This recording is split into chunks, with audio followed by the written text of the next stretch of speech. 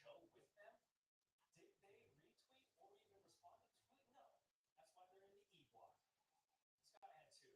Bucks, it's had a franchise record with 7 jacks. The third time they've done that. They're on a 3-game heater. They won 10-6. Addison Barger, walk-off fashion for the Blue Jays. Bo Bichette hit one just before this. Barger, upper deck job, his second career walk-off. Blue Jays, 5-4 winners. And this also happened. Speaking of jacks, Minnesota, Harrison Bader. We get a check on his knee. It's a 2-run jack. What's going to happen here? Luke Fraley tracking off his glove. Oh, no. That goes over the yellow line. And that fan just super nonchalant. What happened with the ball? She'll never tell you. She just tucked it away and went down to the subway. That's beneath the great city of Cincinnati.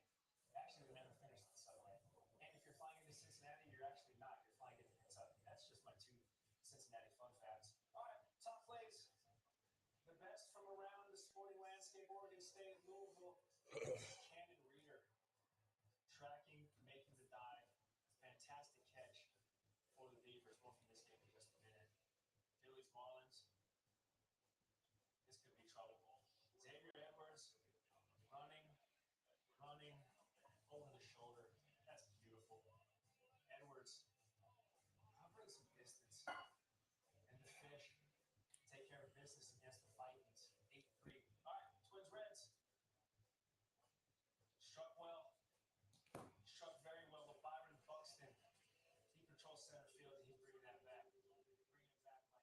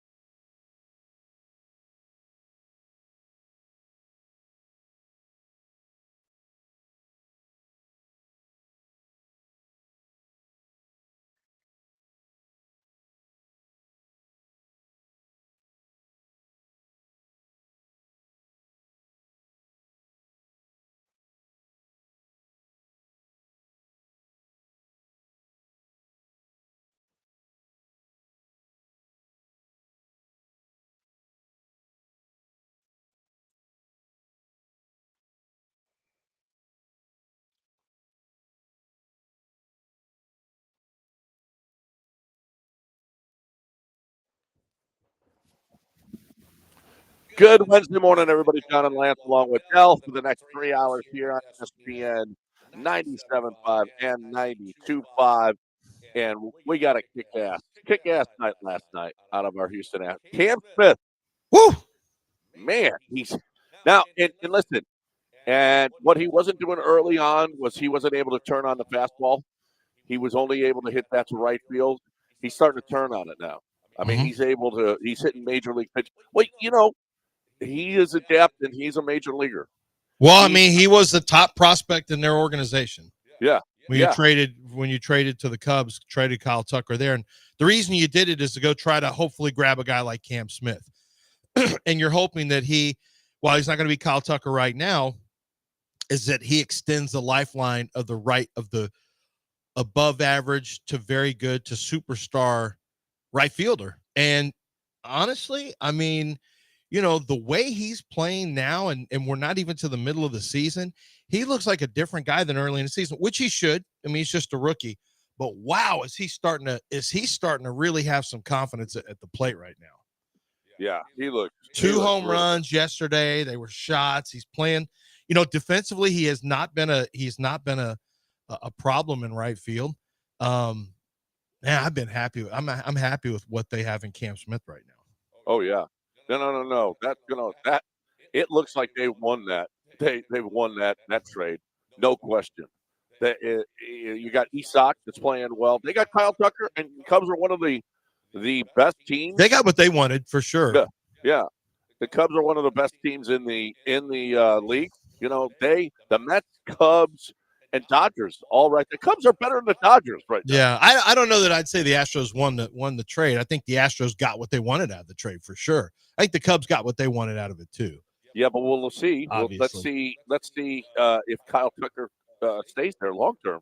Yeah, well, I mean, we had the Randy Johnson thing, and people don't like to act like we lost that trade. But that was the same thing. We lost legit all-star talent. Well, yeah, Randy Johnson took you to a place, though. We'll see if Kyle Tucker can take them to a place. I mean, if he does, then they got what they wanted out of him. But exactly. But for the Astros, I don't care what he does. Sign a 40-year deal there. I don't care. Long as the Astros get one guy who can be a core player, and that's apparently what they have. Cam looks great. Bryce Matthews in a minor league is really moving up the charts quickly.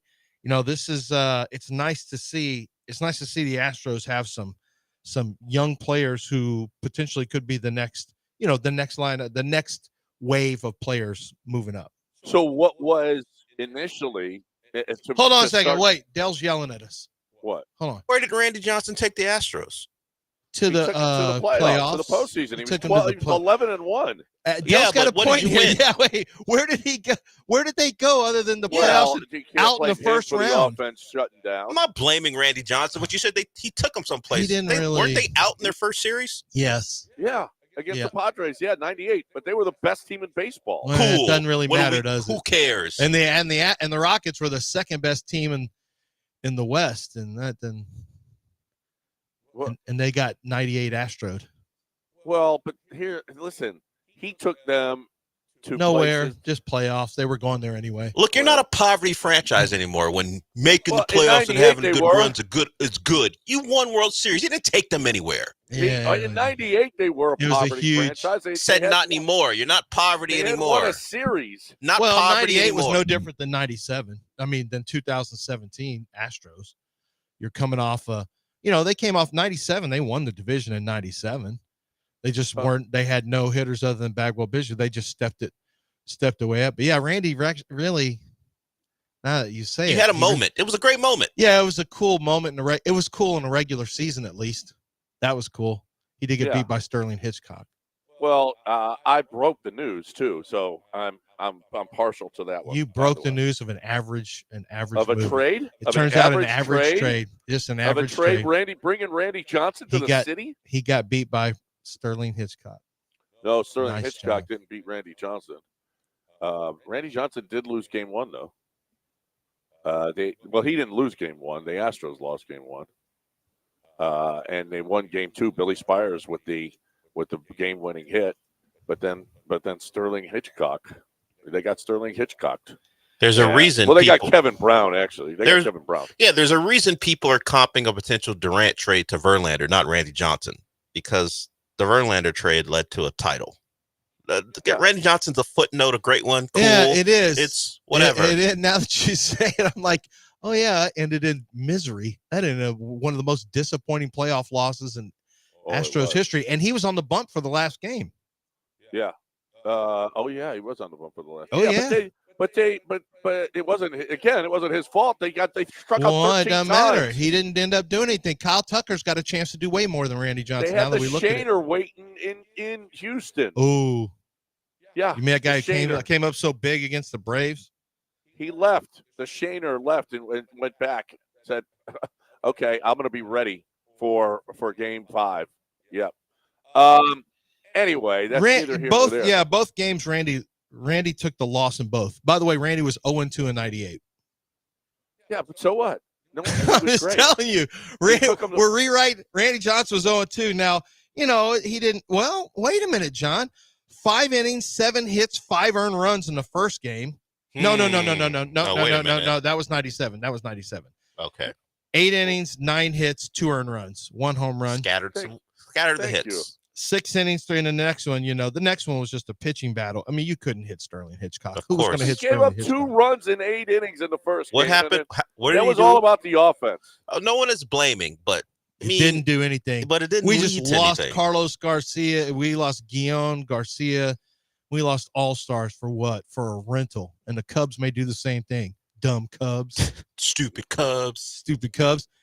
Look at that. Hey, I'm going to tell you this. When it's all said and done, historically, the Astros will have won that trade. That's Which all. trade? The Cam Smith Okay. trade. Well, I mean, they Very may. possible. They may. The Seattle And not only Mariners that, won. you weren't going to Seattle won the trade against us for Randy Johnson. They got all-stars for a guy who had an ERA almost 5 for them. Yeah. I mean, they won that trade, so I'm hoping we do win this trade. Well, he was the Rafael Devers of his time. He Devers, wasn't. He Devers, was like, what are I you ain't talking about? playing for No, y'all. wait. I guess you don't have. Oh, you still don't have cable. I see. Yeah, Because what you don't know is Devers had a press conference yesterday where he said, "I play wherever they want me to play. yeah, I heard. Whatever Yeah. the team says is." And that's how he was. That's how What? Randy Johnson was here too. All of a sudden, that guy that Well, was, what that did was what was he crappy- all pissed off about there? Were they asking him to relieve? Were they asking him to be a closer? What No. was he so pissed off He about? in wanted out of Seattle? there. He wanted out of there. I know he did, and he jaked it. Loser. Rafael Devers, yeah. He press put on a conference. fat suit. Press conference. Rafael Devers. They asked him, I know. "What are you? I saw it. What are you gonna do? What's your best position?" No, they're trying to bait him I in the don't sand. care. I'll play wherever they ask. They're trying to bait him in the sand. Well, I played hey. third. Hey, we got that with Josh Hader here.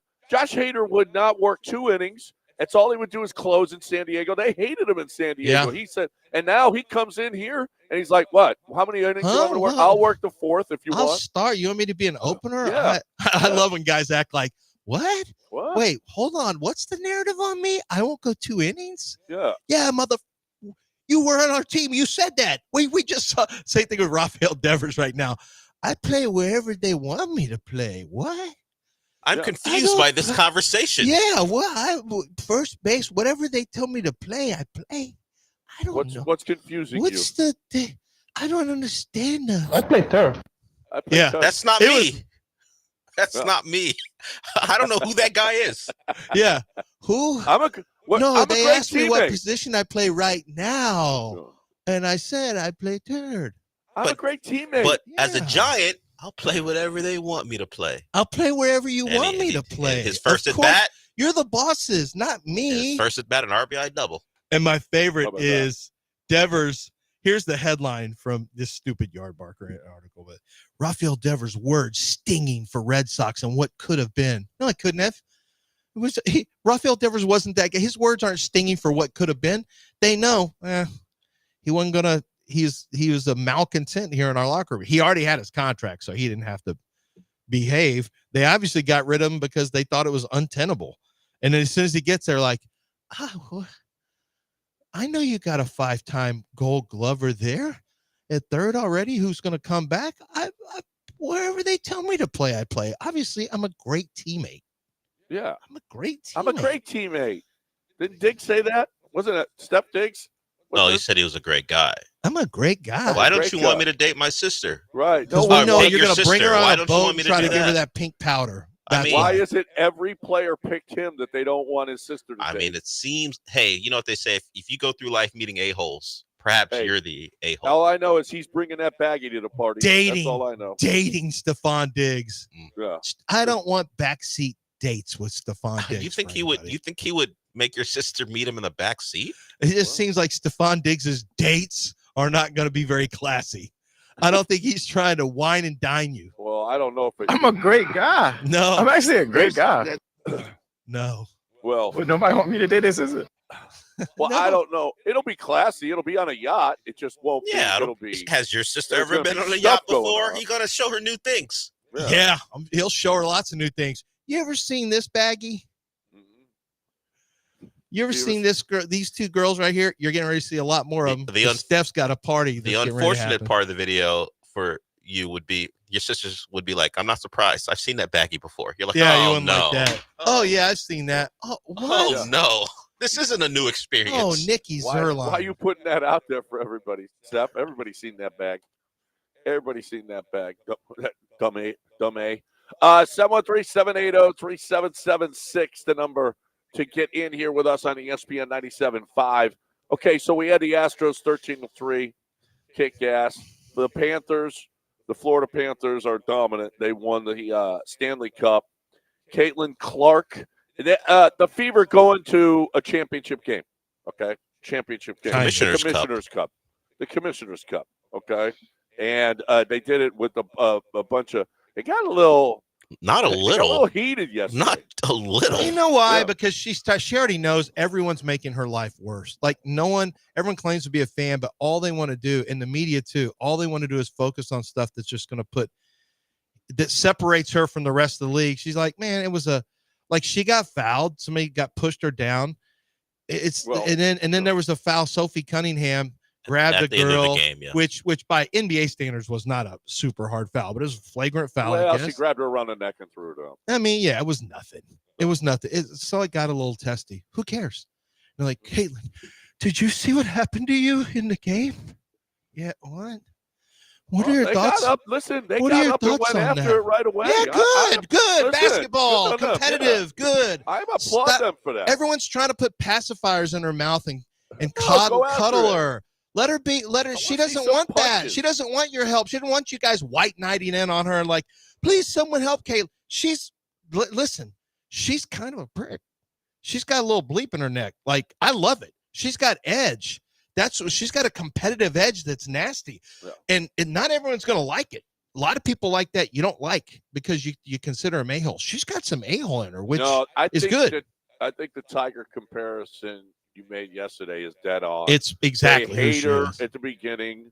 It's so popular, better. She's just and all the media want to focus on her, which is going to piss off other people. And you look at the ratings with and without her. I mean, it's night and day. Yep. I mean, the crowds, everything about it. But she doesn't love that being out there, that story, because she just wants to assimilate into the league and get along with everybody. But everyone wants to say, look, it's the rest of you and it's Caitlin. That doesn't do her any favors. No. It's just going to make people mad and jealous. And it's the reality. It's the reality, but it doesn't have. I think she's like, why does that have to be talked about?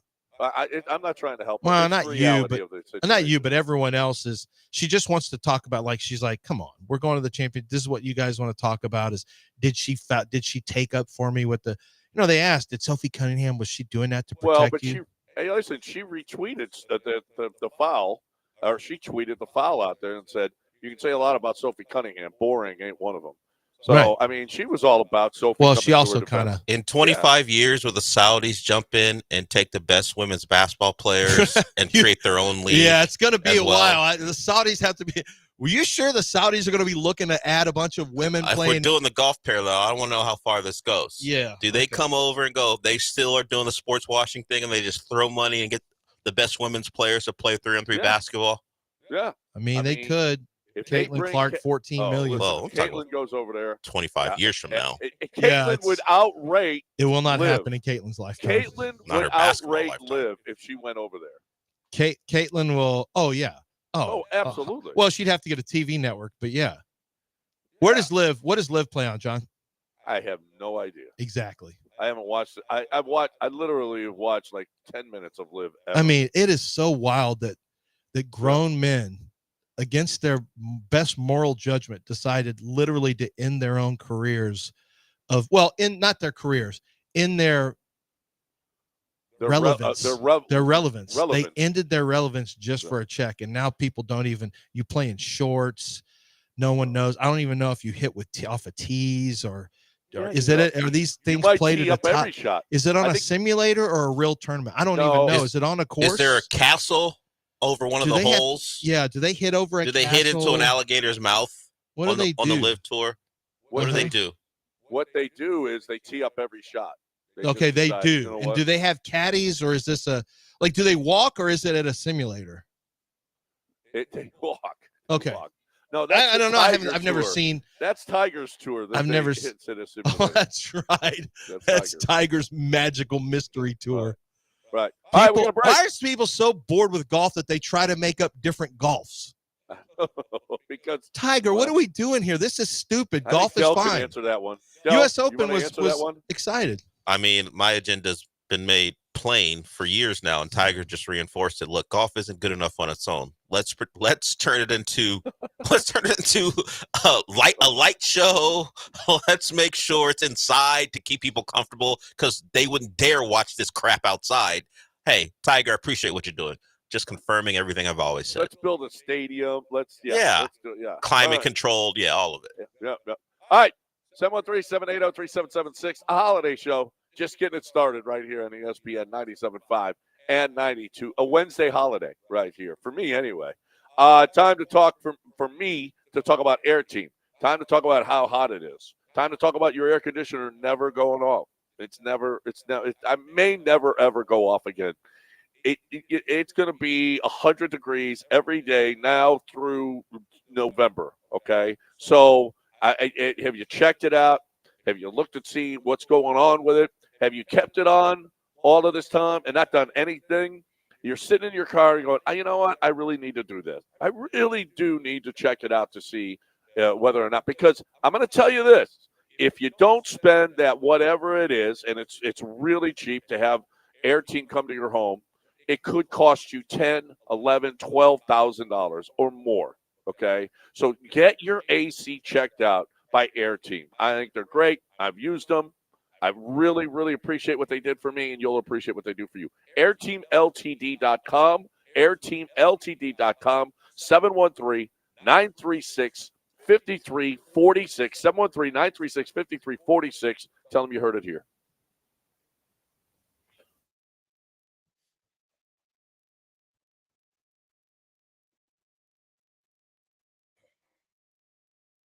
Hey guys, Lance Zerline here from ESPN 97.5 and 92.5. You can catch me arguing with John Granado and Del Olaleye on the radio on a regular basis. But when you miss the show, how are you going to know what you missed? How are you going to know about our conversations and what everyone's talking about? Well, you can follow us on our social media pages, and I'm talking about for the radio station.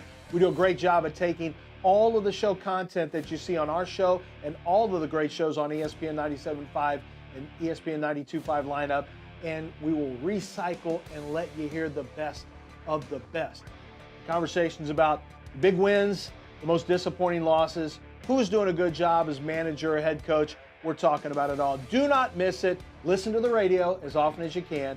But if you miss it, follow the social media pages, like, subscribe, and never miss a second of the great content right here on the station.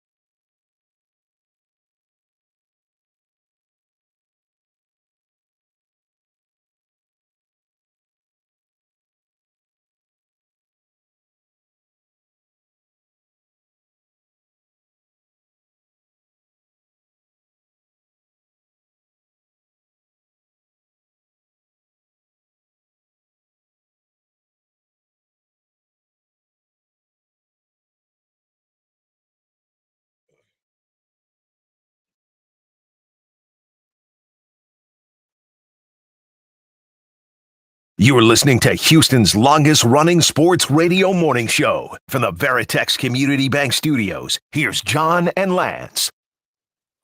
All right, welcome back here on ESPN 97.5 and 92.5. Chandler Roan brings up a pretty good point. The Astros are recalling Shea Whitcomb.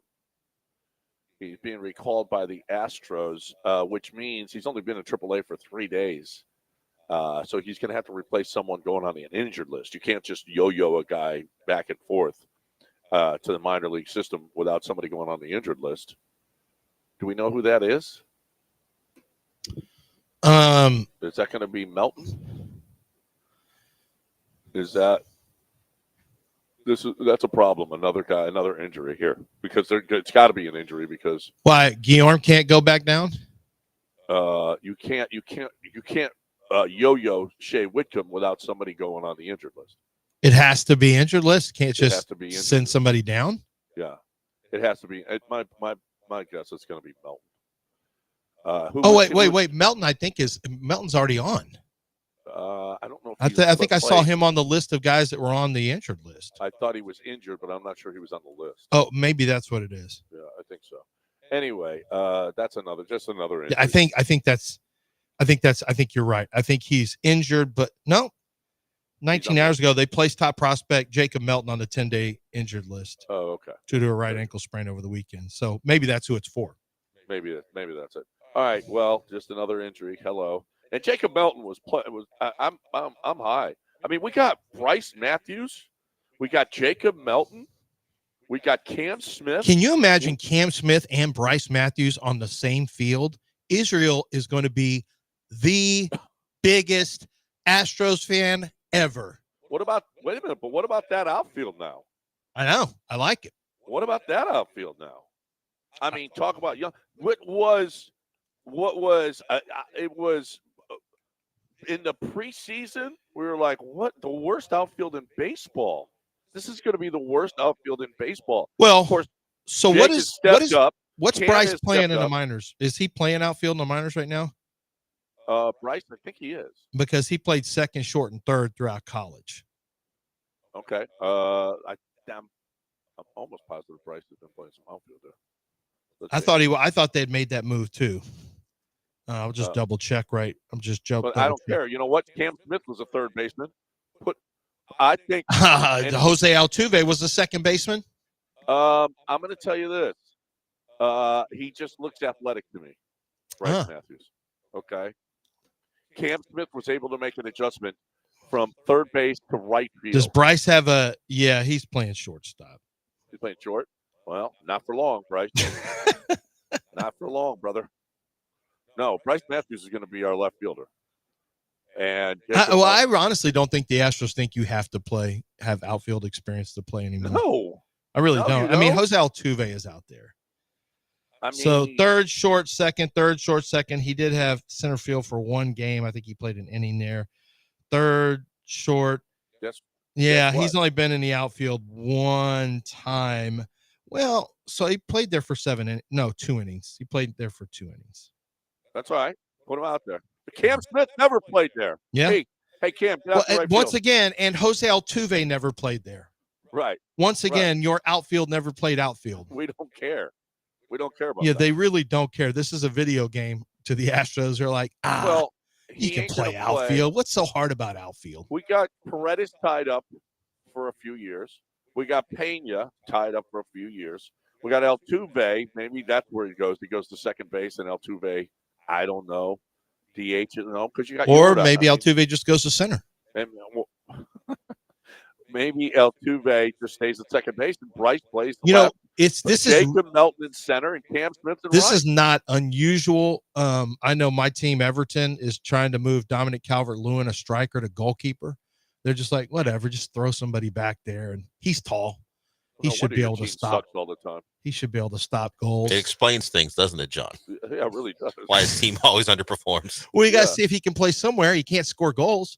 Well, let's see if he can stop him. So your striker can't score goals. Maybe get a new striker. Well, that's what we're doing. We're getting ready to get a Brazilian. Thank you very much. But don't put him in goal. We're getting ready to get a Brazilian. Okay, so don't worry about Richarlison. Is that who you're getting? Yeah, we're going to get Richarlison, and we're getting this other Brazilian. We're going to have 2 Brazilians, basically. Once we get 2 Brazilians, Ooh. Yeah, but not the good ones. The good ones play for like. Richarlison is one of the good ones. Not really. Yeah, he's a great one. Nah, not Did really. you not see him in the cup last year? I saw him. Richarlison's I saw him. fantastic. That's the problem. Yeah, Tottenham sucked this year. Good, get him out of there. Should have never left Everton. You, Richarlison, and Lukaku. Look what happened to your careers. Went right down the toilets into anonymity.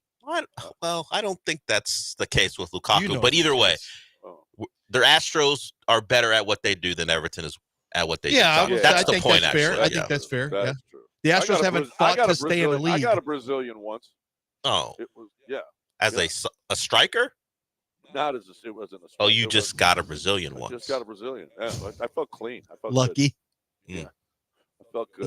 No, he's talking about the wax. I feel a Brazilian, not a woman. Oh. No. I would never do that. I felt clean and good. Like what? Yeah. I thought you were saying I got a Brazilian one time. Where? When you went to Spain? No. Where did you find her? No. Well, that was kind of on brand. If John Granado says I got a Brazilian one, the assumption that he's talking about a woman is not off. It's not off the. No, I mean I could see where you'd make that mistake. Yes. I was talking about being clean. Oh. How come you didn't get another one? Well, I mean, you guys are Everton's trying to get 2 Brazilians. I will too. Oh, okay. Okay. All right. So let's go. 713-780-3776 is the number to call in and hang out. We got a caller on the line. We got a call? All right, let's get him in here before we break. I would say, caller, who is it? What's going on? This is Israel. Hey, there he is. Here I go. Yeah, I was really going to love it when Matthew's good. But let me talk like this, John, because last time you really said, I'm talking like Dell, you couldn't understand me. So, but hold on. Hey. What? Hey, John. John, how could you compare Caitlin Clark to Tiger Woods? Tiger Woods been a winner since amateur. She won 0. She didn't win that in high school. She didn't win that in college. Only reason why y'all messing with her is because Angel, if she lost back-to-back championships to sisters. And she can shoot the 3, but she's a turnover machine, and she's trash. And Cam is making y'all take out commercial ball Cam now. Huh? Cam been doing it all year, y'all. He's at 266. Bergman was at 266 for the year. Last year, Myers at 219. He's doing it right now for the year. Now his OPS turn is almost at 800. Now he had 5 home runs. He's got some pop. He's been had some pop, and he's been doing it all year. And I don't want y'all to like him. I hope he. We always have liked him. We always have liked him. Y'all ain't gonna have no choice. No, here's the thing. Here's the thing, Israel. We always like our players. Yeah. We don't like them just based on pigmentation. Right. We like our players from the jump. Yeah, that's why I defended where did Cam we Smith. say anything bad about Cam Smith? He's talking about the thing with Jeremy. I think he's talking about the Jeremy thing. And secondly, we're comparing Caitlin Clark on popularity with Tiger Woods. Well, no. First of all, at the beginning of her career, her career, she was the best player in college basketball. Tiger was the best amateur. It's actually a phenomenal comparison I made. Except Tiger won amateur championship for it. Yeah, she didn't get a play. Yeah, no, she took her. It's team. It's a single person. She sport single-handedly took her team. To the NCAA. It's a really good comparison because the TV ratings and because you made it, the people around, and I made it. Yeah, which helps. But by the way, he's attacking me when I'm just an ally. Okay, all right. An ally of who? Israel. Okay, you're an Israeli ally. I've been trying to get Lance to apologize to Israel. He just said. He's an Israeli Lance, ally. apologize to Israel. I'm sorry for my words, Israel. Now I stand with you. How can you on talk Cam about Smith and the ability? I mean, seriously, I don't know if Israel knows how this works. We're fans of the team, so we like all the players all the time. We may make fun of some of them, of course, but we root for the rosters to be successful. We don't pick and choose the players we like because of whatever reason. You with your speech patterns, Del. How about you just caught a bullet? Well, maybe I could speak like this. I've been catching that bullet since the beginning of time for me. It's been a thing my entire life. Sorry. This is how I sound. Apologies to those who are offended. Apologize, Israel. You're not an authentic. I've actually made an apology. Dell's not an authentic producer. He's not an authentic producer. Israel, the Ryan Clark of the show. Israel is. Well, I mean, kind of, a little bit. Israel, we like Cam. We love Cam Smith. We've been fans of Cam Smith and defended Cam Smith and wanted to do well.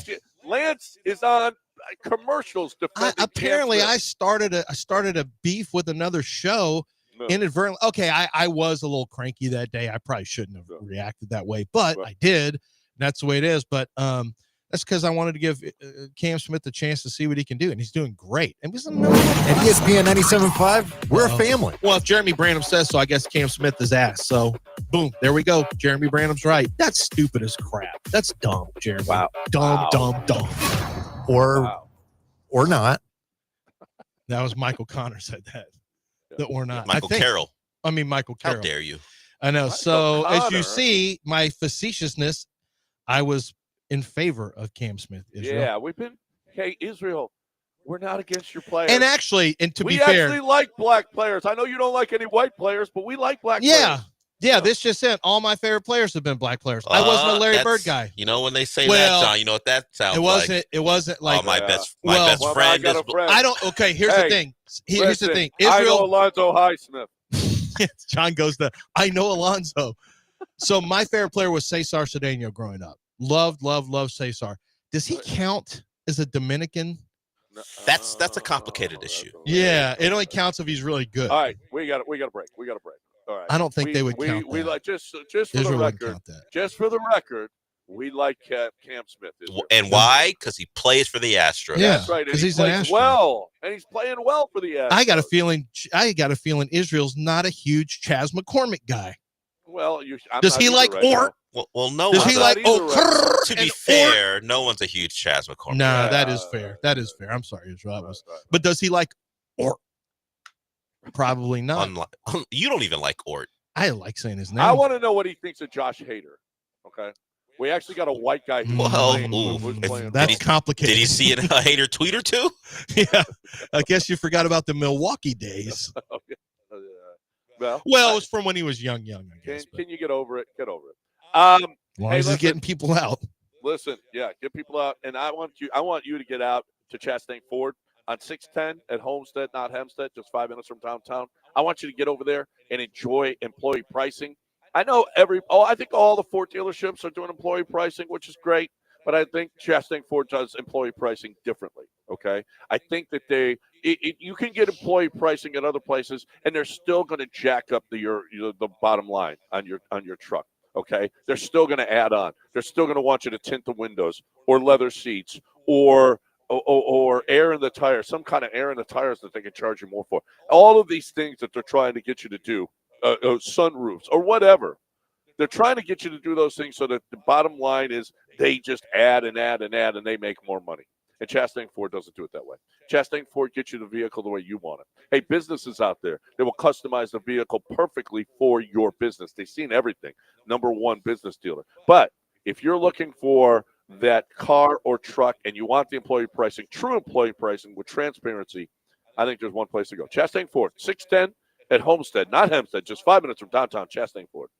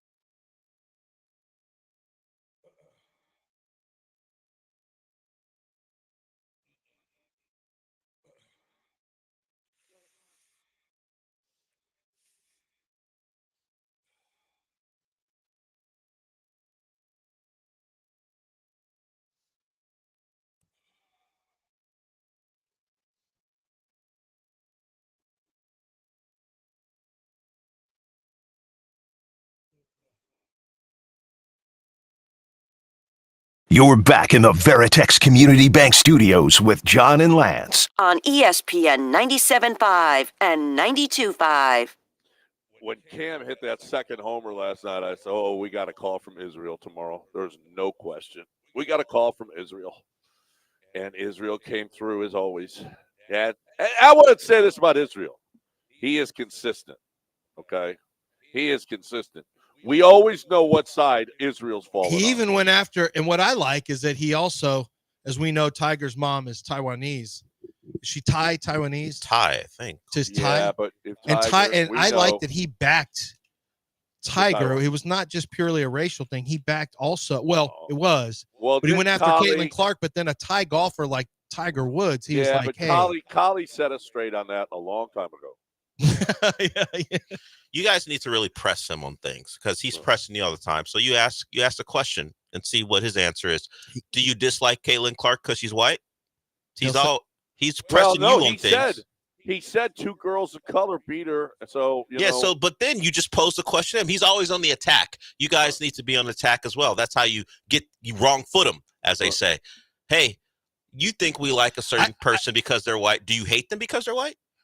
You wrong foot him. Dell's got the ready here on how to attack. I think Caitlin Clark is gonna. If Caitlin's not on your team, I can see we don't like her a whole lot.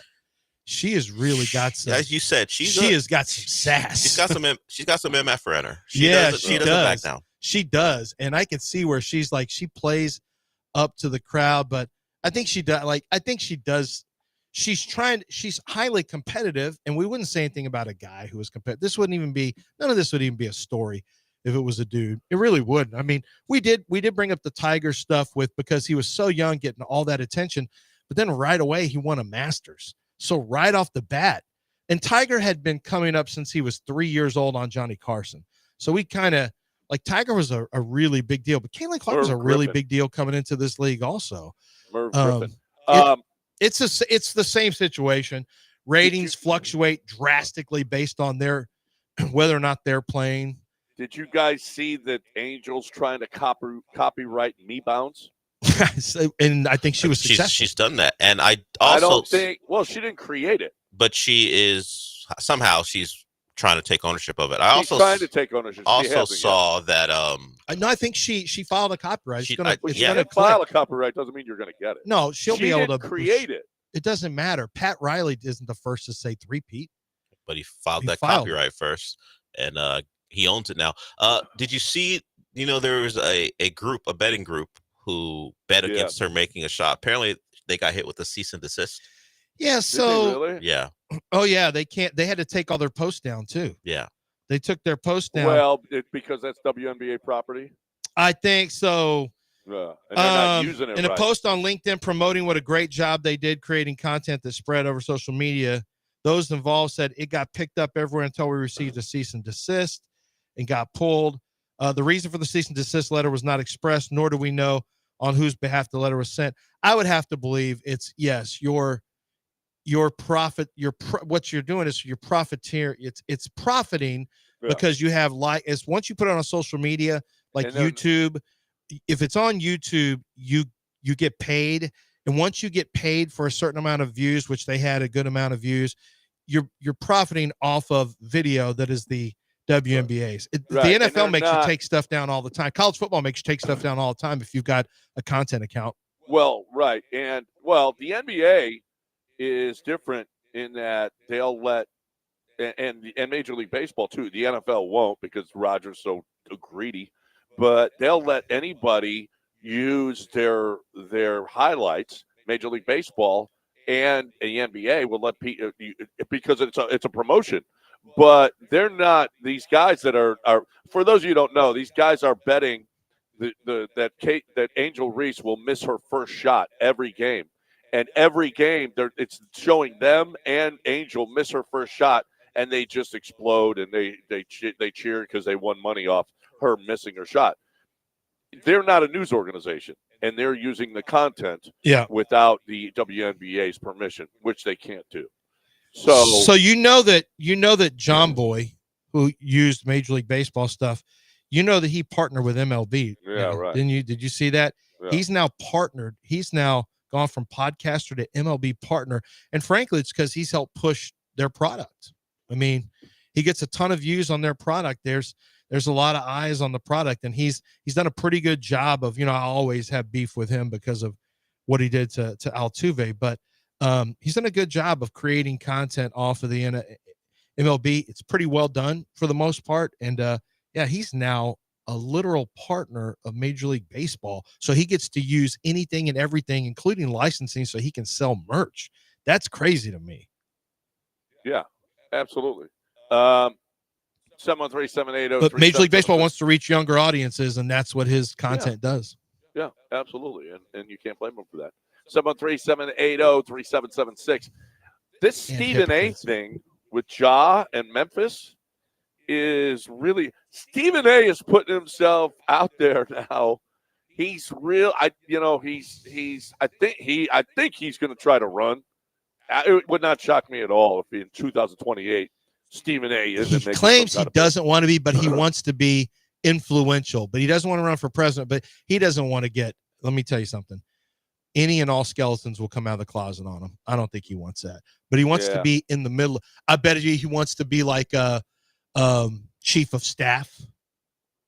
Or maybe he's going to go to Italy. Maybe he's going to take over and go to Italy or to France as an ambassador.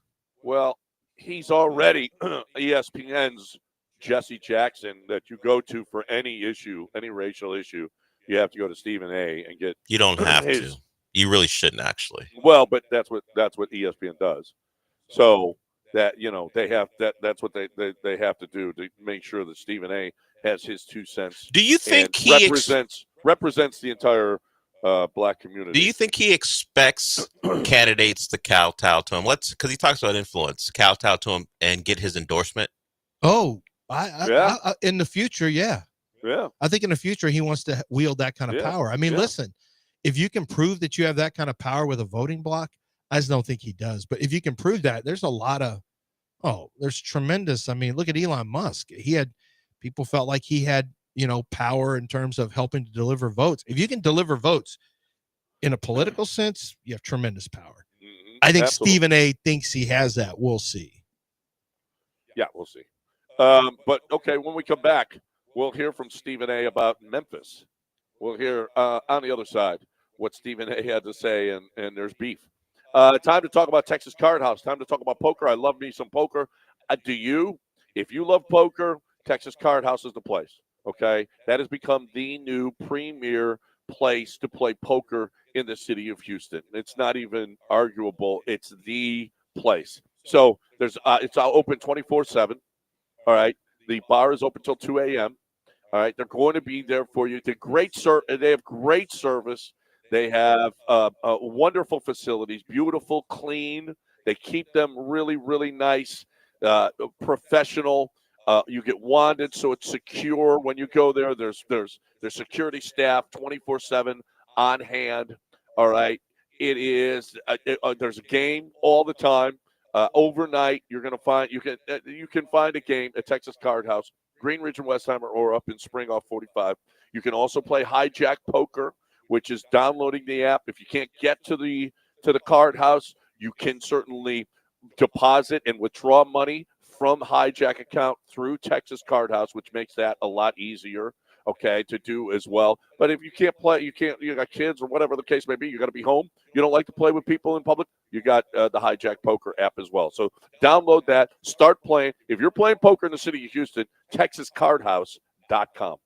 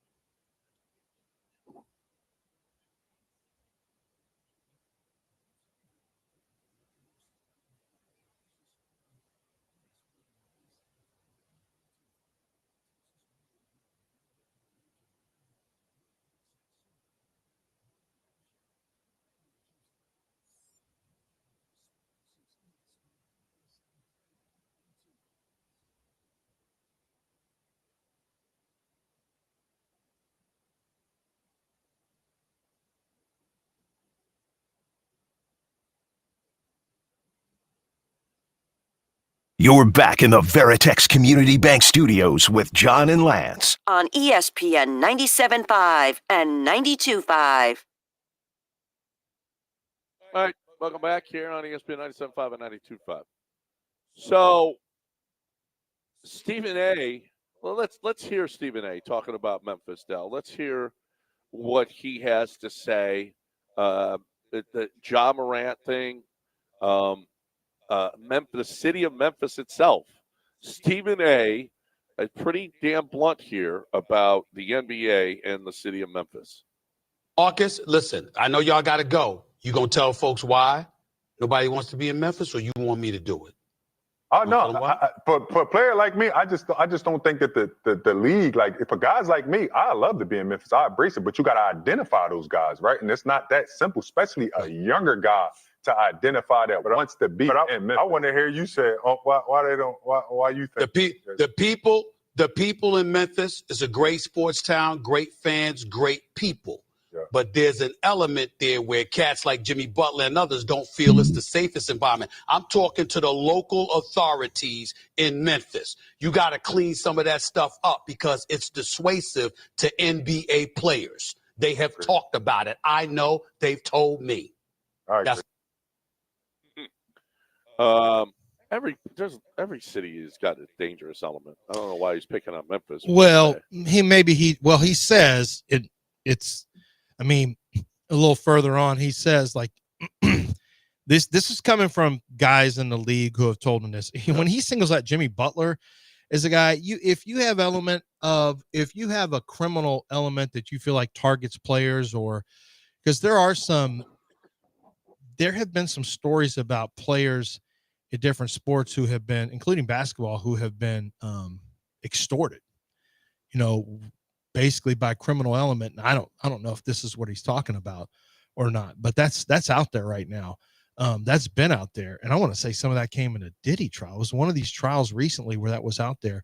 John Morant fired back at him, said, "You're not talking about the playoffs. You're always trying to take shots, blah, blah, blah." And Stephen A., of course, said, "Oh, we're going to do this." And he goes, "You want me to start telling people why? Is that what you want me to do, is bring up why, what exactly I'm talking about? Because I can do that. I'm all ears. What do you want me to do? I'm all ears." And Stephen A. just has to be in the middle of everything now. It's crazy how he's just like, his ego is so out of control right now. It's unbelievable. Like he really honestly believes he's the product, and it's not the NBA. He is as much the product as the NBA is. And I don't think it is, but there may be some truth to what he's saying. Well, listen, Memphis, Milwaukee, even Minnesota. I mean, now maybe Minnesota's a little bit easier, but there are certain cities that are going to be hard to draw stars to. Memphis is where you go to lose. That's live. You go to lose your relevance there. Well, it depends. There's a lot of people who love Memphis. Orlando. I mean, it's like you get lost. You get lost there. Sacramento, you get lost there, and you're no longer you're no longer paid attention to by the national media. I mean, Ja is a great player. What would Ja be in New York? I mean, what would Ja be in great player LA? with a gun problem? Yeah, I mean, he's same guy, but he'd be, celebrated as. I would say with Ja Morant's problems, you'd rather not be in New York. Celebrated, you will be castigated as well.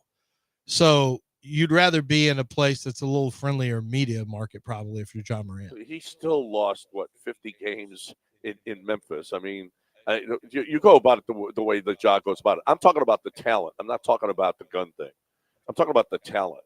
And and he has been a talented player, but you never talk about Ja. I mean, it's very rare that we're talking about Ja. We talked about him a lot. He's been out of basketball with injuries and suspensions, John. He's not he hasn't been a factor because he also doesn't play. I mean, Ja's not a factor. We don't talk much about Zion anymore. He doesn't play. Well, we talked about him plenty in his first 2 or 3 years of the league when he was playing, but he doesn't play as much basketball anymore. That's a big problem for Ja Morant right now. Is missed a whole year with injury. This year he played 50 games, so he only missed 32 this year. So that's not bad. He only missed 32 this year. He missed 73 the year before that. Here's the amount of games he's played since he started: 67, 63, 57, 61, 9, and 50. He's never even hit 70 games in his entire career. And did he miss? Am I missing? No, he had that one season where he played 9 games. But this year he missed 32 games. Like, yeah, I don't know why we would be talking about John Morant. Like you said, his team's not good. One of the reasons they're not good, he doesn't play. He's hurt a lot or suspended. I guess some of those games where he missed, like those were suspensions, I guess. Maybe 21, 22. Is that the big suspension year where he only played 57 games? Because I don't remember him being injured then. That must be when he missed so many games due to suspension. Yeah. Well, I'm listen. You could play in some places and be a star. I mean, I think Josh would be a much bigger. He's such a talent. That you go to Memphis. To me, you go to Memphis to become irrelevant. 7-on-3s, that's a big problem. In these smaller markets, it's always going to be a problem in the smaller markets for players. I don't know about. Yeah, but that's not what Stephen A. Smith's talking about. He's talking about he thinks there's a criminal. He thinks there's an extortion element there. Frankly. Yeah, and the Jimmy Butler mention, I don't know what he knows, but Jimmy Butler, when he was trying to get out of Miami and Memphis was a possibility, they were interested. He said, I don't want to go there. At least he let it be known he didn't want to be there. I don't know that he said that because he felt unsafe or he thought Memphis wasn't going to give him an extension, because I think Memphis was one of those teams who's like, you know what, we'll trade for him and not give him an extension. We'll take the risk and either he'll exercise his player option or not. But we just want to add some juice to this thing. And of course, they've now traded Desmond Bane. So he picked a player who just recently said no to Memphis, which may lead some credence to that speculation for some people. But I haven't heard that. Otherwise, here's a podcast that talks about this guy his name was Eugene Big U Henley Jr. He's accused of running a criminal empire that extorted athletes and scammed donations. Shocking scandal exposes the dark side of fame, gang culture, and the price of safety in Los Angeles. How deep does this go? This is something that I'd read about not long ago, that this is an issue for some NBA players, is behind the scenes, that we would never know about this. This is a cultural thing that we just, unless you're inside of it, you wouldn't know it, that there are gang members and criminal entities that extort. These guys have millions and millions and millions of dollars. They go out publicly. It's not crazy to think that they would be, put to the test and extorted and threatened with physical harm just to get, it's is it any different than the mob going and asking for protection money back in the day? That's essentially what we're talking about here. So maybe there's some of that going on in Memphis. We saw what happened to Skinny Black in Hustle and Flow. He went in there, he listened to DJ's mixtape, and then he acted like he liked it, and then he peed on it in the bathroom. And then look what happened. What DJ had to DJ man shot him. Was Skinny Black a NBA star? Well, no, he was rapper Ludacris. Yes, but it's kind of similar. It happened in Memphis. Oh, so the fictional movie you're talking about. Yeah, it was fictional, but it was based on what could happen to an NBA player. Sure, if you switch him out. Okay.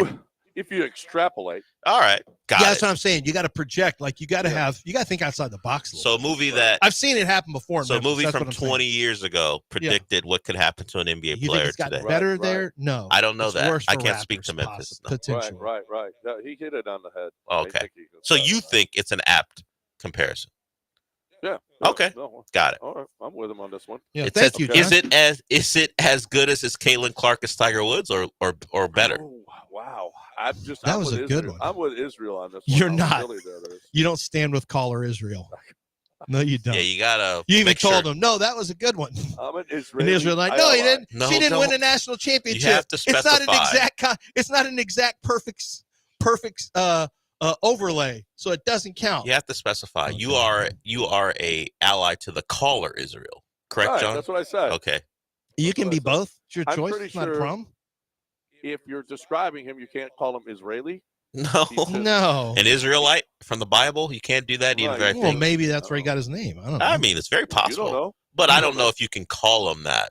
We don't know him well enough to call him that. Right. I mean, well, he's my friend. He's always against Lance. I thought Alonzo Highsmith was the friend. Yeah. Well, he's your one friend. He can only have one. It's like the Highlander. John can only have one. Alonzo's in New England. I don't see him. You can't hang out with them, yeah.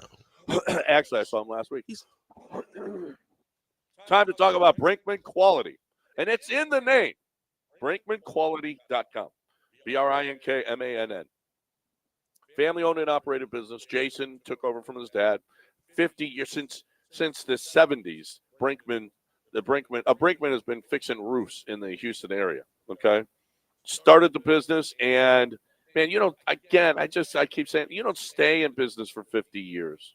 I love these family-owned and operated businesses where they're so successful and they're so good. It's because they do things the right way, and they pass those values on to generation after generation.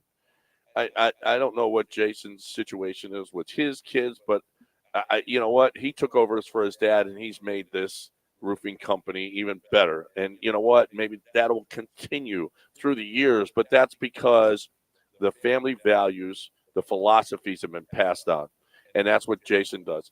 And if you're looking for any kind of roofing, if you haven't checked your roof in a while, I'm big on this preemptive stuff. Okay, be preemptive. If you haven't checked your roof in a while, you need Jason to come and look at it and just see, so that if there is a storm, then you're covered, you're safe with your insurance company as well, because your insurance company is going to go, oh no, that roof was previously. Not if Jason comes and gives us an okay, then that roof is fine, and you've got the proof right there. So if you haven't looked at your roof in a while, BrinkmanQuality.com, BrinkMann, BrinkmanQuality.com.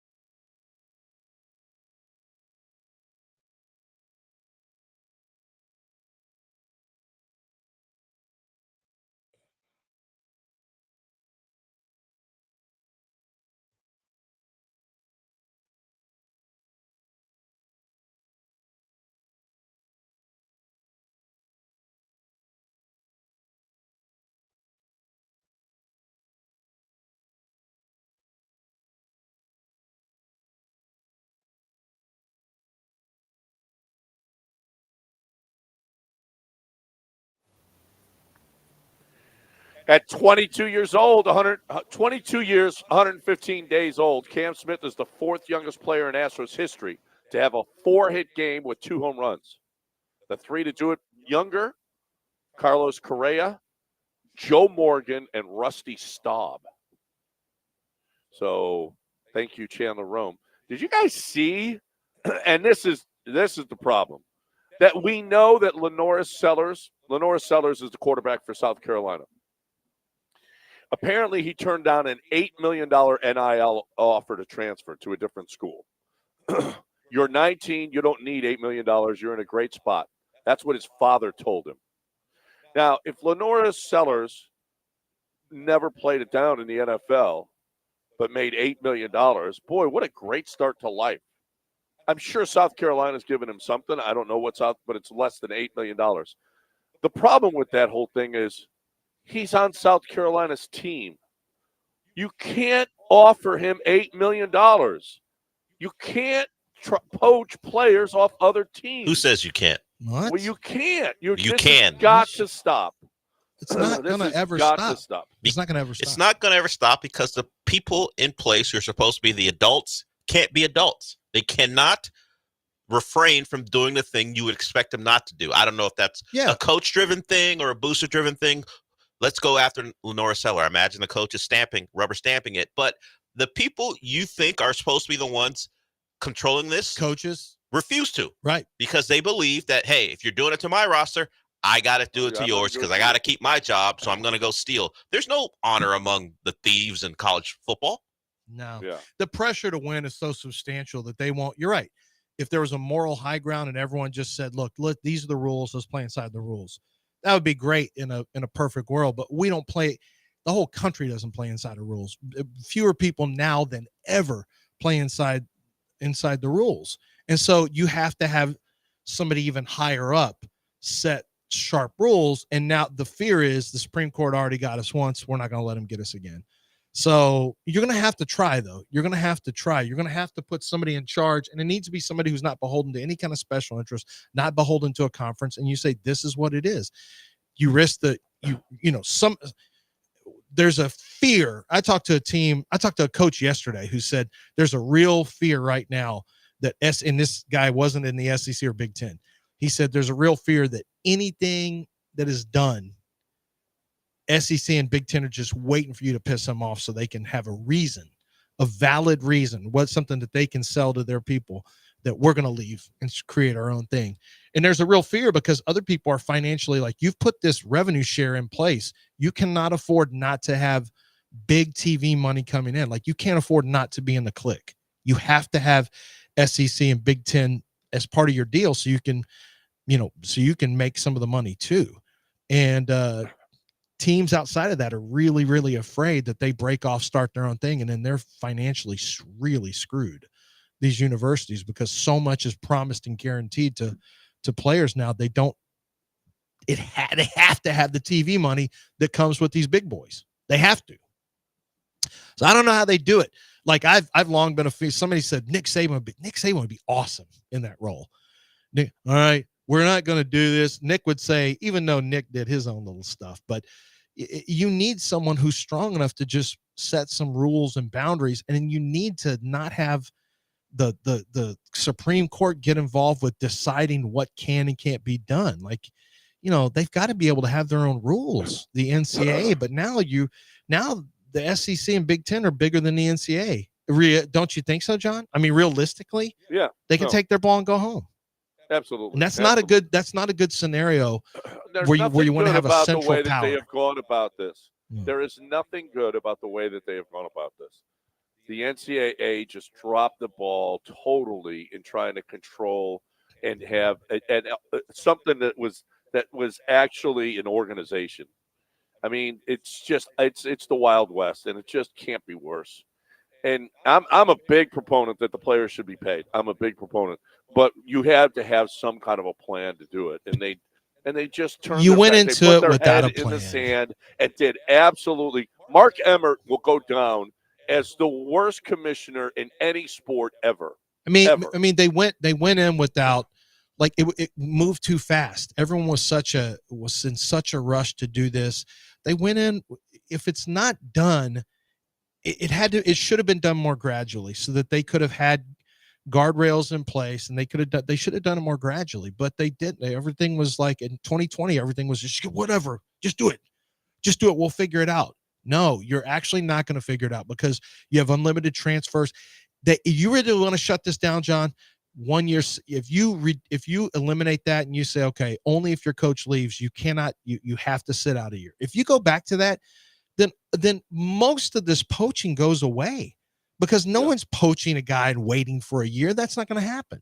Yeah. That's just not going to happen. If you took away unlimited free agency, it's that simple. If you said, unless your head coach leaves, you're not allowed to transfer, you have to sit out a year. But we'll give you that year. You're not going to lose your year of eligibility. We'll give you that 5th year of eligibility. Then a lot of this poaching would go away because no one's trying to wait 2 years for a player. They're just not going to do that. Yeah. And you can still have your NIL, and you can still but pay. good luck getting that through because you put that rule in place, and the players will sue. And I know you'd have to. They've already got their freedom. The Pandora's box has been opened. Yeah, but that was Supreme Court, though. There's nothing the NCAA could have done about that. Well, I mean, you can go and try to challenge it. You can say right to work or whatever, but until this is unionized, until they have a collectively bargained agreement, they have no. I don't think the NCAA has any choice. Now, I was told yesterday by the same coach. Now, this is great. I think you're both going to like this. It's coming now where if somebody signs a player off your roster, you are going to get basically a transfer fee. So if Georgia Southern or Central Michigan loses a player to LSU, LSU is going to have to pay a fee to that team that they steal the player from, that they take the player from. Because if they're acting as a minor league system, then there's going to be compensation. I think that's awesome. Yeah. I think it has to happen for these lesser schools. They have no chance. Yeah, but it's not going to be a deterrent. No, it's not a deterrent, but it makes it more financially viable. Yeah. You know?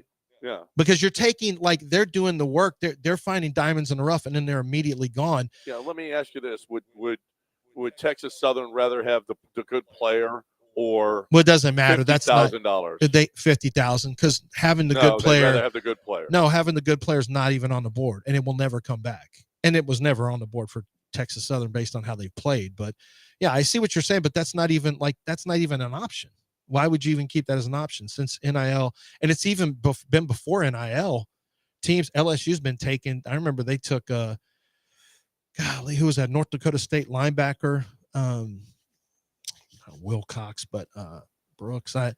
LSU had a linebacker that they took from I think North Dakota State. And now what it was, and this coach told me, we at least know that even though we can't keep our players because we don't have the money for NIL. This coach told me yesterday, we don't have the money for NIL.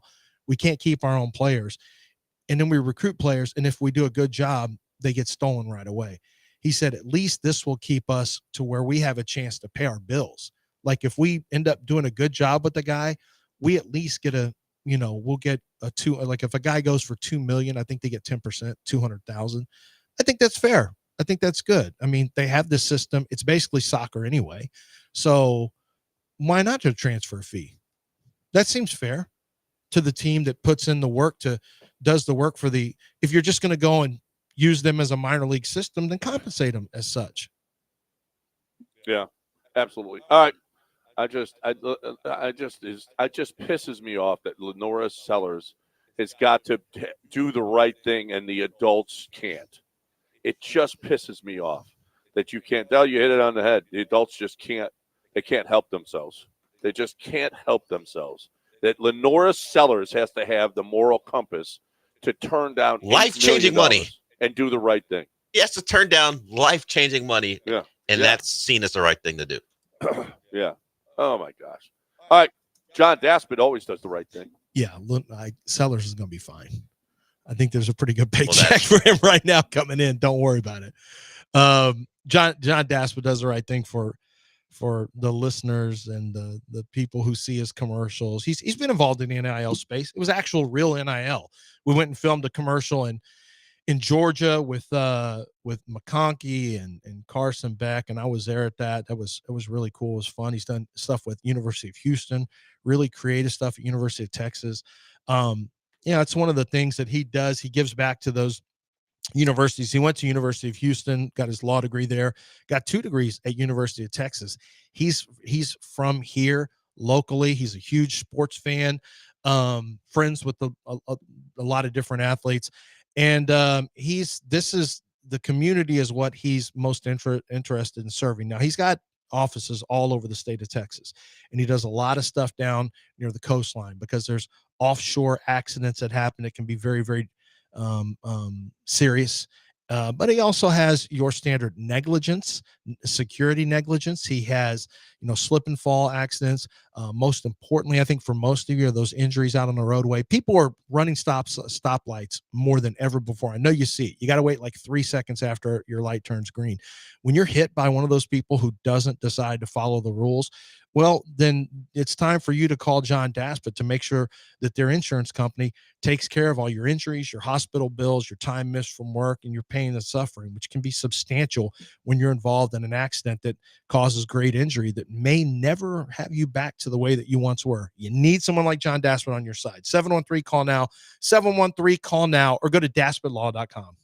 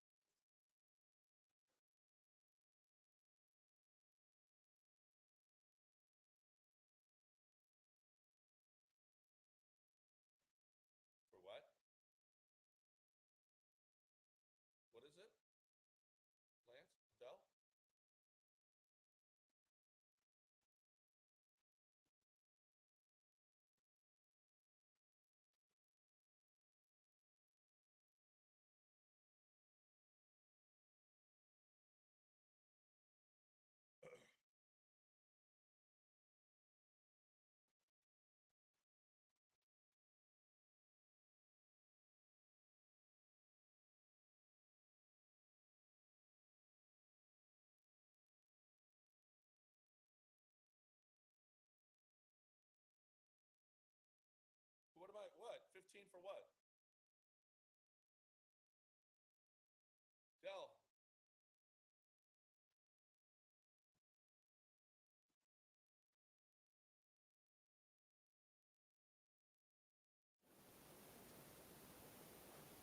Welcome back here on ESPN 97.5 and 92.5. Dell, what are we doing? Yeah, I can hear you. What? What's the spot? No. No. There's no Texas Card House here.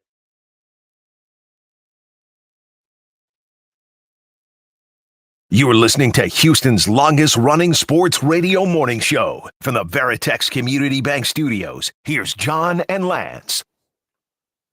All right, welcome back. That was awkward.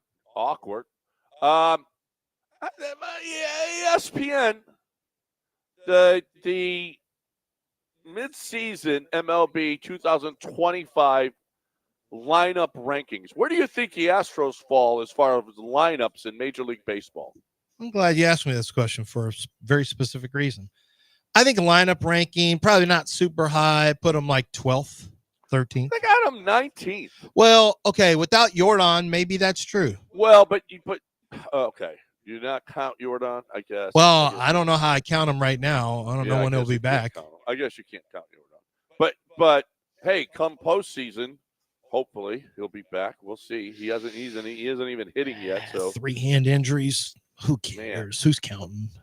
Yeah. But I mean, Minnesota. Ahead of the Astros? Minnesota? They got the Padres 16. Well, Padres actually, got- Minnesota can hit a little bit. Minnesota can hit a little bit, and we kick their ass. Mm-hmm. It's what we do. I mean, we shut them down. Seattle 12th, and the Astros 19th. Mm. I mean, I know they got Cal Raleigh, who homered again, grand slam last night, but they got the Athletics 9 and us 19th. Well, I'm gonna read you some. It's interesting because baseball is made up of a bunch of different subseasons. We all know that. Like what happens in a 40 game stretch is going to be different than another 40 game stretch. A team can look totally different, results totally different, players out, things like that. I like to look at there's a stat where I get the last 20 games. So I always have a 20 game set to look at. And the Astros in the last 20 games are 13-7. When you look at this last 20 games, the Astros are 4th in the American League, hitting 256. In runs scored, they're about in the middle at 84. Because we know they've had some lower, it's just how it is. From a home run standpoint, they're still at about the middle of the pack at 22. The highest is 28. The lowest is 13 for the White Sox. Stolen bases, they're 4th, 19 in the American League. From an errors standpoint, they're pretty good. Only 6 errors during that time frame. Slugging, the Astros are in the upper third. On base percentage, the Astros are actually lower. Actually, they're in the lower half of that. But where it really starts to stand out for the Astros when you look at this, for a team ERA standpoint, they're 5th in the American League over the last 20 games, 342. Strikeouts, number 1, 230 strikeouts for the pitching staff. Second is Orioles with 200. We are punching out a lot of people. Put a premium on that. Home runs off of 21, the worst in the league. That's a 5th best in the American League. But when you look at the individual numbers, John, because I run the individuals on this too. Jeremy Pena, Jacob Wilson is the hottest over the last 20 games. He's hitting 394. Our guy Jeremy Pena is 5th best, hitting 378 over the last 20 games. That's struggled the last few games too. Yeah, and that's a pretty good sample. Yeah, he was even higher than that. 378. From an RBI total, nobody on the Astros is in the top 10. From a home run total, Jose Altuve, 5th. That's behind Cal Raleigh, Jr., Caminero, Aaron Judge, Joe Adell, and then you got Jose Altuve, who is tied with 3 other guys. And how about this one? Stolen bases. Jose Caballero is 1st with 10 stolen bases, 1 caught stealing over the last 20 games. Jeremy Pena, 9-0. 9 stolen bases, no caught stealings. 9-0. And did you see where the All-Star voting, our highest guys are 3rd, and then we got a couple of guys 5th. I think Altuve's 3rd. I think Pena's 5th. Well, Jeremy Pena has the most hits over the last 20 games, 31 hits. From a pitching standpoint, okay, no one's better than Tarek Skubal. He's got a point now. He's thrown in the last 20 days. He's thrown 30 2/3 innings. His ERA is 0.29. He's just not giving up a whole lot. Yeah, he doesn't give up a whole lot. Hunter Brown is at a 148. So Hunter Brown is, pretty good. He's about 7th in the American League during that time frame. Wins, Josh Hader, 3 wins in the last 20 games. Framber Valdez is 2nd with 3 wins. Actually, Drew Rasmussen, actually all these guys have 3 wins. But yeah, Josh Hader with 3 wins during that time frame. Runners per inning, Skubal's obviously tops, but Framber Valdez is in the top 10 on that one. On strikeouts, Hunter Brown is 2nd to Garrett Crochet. So we're up there with it and everything. I mean, it's been the last 20 games. It's been pretty good. Not a lot of negative stuff. No, a lot of good to stuff. show. It's a lot of good stuff. I mean, 13-7, and when you're getting beat, it's low scoring. We know that. But it's not the Yankees who've been shut out 3 consecutive games now. How about that? 3 consecutive games. It's the 7th time it's happened in the franchise history. They booed Judge.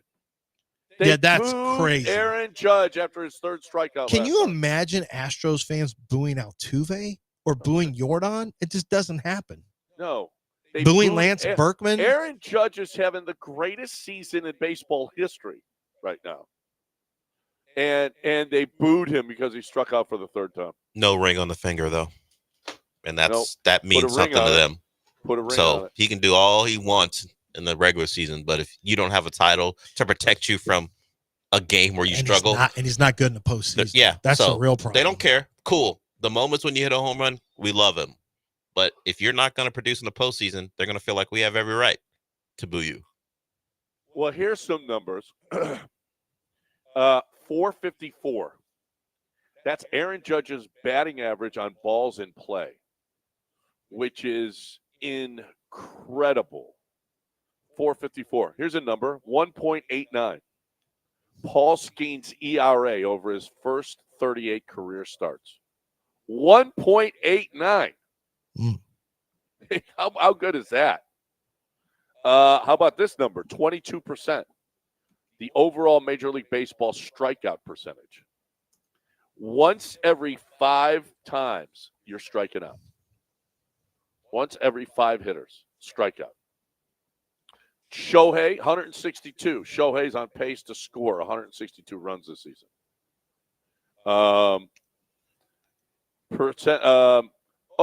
How about this one? 39.3. Percentage of runs that have scored via home run. 2 of every 5 runs in baseball are scored by a home run. 2 of every 5 runs. That makes sense with how baseball's played now.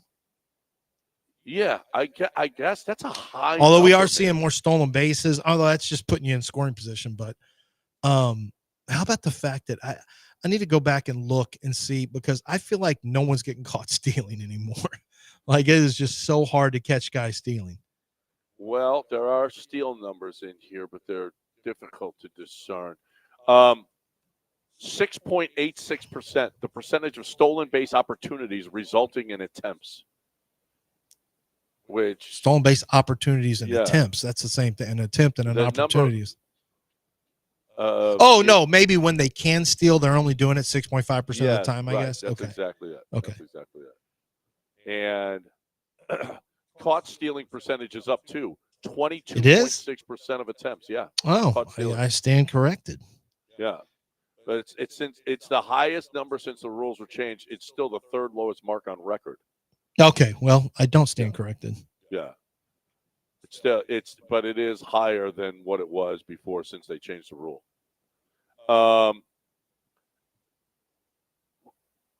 Yeah, there's a couple of other. The Rockies have won 3 in a row.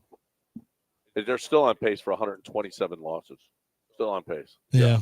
And Aaron Judge is on pace to have the greatest WAR season ever right now. He and Babe Ruth. Cool. Maybe he can do that in the middle of getting booed while he's getting shut out for his 4th straight game. How about that? It's just incredible. We're numbers people. So they should get rid of. You know what? I'm with you fans from the Yankees. Get rid of that bum. I'd move him for Jordan.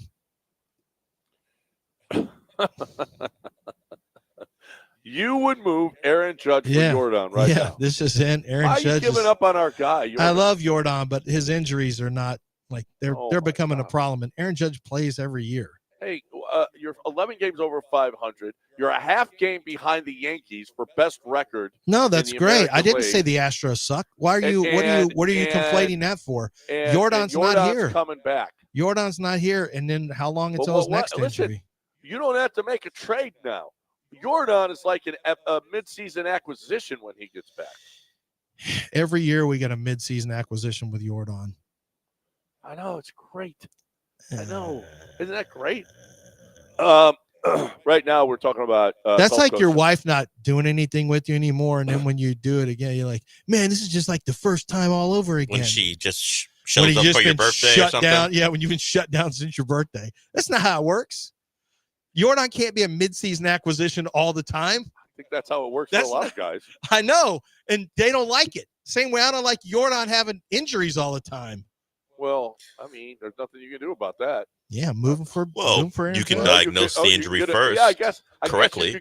I guess you could get a new wife and you Yeah. can get a new Yeah, ball you can get player. Aaron Judge. Open. NIL portal. The portal is open. I don't know if you can get Aaron Judge. I'm not sure. I'm not sure they're going to move him. Yeah, I'm not sure they move the guy who's one of the most devastating hitters in the history of baseball. And I don't think they may not do So it. you can't trade in your, hypothetically, I'm not talking about anyone's wife specifically, frigid wife for Dua Lipa? Frigid? Dua Lipa, I was just going to say. My Dua wife Lipa. is not that. I'm not saying. I said that's well, why I get associated with Dua Lipa. I all put the time. caveats. Fine. You can't trade in your frigid wife for insert Sydney Sweeney, whatever. No, probably can't do that. Just gotta go with the one you're with, and you have Jordan. Well, you can't. Yeah. Now, if it was an AI Sydney Sweeney, Sure. like a robot Sydney Sweeney, there's a lot of guys who are going to buy robot Sydney Sweeneys, robot Dua Lipas. I don't know that they're comfortable.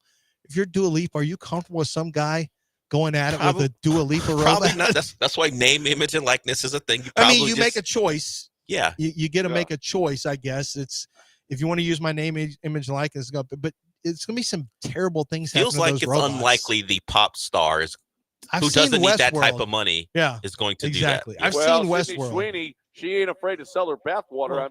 Well, that's just Yeah, bathwater. she must need money. She told She that. can't just sell a Sydney Sweeney robot. I think Put her name on a Sydney Sweeney robot. I think bathwater infused soap is the line. Well, we'll find out. I think. I said I think. We don't know. You don't know. Well, that's why I said I think. I didn't say I knew. The last couple. Look at Adrian Brody. He disappeared from acting for years. Maybe that'll happen to Sydney Sweeney. Well, not typically. Did Adrian Brody? They had no Adrian Brody Did sex he robots. get together with the robot company and make a sex robot? No one was asking in his for spare time. No one was asking for an Adrian Brody. Do you have the Adrian Brody model? No, ma'am, we don't. There's been no demand for that at all. All right, 140-pound Adrian. No, there's no. We gotta talk about Tim Craig the Surf Chalamet right robot. now, Lance. Yeah, Craig the Surf. Don't say things in my ear like that, Del. Craig the Surf is. Craig the Surf, while I consider him a friend, went to his son and daughter's graduation, one from high school, one from college.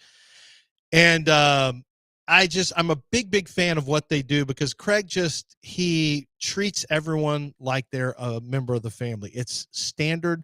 He wants you to, as a matter of fact, he sent me something because a listener, he gets really excited when listeners of the show come in and go to his location. He said a truck driver that drops off vehicles wanted to meet me today.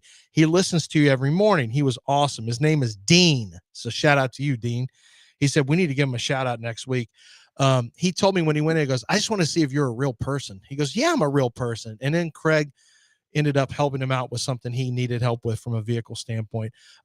That's how he is. Craig the Surf wants me to give out a cell phone number for potential customers to give him a call. I'm not going to do that. I told him that's an incredibly bad idea, but that's how serious he is about making sure that you understand that he's just there for you to get the best prices, the best service, the best quality, the best selection. He wants car buying experience to be a fun experience and not a stressful one. It's stressful enough already. You don't need more stress from a dealership that's acting antagonistically. And that's not what they do at Gulf Coast Chevy Buick GMC in Angleton. They are your friends. They are your family, and they treat you as such with the discounts, the APR financing, and the great service you receive every time out. Gulf Coast Chevy Buick GMC in Angleton.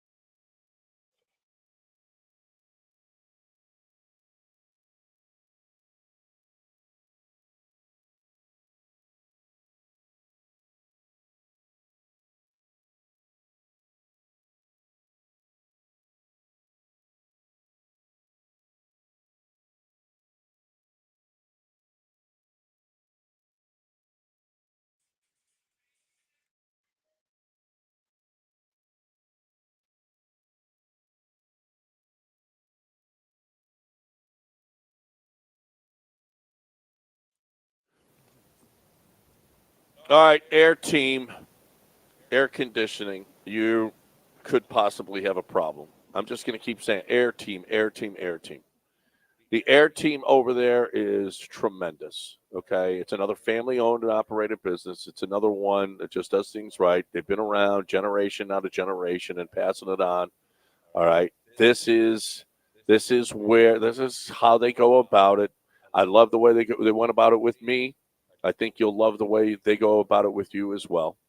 They are a company that is going to give you a square deal. Okay, they're going to come to your home very cheap. I'm not going to put the price out there, but it's very, very reasonable for them to check out all your equipment, to blow out your air conditioners, to check your Freon, to check your lines. It is a great way for you to make sure that you are going to be all summer long that your air conditioner is working great. And if it's not, they need to fix it. Small problems can turn into big problems with air conditioners. If you haven't done anything with your air conditioner in a while, time to call Air Team. 713-936-5346. AirTeamLTD.com. If you do have to replace it, I highly recommend. They did mine. I highly recommend them to do yours. AirTeamLTD.com.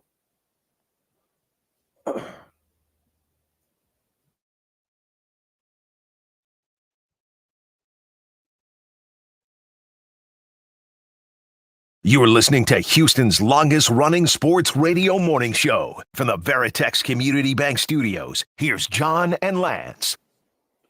All right, welcome back here on ESPN 97.5 and 92.5, 713-780-3776, 713-780-3776. Our Astros won 13-3 last night. Cam Smith was awesome, couple home runs, 4 hits. How about the bottom of the order?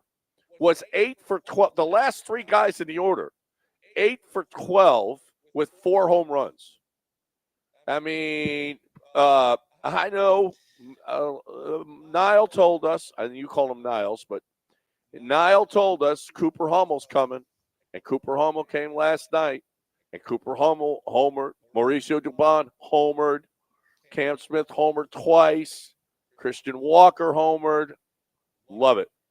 All right, man, if you're an Astros minor leaguer, you have a very real chance of getting up to the big leagues if you're playing well. And how often does that happen for a good team? Not often. It takes a lot of injuries. Now, we've got a lot of injuries. injuries. It might happen more. Actually, it's probably reversed. Bad teams don't call guys up. You know what I'm saying? Why not? They don't want to start the clock on a guy. This happens. This happens with the Yankees. The Yankees will bring a guy up and then just send him back down. They don't care. The teams that it's hard to break into a good lineup, obviously, but with the number of injuries that the Astros and the Dodgers have had, and I mean it's more likely that you're going to be called up to a good team. Bad teams. Remember when the Astros were bad? George Springer couldn't come up. They wouldn't let him up. Now George Springer be starting every day as a young player. I mean, Cam Smith was in Florida State last year at this time. Yeah. So when you're a good team like the Astros, they're going to give you opportunities. And boy, if these guys taking advantage of it. Yeah. That's why this whole minor league system thing. And I know it's about the top end of your minor league system. No, they've brought pitcher after pitcher after pitcher. They've brought a position player after position player, and they've come through. And so this whole minor league system thing that the Astros don't have on is crap. It is crap because they've got a lot of guys. Well, they've got some. They've contributed. Yeah, they've contributed. They've had to. I don't think they're going to take anyone's job. They took our job. They're going to do that, and they needed to trade one of their star players to get a good one in the lineup, and that's Cam Smith.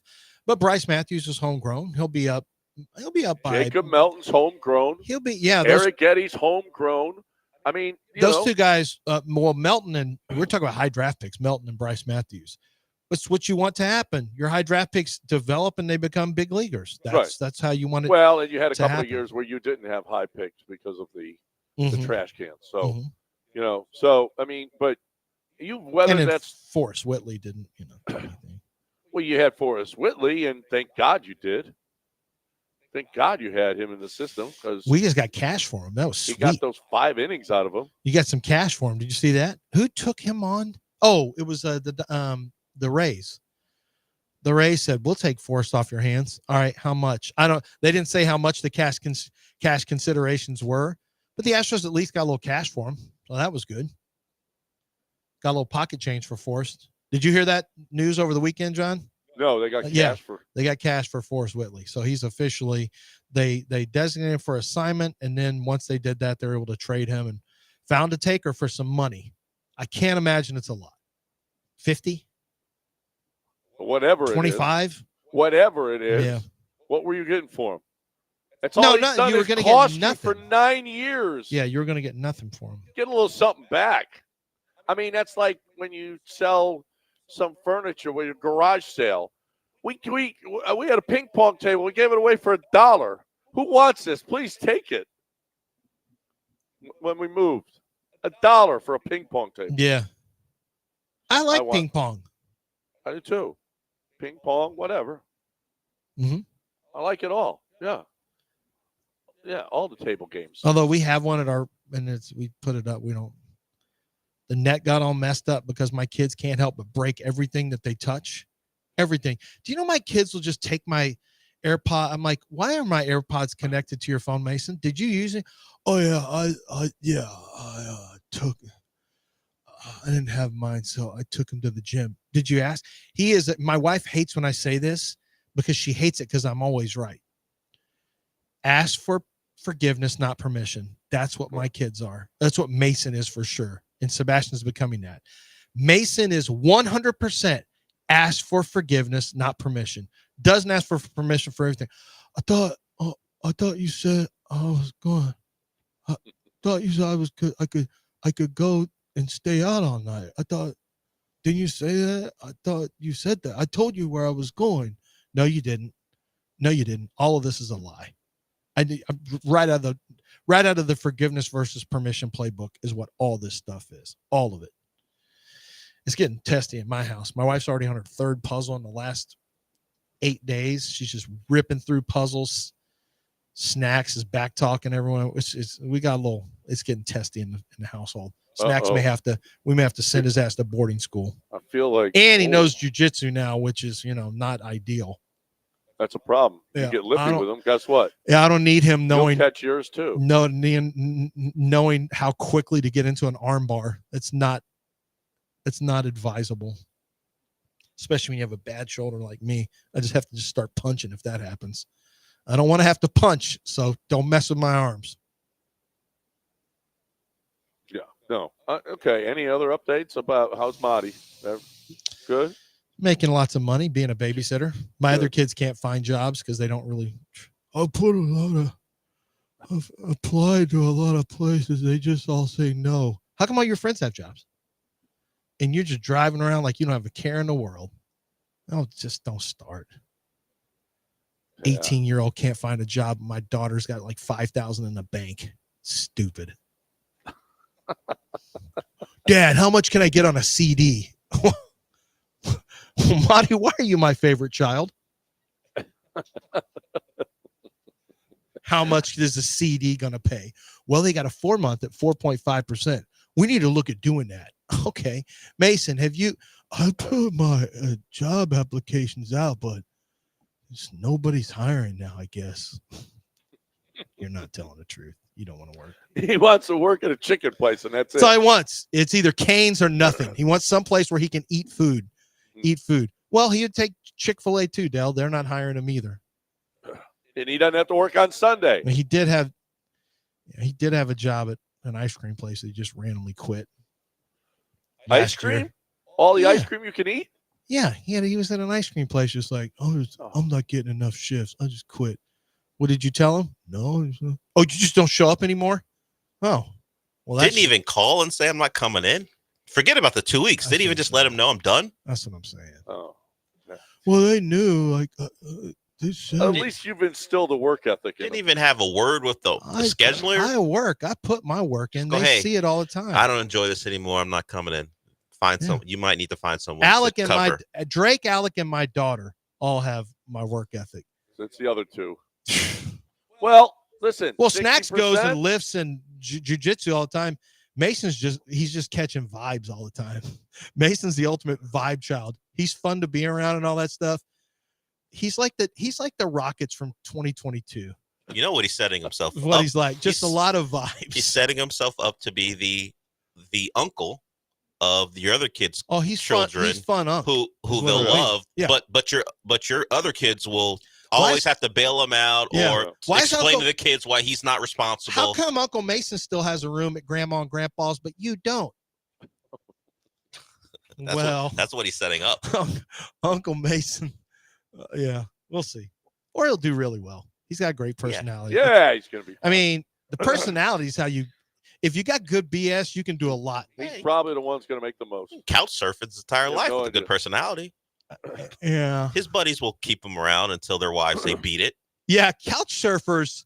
Yeah, eventually they wear out their welcome.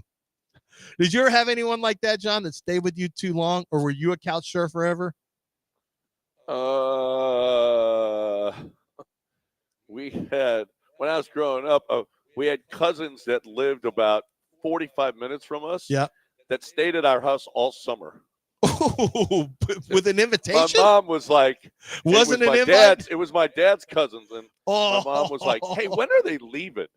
They stayed with you all summer? How many people? It was 3. How big was your house? Not big. How many people were in your family? Just you and your brother? Me and my brother and my mom and my daughter and my sister. Yeah. So there was already 5 of you in the house, and you added 3 more? Yes.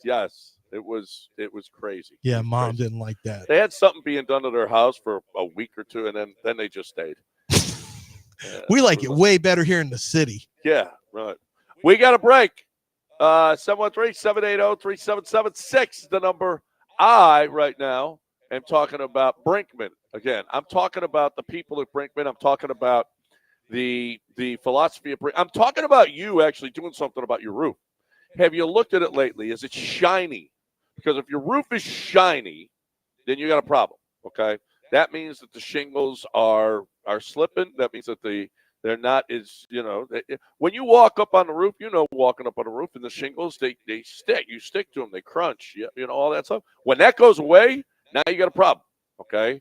Because now all of a sudden, we get a storm, hail comes, hurricane, we get incredible rain all the time, every day it feels like.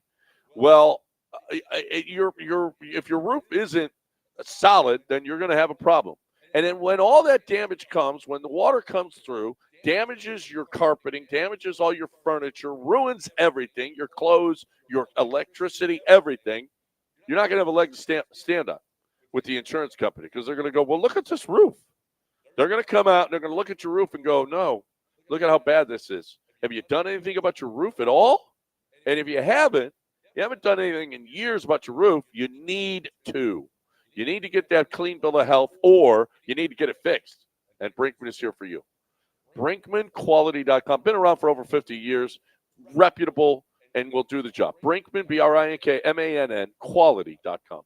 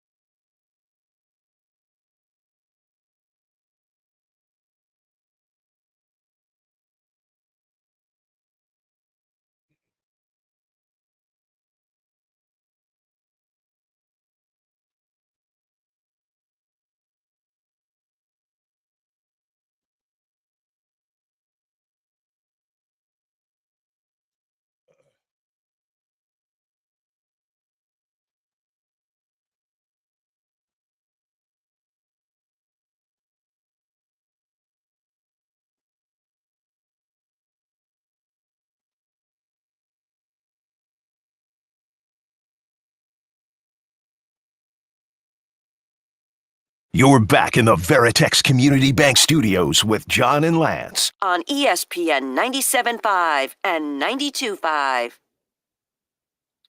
All right, welcome back on ESPN 97.5 and 92.5. 713-780-3776. 713-780-3776. Brian Windhorst. Windy said, to you. What? Windy to his friends. Yep, Windy. He said, if I'm the Rockets, whatever offer you made, just hold. Yep. Because you know what? Don't you know what? Just play, because everybody seems to be dropping off. That's what I said Now, yesterday. San Antonio said they're out, so that's nice. Miami, we'll see what their offer is going to be, but apparently the Suns are saying we're not just going by what Kevin wants. We're going to get the best offer. We're going to take the best offer and send them to wherever. Now, Kevin said those three teams, I'll sign a long-term deal with. That's fair. And they were making the argument today, or somebody was making the argument on ESPN today, that Kevin Durant is not on the downside. Kevin Durant can still play. He's not on the downside. Kevin Durant it's still got plenty left in the tank, but, too. Let's be real. They said that about Olajuwon. Olajuwon looked like that, too, until it fell off. And when it fell off fast. Now, shooting doesn't fall off. Shooting is the last thing to go. And it's only because you don't have any lift in your legs anymore. If you're a great shooter, you can play a long time. Kevin Durant can shoot. He can score. Where he's going to get hurt is lateral movement as he gets older. Can he move laterally and keep guys in front of him defensively? Can his legs and can his spindly little legs and knees and Achilles and ankles, are they going to be able to hold up over the course of a year? Will they hold up at the end of the year after the season to be able to play in the playoffs? These are all real concerns. I do think from a skill standpoint, his game's not based on athleticism necessarily, so it'll hold up. But he's a skilled player who's very tall, and it helps him. But I don't know that. It's impossible to say that a player who's 37 isn't on the downside of his career. It's just how quickly does it diminish on him? Does it diminish through production, or does it diminish through health is the only question. For Justin Verlander, it lasted a long time, and eventually it turned into some health and then production. He's just not I don't know. He fell off really quick, it looks like. Well, yeah. It's a different sport, but he's also old. Aaron Rodgers, he's got to prove that he hasn't fallen way off. And it happens just like that. It was just MVP 3 years ago. 3 seasons ago. Is Aaron Rodgers married? What's this story? What? Apparently, I don't know. There's some story about Aaron Rodgers being married, but there's no proof that he was married. Have you guys seen this? That this is something that is. Oh, well, I didn't even. Yeah, Aaron Rodgers' marriage mystery deepens as family questions if he really tied the knot. Yeah, Aaron Rodgers' family not married? sure quarterback surprise marriage actually happened. I'm out on all things Aaron Rodgers now. I'm over it. I'm tired. It's gotten officially to the old Brett Favre stage, but this one's kind of curious. I'll dig into this one a little bit. Is he That's claiming he's married and he's not, or is there? He's just doing it for the tax break. I need to know in my life if Aaron Rodgers is married or not. I couldn't care less, if you want to know the truth. Could not care less what's going on with Aaron Rodgers and his love life. He's done pretty well for himself. He's no Derek Jeter. No. But he's done pretty well for himself. Yeah, he's an NFL quarterback. He's done so well for himself that he can't. I'm not sure anyone wants to be with him. Did you read what's his girl, Cheyenne Beasley? What is her name? Mosley, Shaylin Woodley? Yeah, whatever. Yeah. Cheyenne Beasley. Yeah, something like that. She said basically Aaron was like mentally, she had nothing but terrible things to say about how Aaron Rodgers made her feel.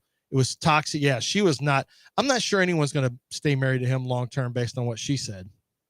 Yeah. And in another shocking turn of events, Conor McGregor, was in Ibiza in a nightclub dancing, and then he just hit. Then he went boom, boom, and knocked this guy out. Yeah. This guy said something to him, and Conor McGregor just went boom, boom, and it was over. That one's probably going to cost only $500,000 or $600,000. I don't think he gets $1 million. Probably more. You think he'll get more than that? I mean, dude, 2 punches knocked him out. I mean, the first thing I'm doing is going and calling concussion, and then I'm not going to work for another 4 months. I can't work at all. Aaron Rodgers did confirm that he got married a couple months ago. He's been wearing a black wedding band on his ring finger. Well, who did he get married to? That's none of your business. It really isn't. Well, if he's telling everybody he's married, it's not Cheyenne? No, they've long since broken up. Shailene. A clerk in Pennsylvania Shailene, County where Rodgers was rumored to have moved. They have no marriage license involving the football star in the county where Aaron Rodgers moved. County officials in Las Vegas, a common venue for quick celebrity weddings, also confirmed there's no record. So they're only working off of, they couldn't find a record in Pennsylvania where he just moved. Well, he got married a couple months ago. I don't know why you're checking there. that. And then in Las Vegas, because apparently those are the only 2 places you can get married. Aaron Rodgers can find a way to get married in other spots. He could have possibly been married outside the country. That could have happened too. Did he marry Danica? I don't believe so. Oh, yeah, he was with her. Yeah, I know, but I mean, we would have probably heard. That would have probably been reported because it's Danica, 2 famous people. Maybe married someone who is out of the public spotlight and wants to keep it that way. It's probably Danica. Don't think that would have been a think secret. so. Pretty sure Danica would have promoted that. Yeah. Getting back together with Aaron Rodgers and then marrying him. So he married somebody named Brittany? You believe it? You believe Aaron Rodgers married someone named Brittany? His wife, known only as quote unquote Brittany, through given his well-documented fractured relationship with his family. The family doesn't know anything. Maybe he stole Brittany from Patrick Mahomes. No, I was going with Spears. You were going with Spears. Yeah. That's not great. More likely than Mahomes. More likely than Brittany Mahomes. What about Griner?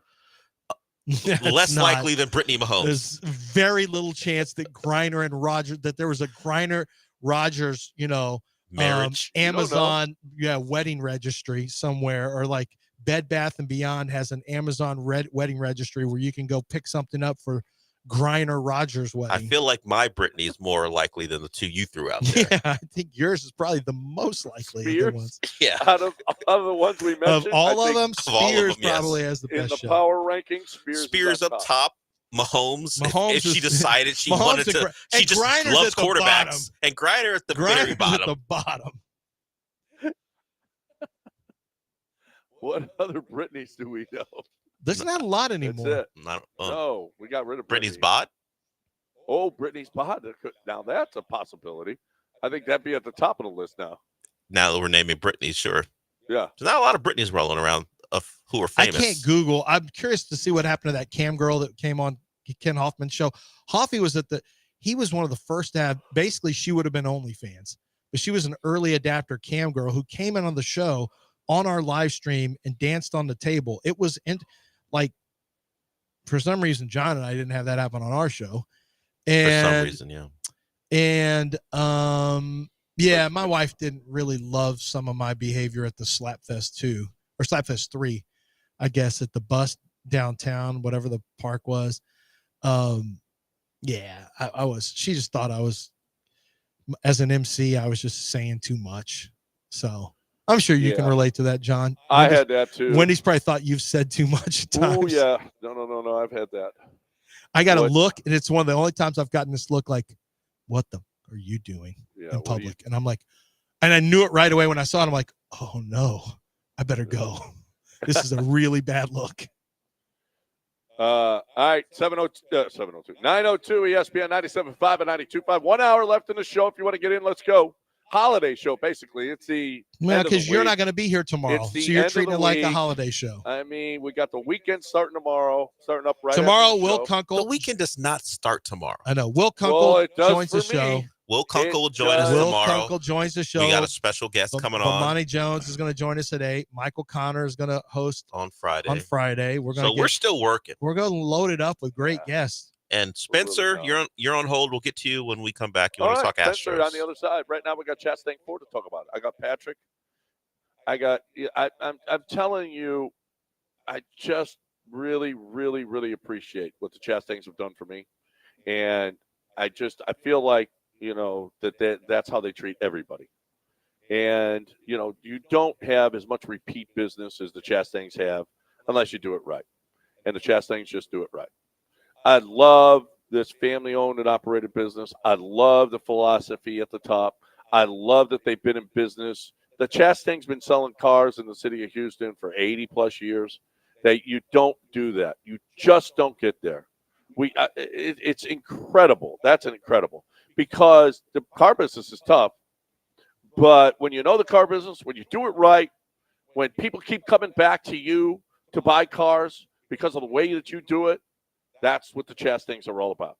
The Chastains are not going to try to gouge you for as much money as they possibly can. That just isn't happening because they don't care. That's not the way they do business. They do business the right way. You're looking for the best way to get into that SUV or that pickup, employee pricing, transparency, no add-ons, no markups. It's what Chastain Ford's all about. Chastain Ford on 610 at Homestead, not Hempstead. You're looking for that Ford car, SUV or pickup, Chastain Ford.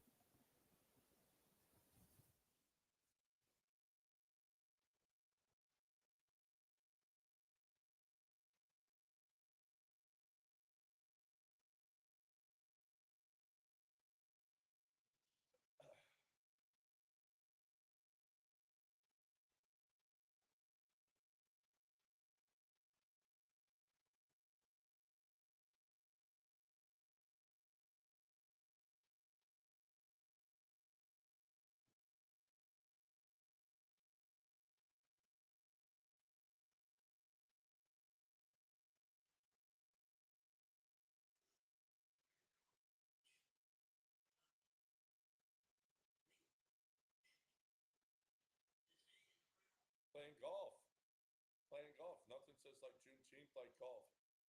Yeah, that's how I celebrate Juneteenth.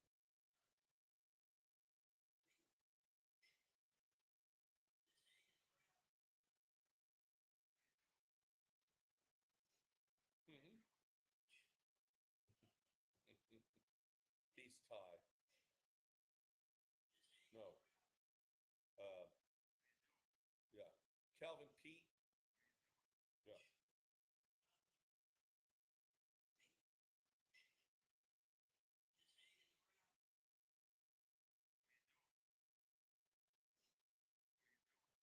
Well, we kind of do. No worries.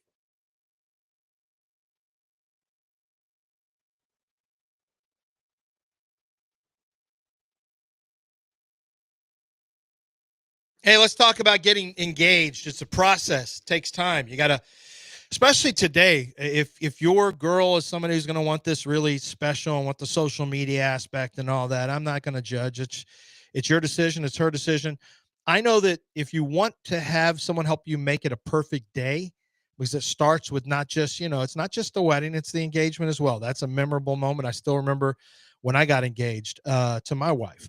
Zadig Jewelers can help. They're at 1801 Post Oak Boulevard. Their upstairs is entirely dedicated to the bridal experience or to the engagement experience, bridal experience, the whole thing. Go upstairs and start looking at rings. Start looking at, the different selections of diamonds that they have. They can get any cut, clarity, color that you're looking for. They can custom make a ring design, the setting perfectly to what you are looking for. They are excellent at helping you create that special moment and that special day. All you have to do is head on over to 1801 Post Oak Boulevard. It's 28,000 square feet. So you're going to find anything that you need over there. Anything that you need is going to be from luxury watches to diamond engagement rings, earrings, tennis bracelets, diamond pendants, whatever you're looking for. Big gift, small gift. They've got this selection at Zadig Jewelers, and they've got the people to help you with the process no matter what your budget.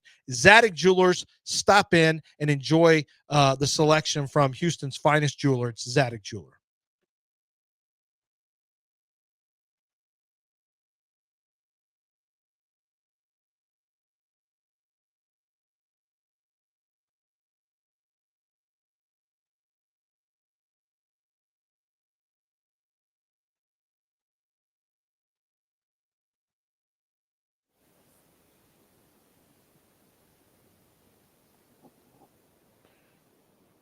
All right, welcome back here on ESPN 97.5 and 92.5, our final hour of the week here on the show.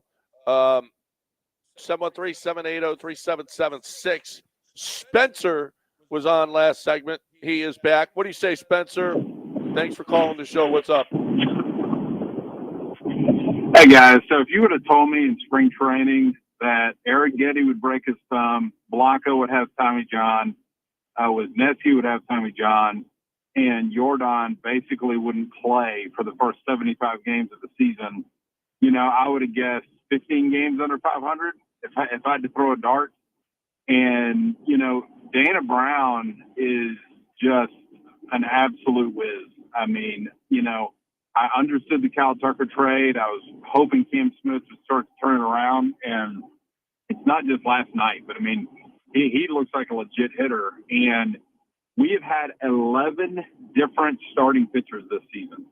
And he keeps finding guys, and then the coaches keep developing these guys who are just really good pitchers. It's truly unbelievable. I mean, Brandon Walter, I think his name's, I don't know his first name. Walter has really good stuff.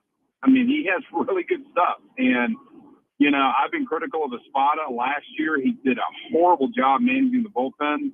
This year, he's been absolutely fantastic. He's not using Hader when he doesn't need to. He's not burning out Abreu. And it's just been a heck of a ride. And, throughout the years with all the guys that have left, like Springer, Correa, Bregman, I know there's been a lot of discussion of who's going to be a leader in the clubhouse, blah, blah, blah. I think it's become pretty clear with this season that the leader is and always has been our little future Hall of Famer. When you have a guy like that who literally puts his head down and plays hard and literally plays wherever the team asks him to go and does it with a great attitude, you don't have to be vocal to be a leader. And, it kind of reminds me of Bagwell. When Bagwell was on the team, kind of quiet, but everybody kind of said that, the respect for him in the clubhouse was tremendous. And so it's a great ride. I just can't believe we're playing this well with this many injuries. And, tip my hat to Spot and Brown. So far, so great. I don't know. Dana's been around for a little while now. So 2023, this is his third season. He's responsible now, and we've gotten a lot. Brian King, Okert, Ort, Sousa, Walter. Is he responsible for Gusto, or was Gusto around before he got here? I don't know. Who? Colton Gordon, Sean Dubin. He's starting to put his stamp on this team. Well, through the bullpen. I mean, more than, and the same thing James Click did. Click put together a good bullpen. This looks like good. They're pitching well right now. He was the one to shepherd you through a Kyle Tucker trade, which was the first time we had seen trading a core piece for a player, out of necessity. You knew you're going to lose him.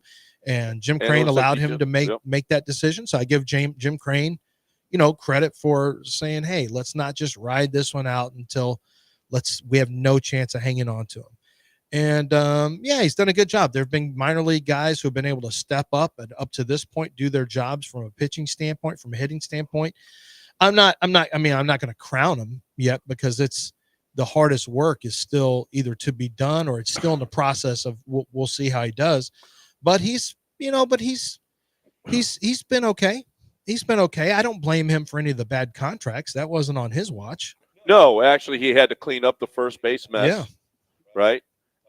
He had to make the decision. He had to get rid of Abreu. The big knock is medical stuff. I don't know. He's also kind of the face of that because he has to address the media.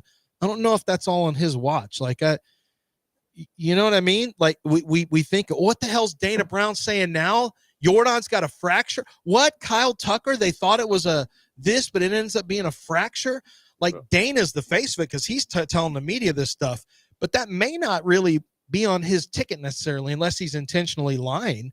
And if he is, then I don't like it. But if he's getting bad information because they've got some incompetence behind the scenes and from the club, whoever the club doctor is, well, I mean, that's, Dana's catching the bullets for, but it's may not be him. Now, I do want honesty. just shoot straight with us when there's an injury. Just what's the deal? Well, we ain't doing that. But here's the thing too with him is, hey, they got the third best record in the league, in the American League, just a half game behind the Yankees right now. And his hands were, well, I don't want to say his hands were tied. I mean, he's got new guys. He was able to sign Christian Walker. He was able to he made the Kyle Tucker trade, which was really, really good. But his hands are tied as far. I don't think he's going to be able to make any big move, a Verlander move, to put this team over the top this year. I mean, I'm not sure that's happening.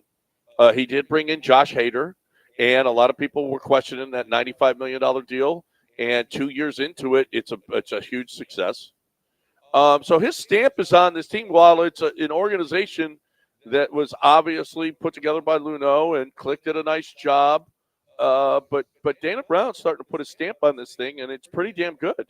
He's gotten a lot of good production out of guys that he has picked up. Mm-hmm. And it ain't easy. It's tough to get to the top, but it's even tougher to stay there.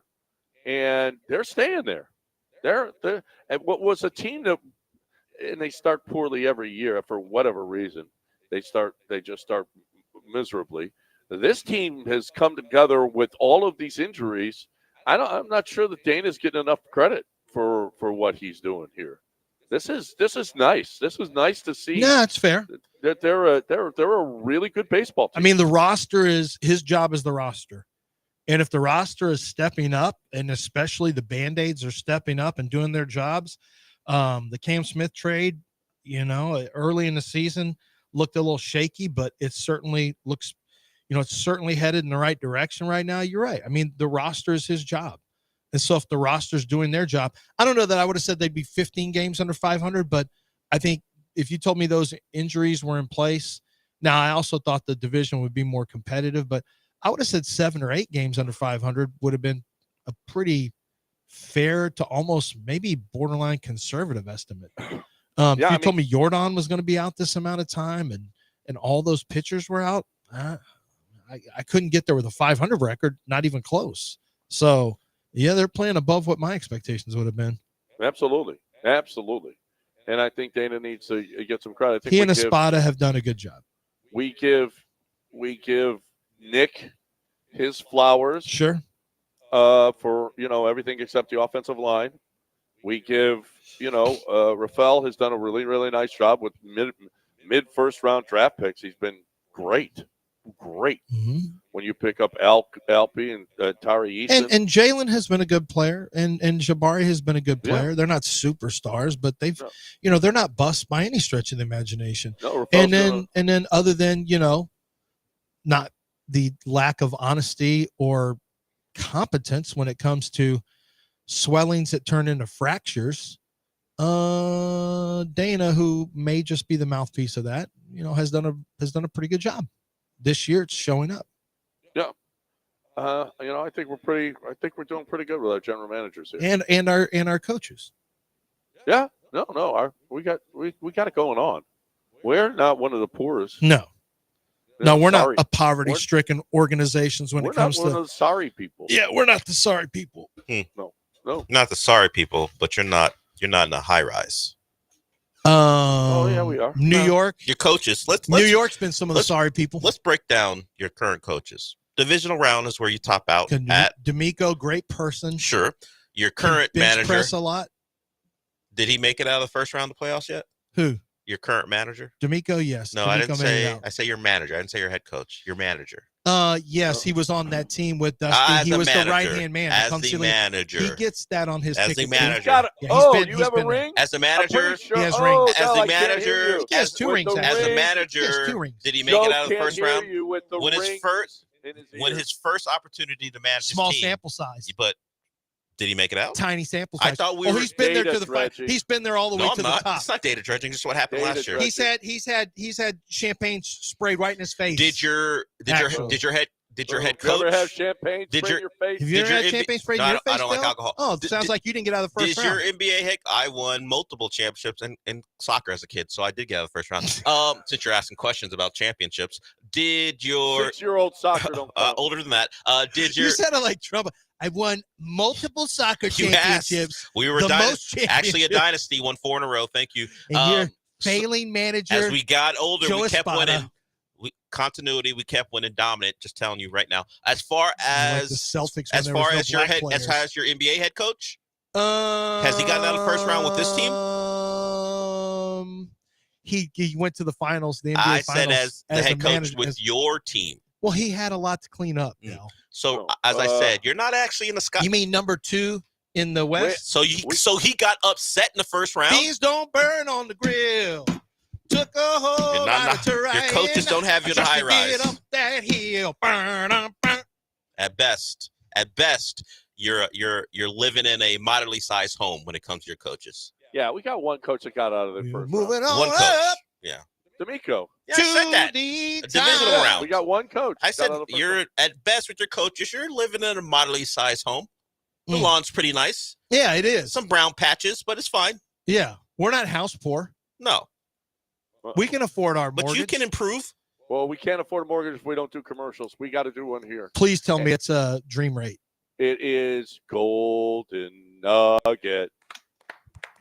Golden Nugget. Oh, my favorite place to go. I'm telling you.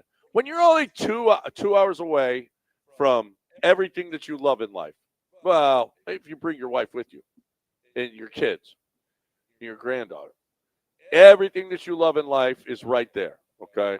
When you got golf, poker, pool, restaurants, nightclub, concert hall, casino, okay? Beautiful hotel. What more would you want in life, okay? Golden Nugget is my heaven. What I feel like heaven looks like. I got everything right there. All right. God will love me if he puts me after I'm gone. He puts me in the Golden Nugget. Okay. God. That means that. Then I know I died and gone to heaven. But I don't have to die or go to heaven. I can just drive 2 hours and 15 minutes down the road to Lake Charles to a wonderful facility. Not have to fly. What does it cost you? $20. It doesn't cost me anything because I got an electric truck. Boom, I'm there. Boom, nothing. While you're paying for all that airfare and all that time you waste going to Las Vegas. Golden Nugget Lake Charles is right there. Let's go. GoldenNuggetLC.com. GoldenNuggetLC.com.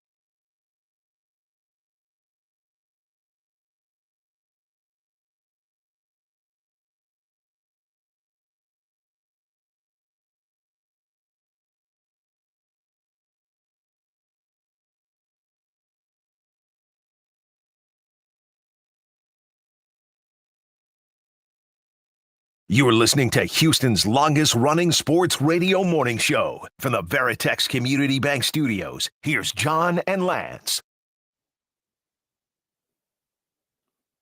All right, welcome back here.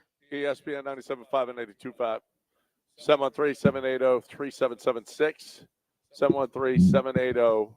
713-780-3776. Better hurry in here. End of the week. Time to get in before we hit the weekend and hang out with us here. Hey, Friday, by the way, going to be at the aquarium, downtown aquarium. From noon until 6, we're going to be doing shows, and you can sign up to win those e-bikes, right? And that's fun. So get to the downtown aquarium. You have a chance to win, but you got to go out to one of the events. Our summer series, our summer circuit continues this Friday at the downtown aquarium. So go watch the show, noon until 6, a couple of shows there, and sign up. I got to tell you, if you've never ridden on an electric bike, pretty sweet, because you can turn it down. You can turn it all the way off. You can turn it on just a little bit of help. You know, it makes it a little easier to pedal. You can turn it. And there's all these clicks, and you get to the top, and you're basically like just rolling. You don't have to do anything. So, you know, you go somewhere, you're going up a hill. I'll get a little help up this hill. So it's worth coming out to the summer series just to put your name in a hat for sure. So we bought scooters and an electric bike yesterday. Oh, you ended up doing it? Yeah, we did. And for LA or for Houston? Here in LA. Oh, okay. And we live. You go down about, I don't know, maybe close to four or five blocks, and you're at Ventura Boulevard, and we're going to go down there all the time now, and we'll just scoot down there as opposed to trying to park. It's just stupid. It's just ridiculous. Anyway, what do you go down there long for? Story short, we got good ones, and they're nowhere near how good they're going to be the ones we're giving away. Right. When you're talking about over $4,000, you're getting the primo electric bikes, because we did not spend anywhere near that. Like not a fraction of that. So these are really, really, really nice electronic bikes that they're giving away here. See, so, I thought about I live in the city, so I thought about, I can get one on that's not, top of the line, and maybe get that to Snack so he can take that to his jiu-jitsu. And then I'm like, man, I just think it gets lost or broken. What? It's going to get broken or stolen. I just can't trust my kids on electric bikes. So I'm just like, nah, I can't do that. It's definitely going to get stolen, or he'll definitely break it somehow. Oh no, it just broke. Yeah. Like everything just breaks. I never just have things break. I never just walking out like, hey, what the hell? This just break. Ooh, I don't know. My earphones break. You break. I've never broken a bone. Not one broken bone in my life. Okay. In my life, not broken. You broke your shoulder. Not broken. Broke your foot. Not broken. Okay. Not broken. Well, it didn't work. It wasn't broken, but it didn't work. Yeah, I'm talking about inanimate objects. Oh. Headphones. Well, Sebastian broke them in 6. When you left them on the roof. Sebastian broke his headphones 6 days after getting them for Christmas. Broken. How'd they break? How'd your headphones break? How'd your AirPods break? How'd they break? Well, just one of them got lost. How did it get lost? Well, it got lost. Man, it's just. You can't explain how. I wish kids could stay like 3 to 8 forever.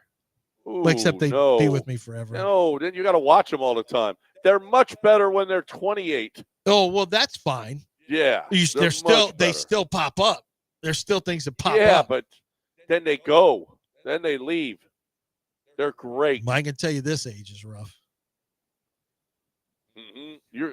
Oh, no. Well, Mason probably lived on your couch forever. Daily scraps. Sebastian. It's daily scraps in my house. Between them, between us. I I sense that it's really, really not great at his house right now. It This is not. Me and my wife multiple are on the same. segments. Me and my wife are on the same side. Well, I'm also got to do a colon cleanse today. I got to do a colonoscopy. Oh, you prep. haven't eaten. I got to do a prep. So, well, I don't usually eat by now, but I have nothing to look forward to at 10 o'clock. For what? Oh. For who? Nothing. Some bone broth? Great. This day is going to suck. Can't even get a factor meal. And you know in. it's going to, I can't even get my factor meal in. And you know it's going to start happening at about 5 o'clock. It's going down. I'm going to have to make sure Billy Brown is on the lookout. Billy Brown. I'm going to be like Make this sure with Billy you're Brown. around. I'll have that phone. I'm be ready to hit the red button. Oh, you're in the midst or the start because you're doing it tomorrow. My colonoscopy is tomorrow, and I'm gonna be here Friday because I'm a warrior.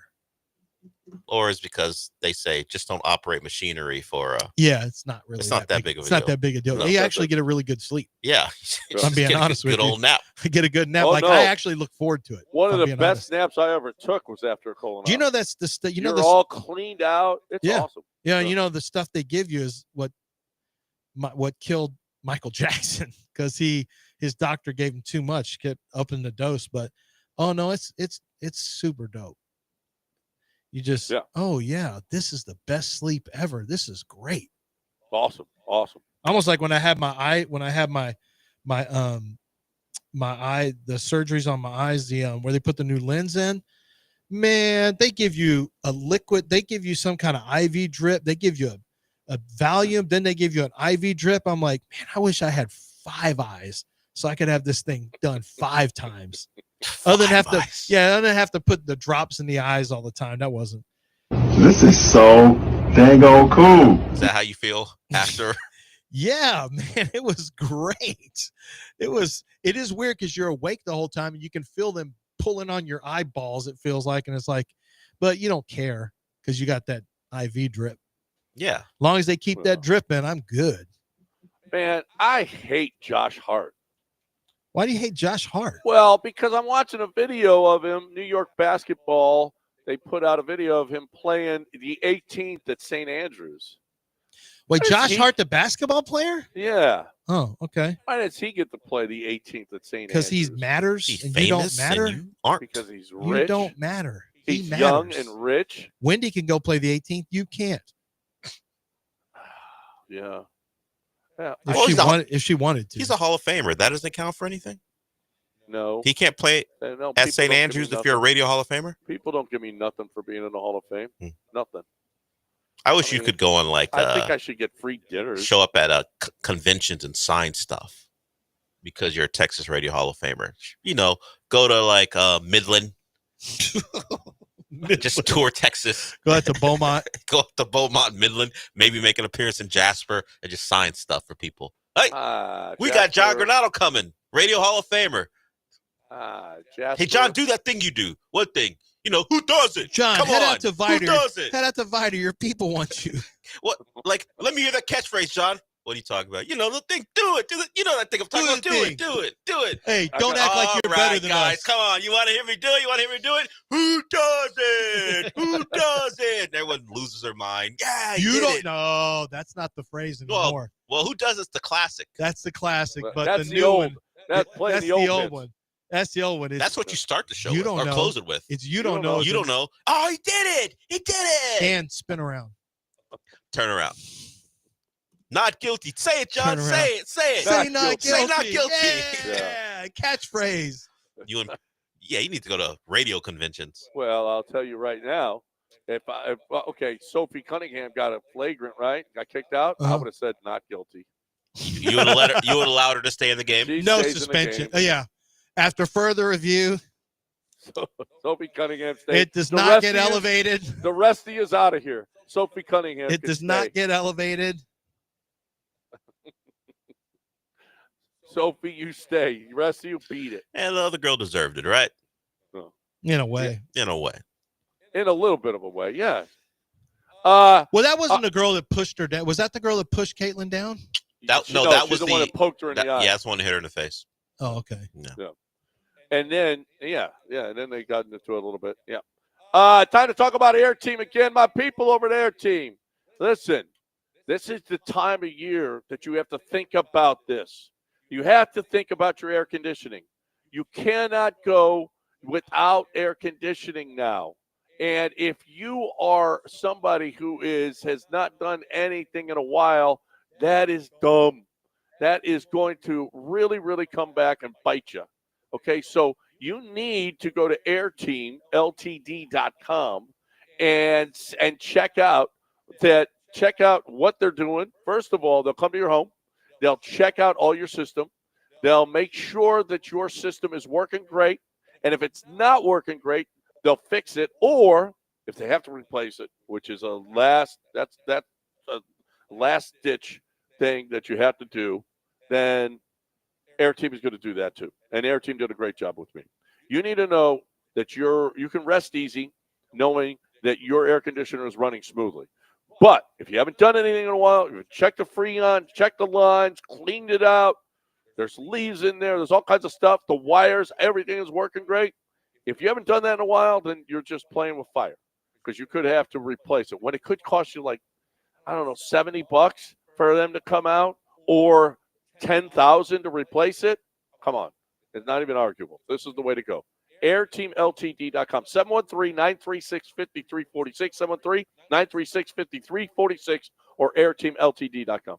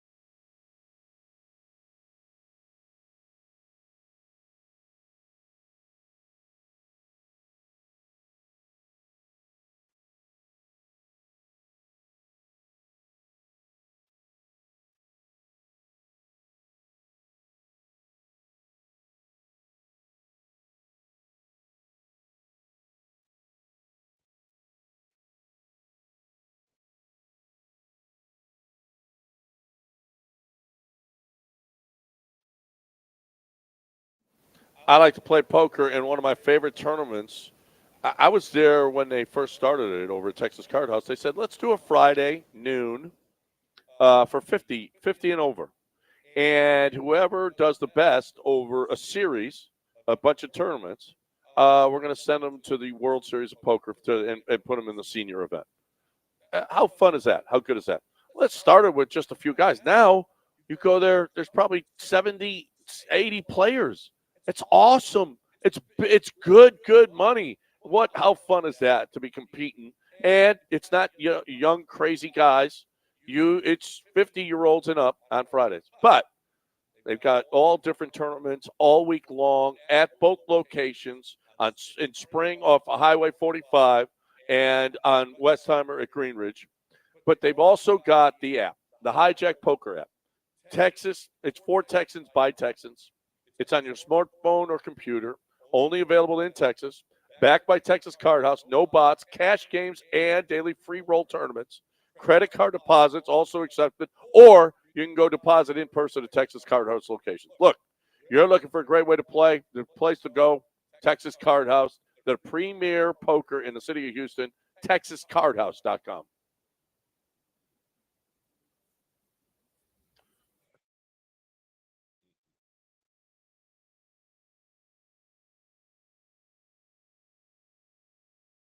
You're back in the Veritex Community Bank Studios with John and Lance on ESPN 97.5 and 92.5. All right, welcome back here on ESPN 97.5 and 92.5, 713-780-3776. Just a couple of segments left.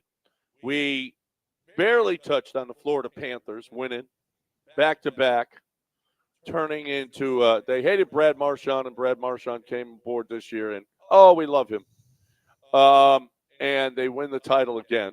They're just really, really good. That was a good Edmonton team that they beat. They're just really, really good. It was.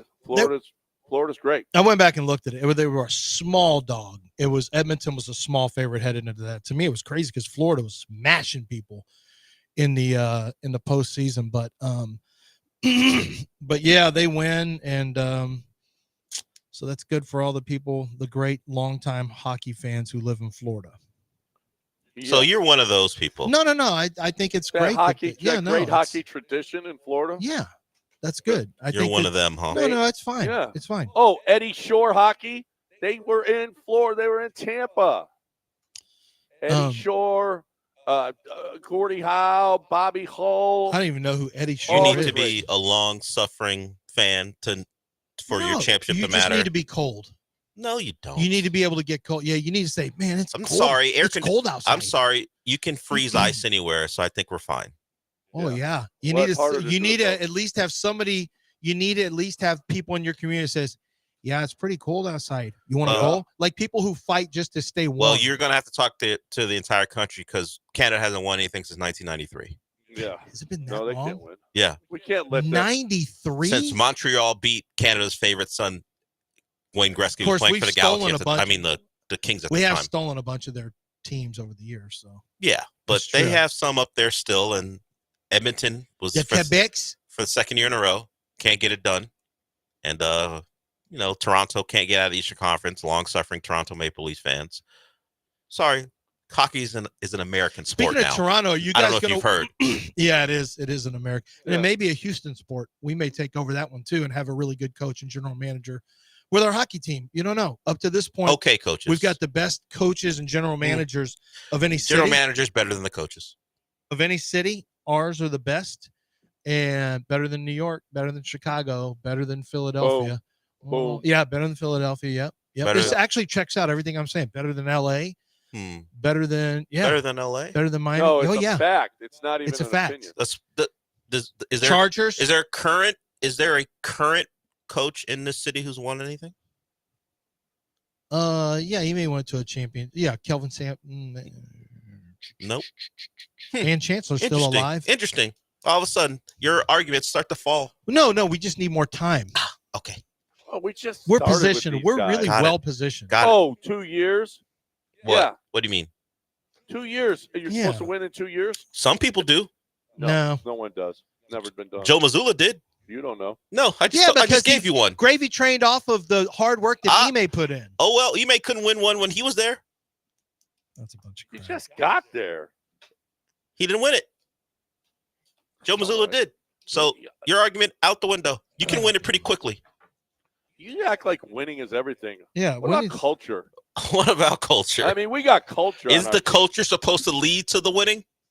Isn't that the whole Do we point of not have- developing a First of all, culture? the process. Wait a minute. Don't we skip have the, the best process. culture of any team's professional. team Why? Why? in any city? How so? Better than Sunrise, Florida, right now? Put a bull on a ring. Okay. Hard work defense first.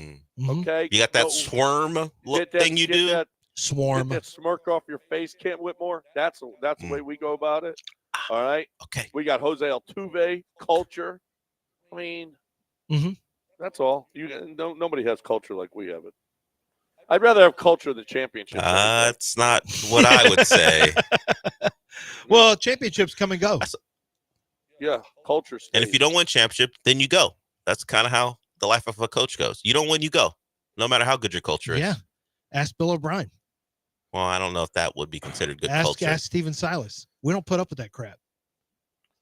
All right, since this is the last show of the week, We demand though, what did excellence. We even ran Dusty out of town. He won a After winning? championship. Yeah. Yeah, he We won. said, beat it, Dusty. Beat it, Dusty. By the way, Dusty. Dusty wouldn't have lost to the Tigers last talking to year. our guy Rock, who's friends with Dusty. So we'd never read. So did you see the? I guess the Chronicle ran some excerpts from Dusty's book. Did you hear about that? Or did you see it? We talked about We it on the did? show. Maybe I had Yeah. stomach virus. So You were you here. couldn't You hear were it or here. forgot? I don't know. I don't remember that. Yeah. I don't remember talking about that. But I guess so. What he said was that it was Dusty all. said he had issues. They had issues with playing Maldonado. And, Yeah. all Okay. that Then stuff. you talked about that. Yeah. Yeah. It was did everything too. we thought. It was everything we figured it was. Yeah, it was all the stuff that we went through. The Yiner stuff, and that's what got him. That's what probably ended up getting him out of here. Well, now I'm thanking him. Yeah. Thank you, Dusty, for not playing him. Then thank you for not playing him. So, Del, what did we miss? This is our last show of the week. Well, we'll be here tomorrow. And we Friday. will be here tomorrow. So it's the last but not show all of your us. week. See, last show of my week. That's all I care about. What did we miss so far? Well, we had the epitome of the hockey injury. We talked about the cup. It turns out Keith Tkachuk, Matthew Tkachuk, the son of Keith Tkachuk, who longtime NHL star, he played with a torn abductor off the bone. Woo! Hockey players off the bone. They are. And he said he had a hernia thing as well. Jeez. So it's the epitome of we don't tell you anything until the season's over. Wow. The abductor torn off the bone. The legend of hockey players playing hurt it's a real thing. Like it's not just it's not hyperbole. It's not myth. It's just a real thing that they play. They do stuff that most humans won't play hurt. There's players in other sports that will do the same thing. In hockey, it's almost expected that I'm sorry a puck hit you in the face and you're having to have 14 stitches to both lips and you lost your front two teeth, but we need you by the third period. And you just get out there and play. That's stupid. I would never do that. No, they don't care. If I get hit in the mouth with a puck, I'll never see you again. I'll come back out next year long enough to get a couple checks and then now, retire. you know what? I got a real belief. I say I'm going to put the college helmet on, like the one with the full cage. Oh, yeah. I know that's not cool. Those hockey guys are tough. Not me. You hit me in the mouth with the puck and I lose teeth, I'm out. Unless I get to wear the cage. Done. Yeah. I played hockey like twice growing up in Chicago, and I was like, no, this ain't for me. Nope. I'm out. This is first of all, you got to be able to skate. Well, that's a problem. Yeah, my parents gave me my brother's skates, which were 3 sizes too big. I don't know if you heard, they're supposed to be really, really tight. Yes, they are. You're begging for ankle injuries. Yeah, no, you can't even. You're wobbling. I was like, sucks. How can anyone skate? It's just terrible. And then that was all. That was it. I was done. That my hockey career was over. And turns out the Granados could play some hockey. Yeah, you were Turns the out out. I picked the wrong freaking sport. You're the outlier. Well, wait a minute. I don't know that you're just gonna. You're just getting into hockey. Why? No, why? The Granados can well, play not hockey. you. It's in the that blood. other family. Well, it's by my cousins. What are you talking about? Yeah, the other it's in branch. The blood. There's some branches that bear fruit, and there's others that don't. That are bare. No, we'd be like the Sutters. Okay. Did your brother Craig play hockey? My brother Greg did play hockey. Or Greg was he good? Yeah, he was good. Yeah, did he play in college? He played on club teams. Yeah. Huh? No, it's the other Granados that were the good ones. No, well, Cammy it's in the blood. Clive. Not Clive. Is it Clive Tony. Granado? It's Oh, yeah, Tony. that's right. Yeah. I thought it was Clive. Tony, yeah. Clive Granado. A great winger, Clive Granado. No, there was no Clive. We're not British. Clive's the enforcer. Clive. A goon? No, Granados weren't goons. They weren't. You're the only Granado goon. The rest of them were not They're goons. Talented players. Yeah, they were just talented with the puck in their hands. Yeah. You would have been out there on the ice gooning it up. Oh, yeah. I would have loved that. No, I'm not big enough to be a goon. That is not. No, real goons are big. Like, Tony was considered a rat. Like he's a Brad Marchand type. Picking. Yeah. Well, that's why you have to have goons. Goons protect rats. Yeah. No, protect the rats. rats are agitators and get you to commit Right. penalties. The Well, goons protect exactly. the stars. Well, some of the stars are rats, no or no? I mean, Matthew Is Tkachuk. TJ McConnell just a rat? Not really. He's not He's an a gym agitator, rat. is he? He's a He's gym rat, but he's rat, not but an he's not an agitator. Like Who are our Brad Marchand was a star in these playoffs, and he's a really good hockey player. Okay, so but he's Dylan- also a rat. Dylan Brooks is a rat. Agitator. Yes. Okay. Rat agitator. Does he have to be a I certain think Pat size? Beverly is more a rat. Well, he is because of a size. But the Yeah. size. But Is you know, Dylan rats, Brooks a rats goon? are typically smaller. Is Dylan Brooks a goon? He's an agitator. He's an agitator. He's not a goon. Okay, so we can't call him a So rats are agitators who are small. Yeah, like little agitators dudes. are regular sized. Yeah, and the goons are big sport. dudes. And the goons are the big ones. Or who are, enforcers, yeah. Like, is Steven Adams a goon? He can be, but he's like, he's got goonish he does vibes. not do it. He's like, my presence is enough. I'm not going. Well, in that sense, in hockey, sometimes it is a presence. A goon thing will throw too, a punch. Yeah. Steven Adams isn't no. In fact, he's the one getting kicked by Draymond most of the time.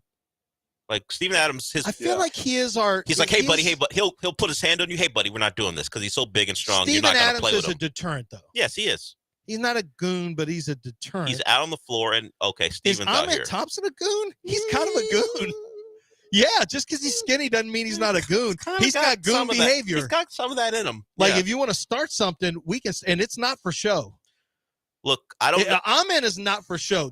I'm not doing this for these TV guys or whatever. This is who I actually am. I don't hear. Told you he has a rage problem. I don't hear a lot of hockey interviews, but I've never heard a hockey player go when asked what do they have to work on in the offseason. I've never heard one of them respond with my rage like Ahmed did.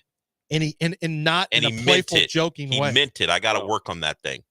On my rage? He said, I think it was Jonathan Fagan. Jonathan Fagan, hey, Ahmed, what do you think you have to work on in the offseason? My rage is what he said. Ugh.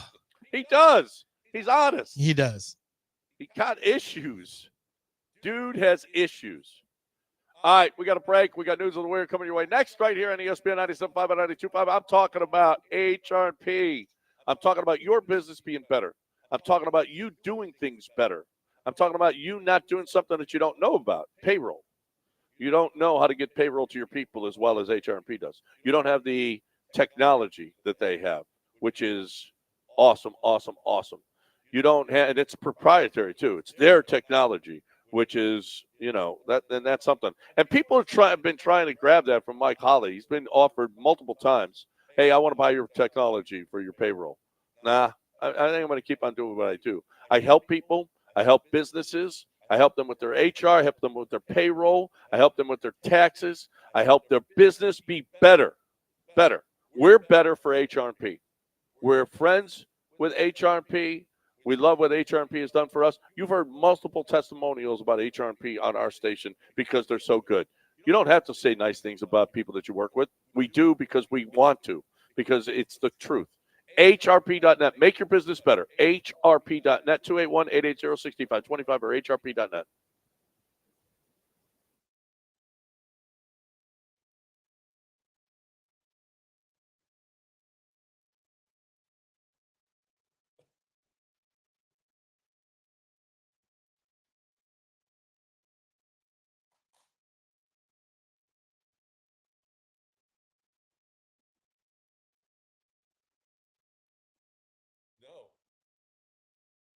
Yeah, I saw it. I remember that.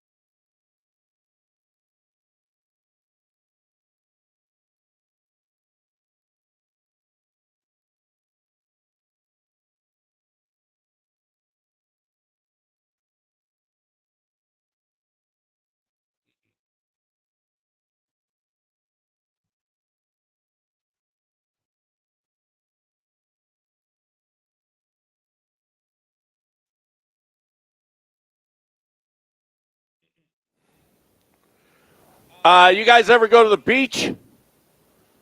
I mean, Do you ever think about when you're on the beach about sharks in the water? Not until I see videos online of sharks getting real close to the shoreline, which I see more and more. There's an app that can predict sharks, shark attacks at the beach. Apparently, a Boca Grande, a shark forecast app, correctly predicted that there would be sharks that came up, and it was a high-risk area, and it saved lives. Do you want an app that tells you where sharks are? Yes. Yes. It'd be That's the great. easiest question you've ever asked. I don't know how much I'd use it as far as getting I'd into the forget ocean, that I have it but on my phone. I'd love to know. Yeah, I'd forget I have it on my phone like every other app. Yeah, and it's kind of specific. You know, I go to the beach maybe once every 4 or 5 years. I don't know. Even now, when you're LA Johnny, you're not making trips to the beach? No, we've been once. No, we've been twice. Well, then why are you going down to or where do you go? Ventura Boulevard. Why are you taking your little scooters down there? Because there's all kinds of Ventura, restaurants. not Venice. Huh? It's a Ventura Boulevard, not Well, what Venice. are you doing down in Ventura where you're going there all the time? What are you doing? Restaurants. Going to restaurants and eating. What do you mean? You're allowed to take a bike and a scooter to a restaurant? Yeah. Leave it outside. Well, we It's don't not know. a dog. We don't know. We don't know. I'm worried. I don't know how we're going to The answer is yes, you are. No, I'm going to keep it outside, and I don't know. Somebody will steal it. I don't know. Yeah. Have you already bought your lock for your new bike? It's not a bike; it's a scooter. Have you bought a lock we did get an for your electric scooter? bike too, but we haven't put that together yet. But no locks for them. No locks. No. Well, then you are going to get it stolen. Yeah, probably. But I could fold it up and bring it into the restaurant with me. You can fold them up, so I'm a step ahead of you. All right. So. A Detroit woman was booted from a Zoom court hearing. While she was on the court hearing, she was making a peanut butter and jelly sandwich. Should you be able to make a peanut butter and jelly sandwich while you're being adjudicated? Wait, so what are the rules? I know if you go to a court in person, they have rules like turn your cell phone off, and even they have some rules about attire. You can't make a sandwich in your home? Well, how about, did you see the judge that threw a guy out of court because he wore a shirt to court that said "World's Greatest Farter"? I told you there are attire rules. You can't wear certain things. Yeah, and she said, "Hey, your shirt says "World's Greatest Farter," and she said, "No." He said, "No, father." She said, "No, it says farter," and it did. It said farter. Yeah. And she goes, "You think that's appropriate to wear to court?" She was so upset. But why can't you make a peanut butter and jelly sandwich? Yeah, I don't know why you can't do that from your home. Yeah. Maybe you're not showing the proper respect. A Florida man has dialed 911 16,000 times. What? He's 72 years old. He placed, apparently, his 5-year total was 16,000 calls. It's like Gilbert is in Florida. We hadn't had a Gilbert call for a while. No, we haven't. We haven't. Do you think Gilbert has called us 16,000 times? I think maybe. Oh, man. No, over the years. No, not 16,000. Well, you're not thinking about the times you don't let him on. 16,000. What about, you're not thinking about the times he never gets on the air and the number of times he'll call back but never make it. That's a good point. Yeah. If you pull the interns, phone screeners, producers over the course of your career, I bet you probably does get in that range. It's in the thousands, yeah. Sure. Well, he's out on bond right now, but he's been charged. Stop calling 911. After the first 1,000 times, no one has no this one conversation. said, No one pulls them in and go, "Hey, we're charging you with this." It has to get to 16,000. All right, enough. That's it. We've hit 16,000. That's enough. Cut the crap. Yeah. I mean, that's like the airlines when they report, quarterly losses of $14 billion. I'm like, what about the first two? Weren't you like, hey, we're doing something wrong? How could we lose this much money this quarter? What are we doing? We're done. I'm done. They're going to be here tomorrow and Friday. I won't be. So I'm wishing you all well. You got Will Kunkel tomorrow? Yeah, Will Kunkel tomorrow, Mike O'Connor on Friday, and Dell will be here being just as snarky as he always is. Yeah, he'll be snarky as ever right here on ESPN 97.5 and 92.5. Y'all have a great time. I will talk to you again on Monday. But first, I'm talking about ProDunk, ProDunk.com. ProDunk Hoops. ProDunk is the best goal. I love my ProDunk. You will love your ProDunk. I promise you, you will love it.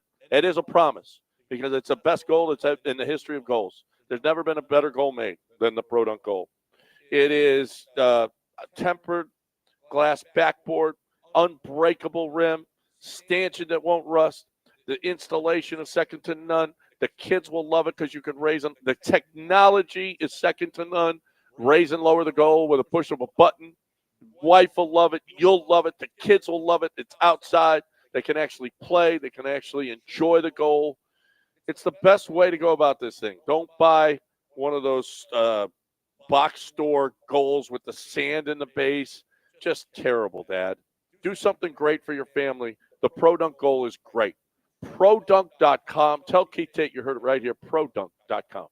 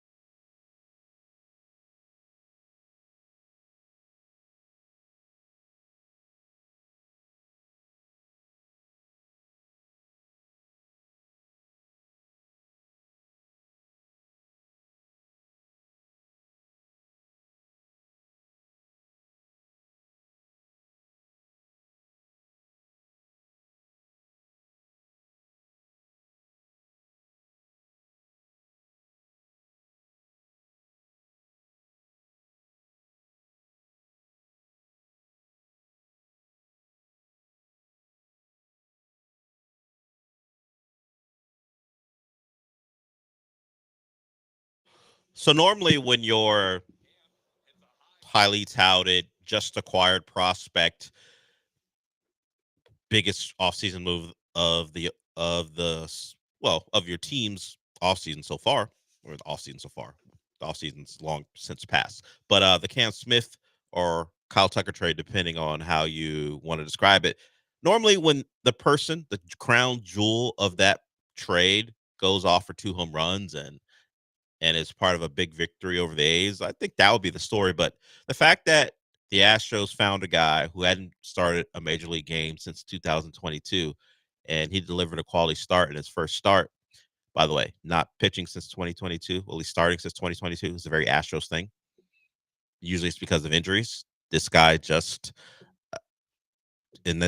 I mean Jason Alexander, just wasn't going to be part of the plans for really any major league team. He was with the A's earlier this year, and he got to pitch against them, and he just goes out there, delivers a quality start, because that's just what the Astros do. From him, the Colton Gordon, to Brandon Walter, just dudes who we don't think much of, go out there and put out a good performance, and at least when Astros win. Dominant performance by the team as a whole, 13-3 the final. They get some get back against an A's team who beat them in the previous game on a walk-off. So do we hear from Jason Alexander again?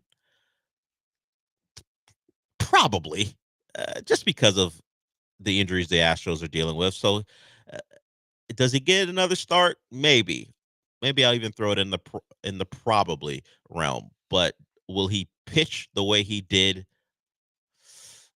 I don't know. I don't know if what we got from him yesterday he can do any better. But you just credit him for going out there and delivering 6 innings, 2 earned runs, 95 pitches, 4 Ks. He did walk 3 guys, but that's all you can ask for a guy who was thrown out there because they just needed another arm, and he got it done. And it's kind of been the way this Astro season could be described. Guys just getting it done, even when not a lot was expected of them. Whether it be the Jake Myers of the world, there are certainly some guys who have stepped up who we thought could, like Jeremy Pena, who continues to be really, really good. Isaac Perez, he struggled in the back half of last season after being traded, but he has performed. He continues to perform. Had I believe 2 hits yesterday. Just a nice win. Didn't want to drop the first 2 games of that series, and you hope you can go on to win this series. It's a 4-gamer, so you got to win the next 2. Feel pretty good with Framber on the mound today. So the Astros get that done. Home runs from Christian Walker, Dubon, and and from Hummel as well. So a 4 home run night for the team. Nice, easy, comfortable win, and they got going early. Began with Jake Myers, as I mentioned, RBI single, 2 runners scored. Perez and Pena scored in that one, and from that point on, it was pretty much a no contest.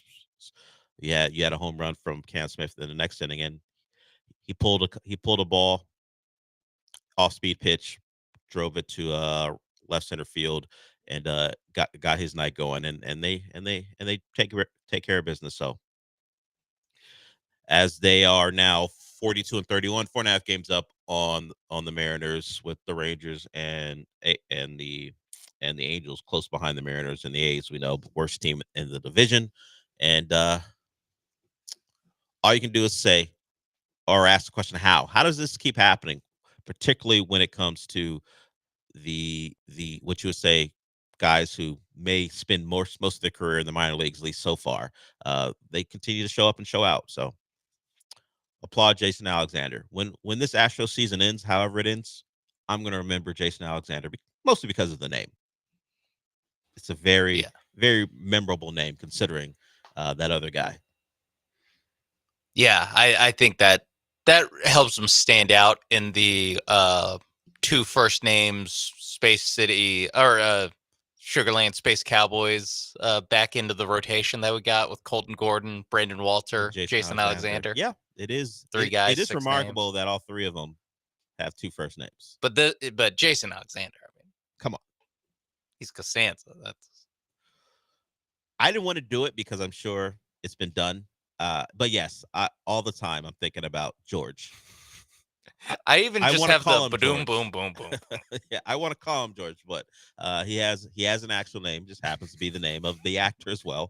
But for me, I hear that name and I think George, just like a lot of people. And then I think about Elaine and Jerry and Kramer as well. Yeah, what's Kramer up to? Well, he seemed to They should- kind of oh! recover from that thing he did in With the tanning bed, or no, the thing when he was actually himself, Michael Richards, and he yelled a certain thing just once or twice, right? loudly. Also, name that would fit in with the Astros rotation. Michael Richards. Well, Michael Richards. Is it Richard or Richards? Yeah, if it was Michael Richard, maybe. I just don't remember if there's an S on the end of that name. Is it Michael Richards or Michael Richards? See, can't work. No, it doesn't work. It doesn't go. That is it's Michael Richards. It's a name with an S at the end, so he wouldn't fit in the back half of the rotation.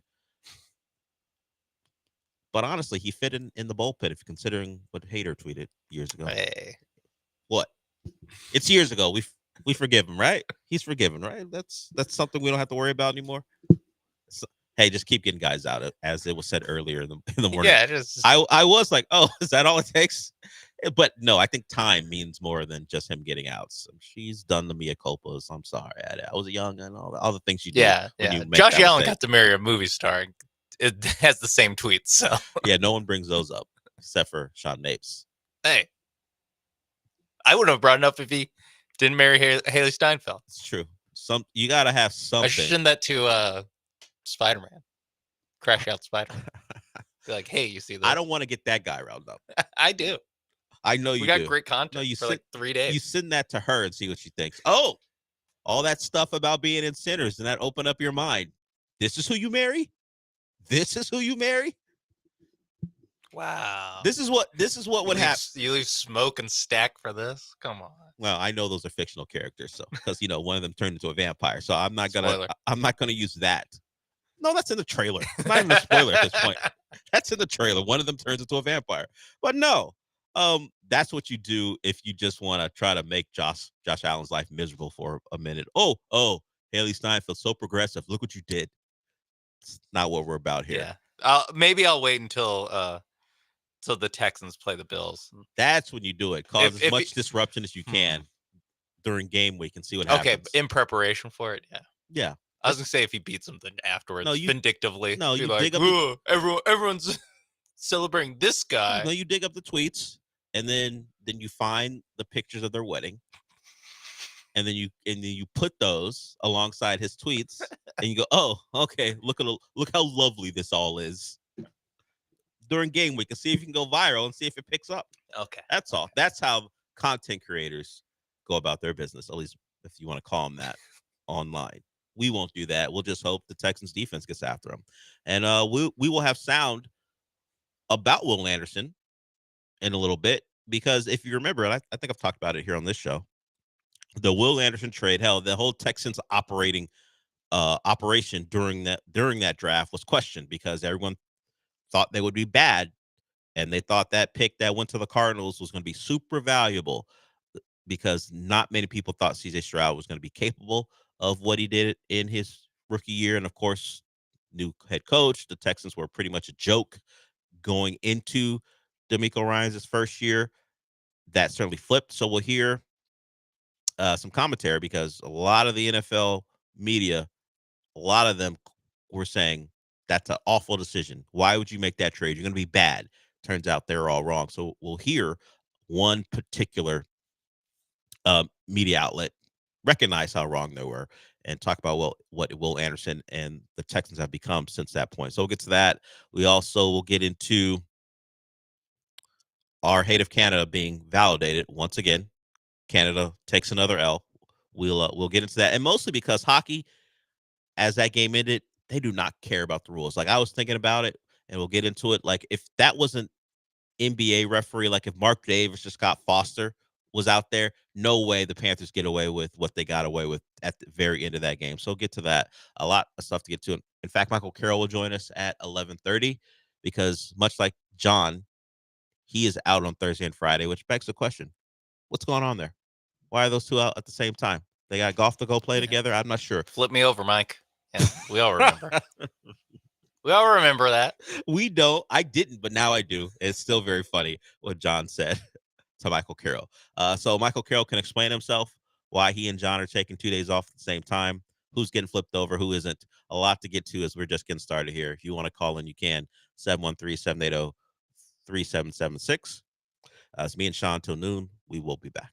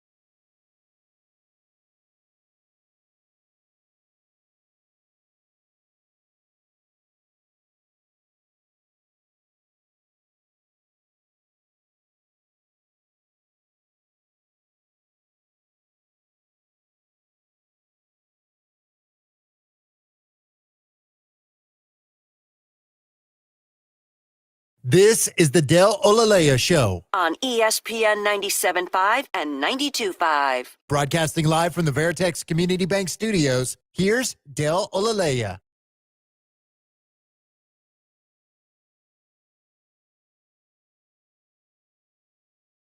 So I'm not here to pretend like I was watching Panthers hockey in the middle of February. It's not who I am.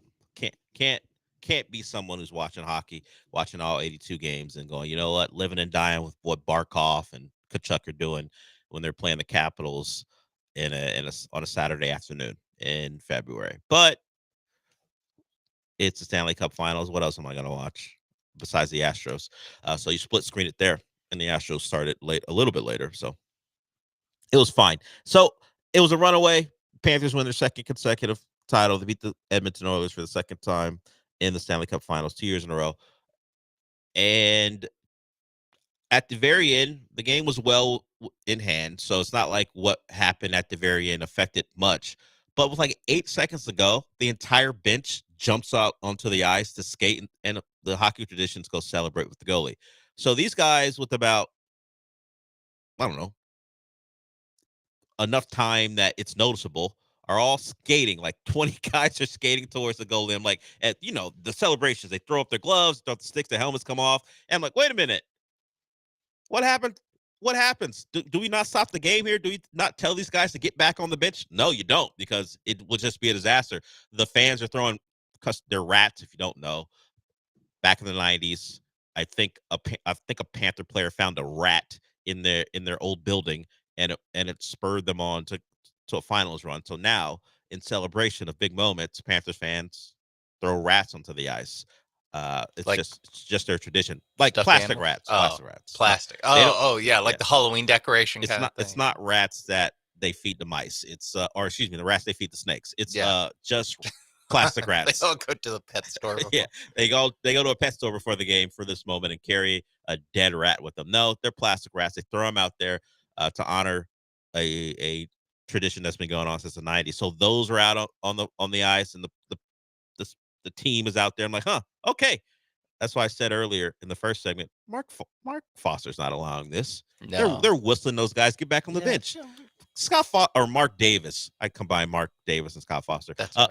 Either way, and Tony Brothers too. Yeah, they're all in there. Mark Brothers, all four of them. Yeah, Scott Brothers. They're not letting that happen. They don't care if it's a 40-point blowout. They won't care if the Thunder up by like 45 in Game 6. They're not letting those guys run out on the court 10 seconds early. No. Like I think at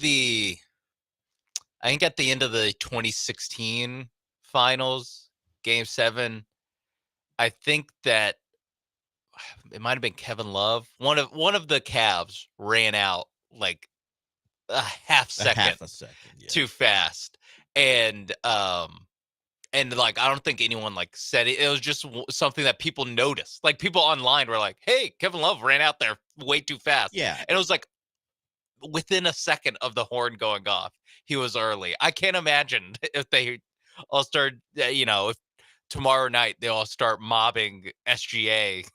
Like they do in this post-game interview with 10 seconds left. It won't happen. Even if it is the equivalent of a 5-1 game in hockey, whatever that equivalent is in the NBA. So let's say it's a 30-point win. Everyone will stay on that sideline until the game's over. The only comparison is the NFL, or in football, I guess in general, when they knee out the clock.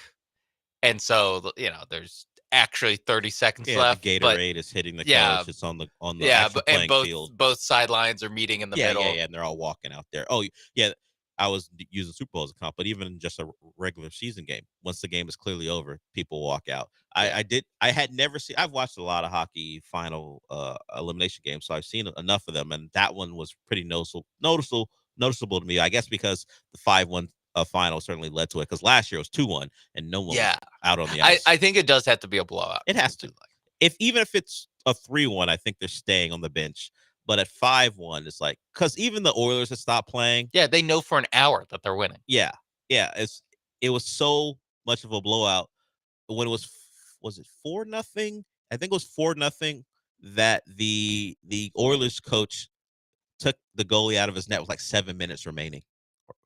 7 to get a standing go or something, or no, to get another player on the ice, see if they can come back and win. Hey, everyone, let's thank him for the for what you have here tonight. No. Definitely not my fault. He was not good. The Stu Skinner, the goalie in question, who got pulled. It's not a great name. I guess it's fine, but he got pulled, and so he got pulled with about 7 minutes to go in a game because they were desperate. Clearly, it did not matter. Wait, it sounds like they got a goal out of it. So yeah, it was. Well, they got that goal when the guy was back in the net. I believe that's what it was. 5-0. They got a goal.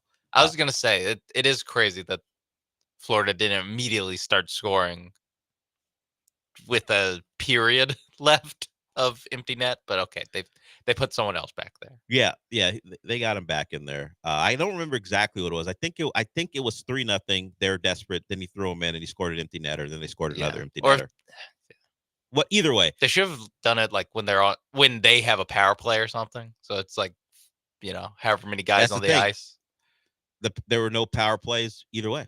Oh, okay. I think there was one just good clean hockey. There was one 4-on-4 early, but no one committed a penalty to get sent to the penalty box. So, which is what Edmonton thrives on. So, they could not get their game going, and the Panthers just squeezed them out. So it's 3-0.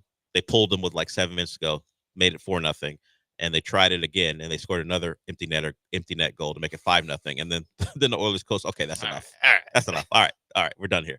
So we're just gonna play it out the rest of the way. So yeah, as we talked about earlier, Canada loses again, and that's all we really care about. Yeah. Not since 1993 have the Canadians won, and by Canadians I mean the whole country. Because for people who don't, there is an actual hockey team named Canadians, and they're the last team to do it. They beat Wayne Gretzky, who played for the Kings at the time. He was beaten by that Canadian team to win it, to win their last title for that entire country, and we're happy about it. Like, can we get another team below, as you say, the Mason-Dixon line to win? Let's just beat Toronto. Let's have not the Stars. We're not rooting for Dallas. Let's have the Kings beat Toronto next year in the Stanley Cup, just to rub it in even more. Can Mexico City get a team?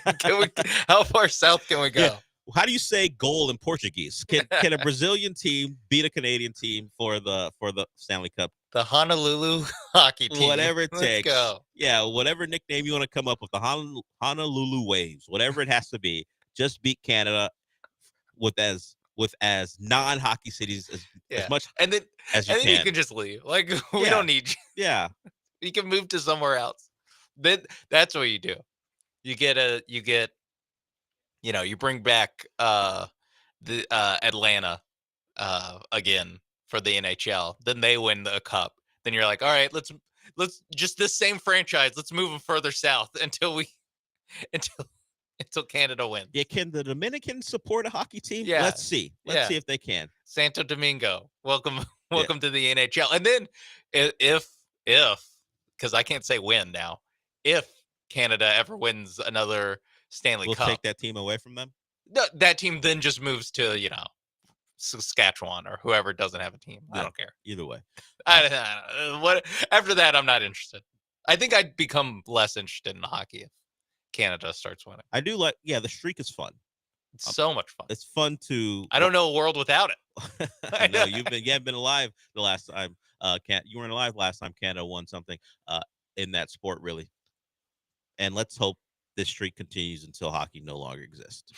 Let's just have it be a thing where it's America's sport, and then it becomes, as you say, maybe it becomes Mexico's sport. Yeah, Argentina. Yeah, we don't need a team from outside this country winning unless they're beating Canada. Like if Argentina was a hockey team and they want to win, hey, send the Stars to Argentina for a year or two. Let them beat the Canadians in the Cup, and then bring them back just to piss off Canada. Because to prove a point. Because at this point, they're going to, hey, the teams without state income tax, it's unfair because they get all the players because the players can go there and they make more than they would in other places. So let's change it.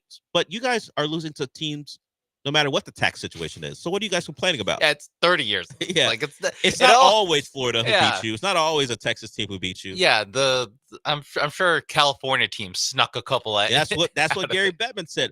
Should we subsidize the California and New York teams because of how egregious the tax situation is there? What do you want from us? Just be better at hockey. First time Gary Bettman was ever applauded by any fan base. Was he booed last night? I am sick of listening to that particular part of the equation, so I kind of muted the Gary Bettman speech and just waited for him to be done. And then once he handed it off, then I started listening again because, all right, guys, we get it. The man's been around for what, 3 decades now? Feels like. All right, I get it. It's fun to boo him, but I've had enough. The Roger Goodell thing, I still like. Yeah, of course. It's whatever. Okay, when we come back, we'll talk about Roger Goodell's sport.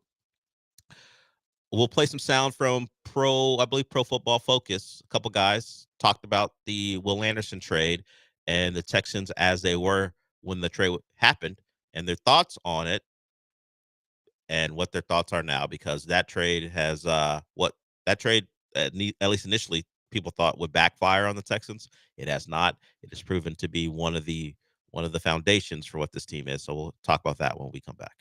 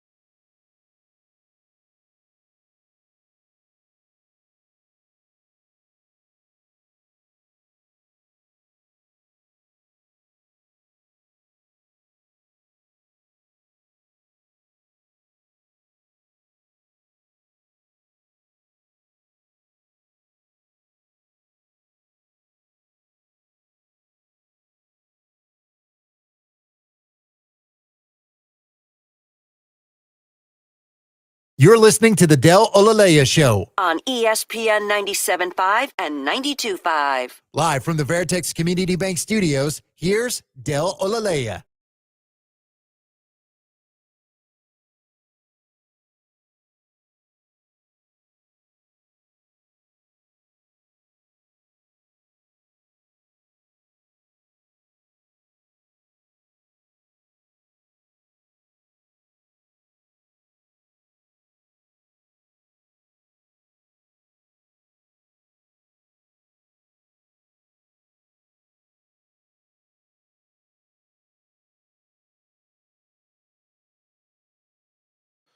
Welcome back to the show. We're now going on a couple years now, and the trade, or at least the draft that got you Will Anderson and CJ Stroud, is deemed very positive. I don't know how else you could look at it. Even with CJ not having as good as year in 2024 as he did in 2023, acquiring those two guys, finding two franchise cornerstones, has worked out for the Texans. That wasn't the thought about their movements when it happened. There were questions about why would you trade up so high? You're going to be bad. That pick's going to be worth the pick you gave to the Cardinals is going to be worth so much. What are you doing? And it was just a continuation of the criticism the Texans had gotten since really during the middle of Bill O'Brien's tenure, and of course, Lovie Smith and David Culley. It was just an organization that no one thought could make any positive moves. That narrative has certainly changed. Here is Steve Palazzolo along with Sam Monson from Pro Football Focus talking about that Texans move and what they thought of it and how it's worked out for them. It's worth the price if they hit. It's rarely worth the price for a non-quarterback. But let's say, has it been worth the price? My criticism at the time was not on Will Anderson. I love Will Anderson. He was the best non-quarterback in the draft. I thought it was crazy talk that some people were trying to compare him to Tyree Wilson, who went number 7. Crazy, wild, awful talk. And it was. And Will Anderson has been, I didn't think he was the best non-quarterback. I thought him and Jalen Carter, the very clear best non-QBs. But Carter had other issues. There's a reason why he fell. There's a reason why he fell to 9. But from an on-field perspective, I think it's pretty clear they're the best 2 non-quarterbacks in this draft. That has not changed. But the problem is 3 for the price of 1, essentially. What would you have gotten at 12, at 34, and then next year's first rounder? And at the time, next year's first rounder, we're like, man, the Texans aren't even that good. Yeah. That might be a top 10. That's Marvin Harrison Jr. So we're trying to concoct these scenarios. We knew Marvin Harrison Jr. was coming out a year from now. And we said, wait, you might give up 12 and 34 and Marvin Harrison next year, or whoever else you get in the top 5. So the Texans kind of bet on themselves. And yeah, that pick became like 26 or 27 the next year. Good job there. That is Steve Palazzolo, Sam Monson. I said Pro Football Focus. They're actually part of 33rd team. And their opinions on the future of the Texans pick isn't unique. I heard it throughout and right after that trade. Turns out sometimes your team gets things right. And despite the overwhelming backlash against the move, Texas got that one right. Oh, no, you don't have Marvin Harrison. Have you met Nico Collins? They had Marvin Harrison at home, and even better, they had Nico Collins. We'll see if they can hit on another receiver. They took a couple pretty high in the draft, so pretty good track record of taking receivers. Tank Dell's injuries aside, the Texans hit on those guys, so we'll see if they can hit on the 2 Iowa State guys. So as much as this show, because of just kind of our baseline of cracking jokes on anything, we'll take note of maybe a miss or two. There are plenty of hits. And when you are kind of just getting picked apart by anyone who thinks their opinion is valid, sometimes it's nice to recognize they were way right on that one. And you certainly hear people who had differing opinions acknowledging how right the Texans were on that move 2 seasons later. So give them credit for believing in their evaluations and hitting on guys at 2 premium spots. Yeah, 2023 was such a weird time because, like you said, at that point they still hadn't done anything right. Like this franchise, I'd say. I was gonna say the GM and D'Amico Ryans hadn't earned any goodwill. Actually, just the entire franchise hadn't earned the goodwill yet.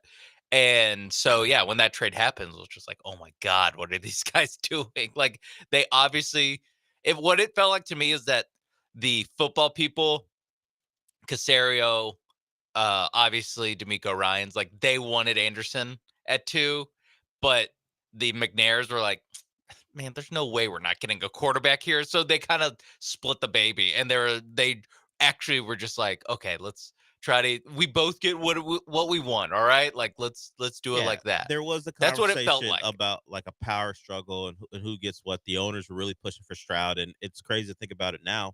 But CJ Stroud wasn't some can't miss, can't believe it. A lot. Bryce Young was clearly the number one pick. Yeah.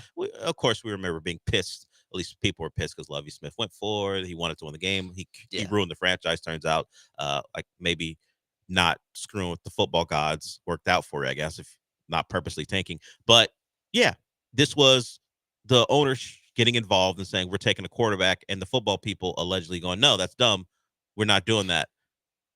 Both guys are right.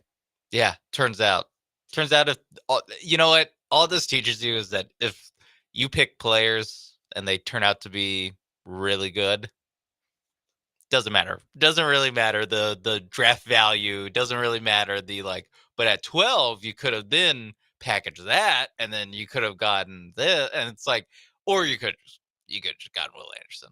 Like you could just make the move to get the awesome player right there. We're in a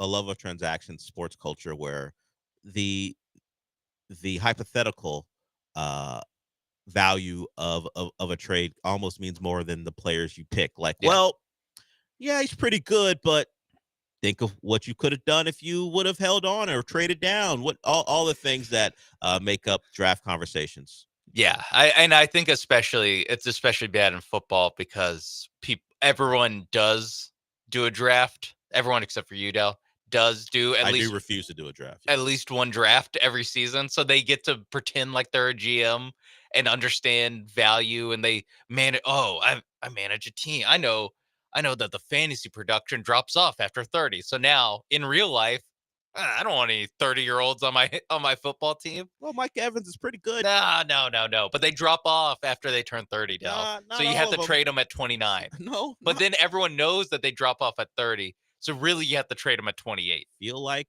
trading Derrick Henry when he's about to turn 30 is a bad idea. Mike Evans probably should have kept him if you were thinking of trading him. That's why I like the football nerd culture. I would say the football, like, the value people in football. Like, I feel like it's the one that's the most off base when it comes to running a team. Like when you practically actually have to run a team, like you can be right straying away from what the like smart analytics value is way more in football just because of the nature of the game. And we can talk about a guy in a different sport whose age is a concern and is affecting his value as far as how much is he worth.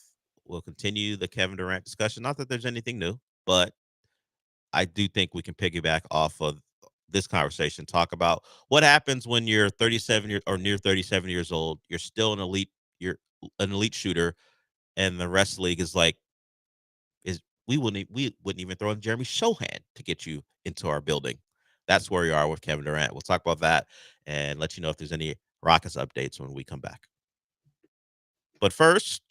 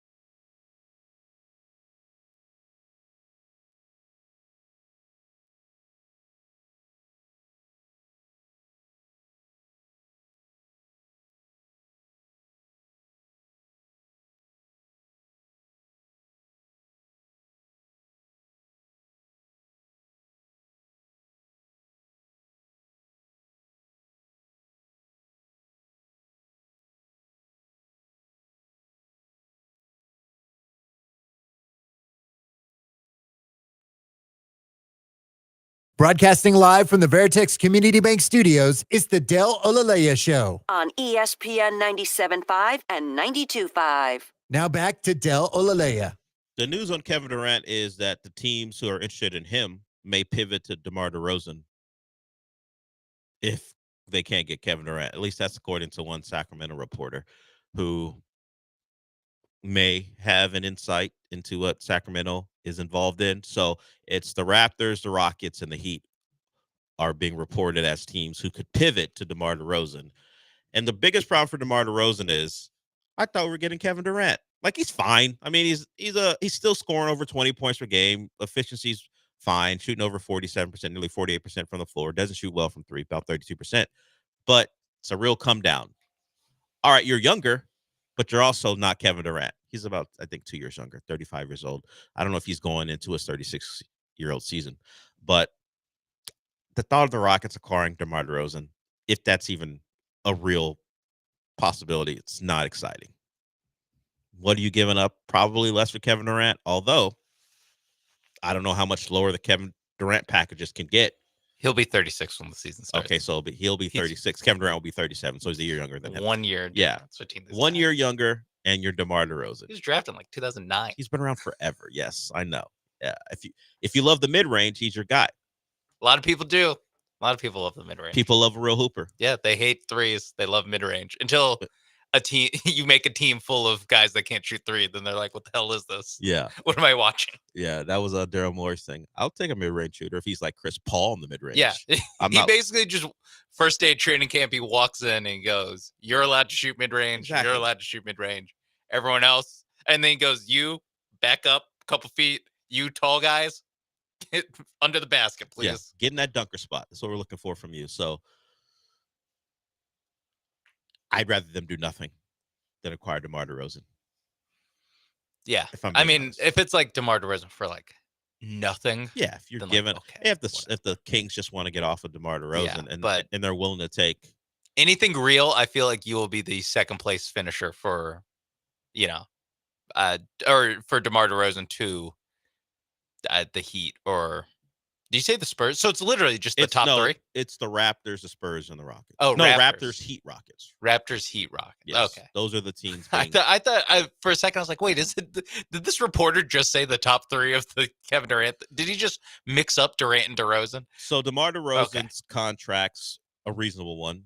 He's got 2 years remaining, making 24 and nearly 25 million next year, and then nearly 26 the year after. So certainly wouldn't take as many contracts. You're just a Dylan Brooks and a whatever away if you needed DeMar DeRozan that badly. Yeah, I actually, when you say it like that, I'd rather have Dylan Brooks.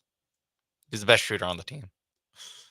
He's actually a better 3-point shooter than not just this team, but DeMar DeRozan. Yes, you'd be losing shooting. You'd be gaining mid-range in a more versatile offensive game, but you'd be losing shooting. Yeah, and DeMar DeRozan, like, he wouldn't come in and be your best 3-point shooter. No, he would not.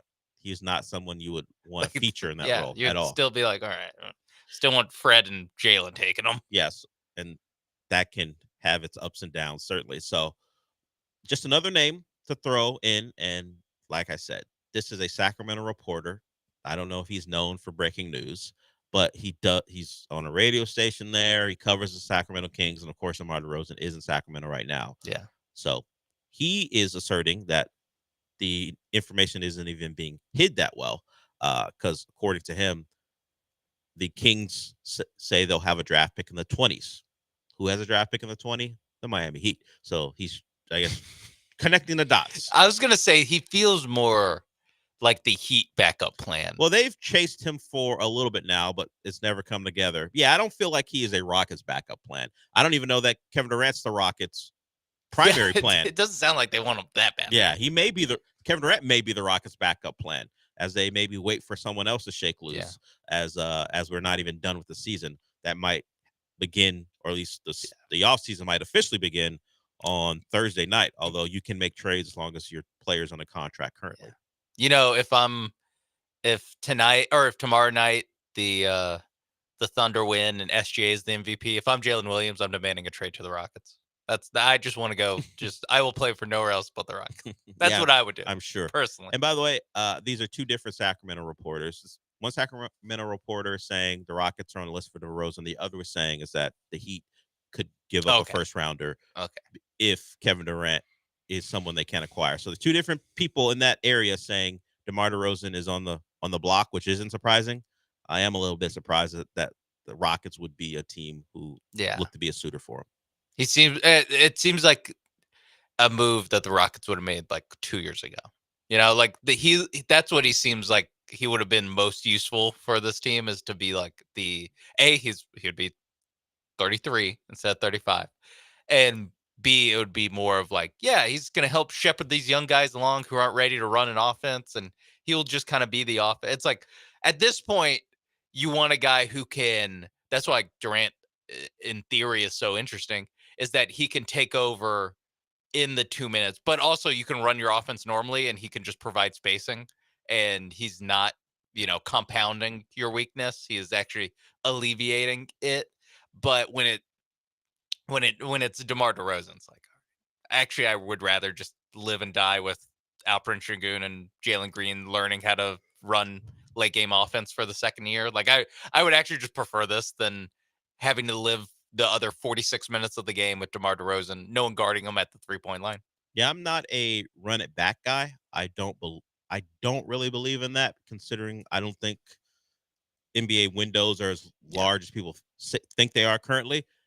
Just going by the history of the sport, I know we're spoiled in this town in a different sport with the Astros, considering how long they've been relevant. I just don't think you have 5-6 years to put something together. I think it can be short, as the Celtics and their injury issues. And it's funny to talk about the Celtics. They've been around quite a bit with Tatum and Brown, and different iterations around them. I was going to say it was several different iterations around those two guys. Yeah, so while you may say the window's longer because of those two, they've had to build around them, different builds around them a couple times, and there it is, for different reasons. Brad Stevens wants to go to the front office. Ime Udoka gets in trouble, and now you have Joe Mazzulla as the third coach in that time frame. But guys have come and gone. The auxiliary pieces have come and gone, and this current build that finally got them their title was supposed to be the one that maybe hung around for a couple of years, and then Jason Tatum gets hurt, and now you want to trade Porzingis and Drew Holiday. So things move quickly.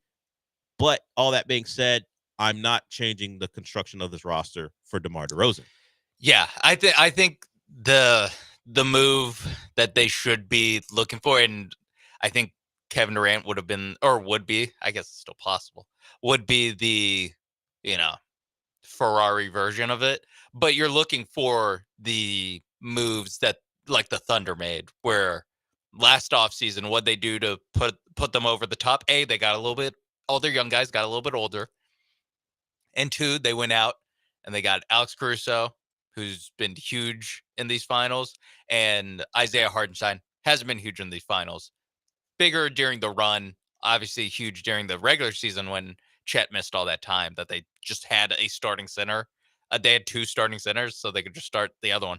But if I'm the Rockets, like that's the kind of playbook you have to be running, is the who can we fit around our young core to raise the level of this team. And the Thunder had to trade Josh Giddey to get Alex Caruso, so you might have to pare down the young core to elevate the ones that you still want on your team.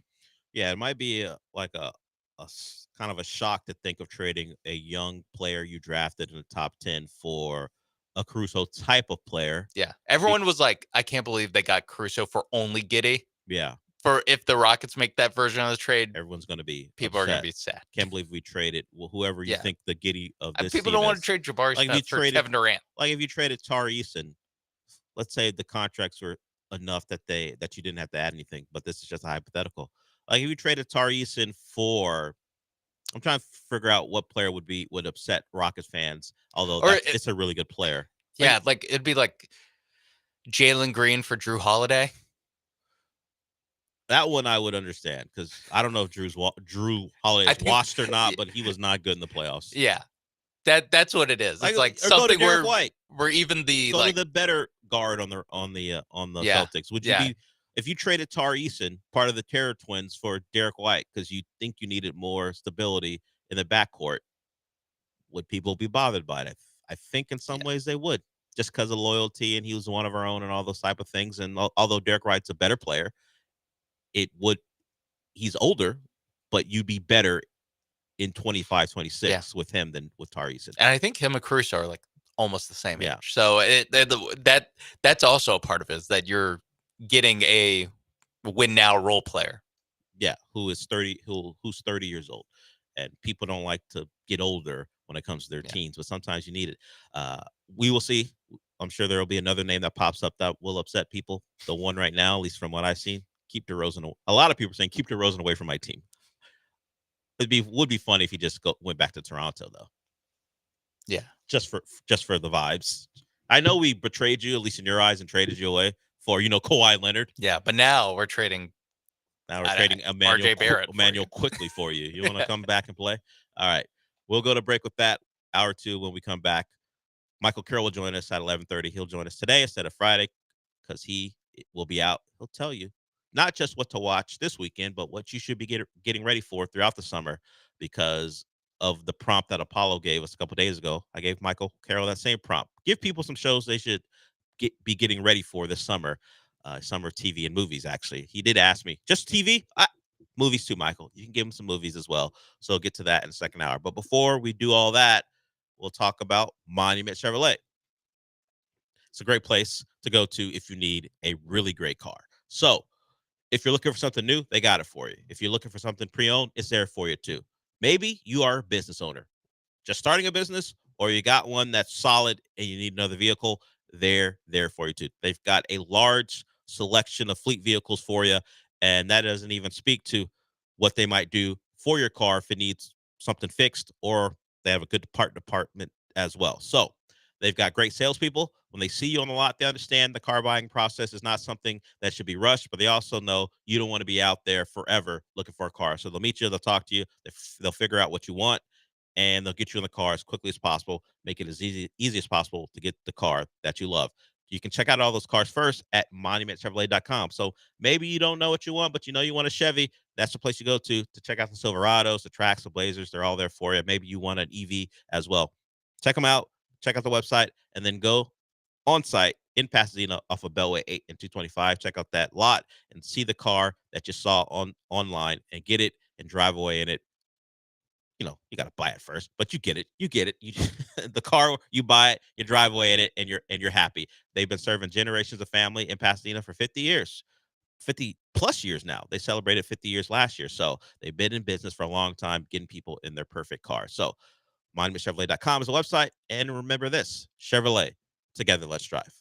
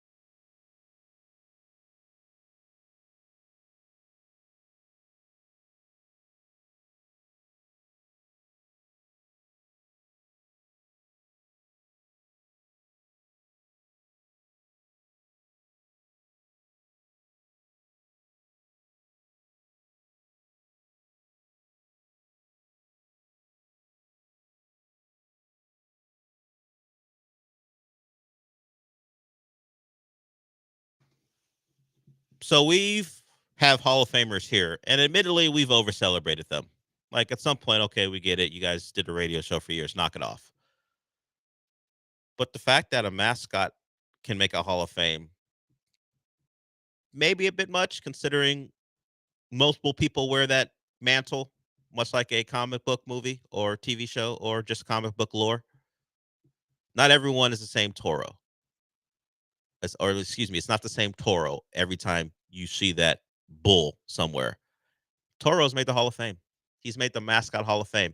And I was wondering when you do this thing, what qualifies you to make the mascot Hall of Fame? Because like the Phoenix Gorilla does things that no one else would do. Like we had what was the Rockets mascot before Clutch? It was actually a man in kind of a legging suit or something. I forgot what he wore. Turbo, I think is what his name was at one point before Clutch took over. Told Turbo to get off his corner. It's my time to shine now. Apparently, you can make the Hall of Fame as a mascot if you make a book called Made to Be a Mascot, a Trojans book. You are the head of an anti-bullying program, and you could contribute to your community. Those are things you do beyond game day. So Toro is in the Hall of Fame. Okay. He can't give a speech because they can't talk. So we don't have to deal with an acceptance speech. Who presents Toro? Or is it just a thing where he gets a trophy or something? There is no actual mascot Hall of Fame building that he has to make an appearance at. Who would present? Who would present Toro? If that needed to be the case,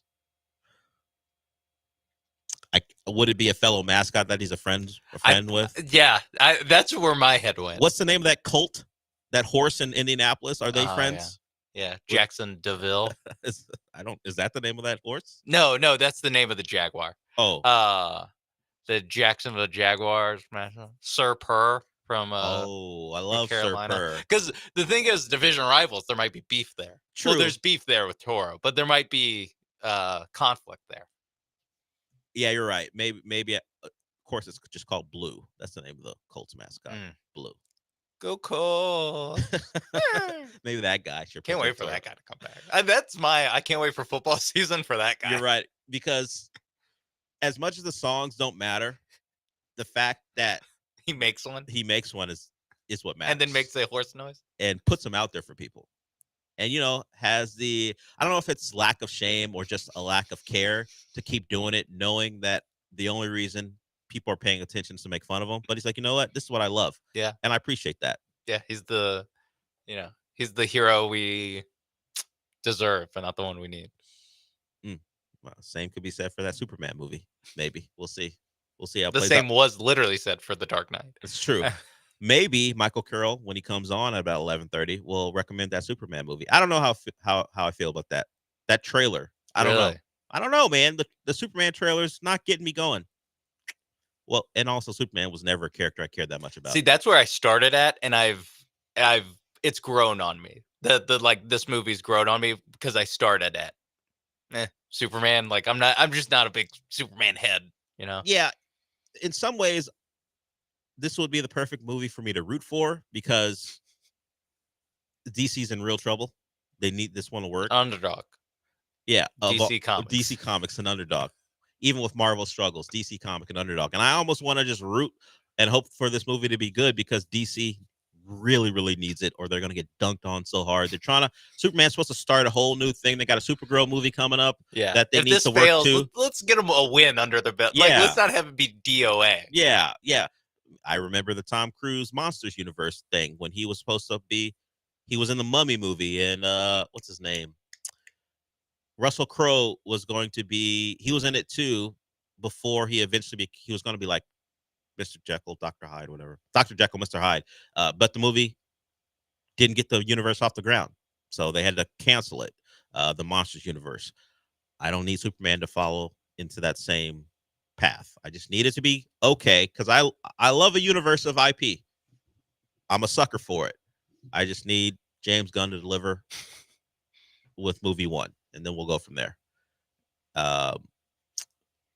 Really, all I care about, it's a different world, different IP. Give me a Blade movie at some point. If Sinners can work, Yeah. And Ryan Coogler, who apparently, I didn't know this, wrote the original Blade movie, I said, also did not know that. I didn't know that.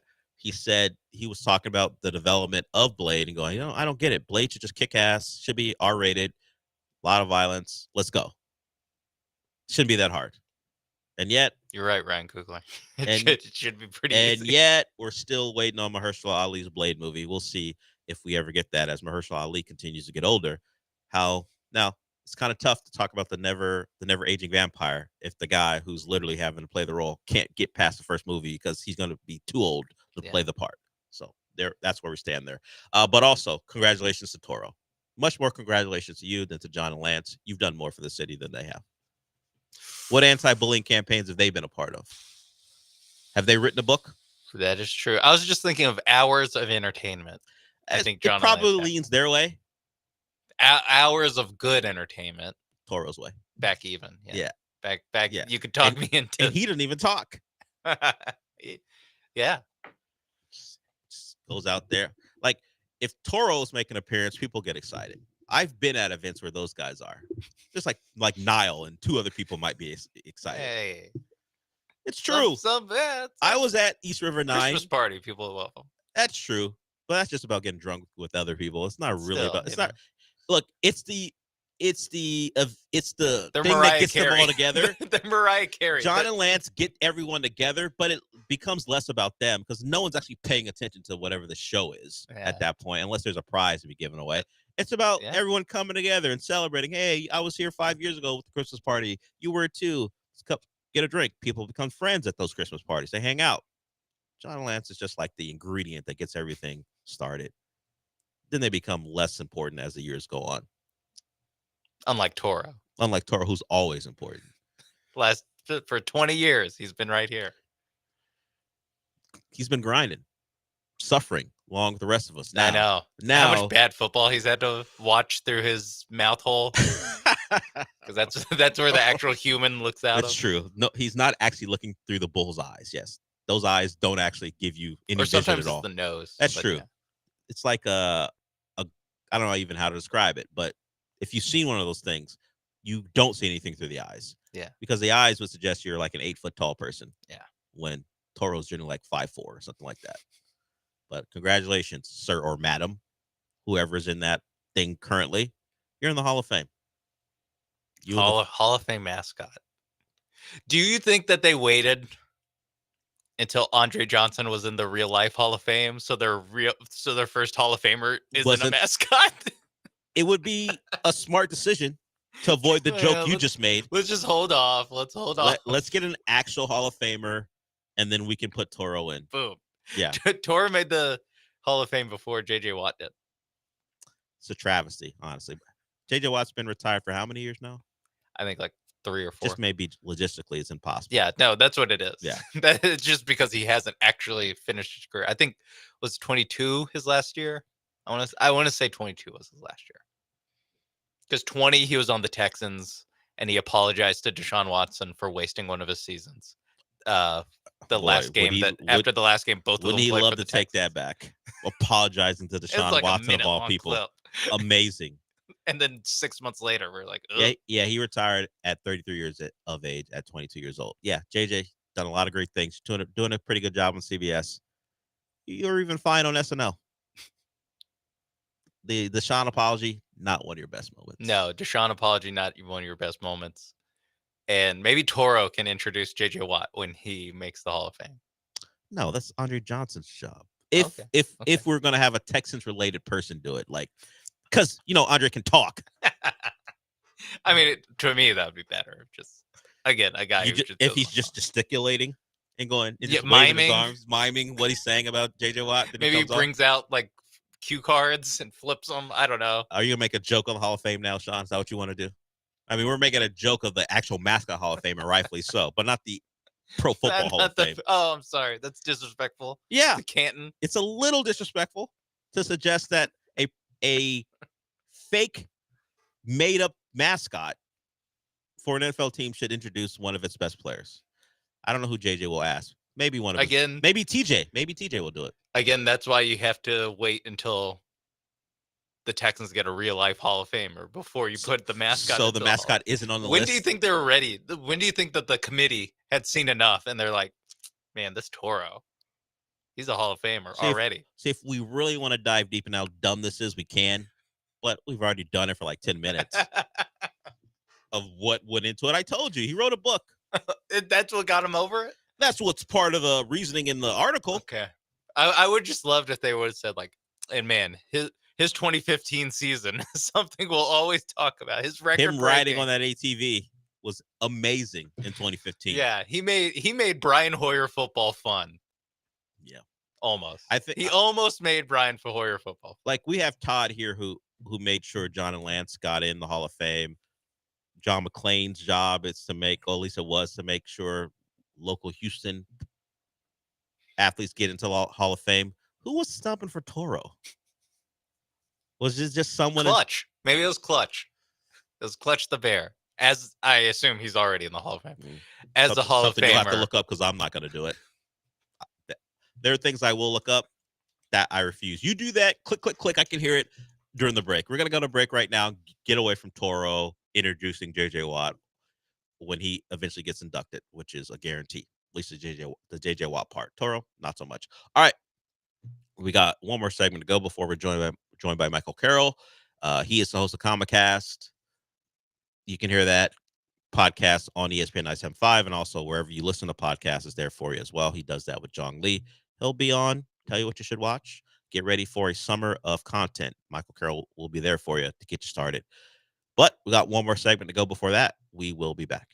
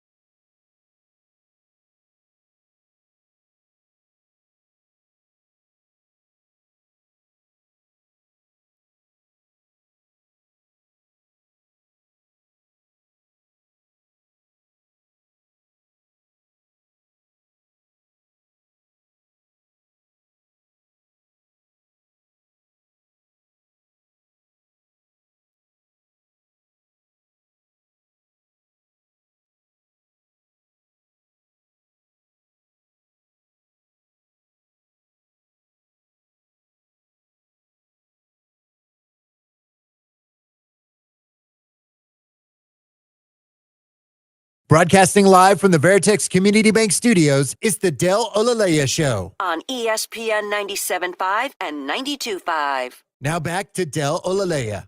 So we left the segment with Sean doing research, and I thought we were done with this, but Sean has more questions because after doing his research with the Mascot Hall of Fame, we found out that all three major mascots for this city are in. Orbit's in, Clutch is in, and now Toro's in.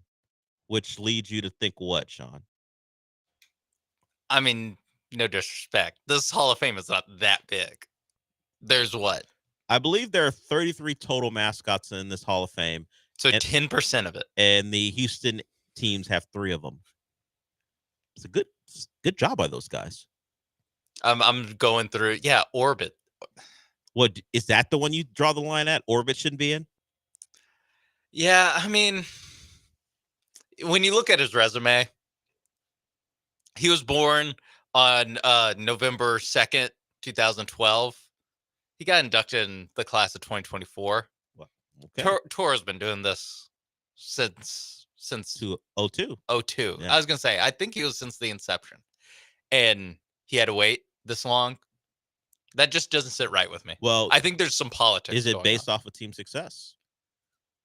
No, because there's a lot of get in because the Rockets have a couple titles, even though he wasn't around for them, and also, of course, Orbit's been around since, and the Astros have won a couple titles since he's been around. No, because Jackson DeVille is in. They've been to an AFC title game. Yeah, he even has that on his resume. Boomer, the Indiana Pacers mascot, been to a couple finals. If I told you to picture the Indiana Pacers mascot, I got nothing for you. They're in the finals. Well, they don't even show introductions. You think they show the mascots?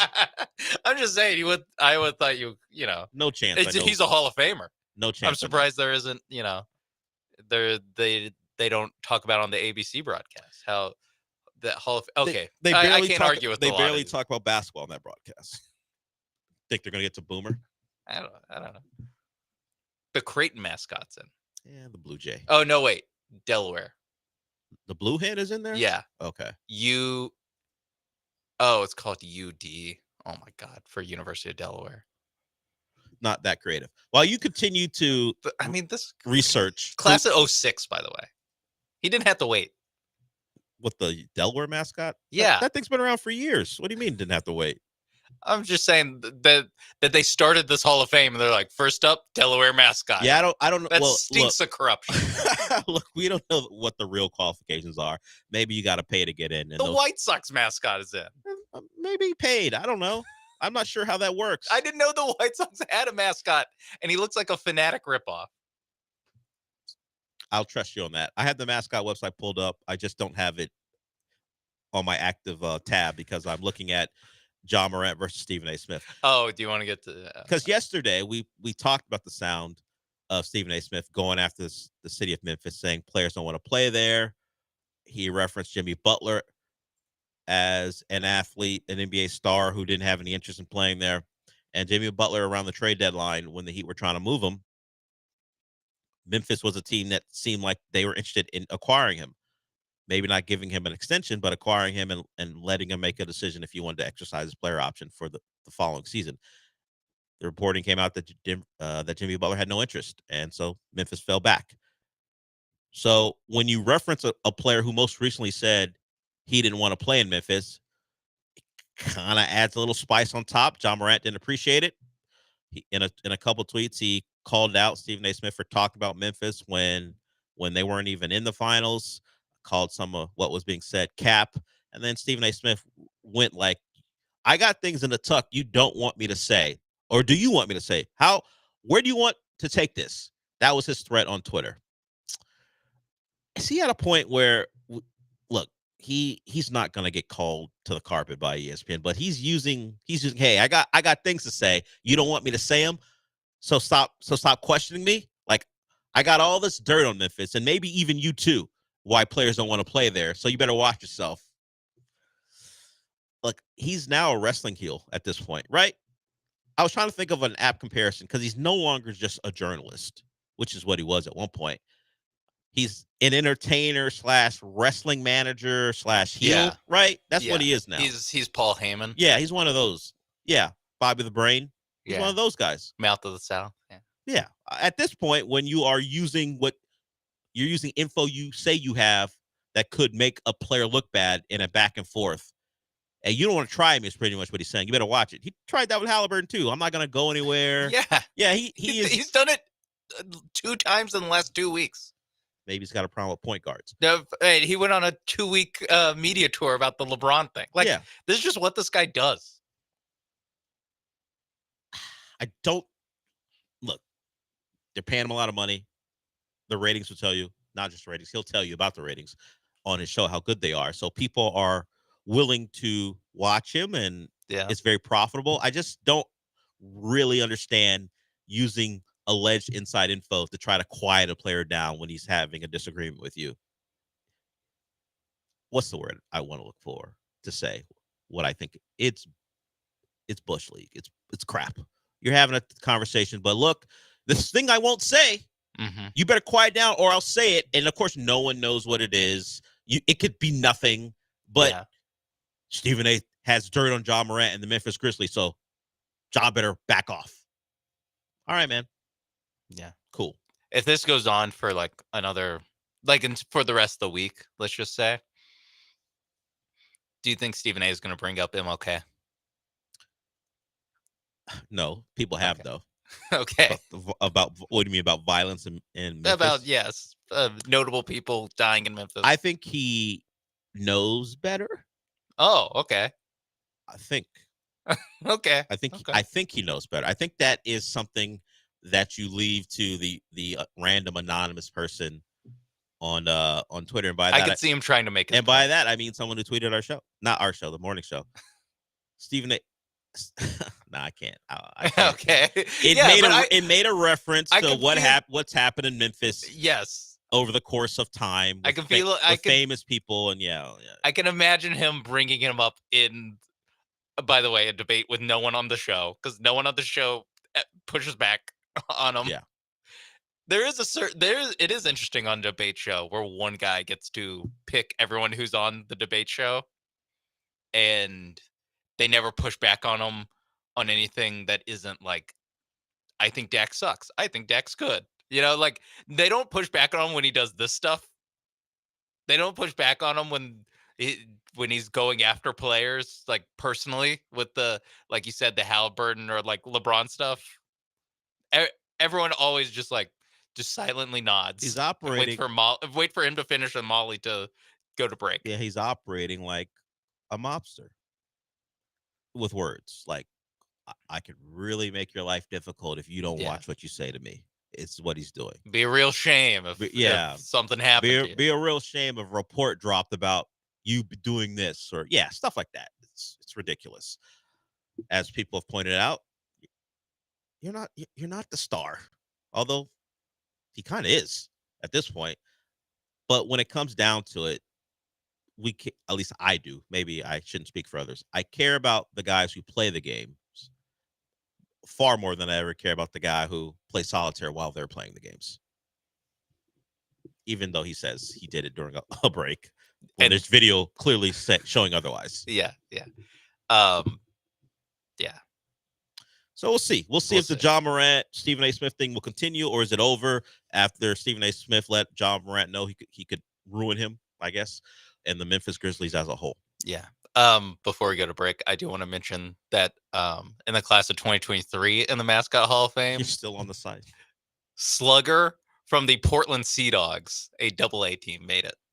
You don't know what Sluggers contributed to the game, so you may take issue with it because you've never heard of Slugger before, but you don't know. So there's 3 Houston mascots, Delaware, and a minor league mascot. Yeah, which means they're diverse in how they choose their representatives. Maybe the Harlem Globetrotters mascots. Maybe Slugger has done a great job in the Portland community. Maybe he has a book himself. Did you know that the Harlem Globetrotters have a mascot and that it's a Hall of Famer? I thought it was the Washington Generals. I thought that was their mascot. Nope, Globey.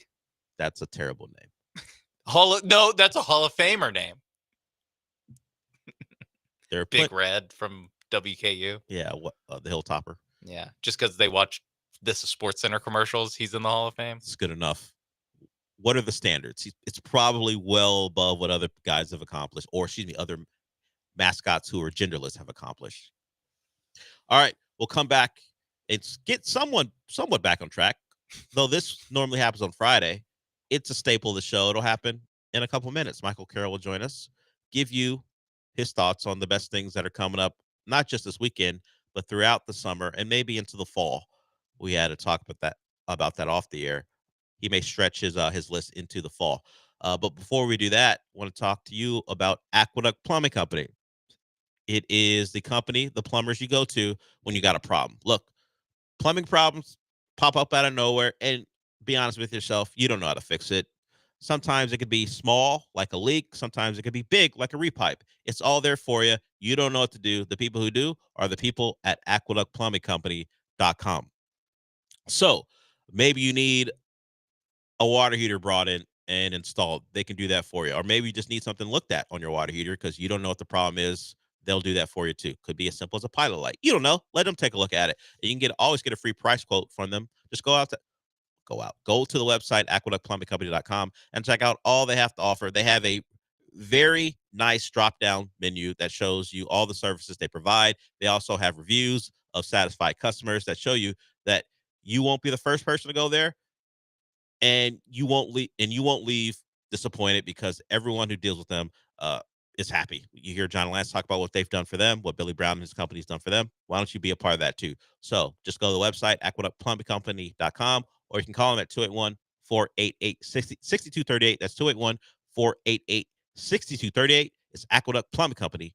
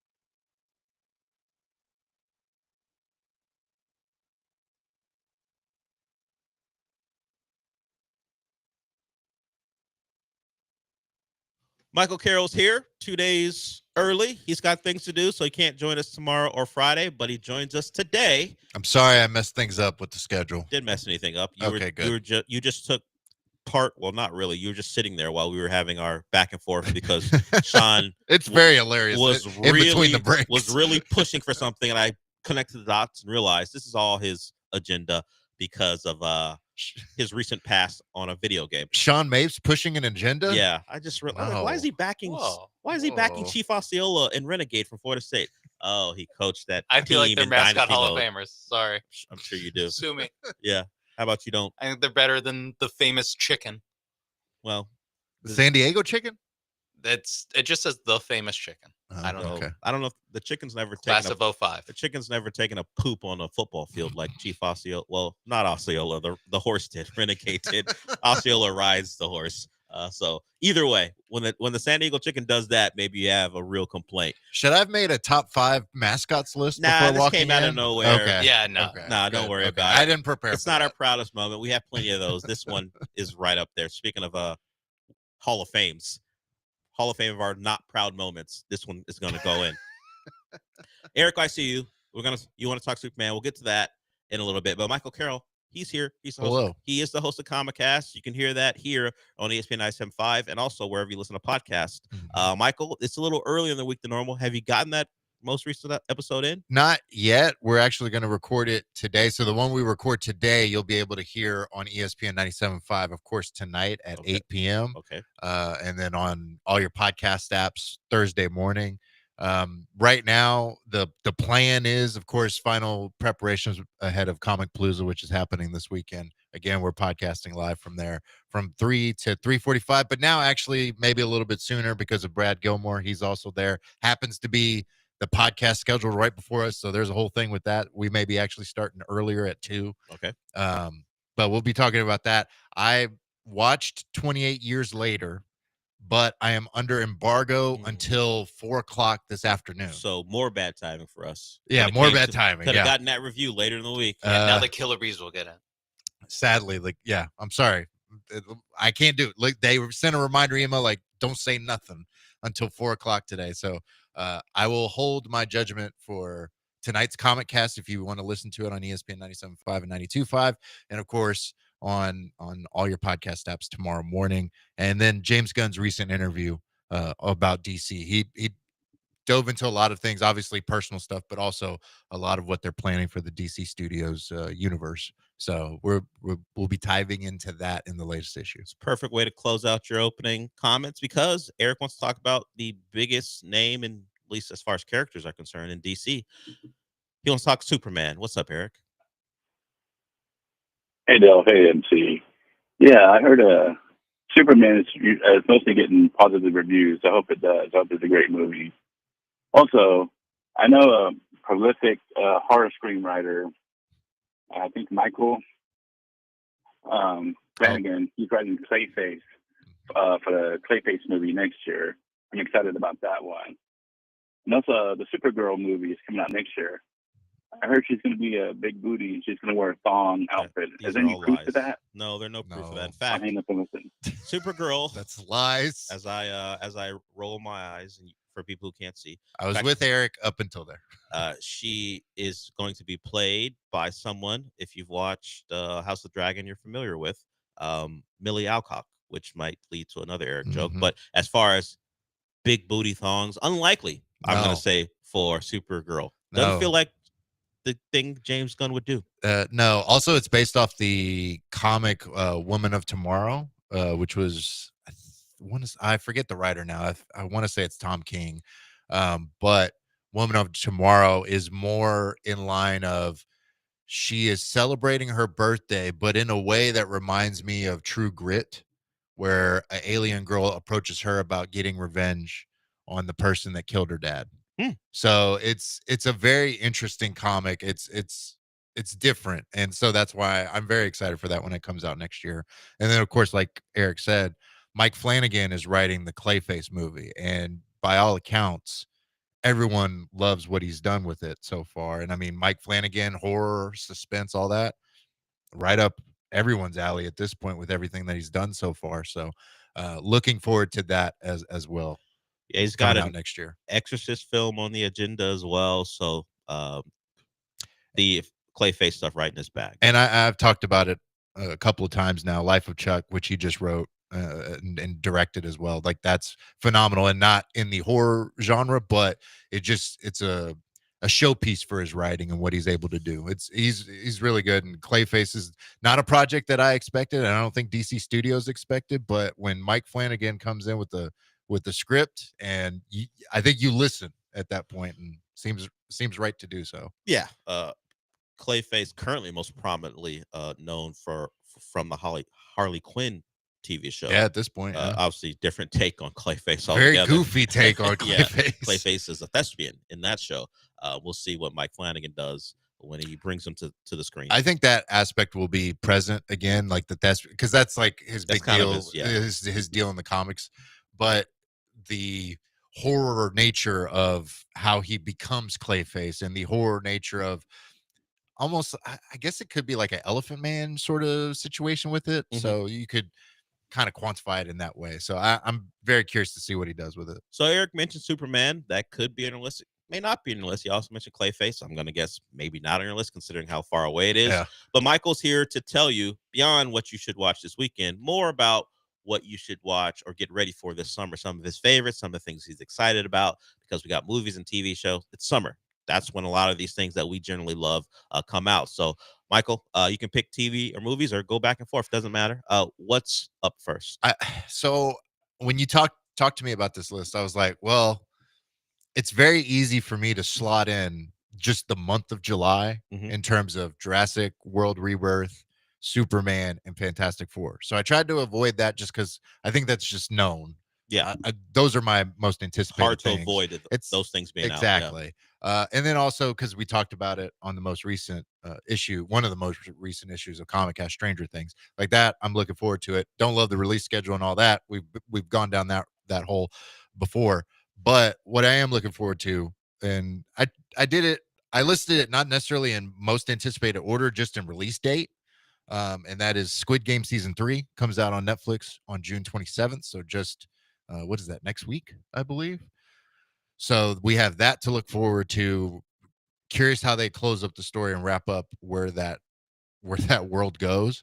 A film that's going to get lost, I think, in the July just ridiculousness of July that I do want to highlight for people. And I talked to Joe about it yesterday because I don't think he saw the first one.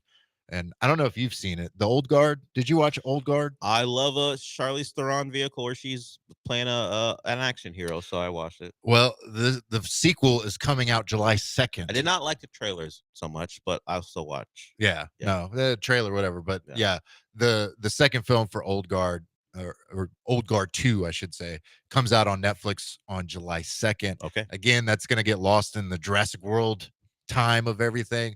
And I don't think, kind of going back to what you said about the trailer, I don't think Netflix has done a good job of marketing the movie so far, and I don't think it's on a lot of people's radars. So I would agree. I think it's one of the better action movies that they've done in recent years. I still think about that opening sequence of them going into whatever the base is or whatever the case. They got set up. And they get set up. And again, it's sci-fi. A lot of my things are more like sci-fi type in nature. So in this case, the Old Guard 2 is a bunch of immortals that it's continuing where the last one left off at. Yeah, there was an immortal who we found out was not with them, and appears from trailer 2, or at least the trailer for Old Guard 2. That storyline will come to the forefront. Yes, in Old Guard 2. So I'm looking forward to that. See how that plays out. Same. I'm looking forward to that. And that's I said July 2nd.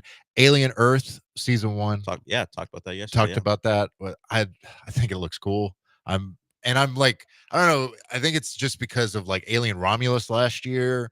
Then we talked about Predator, Killer of Killers, like that. Just that Alien Predator like franchise just feels like both are on the up and up. So when that releases on August 12th on Hulu, I'm gonna be there day one. Yeah, it's interesting the resurgence of those particular franchises, because once you start to make movie after movie, there's some there is some leakage when it comes to the people making them and the stories and how good they are. But over the last 7-8 years, maybe even going back further, if you want to start with Prometheus, that's those particular two properties have seen a resurgence, and you credit Dan Trachtenberg for some of that, particularly with Prey. Yeah, because we haven't really done a lot with Predator in a good way in a while, unless you like some of the AVP stuff. It's whatever to me. But Prey was good. I didn't mind the Adrian Brody movie when they're on a distant planet. It tried to switch things up, and I Yeah. appreciated it for that. That's actually one of the ones that's like, it's not like the best movie, but it's more watchable than a lot of the AVP, or the low point for me was the Predator 2018. I think that's the worst. Well, was that the one with Boyd Holbrook? Or was yeah, that's the one with Boyd Holbrook. That one, just the writing's terrible, the way it's shot. I mean, it takes elements from Predators and tries to make you think it's new when it's not. Like, it's an amalgamation of all the bad ideas of what you could do with the Predator franchise. And so I was just highly disappointed with that. Whereas Dan Trachtenberg for Predator, and I would say Fede Alvarez for Alien, they both understand the franchises in better ways, I think, and that's helped birth new life into both franchises. Because, I mentioned Alien Earth season 1 on August 12th on Hulu. Predator Badlands is on my list. I cannot wait for that, and that's releases in theaters November 7th. I'm hoping they do a Prey re-release before that, just to have that movie in theaters, because never got that chance with it. Dan Trachtenberg actually talked about it, I think yesterday or today or something, where we are going to get a continuation of Amber Midthunder's character from that movie. And there's an Easter egg in Predator Killer of Killers for that character to as really well. hint at that as well. So obviously that's a cartoon form. Live action would be great as well. So we'll see. I'll look into David. We'll continue what we're talking about here. But David wants to talk about DC Comics. What's up, David? Hello? Yeah, go ahead, David. Yeah, I'm just trying to get your take on, this might be a little farce, but Dr. Manhattan, I know he became DC, so I'm trying to find out where DC wants to go forward with him. Or do you think they're going to make a movie with him? I will hang up and listen. The last time I had Dr. Manhattan in my mind is from the series that Watchmen. The newest Watchmen series that was done with I'm blanking on her name. Regina King. Yeah. As far as any future plans, I've not seen anything. Nothing currently. The only thing is there is an animated Watchmen, like part 1, part 2 movie that's on HBO Max. I think both parts are out now. I know at least for sure part 1's out. So if you want to go check that out, it is more of an accurate retelling of the Watchmen comic. But as far as anything new, James Gunn hasn't said anything about those characters at all. Because I think now everything's under the DC umbrella in that sense. So nothing new for any of those projects. And then with Watchmen, the show, they've talked about it. They're not going to do another season of that. That's like just very much a one and done limited series type thing. Yeah, it was what, Damon Lindelof behind it. Yeah, and like there's an opportunity there, but I think it's one of those shows where it's like, as good as it was, I want it to leave us wanting more rather than staying too long. You know what I mean? Yeah, I agree. I like that show quite a bit, and if it's just a one-off, cool with that. Yeah. All right, we ended at least our initial conversation with the Alien and Predator stuff. What's up next? The last thing, I mean, there's a few things, and again, this is more of a fall thing, but after seeing the trailer at Netflix's Tudum event, Guillermo del Toro's Frankenstein movie is just rocketed up my list because of the like accurate nature of how he's going to adapt the story. And you got Oscar Isaac involved. I mean, I'm just a big Oscar Isaac fan at this point. And Guillermo del Toro, to me, is one of those directors that, like a Christopher Nolan or somebody like that, like if he's doing it, I'm going to try and watch it. So I really like where that's going. That's on Netflix in November, but don't really have a date as of yet. We'll probably get a date once we get closer to it. But there's so much stuff in terms of like The Bear comes out next week. I mean, there's a lot of stuff coming up this summer that's going to be good. I took a guess. Sean and I talked about it, that The Gilded Age would not be on your list. It's on mine. It's on yours? I put it on my list yesterday. Oh, okay. I told Sean I love people listening too. I love a Farmiga. This time it's Thaisa Farmiga, the younger sister of Vera, who, both in the Conjuring world. I love a period piece. And give me rich white people doing stuff. It's fine with me. That's a lot. So it's funny you say that because I didn't have it on my most anticipated list, but I do have it on my what to watch this weekend list in a subsection that I call rich people doing stuff. Yeah. Because there's We Are Liars on Prime Video. I saw that. That's rich people doing stuff in modern day. And then you got The Buccaneers season 2 on Apple TV Plus and The Gilded Age season 3. A lot of stuff in there. A lot of rich people, period pieces of rich white people doing stuff. Blair Waldorf, otherwise known as Leighton Meester, is going to be in season 2 of The Buccaneers. Probably going to watch that. Also, the other one, We Are Liars. That one's interesting to me because the lead in that comes from a family of actors, and they're all women. The Barbara Allen Woods, been a longtime actor. She's had 3 daughters. They all act. This one, speaking of Blair Waldorf, this one was in the Bad Gossip Girl revival show. So I'm like, just a family of actors. So you know what? This is our pastime. This is what we're gonna do. So I'll probably watch that just for that. Once again, rich people just doing stuff.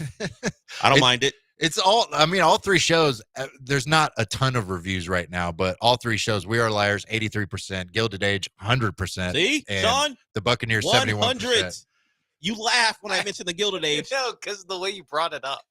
Because I said, Sean, The Gilded Age is back. Yes, you That's me. Said it? Yeah, I just wanted him to know it's back. Not aware. Yeah, Sunday on HBO Max. Okay, there you go. So Sean. it's even a Sunday show. Do I need to watch season 1? Season 3, maybe. 2, yeah. And season 2? Yeah, it's season 3 now. Yeah. Yeah, you need to watch. I told you need to watch how this couple that's newly formed, the will they, won't they part of it. You gotta get involved, or you can just watch it. It's just rich. Yeah. Like I said, rich people, robber barons doing stuff. It's fine. You don't if you don't care about the romance aspect of it, you can just watch season 3. It's a hour-long drama, I'm guessing. In English though, no subtitles. That's great. Hey, there you go. See, isn't that 100% and in English? Yeah, there's a British accent, but that's it. 100% Rotten Tomatoes and 100% in English. There it is. That's all Sean needs. That's all you need, right? I mean, honestly, I need the tomato score less. That's the part to me that we've learned that about you. I don't Actually, care that that's much true. about it. It could be 100%, but we had to convince him to watch Shogun. I think if he said it was 60%, I'd be more interested. Yeah, you do love a good bad thing. Yes, you do. Well, there's another one that I would consider rich white people doing stuff, but they're getting involved with the drugs, DEA sort of stuff. Is that the show on Netflix called? It has Melissa Benoist, former Supergirl, in it. Yeah, I forgot what it's The called. Waterfront. Yeah, The Waterfront. Yeah. Because I know I recognize that, and it popped in my mind because part of the trailer is some dude, we don't know the characters yet, punches a guy in the face, and the guy goes, "Dad, what'd you do that for?" Yeah. And I remember that from the trailer. Yeah. Yeah. Holt McCanny or McCanny, whatever his name is. He's been in a ton of stuff. Everyone would recognize him. He was in Mindhunter. He was in Mindhunter. He's the dad of the show. It's like, it reminded me of like a Yellowstone, but in a different setting, up against a waterfront. Josh Duhamel was in one of those type of shows. Yeah. It's like, oh, this is a rip off of Yellowstone with less money into it. Yeah. Probably worse actors. He's in one of those shows. It's a thing now, and now Netflix is doing it again tomorrow on Netflix. Yeah. So there you go, Sean. You can watch Waterfront. Yeah. More probably also a pass. It's probably less. It's probably not as rich white people doing stuff, but there's fine elements money of it. Well off rich people. Yeah, they're well off. They're not maybe wealthy. Yeah. Ain't hurting. Yeah, they run a family business or something, and now they're getting into drugs. A less good Ozark. Yeah, very less good Yeah. Ozark. I could just watch Ozark. Or I could just watch Ozark, which is really good. Inspired by true events, though. Does that tempt you? No, not really. Oh, okay. Well, that was This is a man who loves Venom. Why would True Events? That's true. What am I saying? Why That was dumb. Why would True Hey, Events that get man him is going? Eddie Brock is a journalist. All right. True. So is Stephen A. Smith, and we just talked about what he's up to. All right, we'll go to break, or actually, we're just in the show. Thank you, Michael, host of Comic Cast. You can hear it tonight here on ESPN 975 and hear it in podcast form as well. Great time. We'll talk to you next week on Friday next week. Yeah, Friday next week. I'll be back. All right, we're done for the day. Paul Gallant comes up after us, and then the Killer Bees come up after him. But since we're done for the day, Sean, what does that mean? Flip me over, Mike. Perfect. I'll talk to you tomorrow.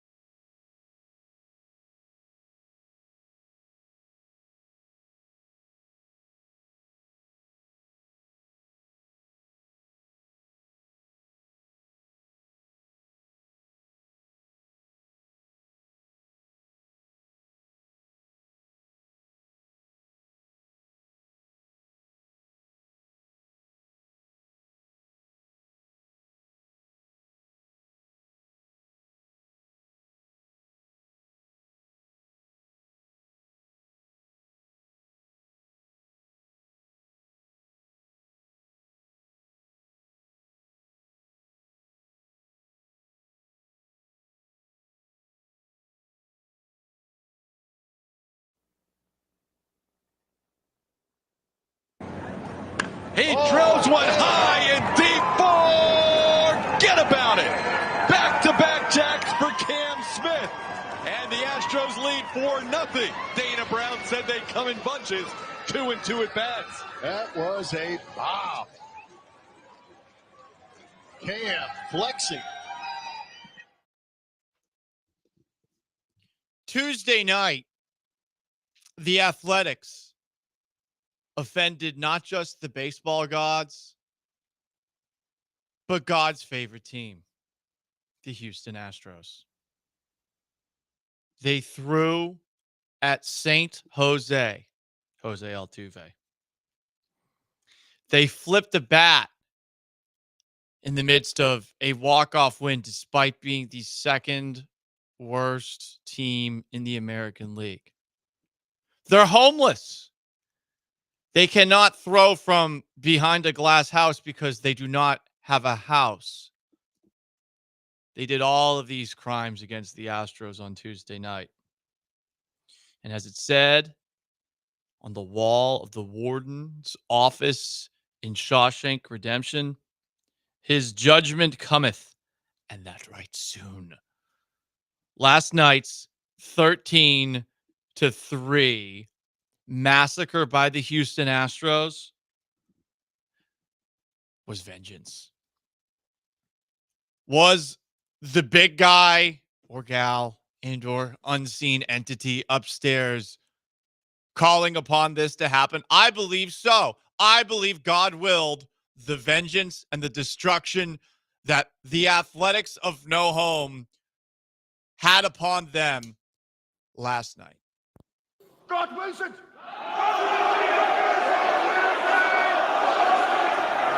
God wills it. God wills it. God wills it. 15 hits, 3 doubles, 5 homers. You heard Cam Smith's home run, his second going into today's show. He had 2. A 4-hit night. He also had a double. Mauricio Dubon, Doobie, do it! 3 for 3, a double, a home run as well. As the game wore on, Christian Walker even got a home run. He's got 10 on the year, by the way, for all his struggles at the plate. At the very least, when he does make contact, he drives it out of the park. So he might be about to have a 20 home run season. He also had 2 hits. Isaac Paredes had 2 hits and a double. But really, the cherry on top of all of it, as this game kept going and going and going in the Astros' favor more and more and more. Did anyone see Cooper Hummel, the home run that he hit? The bat flip that he had after said home run? That was my favorite part of last night's game. First off, the idea that Cooper Hummel could get a home run, didn't know that was possible. Sean's laughing. I mean, did you think it was possible? We did not know who Cooper Hummel was probably a week ago. Possible. It's not like he has no arms or anything. Like he can hit a baseball over a fence. But did we think that he would do it? I didn't think he would do it. Right. I thought it was possible Okay. he could. You know what? You have a little more faith in these Astros than I guess I do. But Cooper Hummel even went yard. He flits the bat. I didn't know that was possible. I didn't know he had that in him. I liked it. Hey, he's a champion. He walks in there and he's like, I am a Pacific Coast League champion, so I can do whatever I want in this Pacific Coast League stadium. It is a Pacific Coast League stadium. That part was my favorite because the A's had a ridiculous bat flip after they won. And I get it. When you win, do whatever you want. But when you suck, to quote Maximus's second in command in the movie Gladiator, a people should know when they are conquered. The German dude who gets up on the hill, he had his moment, much like whoever the hell that guy was that hit the walk-off home run for the A's on Monday night.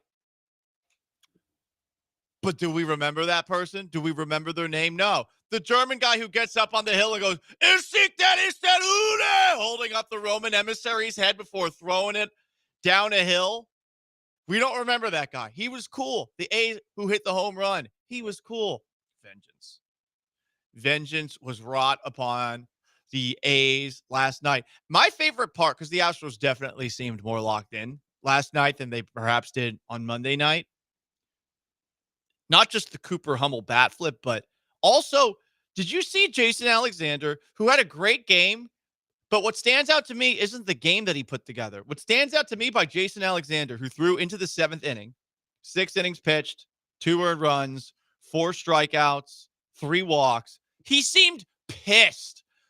This game was well in hand, and Alexander was pissed when all of a sudden things started to fall apart for him in the 7th inning. And look, he's trying to make a major league spot to prove that he has what it takes in the majors. This is his best start ever. But he left that game. Was there any gratefulness for what he had just pulled off? You know, a spot start because Lance McCullers had a freak accident at the gym because I guess he sprained his toe somehow. I'm guessing he dropped the weight on his toe.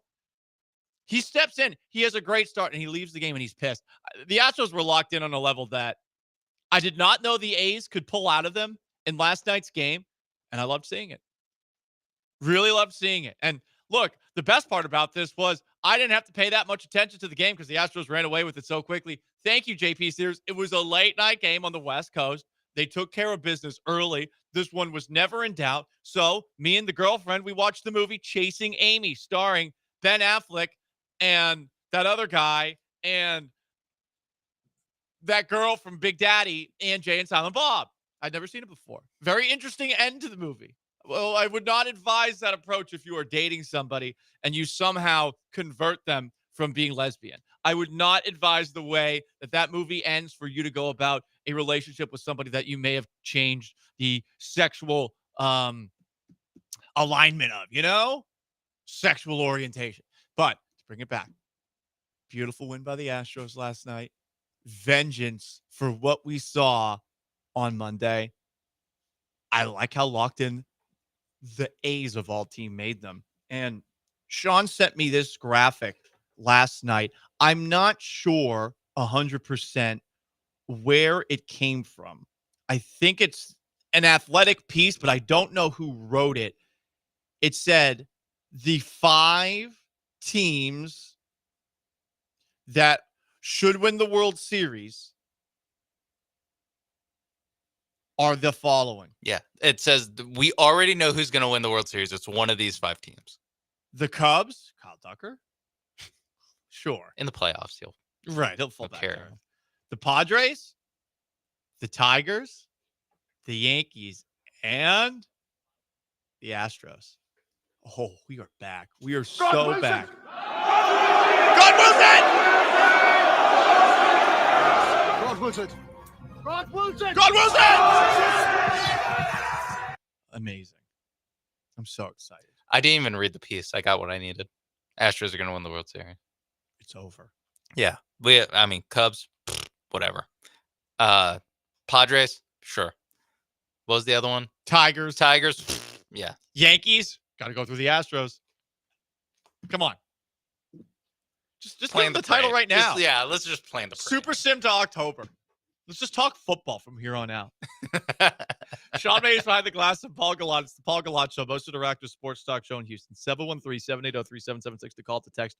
YouTube at ESPN Houston, Twitch at ESPN 975. As we continue making semi-dated references that many will appreciate still, I have a question for you. Was last night's Astros victory a body bag game, or was it a go get your shine box game?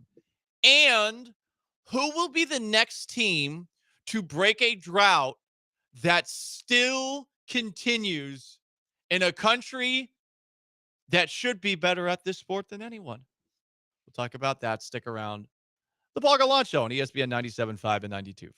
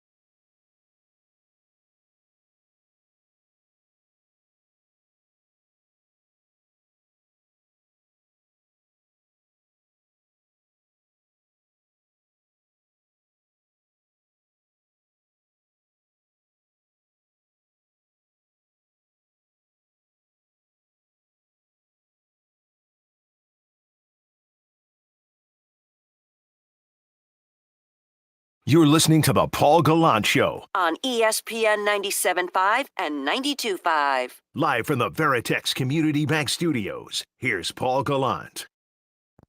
But you know that inside he is fired up, and Dubon bids for one. He has gone yard as well. Doobie has done it as a high schooler. And now as a big leaguer, Mauricio Dubon, back-to-back jacks with Cam Smith. And the Astros in front 5-0. Doobie. Doobie, do it. We miss Julia Morales doing that like she did that one time when she was on the call. Watching last night's Astros-A's game, which the Astros won 13-3, featured 5 home runs, 3 doubles. I did feel during the moments where I was paying attention to the game, I did enjoy that they ran up to score. I felt like in the second best Batman of all time, the Batman, I felt like Paul Dano's Riddler when all of the seawalls start blowing up. Boom! Boom! You know, they show him mouthing it as every single explosion happens. I felt like him. Vengeance upon a team that dared to throw at Altuve and dared to flip their bat. Yes, we are taking people down for just small little moments. And the question I have right now as we continue to make an obscure amount of references to make up for the fact that baseball is definitely not my bread and butter.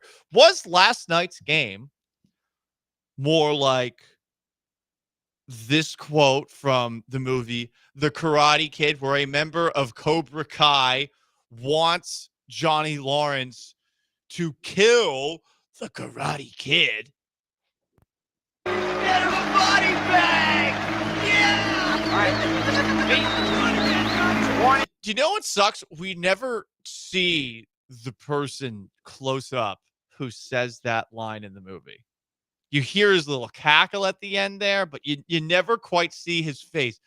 I just want you to imagine just the most insufferable 80s twerp that you can imagine. Because this is not someone who's capable of putting someone in a body bag. He's got this awful bowl cut and terrible teeth. He's just an absolute disgusting person. But he's a member of Cobra Kai. And he sees Johnny Lawrence going toe-to-toe with, what's Karate Kid's name? Something Italian? I forget. Daniel LaRusso. Thank you. Yeah. So they're going back and forth, and obviously the Karate Kid ultimately ends up winning.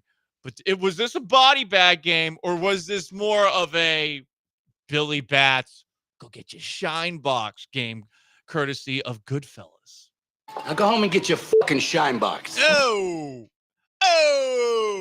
Now, the problem is for both the body bag guy and for Billy Bats, it doesn't go well for them. Cobra Kai loses. Yeah. Billy Bats gets the absolute hell beaten out of him with baseball bats and then shot to death in the back of a car. Yep. And then buried in the woods somewhere. Right. I don't expect, and then they had to dig up his body and move it somewhere else. I don't expect the Astros to face that kind of vengeance from the A's on a mild level in The Karate Kid or in a very graphic level in Goodfellas. I don't expect that. But what was last night's victory more like? 713-780-3776 to call to text. YouTube at ESPN Houston, Twitch at ESPN 975. I'm going to say more like, go get your shine box. How dare you disrespect us? Oh, we haven't won the World Series in 3 years, and all of a sudden this team that's homeless is starting to talk a little talk? I mean, it is a little bit like arguably the worst person that's ever existed in a mob movie. The worst. Joe Pesci's character in Goodfellas, just a complete terrible person. And all of a sudden, this person's stepping on you. Yeah. Hey, Billy Bats, you just got out of jail. Yeah, we remember when you're still shining shoes. We remember when you were had rats falling out of the ceiling in your stadium. We remember that. We remember all of that. So Tommy DeVito, not to be confused with the Giants quarterback, played by Joe Pesci in Goodfellas, like he was stepping up a little bit too soon. Yeah. I had to take him out back. Yeah. Sorry, Jacob Wilson. Ain't nothing we could do about it. And no, Tommy's gone. There's nothing we could do about it. And that's that. And that's what happened to the A's. But what is it more like? Go get your shine box kind of game or get him a body bag kind of game? I'll leave it on the table. The Stanley Cup ended last night. The Florida Panthers took down the Edmonton Oilers in 6 games. Another beatdown by Florida, 5-1. Second straight championship for the Panthers. Florida runs the NHL. I think that's 4 straight championships for Florida-based teams. Could be wrong on that front. What I do know is it's hilarious, absolutely hilarious, that Canada, who has 7 teams in the NHL, has not won a Stanley Cup since 1993. Even better, an immigrant hockey team, the Colorado Avalanche, who used to be the Quebec Nordiques, moved from Canada to Colorado in 1995 and then won a Stanley Cup in 1996 and then won another Stanley Cup in 2001. I remember this because in Boston, which was really down bad as far as championships, Boston gave Ray Bourque, who they traded to the Colorado Avalanche in the middle of that year, a parade. They gave him a parade. I'm not kidding. For winning a championship somewhere else. For winning a championship in Colorado. They did win a Super Bowl later that year, but that was their first title from 86 on through 2002. But, very embarrassing moment for Boston sports. There was a long drought going on there, but Canada still doesn't have a Stanley Cup. And I mean, Sean Mapes wasn't even alive the last time a Canadian team won a Stanley Cup. 1993, the Montreal Canadiens. Yeah, I view it now as, well, not my personally, because I am not an NHL player, but I think it's my generation's duty to carry on this streak. We can't be the one that drops the baton on this. Now, No. I do realize that some of the people, listen, I'm not a hockey expert. I don't pretend to be. I assume that there are at least some number of Canadians by blood who have won a Stanley Cup in the last 30 years. I don't think all of these teams are Canadians are still raising the cup, but a Canadian team isn't. Yeah. I still want, hey, everyone focus up. All the late millennials going into Gen Z that are playing in the NHL right now. Let's focus up. Keep the streak going. We can't let Canada have one. Even the Canadians can't let Canada have one. No, they can't. You have to keep it from happening. Okay. And we need more Southern hockey teams because it's funny. Now, I would love a hockey team in Houston. I don't know if it would succeed, but I would definitely support it if it were to come here. And I would talk about it a lot, probably annoy a lot of you with how much I talk about it. Probably But, me. Yeah. I'm sorry. I would be like, okay, got this segment off. Yeah. You can just check back and Play the sound that he Yeah, wants. the forecheck was great last night. But I gotta say that line 4, doing a little too much dumping in the other end. Those are actual terms. Whoa. More pucks on net, in my opinion, going forward, Then some random guy like who's got a French sounding name as the coach, like, don't really understand his approach here. Yeah, what's Jacques doing? Why didn't he pull the goalie? What's going on? Why do you wait? Yeah. What is happening? What is going on? My promise is that I win/if, I guess, but it sounds like when Houston gets a NHL team, I will not learn about hockey. I will not learn the intricacies of hockey. Okay.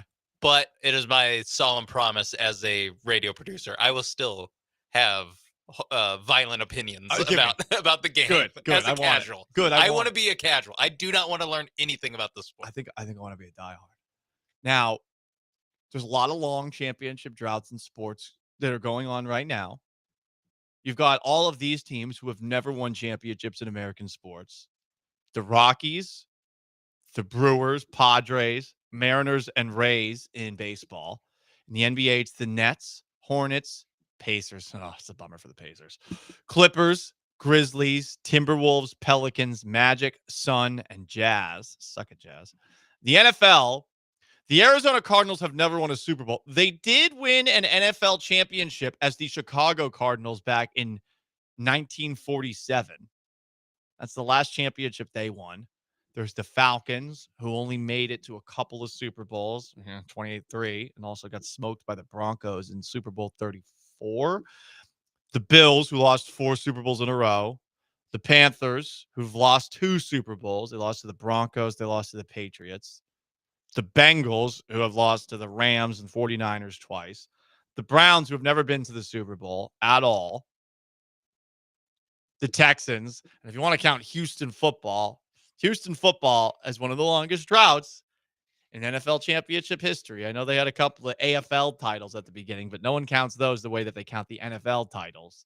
George Blanda. Hell yeah. Blanda, my bad. First couple of years, yeah. Had 40 interceptions in a season. Hey, they were 10-3. It's my favorite different stat. game back then. It was Different a very different game. You got the Jacksonville Jaguars, who have never been. They got close a couple of times. Guess who beat them? Patriots. That's fun. Chargers, no Super Bowls. Got smoked by the 49ers that one Super Bowl. You got the Vikings. You got the Titans, who made it 1 yard short. Oh, you hate to see it. And then in the NHL, you got a bunch of other teams, but no one cares about those. Who's going to break the drought first? Who's going to be the first team to do it? Because there's a lot of them. I mean, shoot, in baseball, the Guardians haven't won since 1948. The Kings have not won since 1951. They were the Rochester Royals back then. The Detroit Lions, they last won an NFL championship in 57. The Hawks, they won a championship, but they were in St. Louis, 1958.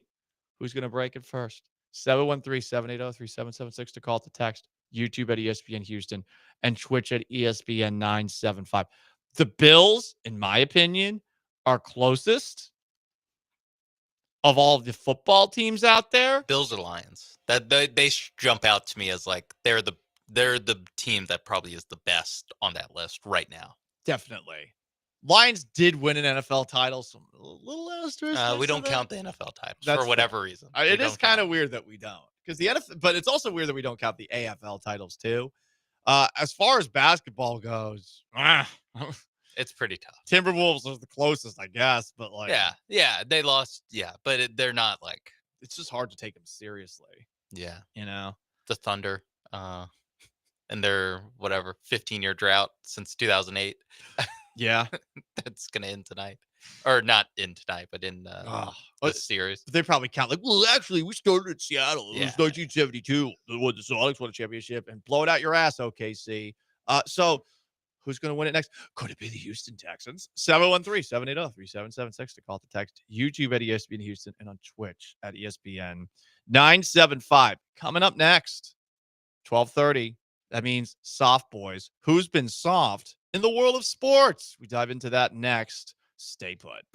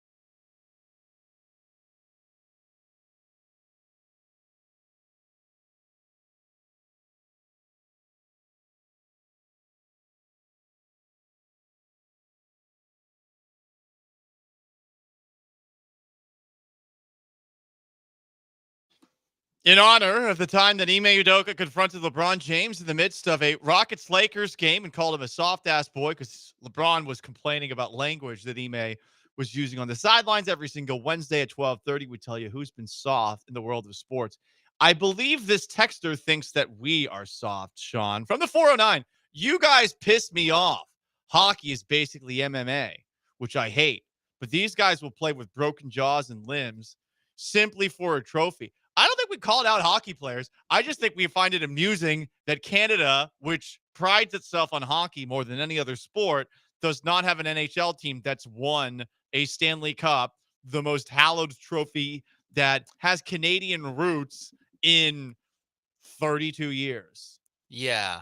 Maybe he's upset with my view of hockey of I don't care, just score the goals when I become a fan in 3 years when the Houston gets a team, but I don't know. Sorry. Sorry that a 29-year-old who's lived his entire life in a southern city that doesn't have a hockey team doesn't feel passionate about the sport.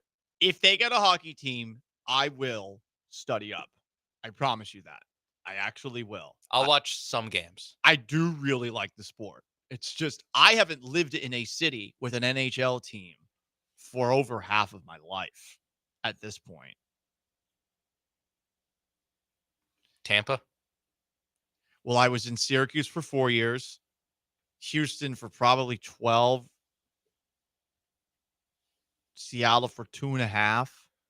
So we're talking roughly that's 18 years. That's 18, 20 years or so. Isn't that wild? That is wild. I mean, shoot. If I was near it, and it's funny, growing up in Boston, everyone he looks at the Bruins, they're cheapos. So people like the Bruins. The people that really like the Bruins are psycho puckheads because there's a lot of hockey up there. But the Bruins are one of those teams where it's like not worth rooting for them because you know that the bottom line always gets in the way, and they know that Boston's obsessed with hockey enough to the point where people are going to show up no matter what. So, so they got the fan base by the balls. Red Sox are kind of doing the same thing.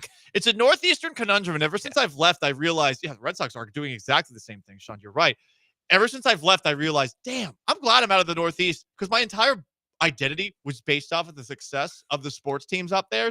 And now that I'm here, if a team's not good, I'm like, yeah, F you. I don't care. I don't have to talk about you. And I know it's my job to talk about sports for a living, but no, I will move to the side. Anyway, hockey players are not soft. It's a fantastic sport. I hope that we get a team here. I don't know that it'll work out, but I will support it as best I can. I'll be the hockey guy here in town. I've got the most French Canadian sounding name. I'd be the most believable reporter. That's a good pivot, or not pivot, but that's a good lane for you to. Like, I know hockey because it feels like the NFL lane's occupied already. And honestly, even though I think I know football as well as anyone here in town, specifically the NFL, I just have no interest in engaging in the discourse that happens. Someone was doing should the Texans have still drafted Will Anderson debate earlier today, which we will talk about later. And I just wanted to blow up X like I'm Israel right now. You know? Would we Tehran style? Would we have to change your name? Paul, could you be Paul Maurice Gallant or something? Like really shoehorn in the French Canadian bona fides? Yeah, I think so. I could do that for sure. For the 281, Dallas Stars has a huge following. I don't know who those are. What's that? It's Dallas Stars? Cowboys? Do you think you mean? Anyway, soft boys. Per Cardinals first baseman Wilson Contreras, Brewers first baseman, and I believe Astros enemy in the 2022 World Series, Rhys Hoskins, is soft. In fact, he's more. Here's what Contreras had to say about him. And also soft, baseball writers for not getting this on video. There's video of it, and they edited this out of the video so that they wouldn't get in trouble. Said Wilson Contreras, one of their players, he liked to talk from far away. But when he got in my face, didn't say bleep. I was looking for more than that. He seems to be tougher. He's an effing P word. I'm not going to name no names. He knows who he is. Contreras, when asked if it was Rhys Hoskins who he was talking about, he didn't say nothing to me. I was expecting for him to say something, but he was looking away already. Look at my face. Just say it to my face, whatever you say from the dugout. And he was looking away. I want to know what Hoskins said, but go back and watch this game. Wilson Contreras definitely wanted all the smoke, which is crazy because he's about a full head shorter than Rhys Hoskins. So maybe this is short guy energy. I don't know. But Contreras wanted the smoke. You could see him just staring Hoskins down while he's standing on the bag at first base after getting on base earlier. And later in the game, he hit a home run. And as he takes the slowest home run trot of the season thus far, he stared into the Brewers dugout looking for Hoskins. I respect this level of pettiness. Rhys Hoskins, when asked about what was said between the two, said they were talking about playing first base. So very classy. But Wilson Contreras thinks Rhys Hoskins is soft. I love the move by Wilson Contreras of I'm not going to name the names, but that guy's a P word. And then having journalists go, could it be Rhys Hoskins you're talking about? Right. And going, he's a P word. Yes. Like that's confirming it. Yes. It really, there's no need for you not to name names, but I'm glad that we got to the bottom of it very fast. From the 409, a texter says, just because you're short doesn't mean you're about that action. Listen, as a short person who got into his fair share of scrapes, you can be about that action. It doesn't mean it's going to go well. Yeah. He is, Wilson Contreras is 6'1". So Hoskins is just Hoskins is a big dude. Yeah. Yeah. He's like probably Hoskins, 6'5", 6'4". I think so. Yeah, he's a big guy. The Boston Red Sox, very soft. I'm so glad I don't root for these losers anymore. I'm so glad. This has aged so well for me, especially since moving here and jumping on the Astros bandwagon, which I 100% did. Cut me some slack, okay? I jumped on at least one team down here's bandwagon. Could theoretically do it for other teams. Came close with the Rockets this past postseason. Jason Tatum hurt. Maybe just a 1-year fling. It could. Yeah, listen, I'm open. I'm an open man. We're open to different kinds of relationships. Some would say that you're a slut, but I would say that I'm just someone who loves everybody. Craig Breslow is the CBO. What the hell is that? When it comes, I guess the chief of baseball operations for the Red Sox, which I guess is a fancy way of saying GM. So Breslow is the guy who made this trade happen. I guess he had his legs pulled out from underneath him by Red Sox ownership as far as getting the best possible return for Rafael Devers in that trade that took place over the weekend that everybody thinks was a bad one. Maybe not quite as bad as the trade for Luka Doncic, but Breslow fired a guy for something that was said on Zoom. Toward the end of a Zoom meeting, Carl Mosch, the Red Sox scouting supervisor and a team employee since 2017, thought the call had ended. It didn't. As the meeting wrapped, his voice cut through a quiet moment. Thanks, Brez, you effing stiff. The words landed like a grenade, and Breslow fired Mesh. You can't fire somebody for that. I don't think so.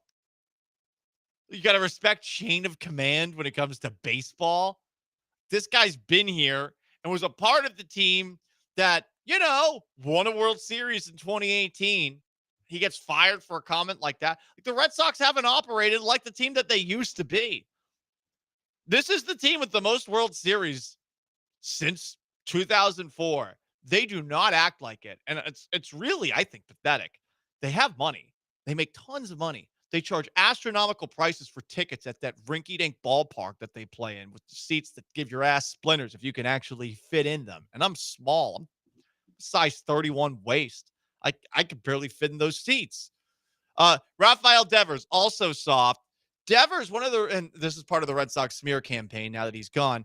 Devers was upset that a rookie volunteered to play first base this season, interpreting it as a slight to his own stature. Wait a second. So Devers didn't want to move off of third base, wanted to play DH, was then asked if he would play first base, said no, so a rookie volunteered to play first base, and he was offended by that? On top of that, I would say Red Sox fans who were still on this bandwagon, you're soft. Quit these losers. Breslow said this about the trade. It's not that this was the best deal we could get, because the best deal we could get may not necessarily be good enough to trade a player like Rafi Devers. But when you consider all the factors here, this is the one that made sense. It made no sense. You just did the Mookie Betts trade, what, less than a decade ago? This is fresh on everyone's mind. You're going to feed people that BS? Yeah, it also, this quote, like, he's admitting that this isn't a good trade. Yeah. He said it's not that this is the best deal that we could get, because the best deal we could get may not necessarily be good enough to trade Rafael Devers. So even if they got a good deal, it probably wouldn't have been good enough. And by the way, they He's didn't saying get a good the deal. best possible deal might not be good enough to actually make the deal. Great point. And this is not the best deal. Great point. Like what? I get what he's like. I get what he's trying to say is that basically he's being polite about it, but he's saying Rafael Devers is such a big loser and like such a me guy that getting him off the team is worth it, even if the numbers or the players in versus players out doesn't actually add up. I get what he's trying to say, but like that quote is actually admitting that this is not the best trade you could have made. Yeah. What are you doing, bud? And other than saying, cry for help. Yeah. Ownership made me do this. Yeah, and trying to stab the guy in the back, which, The Red Sox are great at it. It's a situation where it's like none of these guys are heroes. I would say no Everyone looks bad. Yeah, no one's in the right here. Everyone definitely made mistakes, but yeah, I mean, the Red Sox just seem like total bozos. Absolute bozos who realize that the fan base will keep coming back. And I'm telling all the Red Sox fans out there, do what I have done. Leave them. Leave them. I left in 2011. I came back. We shaboinked in 2013. It was fun. They won the World Series. We got bombed at a marathon, right? I came back for the shaboinking. But I'm so much happier not rooting for these guys anymore. So much happier. By the way, Boston, the city that started the American Revolution. Did you know what the Red Sox are doing with this money? What Red Sox ownership is doing? They are spending this money on a British soccer team. They spent $157.7 million on a transfer fee to get German star Florian Wirtz to play at Liverpool days around the Rafael Devers trade. You don't think these two are linked? Break up with these people. They are pro-British Tory douchebags. F the Red Sox forever. I will say that until I die. And a lot of my family, they don't like that I say this. I hate them. And this is your chance to break up. If bets wasn't enough, this is your next chance to do it. Stop being a putz and rooting for these losers who don't care about winning because they know that they've got you suckered in on at least not Jets level crack cocaine, but this is not a high level drug. This is not. You're paying top dollar for crap. End rant. Soft Boys. Every single Wednesday at 12:30. We got some other ones, but I think we'll save them for the next time that we do a show. It's the Paul Gallant Show on ESPN 97.5 and 92.5. Up next, the latest as the Houston Rockets look to upgrade themselves. It's really feeling like they we're just doing all movie references today. Do what one of my favorite characters in movie history did during one of the most pivotal moments in anti-British history. Stick around, the Paul Gallant Show.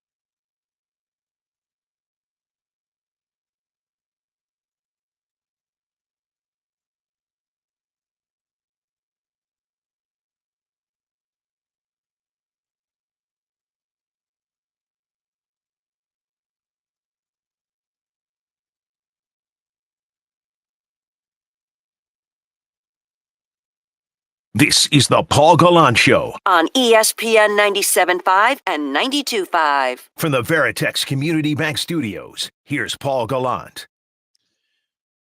The most interactive sports talk show in town. 713-780-3776 to call and to text in. YouTube at ESPN Houston. Twitch at ESPN 975. Dominant victory for the Houston Astros last night. 13-3. They had 5 home runs, 2 of them by Cam Smith, who had 4 hits in the game. And on top of that, Jason Alexander had a really good start. 6 innings, threw into the 7th.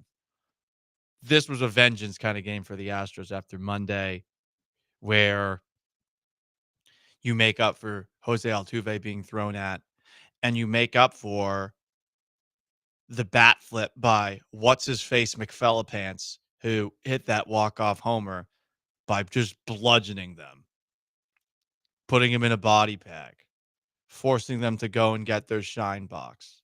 It was great. Loved it. The Houston Rockets, meanwhile, we're still waiting to see if they will do anything else other than re-sign Steven Adams or, as expected, to bring back Fred VanVleet. It all seems to be about whether or not the Rockets will be willing to trade for Kevin Durant. Giannis talks have really cooled off for all teams across the NBA. Looks like he's going to stay in Milwaukee. So time for another episode of Big Game Hunting.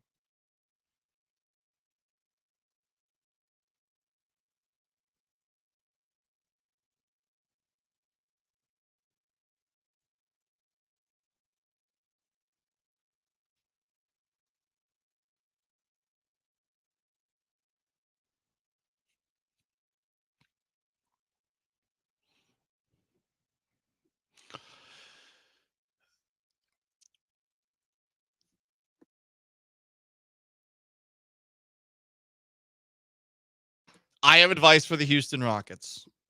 I want them to take the wisdom of fictional William Wallace in the movie Braveheart. For those who haven't seen that movie, William Wallace, played by Mel Gibson, famously takes command of the Scottish army in a key battle in the war between England and Scotland, the war for Scottish independence. There's a moment where the English cavalry decides to charge at the Scottish lines. William Wallace, sneaky one that he is, brought a bunch of long staffs to this battle.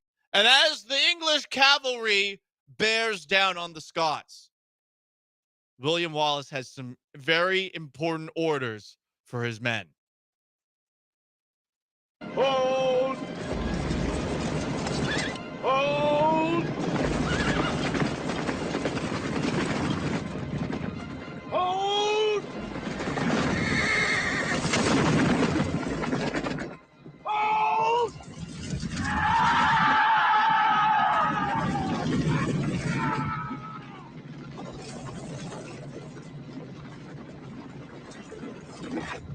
No!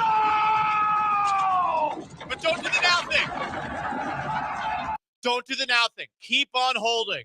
Hold. I mean, it's going to feel a lot like every single one of us when we're, holding, if you will. But keep on holding, Houston Rockets. Keep on holding. Because reportedly, the Suns have no leverage when it comes to a Kevin Durant trade. I've seen some reports out there about how the Rockets and Miami Heat are a piece or two away from a Kevin Durant trade. Keep on holding. Keep on waiting. Eventually, the Suns are going to feel pressure and feel the need to make some sort of move happen. They know that they have to get something in return for Kevin Durant. The most they can possibly get is right now. They're just having a very difficult time dealing with the reality that they're not going to get everything that they're asking for. And all the reports that we've seen about what they're asking for, specifically just taking a look at what they want from San Antonio, where they want Stephon Castle, the rookie of the year, and the number 2 overall pick. They are out of their minds right now. So keep on waiting and keep being patient. The asking price will go down. This is 100% a buyer's market when it comes to Kevin Durant. The sellers are going to lower the price a lot. Just keep waiting, keep holding. Do not pull the trigger, Sean. Yeah, and the sellers, I would say, or the sellers have a deadline. The Phoenix Suns have not an actual deadline that they need to meet, but a implied deadline where a line of the sand where you're like, the offers will get worse after the draft. Yep. The draft is their best chance to get a draft pick right now, to get a player right now, and that you know that this draft pick will be a top 10 pick or top 20 pick, whatever they end up getting, as opposed to having to wait 11 months for the next draft where you're going to get all this stuff. And then the uncertainty of what that pick will actually be. Now you actually have certainty of, hey, we've even talked about the Raptors getting in the mix. Like, even I don't know if they're actually going to make the deal with Toronto, but Toronto's offering the number 9 pick in this year's draft. The Houston Rockets, by our reports, are offering the number 10 pick in this year's draft. So there is a certainty that comes with getting a deal done before the draft as opposed to after. It is interesting that draft picks are so much more valuable before the pick is made than when it actually is made, even though theoretically the player that is drafted with any pick could theoretically end up being better than the idea of what a pick that hasn't been made could be. But it's also the thing of, if, say, the Rockets draft somebody, whoever, and they draft the big man from Duke. They draft Malawach, the big man from Duke, at number 10.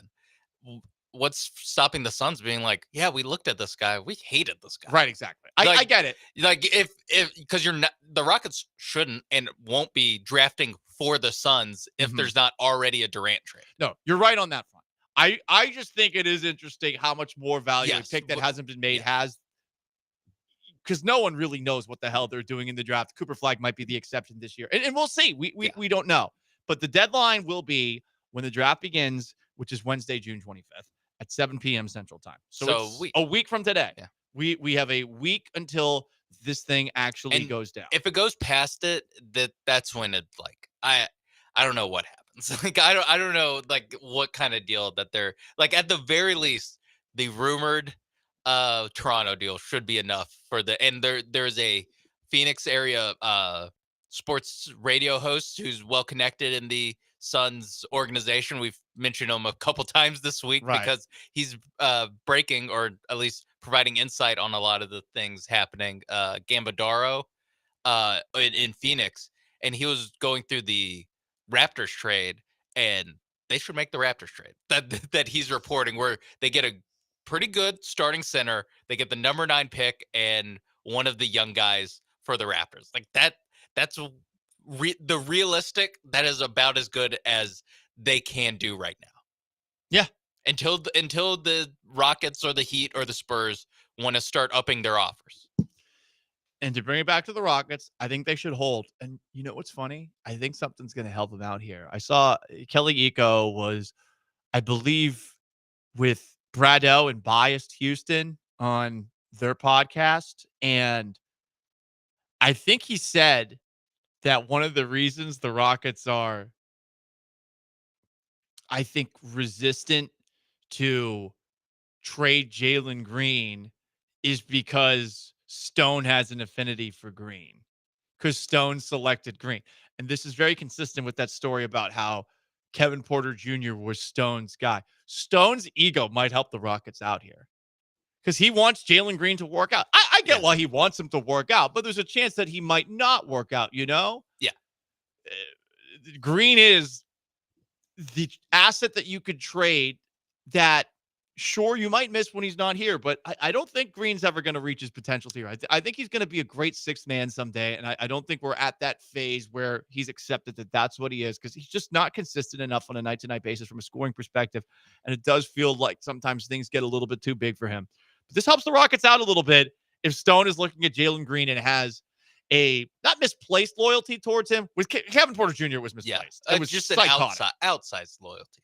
Exactly. Where the loyalty that he has is not consistent with what he is as a player right now. Right. What he is right now as a guy on the court. Yeah, but on the I buy all that. I understand the, like, the risk side of trading him away.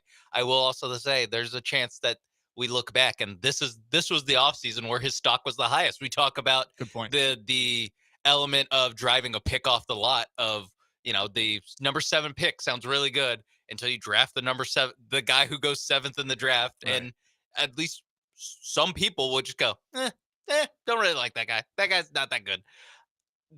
There's an element of that with Jalen Green on his new contract where now that you're paying $30 million a year for Jalen Green, now some of it might be teams around the league go, don't really want to pay that check for a guy who, by next season will be in his 5th year in the league. Very curious to see what goes down. We got a week. I wonder if something will happen while I'm gone. I'm going to be out Thursday, Friday. Bachelor party in Rhode Island. The most comical accent in the entire world. The Rhode Island. Imagine Peter Griffin. That's real. That's actually I was going to real. ask who's of Rhode Island. Or watch the movie Outside Providence, and you'll get a little bit of it in that one. Starring Alec Baldwin. Not a bad movie, all things considered. That is Sean Mapes Behind the Glass. I'm Paul Gallant. It is the Paul Gallant Show, most interactive sports talk show in town. 713-780-3776 to call, to text. YouTube at ESPN Houston, Twitch at ESPN 975. Dana Brown gave us an update on Yordan Alvarez earlier today. How close are we to seeing Yordan back with the Stros? It's the Paul Gallant Show. Stay put.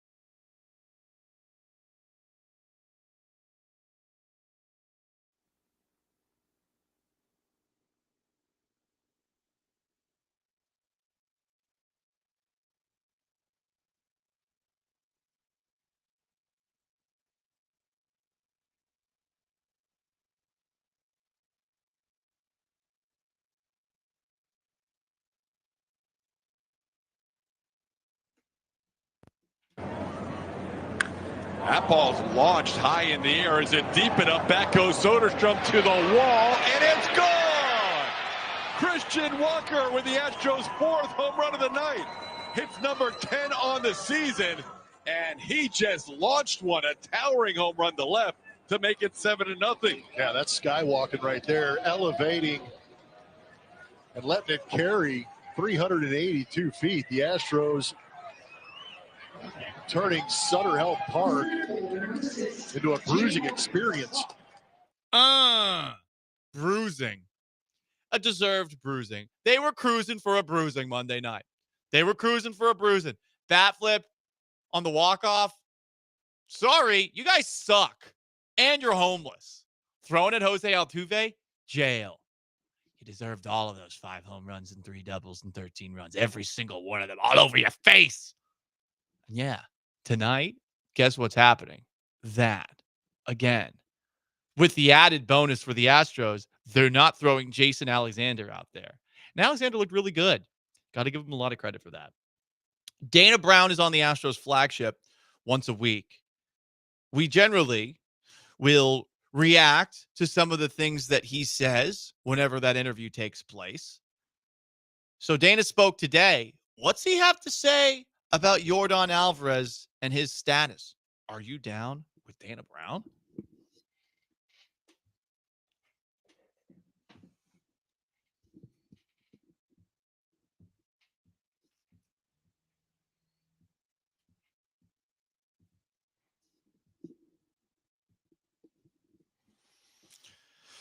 Dana Brown was asked about Yordan Alvarez. Here's what he had to say. Quote, still a day-to-day thing. He feels a lot better. We're communicating with him every day. Not really taking swings right now. Holding and gripping a bat.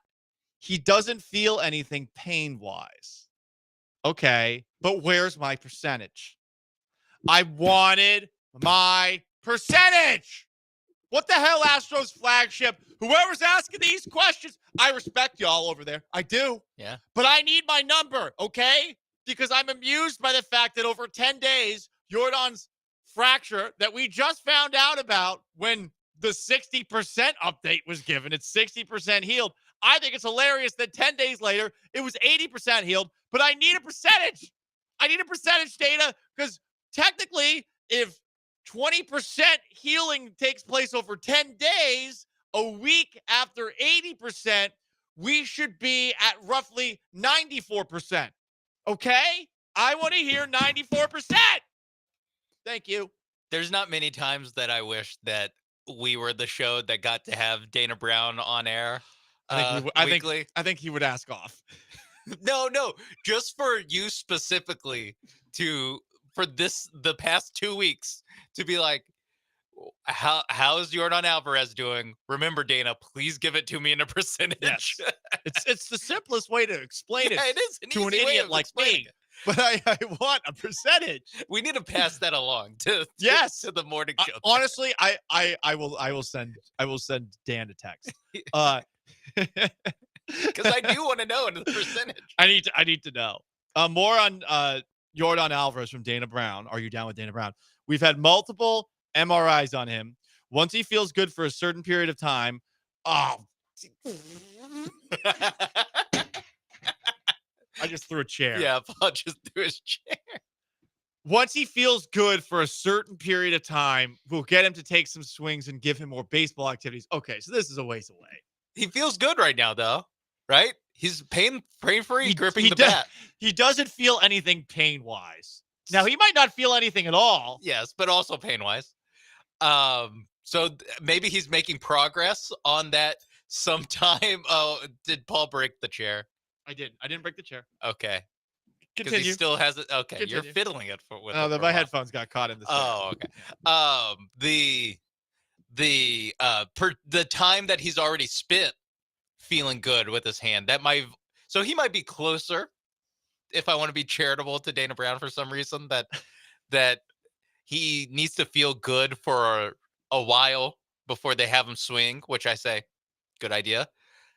Maybe he's already felt good for a little while, you know? He's not quite there yet, but he's making progress and not feeling anything pain-wise. God. Pain-wise. If he give me a percentage, I would feel a little bit better. What if it was behind pace, though? It sounds like he's behind pace because he already is behind pace. But what if the number was like 82? I know a week ago it was 80. Now it's 82. It would be progress. It would be progress. It would be slow progress, but it would be progress. He's like, take more of those calcium pills. You can get a bunch at Costco. Yeah, just a fistful of them. Yeah, just globbing them down right now. More from Dana Brown. Are you down with Dana Brown? This was an interesting admission by Brown when it comes to Cam Smith, who had 2 home runs and a double last night, 4 hits. We didn't anticipate that he would contribute to the major league club this soon. Last night was a glimpse of what he could be. All right, I agree with the last part, but it does go to show you that the Astros' plan going into this year was really just throwing bleep at the wall. Screw it, Altuve in left. Screw it. Cam Smith, who has no major league at-bats and barely any minor league at-bats, in right field. And it's just worked out. Testament to Dana Brown having these balls, giant brass clackers. Credit to the Astros for living up to it. But that's a mini admission by Dana Brown right there. Yeah. Whether they were straight gambles or like a little bit of like, hey, listen, we're just trying something. But worst of all options or whatever he wants to characterize it as. The fact that they've so far all worked or have come pretty close to working. Like Altuve in left field, I'm not sure if I can actually say that's worked just because I don't know if it was necessary because, and this is a good problem to have, when DeCinzo and Smith are both healthy, you kind of want both of them out there.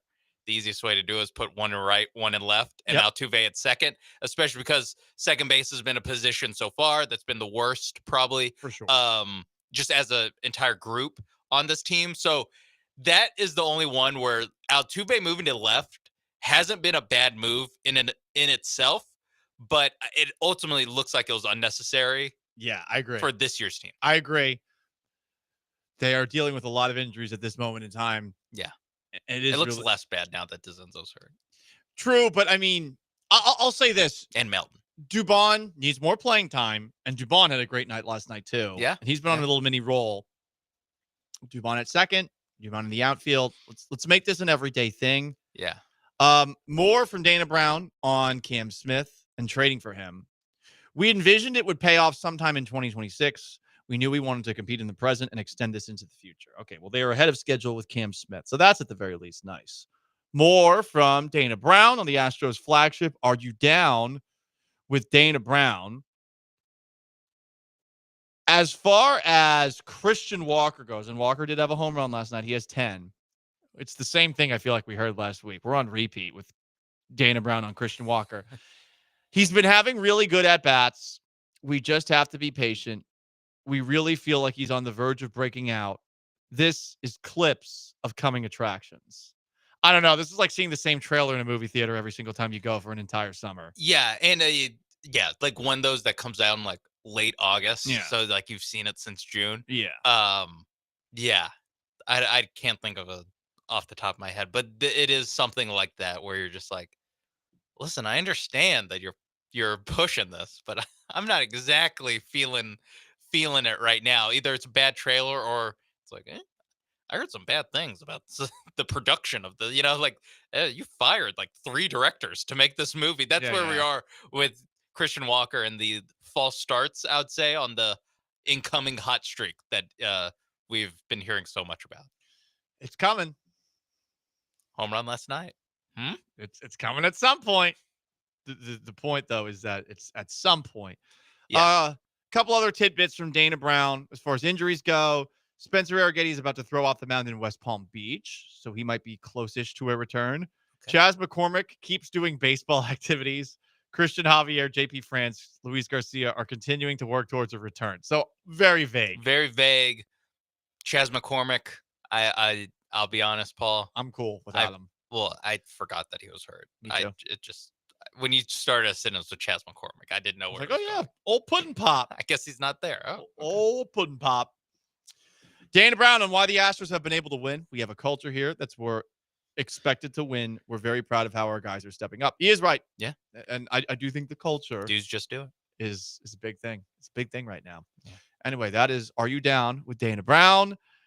Astros GM speaks, and we weigh in on what he has to say. 713-780-3776 to call in, to text in. YouTube at ESPN Houston and on Twitch at ESPN 975. I am shocked that there was an online discourse in the last 24 hours about one of the best moves the Houston Texans have done. I think my chair did just break right now. It is the Paul Gallant Show. Stay put.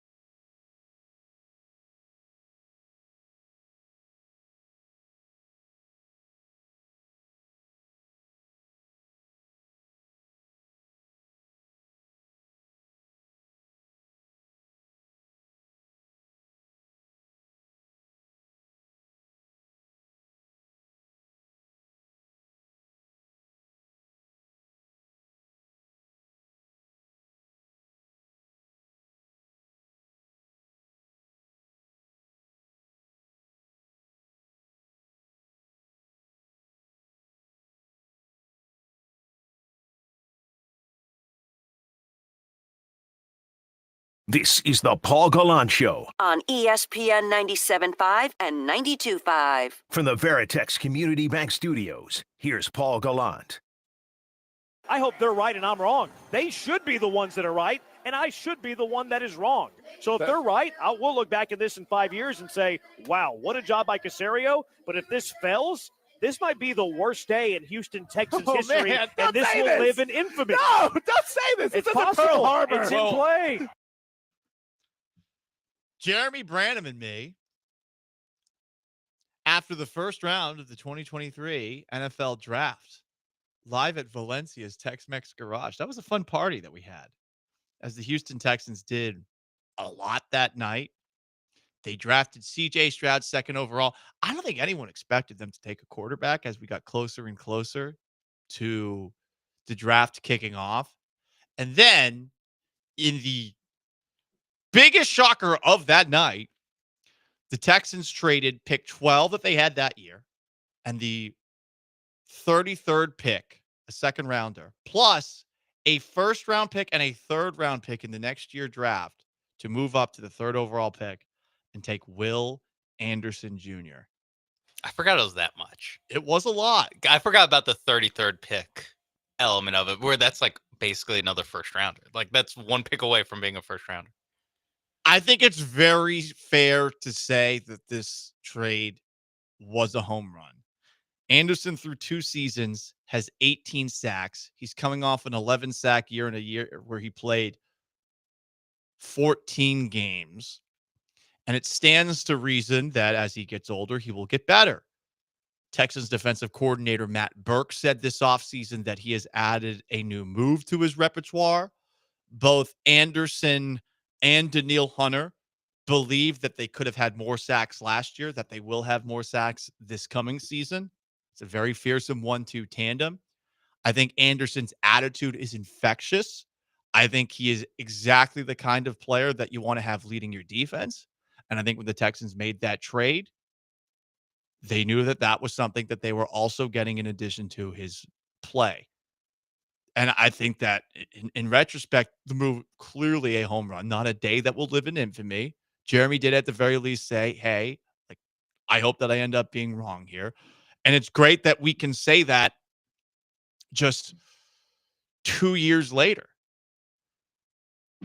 What's interesting, though, is that for some reason, and I have some thoughts about one of the football online content creators, the 33rd team. They're Pro Football Focus disciples. They have moved elsewhere. There's Steve Palazzolo, and there's also Sam Monson. Got to say for Sam Monson, I just have a tough time listening to anything he says because he's talking about football with a very slight Irish accent. That might be against my own people. Whatever. It is what it is, okay?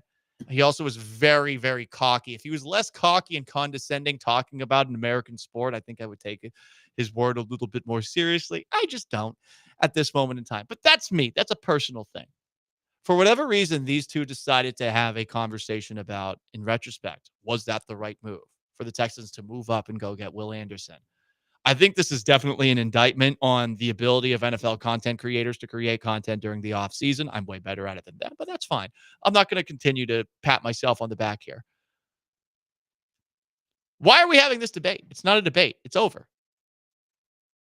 The Texans saw Will Anderson, and whether it was because of D'Amico Ryans or because of Nick Caserio or a combination of both, because they were talking about collaboration leading up to that draft, they saw what he brings to the table from a leadership perspective, how he was the anchor of that Alabama defense.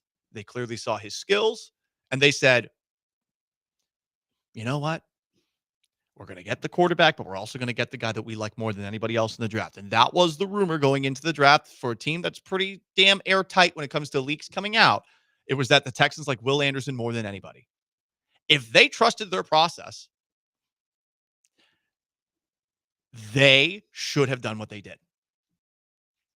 And for whatever reason, these two, and listen, I'll admit, I didn't actually listen to the discourse. I just saw one of their posts pop up, and I said, why are we having this conversation? And clearly we know the answer to this already. And you're talking about the hypothetical other possibility that the Texans could have had here, where they could have had pick 12, and they could have had pick 33. And then the next year, they also could have had a pick in the first round. They did not have one.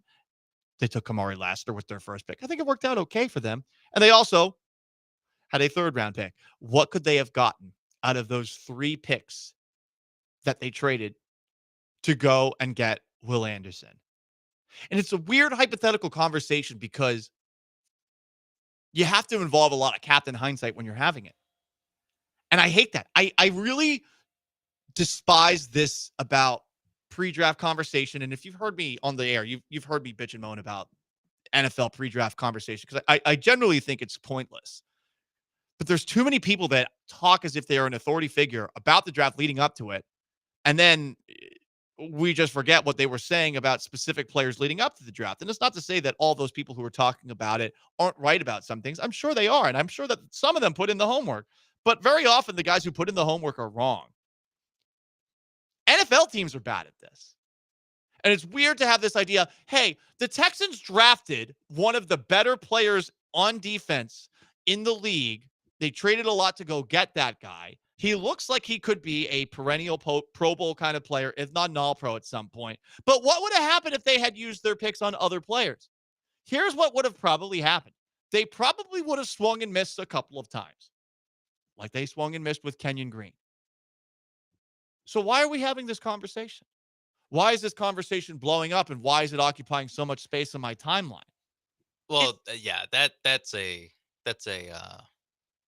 algorithm problem. Take it up with Grok on that one. It's like they know it's going to trigger me, Sean. It's like they know that I think this conversation's effing stupid. No offense to those two. They're looking for time for content filler this time of year. I get it, but they were, I will say, the content of what they're talking about, I think they're revisiting a lot of old trades, and like just on their show or whatever, they're looking, backwards with hindsight. And both those guys, like you said, more in the football nerd community than anything. The community that was most against the Will Anderson trade, like more than Jeremy, which I thought it was important to put in the preamble of I hope I'm wrong. Right. They should know more than I do, but it could be a day that lives in infamy. Yes. Like Pearl Harbor. Yes. But those two guys they were saying, or at least one of them, I forgot which one's which. They're saying that they're looking back on it. There's no way you can say that the Texans didn't win the trade. They're like, no. they I guess, swallowed their pride. They put down their analytics calculators, which is and good. we're like, hey, actually getting a guy who I haven't looked at the odds recently, but I'm gonna assume is like a top 5 defensive player of the year preseason ballot guy, probably top 3, definitely top 10. Yeah, I think that getting that guy is more important than the hypothetical 12th, 33rd pick, and then the 25th pick in the next year's draft. You do want to have a deep roster, and you want as many good players as you possibly can get, but you have to go into every single draft assuming you are going to miss often. It's also getting a blue chipper, right? Is like so hard, so valuable, especially the Texans, where they were at that point, where they weren't a deep team, but they were a team that had a bunch of like okay NFL players on it. They needed blue chippers, and that's what led them to the playoffs that first year. Not just a blue chipper with the potential to be a leader. And that is the thing that we always heard about Anderson going into the draft. So this was a home run pick by the Texans. And I want us to look at pre-draft trades. If we're into those kind of conversations, for the people who want to do these debates, which I think are pointless, I'm going to tell you that the way that you look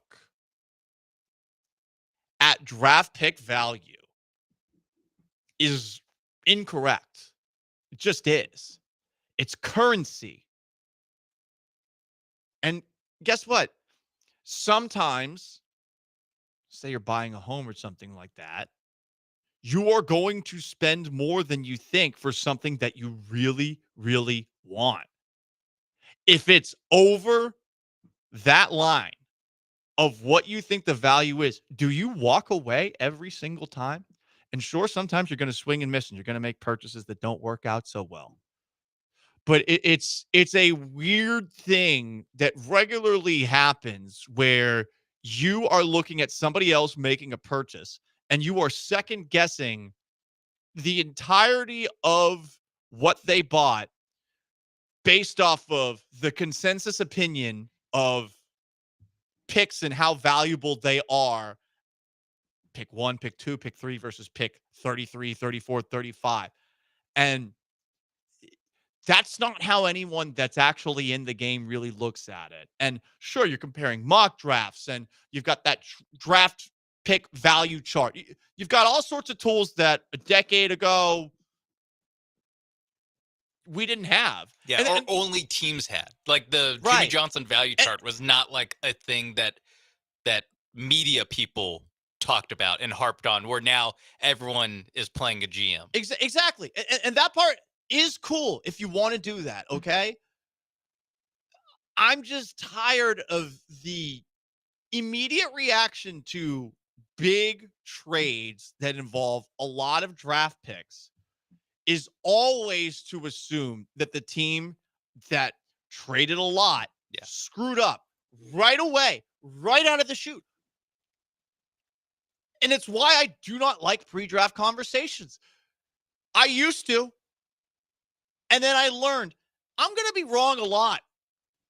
My biggest hand up, Jake Locker. I thought Jake Locker was going to be awesome. Is it because the first ever college football game I witnessed at school, Jake Locker skull-bleeped Syracuse University into oblivion? Yes, that is legitimately it. Not the most educated opinion, but I thought, oh my God, this guy can throw, he can run, blah, blah, blah. And I was so sure about it. And I'm in college and I don't know any better. And he was so bad. He was so bad at the NFL level. And I remember just thinking to myself, I really don't know what I'm talking about. Even if I put in the work, I wouldn't know what I'm talking about. So why do I want to have these conversations about what a team should do before the draft? I'd rather see what a team does, react to what they do, say, all right, I see what they're going for here, or I don't see what they're going for here, and then revisit it 3 to 4 years later. And I guess we just don't want to do that anymore. And I get it. Like, everyone's looking for time for content to fill the void, especially this time of year, especially if you're primarily football focused. But I mean, revisiting something, why are we having this debate about like all the different avenues that could have gone? This was very clearly a home run pick by the Texans. I understand that they were agreeing like, yeah, this was the right move. But to be so against it when it happened, I still do not understand why people were so much like that. And I know we heard a lot of that all day long.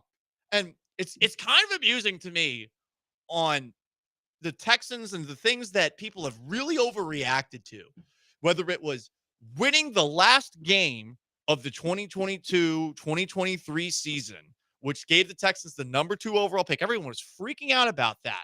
And then during the draft, the people who were freaking out about trading up to go and get Will Anderson.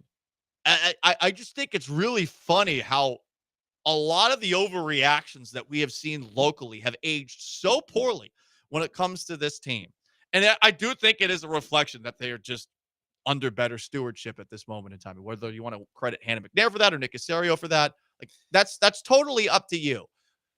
But this is something that no one should be revisiting as if the debate made sense at the time. Everyone should be committing seppuku and shame over the fact that they were dead ass wrong and got angry about something that they had a different value for than the Houston Texans did. And I think that D'Amico Ryans and Nick Caserio very much knew what the hell they were doing when they made that move. And they deserve credit because they showed balls there and they shook conventional norms and did this. Yeah, and I think a big part, and this was the night that kind of changed it all for the Texans franchise. But at that point, like D'Amico Ryans had only been on the job for 3, 4 months, however long it was, whenever he got hired. And the Nick Caserio did not have the track record that he has, like the drafting track record that he has now. The McNairs were clown show ownership situation basically since when? Like 2018? Like that's when people were like, oh, this is not a well-run ship. And so they had none of the goodwill. And they made a move that, like you said, you listen to any pre-draft conversation where they're talking about trades or what teams should do. And no matter who it is, people I like, people I don't like, they'll get on this show. They'll get on a show. And for half the teams in the league, they know what they should do, Paul? They should trade down in the draft. Well, someone's got to trade up. If trading down is always the right answer, like, well, someone trades up for a reason. Great point. And that's what it's a riskier play. It's safer just to play it by the spreadsheet that everyone conforms to. But at the end of the day, this is what the Will Anderson trade was. You just got to get good players. You just got to get awesome freaking players. And if you can get 2 of them in the same draft, it's probably worth trading next year's first round pick. trading up can get you Patrick Mahomes. If you think the guy could be a Patrick Mahomes kind of player or a Will Anderson player, you do it. If your scouting process leads you to believe you're drafting a foundational piece because of his talent and leadership qualities, you pony up and you just ignore everybody. Because that's where the conflict between the hey, we're gonna have some misses, going 50% is all right. And that there is true. That is like, hey, just try to get the most picks, be 50%, you have the most players. But at the end of the day, when you're watching games at the end of the season, a lot of times it comes down to, oh my God, they have a guy we cannot block. Big time not, players. Not they have players. 3 guys that are all kind of good. And I would like everyone who's having these conversations, specifically Palazzolo and Sam Monson, to please stop having assumptions that you nail all the alternative picks that you could have made if you didn't draft Will Anderson and pony up all those picks. You know what's more likely? You landing that one guy and getting the most that you want out of that guy, as opposed to hitting on all of those extra picks that you get. A lot of these teams that get these big hauls, very often they don't end up getting much in return for that big haul. They get all those picks, but did they nail all the picks? So please stop being so sure of yourself. That's all I'm asking in the pre-draft process, and especially in the immediacy after the draft. It's the Paul Gallant Show, ESPN 97.5, 92.5, 713-780-3776 to call to text, YouTube at ESPN Houston, Twitch at ESPN 975. We're a little late. Want to just go straight into the 10-minute drill, Sean? Guess what? This is going to be a quickie. I'm just going to give you everything that has happened basically before I take a couple of days off. Couple days off? Huh.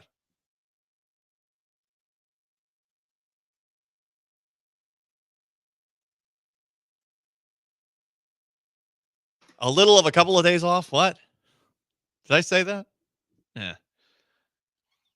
I agree with the one texter who's like, you've really dragged this topic out, Paul, much like they did. Yeah, I know, but it bothered me today. I spent way too much time thinking about this. I was like, this is the people I'm competing with when it comes to NFL talk? Huh. Okay. Whatever.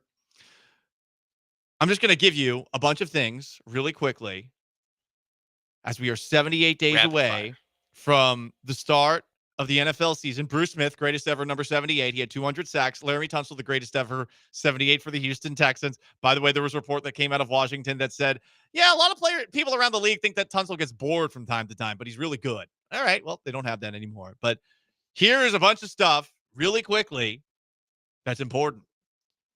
Toro, he's in the Mascot Hall of Fame. The Texans might get a new headquarters soon. We knew that already. Fluff Watch 2025. Rashee Rice thinks the Chiefs are going to put on a show. Hopefully it's not on the highway. Bryce Young says that he is going to be more vocal this season. Hell yeah. A lot of Panthers people, they think that that's happening right now. Tua Tagovailoa thinks that the Dolphins have a culture shift. This year going into the coming season, they feel like it's different. Okay, I've heard this only every single year, I feel like, from the Miami Dolphins with every single head coach. J.J. McCarthy apparently is the second coming, even though we have yet to see him play in a game. J.J. McCarthy has been compared to Joe Burrow by Justin Jefferson, and on top of that, has been compared to another one of the greatest quarterbacks of all time. We're talking... Is it Brady? Yes. Insane. I get it's easy. By his teammates. Okay, but still, guys, come on. He's a Michigan man. I know, but can he play a season? Can he play a game before I see that? Nope. Okay. Right now. All right. Right now. More. T. Higgins plans on staying healthy for the Bengals because this offense could be deadly. Thanks, T. Jim Schwartz thinks Myles Garrett is going to have the best year of his career. And Xavier Worthy, per Dave Tube, what a good name for a special teams coordinator, is the best punt returner that nobody knows about right now. All right, cool. I think people know about a first-round pick who had the fastest 40 time in nobody knows about combine history. Okay, Dave. Nobody knows about him. More. What a retired quarterback says, watch. Ben Roethlisberger thinks this is going to be Aaron Rodgers last year. All right. Thanks, Ben. Thanks. Roethlisberger's podcast. I feel like there should be more clips from it. They need to do a better job pumping out the clips, because if I know anything, Big Ben's he'll talk. He'll say his mind. He'll ruffle some feathers. So I think that, for 2025, I need a little bit more from Roethlisberger. Do you think they're going to have Stormy Daniels on the Roethlisberger podcast? Maybe not. Probably not. Probably not. Probably not. Although I would love for him to tell a story about it or something. I don't know. From the 2110, someone texted in. I guess you're not old enough to remember the Herschel Walker trade. I do. That's like the one time it really worked out for a team. Everyone talks about the Herschel Walker trade all the time. Guess how many years ago it happened? 40? 35. Yes, they got a haul for it. It worked out great for them. Doesn't always work out great. I point to the Rams and some of the other teams that have traded out the number one overall. Basically, we had a couple of teams that were in the mid 2000s that traded out.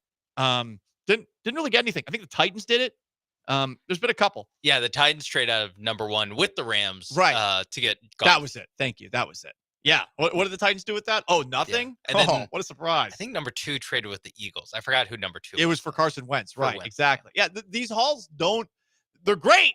They look great. The GM's they get a nice little spanking from the owner, like a little squeeze too. But the Rams and Eagles played in Super Bowls with those quarterbacks. Actually, Eagles with that quarterback hurt. Eagles won. Yeah. From the 713, who won the Ricky Williams trade? Well, definitely not the Saints, but that was a running back. That was 100% the Saints are a poorly run organization, and Mike Ditka is running the show a little bit too much. Body language watch to wrap up the 10-minute drill. Ben Johnson also spoke to DJ Moore in addition to Caleb Williams about his bad body language this past season. DJ Moore's was awful all season long. It looked like he was doing I want to get traded stuff. I think in the Texans game, week 2, before things went terribly wrong. You're for the right. Bears. You're so right, Sean. Ben Johnson told DJ Moore this: just don't do it. Keep it inside. Talk about it later. Don't put it on film. Don't put it on TV. I like that. I agree with that. Just, hey, DJ Moore, just don't do it. Don't do How it. about that? Stop it. It's the Paul Gallant Show, most interactive sports talk show in town. 713-780-3776 to call, to text. YouTube at ESPN Houston, on Twitch at ESPN 975. Coming up next, you'll never guess who the Rockets have surprising odds to land this offseason. I don't think this is happening in a million years, but the odds are not that long. Also, we go around the south side of the AFC. Trevor Lawrence, is he alive? And that weirdo GM for the Jaguars is at it again, saying weird stuff. Stick around.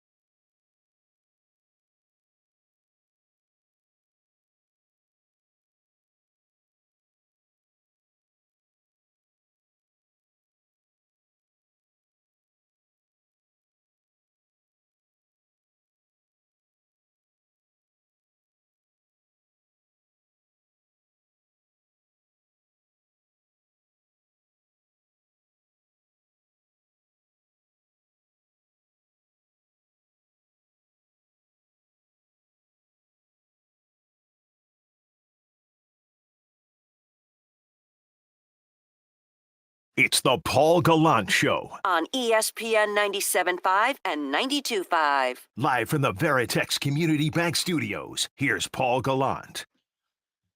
Great news for the Houston Rockets. They might be on the verge of acquiring someone that you recognize. Theoretically, in some ways, he could help. There are parts of his game that would fit. Oh, God. I don't know who you're talking about right now. Good passer. Okay.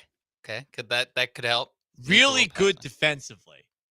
Fits in with what Ime Udoka wants to do. He's a dog on a team full of dogs. Well, I'm just thinking of a hard-nosed, defender.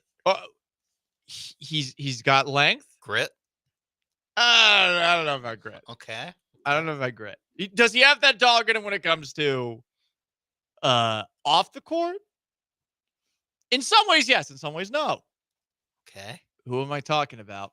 I am, of course, talking about Ben Simmons, who is plus 700 to be a member of the Houston Rockets in his next career chapter. A Bovada official put this out. This is from the Dunk Central. This is not NBA Centel. Okay. I double-checked several times. Here are the odds on Ben Simmons' next chapter. So, as far as basketball teams. Okay, that's good. Clippers plus 375. Cavs plus 475. Rockets plus 700. NBL. What's the NBL? Is that a basketball league? Yeah, that's the Australian basketball league, I think. Okay. Plus 800. 76ers plus 1,400. All right. So that's surprisingly high. That's never going to happen. EuroLeague plus 1,500. Okay. You should do EuroLeague. I think you'd do well. Big Three plus 2,000. He would not do well in the Big Three, from what I've seen. I don't think so. They'll talk to him way too much. Michael Beasley will eat him for lunch. Warriors plus 2,200. I could see that. It wouldn't be great, but I could see it. G League plus 2,200. Right. China team plus 2,200. You should do China. I think you should do China or Euro. But I lean China because you can score like 50 points a game in China. Do you want to guess what his non-basketball odds are, some of which are higher than the teams listed? Is it like plus 550? Twitch? Sports media / broadcasting. So yes, Twitch. Okay. Plus 650, also Twitch. Esports / gaming content creation. Is he a gamer? I guess so. I don't know. Oh, I'm Ben Simmons. I need to take a leave for mental health reasons. Right. Were you Call of Duty obsessed with? drops. Yeah. were you Kyler Murraying it? Were you Paul Gallanting it? Were you playing Civilization 3 until like 4 a.m, like a psychopath? Yeah. Create a fashion or lifestyle brand. Well, he did have some times with Kendall Jenner. Plus 700. Modeling or acting plus 1,400. Can't see him as an actor. Model it could. Sure. So there you go. Ben Simmons. Okay. Houston Rockets. So wait, what was the modeling and acting? Was that plus 700? Modeling and acting plus 1,400. Oh, 1,400. I thought it was 700. Same odds as to be a Philadelphia 76er again. I don't know why Bovada put these out, but that's funny. For the 281, why in the hell would we want Ben Simmons? The content. Yeah. And that's literally it. A little bit of like, he can run your offense, like the backup. He can run the backup. He would be a great backup point guard. He's like a backup point guard. Aaron Holiday or Ben Simmons? It's not that big. I mean, especially because we want Reed Shepherd to take the wheel. Yeah. From Aaron Holiday. Yeah. It lowers the stakes of what he'll have to do. But I also would just be fine not having Ben Simmons on the team. Former, how could the Rockets not have traded James Harden for Ben Simmons? People, the scholars remember when the Rockets were criticized for not taking the Sixers package headlined by Ben Simmons. Oh no, I mean they're still mad about it. They only got a ton of picks that ended up like with half the rotation. Oh no. By the way, some disrespect. Just saw this come across my timeline. Astros did beat the A's last night 13-3. Jacob Wilson of the A's is going to win Rookie of the Year. I mean, he's having an incredible year. Yeah, probably. But I'm offended that Cam Smith is not considered one of the top candidates to be American League Rookie of the Year. He's not? In the Rookie of the Year poll, Jacob Wilson is 1. Red Sox rookie Carlos Narvaez is 2. White Sox pitcher Shane Smith is 3. Yankee hitter Jason with 2 S's Dominguez is 4th. Roman Anthony has been in the majors for like 2 days and he's already 5. That's crazy. That's insane. Cam Smith, at the very least, can we put him over Roman Anthony? That's wild. Because, but he has a solid WAR. I think he has a, like, considering there's 70 games in the season. Smith has a better wins above replacement than Jason Dominguez to this point in Dominguez's career. Wow. Also, Cam Smith versus Dominguez. Smith career average 266 again, just 1 year. On base percentage 336, slugging 412, OPS 748, OPS plus 110. All of those are better than Jason Dominguez to this point in his career. I mean, it's not right, but I do understand that there is some Yankee bias there and the reason I'm accepting the Yankee bias as opposed to the Red Sox bias, I mean, have you seen the Red Sox lately? Why are we being biased towards them?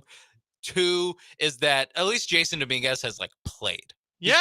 He's been at the majors for a good part of the season. Like you said, Roman Anthony got called up last week. Roman Anthony's WAR is negative 0.2. Oh, he had a terrible play in his first game. A terrible outfield blunder. That's probably -2 right there. The Red Sox made him take batting practice in right field in front of the media almost as a punishment after that happened. Can you guess his batting average right now, Sean? Is it 125? It's .080. Oh my God. He has 2 hits and 27 plate appearances. Hey, I know. I'm not saying that this guy's gonna stink. I'm not either. Like, he has, obviously, there's a learning curve here. We remember Cam Smith at the start of the season had a little bit of a learning curve, and he's now good. I mean, 2 home runs last night. It's a great day to have this take. That Cam Smith has like been a productive MLB player, where this guy so far has not. In 8 games, he has been bad, and I mean, his sister's hot. His sister's 15 minutes of fame for being hot aren't even over yet. Right, exactly. Like she was at his debut shielding him from some of the, that we still remember who she is. And shielding him from some of the heat. Yeah, sure. Yeah, exactly. She took some of the eyeballs, but she's not even at the Hawk-Tua girl level. Like a Hawk-Tua girl at least got like 6 months of fame out of it. Oh yeah, the anniversary was a couple days ago. We still know who she is. Yeah, but the last couple months have not been as good. No, they haven't. No, she was sleeping. Don't worry, it's fine. Okay. The pump and dump, not a big deal. Okay. And it wasn't an OnlyFans pump and dump. It was just a pump and dump. I can't wait till we get to that point with Roman Anthony's sister in a year. I don't think that's going to happen. She's a strong, powerful, independent woman, and how dare you? But that is definitely, now that she's got a little clout. We thought the same thing about some doors have opened. What could I say? Hey, Hawk-Tua, to her credit, she has not gone on OnlyFans, okay? She has not. I do credit her for that. As of June 18th, she's not on OnlyFans. Paul Gallant Show, ESPN 97.5, 92.5. That is Sean Mapes behind the glass. 713-780-3776 to call, to text. YouTube at ESPN Houston. Twitch at ESPN 975. The Astros got back in the W column with a ton of runs last night. We'll react to some of what Dana Brown also had to say earlier today. It's the Paul Gallant Show. Stay put.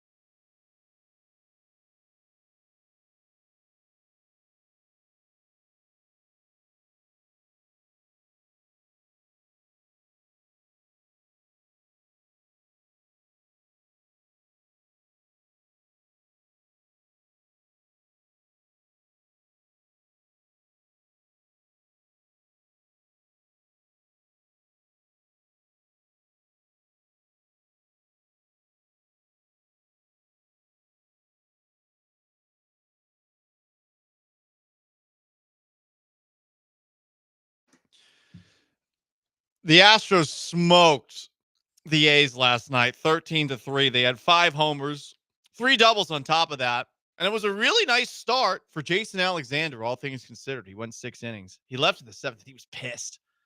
Astros felt focused last night on a level that I did not think the A's would get out of them. Cam Smith had 2 home runs. He also had a double, 4 hits in total. He's heating up. Mauricio Dubon had a homer and a double. He's heating up. And it's good that they're heating up. And obviously, you're playing the A's, and it's a late night game on the West Coast. So you can fatten up a little bit, and maybe not a lot of people are going to see it, but they're going to need to get offense wherever they can get it. I think our fear for tonight's game is that the Astros, Sean, potentially will not score as many runs because they scored 13 tonight. I think it's over 8 is when we're like, yeah, and then double digits. Double digits is tough. Yeah. When it was 5-0, I felt okay. You can unplug. We're good. Yeah, sim to end. But they kept going. I think the next inning they scored 4 runs, so they're in the danger zone in the 5th. So yeah, it's gonna be tough. It's gonna be a tough hill for them to climb. But maybe, like you said, due to this seemingly increased focus that they had at least last night, maybe they can lock back in when they play the A's tonight. Hopefully. We can only hope. Hopefully they pissed them off enough to where they can score, I don't know, 4 runs tonight. It's Fromber against Luis Severino. Oh, okay. There's probably a Yankees-Astros matchup from back in the day that had that same. Oh, for sure. Yeah. Well, the Astros are familiar with Severino. That's for damn sure. Yeah. He's 2-6 with a 4.47 ERA to this point. Also, we heard from Dana Brown earlier today. Dana Brown did not give us a percentage update about Yordan Alvarez. Boo. I actually threw my chair when I read what Dana Brown had to say about Yordan Alvarez. It sounds like he's not that close to returning. The specific quote, courtesy of Dan Matthews over at the Astros flagship, was this. It's a day-to-day thing. He feels a lot better. We're communicating with him every day. Not really taking swings right now, holding and gripping a bat. He doesn't feel anything pain-wise. We've had multiple MRIs on him. Once he feels good for a certain period of time, we'll get him to take some swings and give him more baseball activities. Sounds like he's a ways away. So there you go. Most interactive sports talk show in town. It's time to go around the south side of the AFC because get this, guys. There's challengers on the horizon.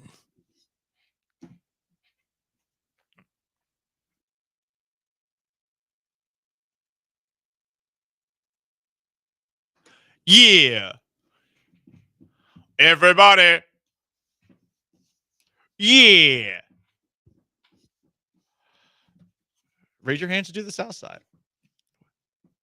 What is the dance for the south side? Yeah. Is that what you're going to learn for the 2 days you have Yeah. off at the? I think going to a bachelor party in Rhode Island is where you can learn how to do this. When I was living in Massachusetts, that would be called the South Side because I lived south of Southie on the South Shore. South of the South Shore is Rhode Island. Okay. The further south you go in New England, the more ridiculous the accent gets. Who would have thought? Yeah, I would have thought it would be the other way. That like in Maine, they're just Well, they can't talking read. like lunatic. Oh, okay. They can't. They're cannibals and they can't read. At least that's what I've been conditioned to believe. They're Northern Kentucky. They're worse. They're worse. It's the fun part about New England. And Boston is such a bunch of egomaniacs. I'm joking, of course. Boston is just egomaniacs to the max. They think the world revolves around them. AFC South, let's talk about it. Cam Ward hype. It is peaking. Titans media was lapping this one up where they asked him about things that he's working on. What's your plan for the next 5 to 6 weeks before you report to camp and when you gather with your receivers and some of the other quarterbacks and go over things just to kind of refresh everybody? Just work out, stay in the playbook, and throw the out the ball. So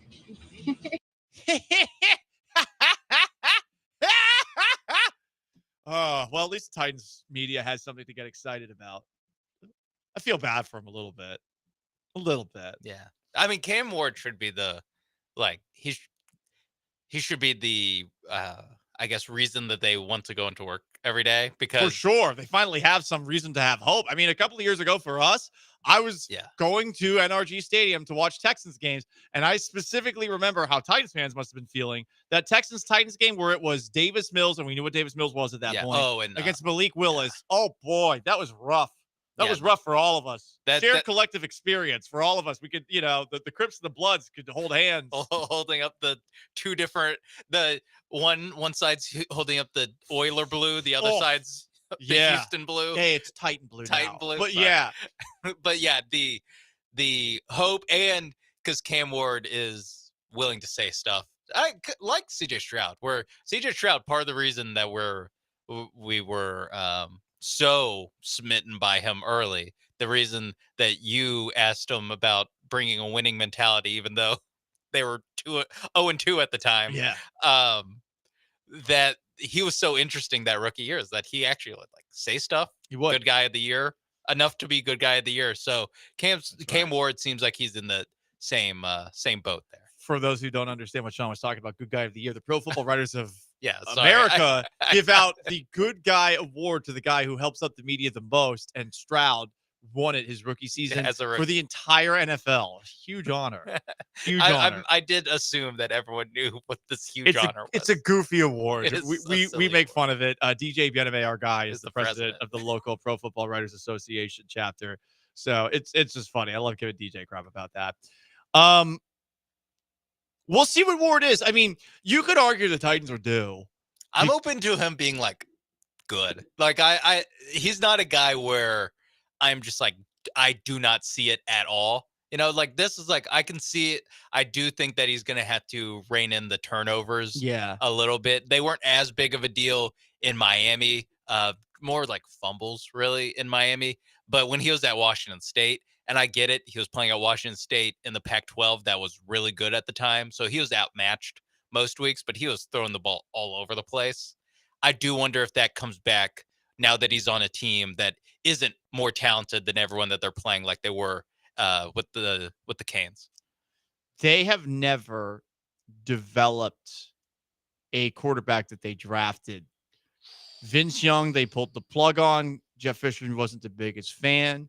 Jake Locker was a bust. Yeah. Marcus Mariota was a bust. Zach Mettenberger was a 6th-round pick. Also did not play particularly well when he got his opportunities. Yeah.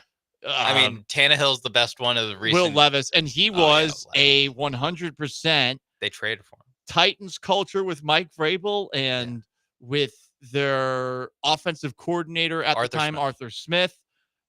They got the most out of it. Yeah. You could make the argument that the Titans are due. Last one? Right. But I mean, Steve McNair is truly co-MVP in the 03-04 season. Yeah. He is the only good quarterback that organization has ever had, unless you want to make a case for Cocktail Collins. I mean, Kerry Collins, the year that they went 13-3. I don't want to make the case for Kerry Collins ever in life. That was a Chris Johnson joint. Yeah, it was. That was a CJ2K. So they might be due. Continuing to go around the South Side, Trevor Lawrence was asked about the arm sleeve that he's been wearing as everyone continues to freak out about quarterback arm soreness this offseason. Here's what he had to say about the sleeve he's wearing. You got to think about it. I hadn't thrown since before OTAs since December. So, December. So it was about 4 months of not throwing. And that's I don't know the last time. I couldn't tell you the last time I didn't throw for 4 months. I guess 4 years ago when I got surgery. So I think just going from that to I started throwing a couple weeks before we started the off-season program, but then we jumped into practice and heavy volume. And I think just over time, obviously you got to adjust and got to get in shape for that. So just a little bit of soreness. The compression helps just relieve some of that, but that's all it is. So nothing I'm concerned about. I'm a little concerned about it, though. I think for Lawrence, who I don't think is bad, but I think he's around, as some would call it, the Andy Dalton line as far as quarterbacks. He's a lot closer to that than a lot of people expected, given that he was supposed to be the next GOAT at quarterback when he came out at Clemson, and a lot of people were like, "Why did the Jets?" Imagine where the Jets would be with Trevor Lawrence. Probably not in a much better situation than they are at this moment in time. No, They did it. I mean, Zach Wilson stunk, but I mean, hey, Lawrence has been good-ish. Do you think Lawrence would already have gotten Sam Darnold? And by that I mean traded out of town. If There's a chance in the like scenario where he's the Jets quarterback, because if he just has the same exact year, but their chances are less successful. Given, look at the Jets. Yeah. They've arguably, actually no, they've inarguably been worse than the Jags. Yeah, they have. Over this time They period. have. The Jags have a playoff berth and a playoff win. Situations do, I think, have a lot to do with if a quarterback can't succeed, which is why you continue to see Titans quarterbacks going, through the mill. And we'll see if Ward's different. I really don't know. I'm not making any judgment on it. With Lawrence, I'm close to being out on it for the Jaguars. I think he could be a serviceable starter across the league for a could time. it be like Goff?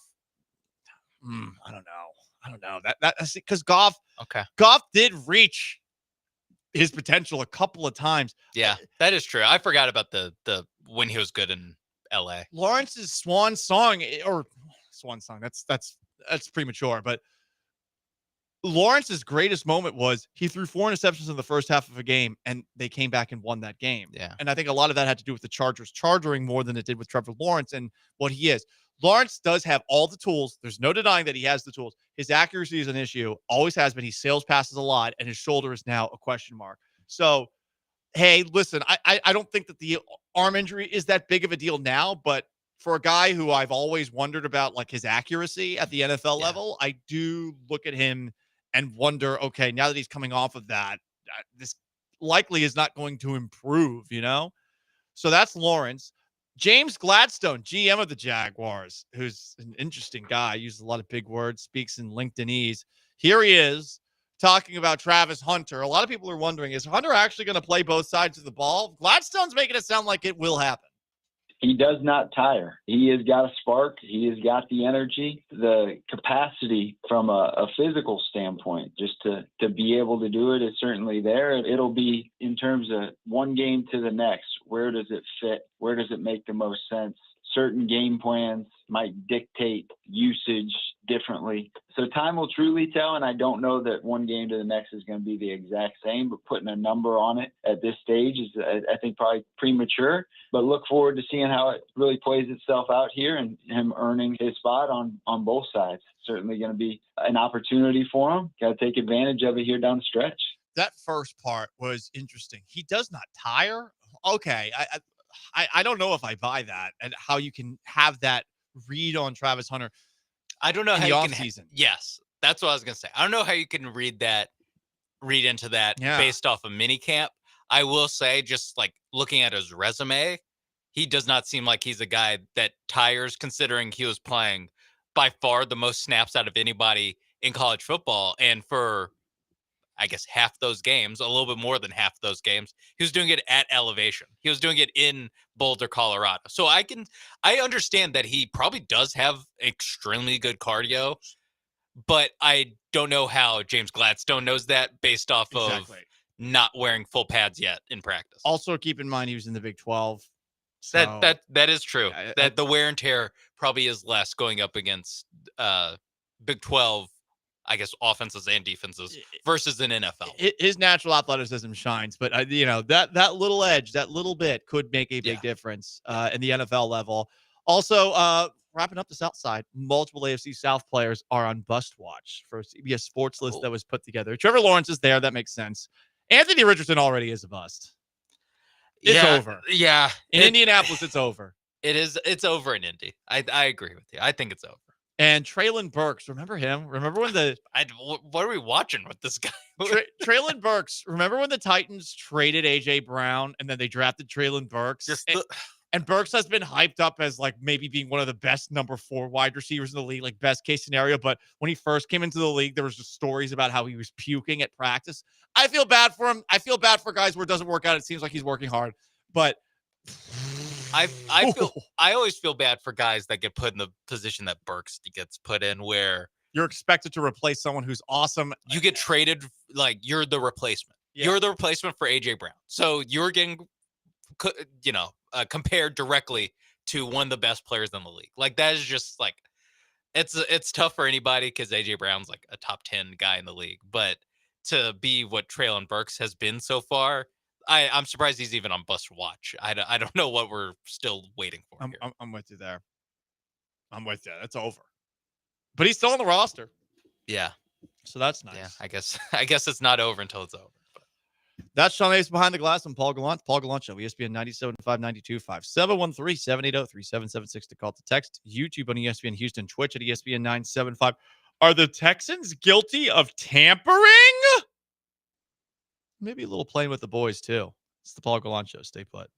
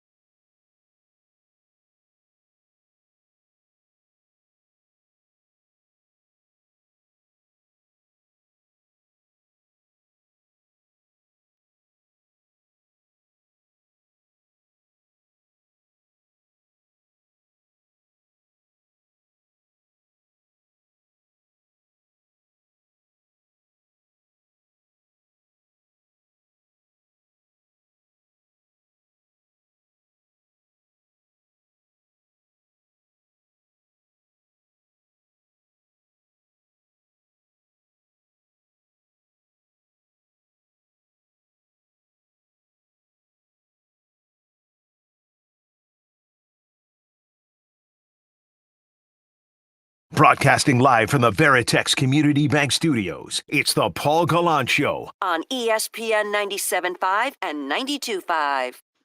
Most interactive sports talk show in town from the 832. Someone texted in. Funny how Lawrence is going into year 5 of being ass, but not labeled a bust. He's not been ass. That's the problem. That's honestly the problem, is that he's been good enough to where the Jags re-sign him, because he has been like 20th best quarterback in the league, like 14th to 20th, where sometimes he's slightly above average. A lot of times he's average. He's in that kind of mode, I would say. They're better with him than without him, but they're overpaying for him. And then this texter continues, and yet Richardson was labeled at year one. No, not really. He was out for the year very early. When he asked out. He looked awesome against the Texans. Last year, when he subbed himself out of a game for a key third down against a division rival, that's when people started to be out. And honestly, if you take a look at the people online, people were making excuses for that guy. The amount of people who were like, oh, you got to treat him differently than everybody else on the roster because he's a quarterback you took early. Unbelievable.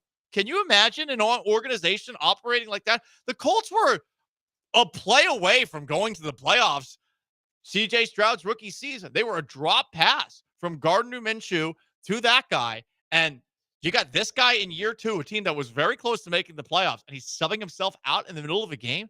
That's why people are looking at him right now as that. They were not looking at it like year one. And honestly, a lot of last year, they weren't looking at him as a bust, and they should have if we want to go down that route. Yeah, I mean, I think that guy's full of crap, that texter. Yeah, I mean, I don't know. I don't know what the case for Anthony Richardson is, other than he hasn't played enough football, which was a problem for him at Florida. It's also something you can say about Trey Lance. So if you want to make the Trey Lance deserves more time, I'll also give you that too. I think you have to support both, though. You have to be both a Trey Lance and Anthony Richardson person because they are so far in their career been more or less the same guy. Actually, Richardson's played more. That's kind of been a problem. By the way, the Houston Texans signed somebody. They signed Damon Arnett, the guy that we talked about. Yeah, wow, that's a little surprising. That is surprising. Damon Arnett, for those who don't know, because especially since Jimmy Ward is still on the roster as things currently stand. Damon Arnett, November 5th of 2021, was accused of injuring a woman in a 2020 car crash. October 14th, he slammed into a woman's car after missing a turn on the way to team practice and left the scene. He was traveling 65 miles per hour. November 8th, 2021, a video was discovered of Arnett brandishing firearms and making death threats. The Raiders released him. January 29th of 2022, Arnett was arrested in Vegas on charges of assault with a deadly weapon, carrying a concealed weapon without a permit, and 2 counts of possession of a controlled substance. No criminal charges were filed, but he did end up getting indicted by a grand jury for assault with a deadly weapon and another firearms charge relating to the incident. He was sentenced after agreeing to a plea deal to 50 hours of community service. July 25th of that same year, he also was found to have had a suspended license. He was pulled over using the same vehicle a little bit later with said suspended license, and also was arrested early 2024, charged with possession of meth and unlawful carrying of a firearm. And now he's a Houston Texan. I saw an interview that he did recently, and he did the whole listen, what you're getting is a dog, but I've changed. Okay, Very I was gonna funny say quote. he I assume he did the this is what I've learned, but also still a dog. We'll play that clip before we get to the end of the show. Cool. This guy has a lengthy track record. I just got to go and find the clip. I did not think that they would actually sign him, but they did. Also, apparently, Texans bad boys all of a sudden. Texans were tampering with a Chiefs executive who is now canned and suing the Chiefs for, I believe, wrongful termination. Wrongful discharge, to be specific. The wrongful discharge lawsuit filed earlier this week by Chiefs Director of Player Engagement. What? Ramsey Robinson. Player engagement? Includes a claim based on an alleged effort by the Texans to hire him. Some months before his termination, he was pressured to renew his contract. He was told the contract would offer him stability. After he signed, the Texans asked Chiefs management to interview him, and the Chiefs refused it. The Chiefs told the Texans an interview would violate his contract. Ramsey discovered this information when a representative from the Texans called him personally and asked him about this missed opportunity. So I guess under the NFL's anti-tampering policy, you're not allowed to talk to somebody and offer them a job unless it would be to become a high-level employee. So you have to be like GM or team president. So you have to be getting essentially a promotion. That kind of sucks because imagine there's a lot of unstable situations across the league. Texans are definitely a more stable situation than most. Chiefs are the most stable situation, but probably not a lot of room for advancement in a place like that. That kind of sucks. Yeah, Tampering policy against a guy like just taking a different job somewhere else director of player engagement. I don't even know what that is. And especially because, in a front office of an NFL team, like there probably are, and it's things that we don't normally think about in sports, but there's probably are place to place, like different benefits to working at different organizations, like at most jobs, like real people jobs, not non-sports jobs where, hey, I know this is, going to be a lateral move, but, XYZ, whatever, they offer more health benefits or whatever it is that makes a job more appealing, even though it's not a direct, or, I mean, shoot, what if this guy has family in Houston? He has, like parents he wants to be closer to, or whatever it may be. Like it is interesting about this rule that you basically you have to let your contract expire with your team if you want to take a equal job at a different team. That's strange to me. I agree, and I don't know what director of player engagement means. I really don't. It's a very weird title. I was gonna say, considering you and I have never heard this title before, I can't imagine that it's like super high on the totem pole. I'm sure he is like he makes decisions that affect the team, but I mean, normally it's assistant assistant general manager, president of football operation. Like that's kind of the titles we're used to. Team president, things like that. I mean, I've never heard of engagement officer. I don't even know what that could possibly be. I don't either. That's Sean Mapes Behind the Glass. I'm Paul Gallant. It's the most interactive sports talk show in town. 713-780-3776 to call in, to text in. Watch Wednesday. Who's watching the world of sports? That's next. Stay put.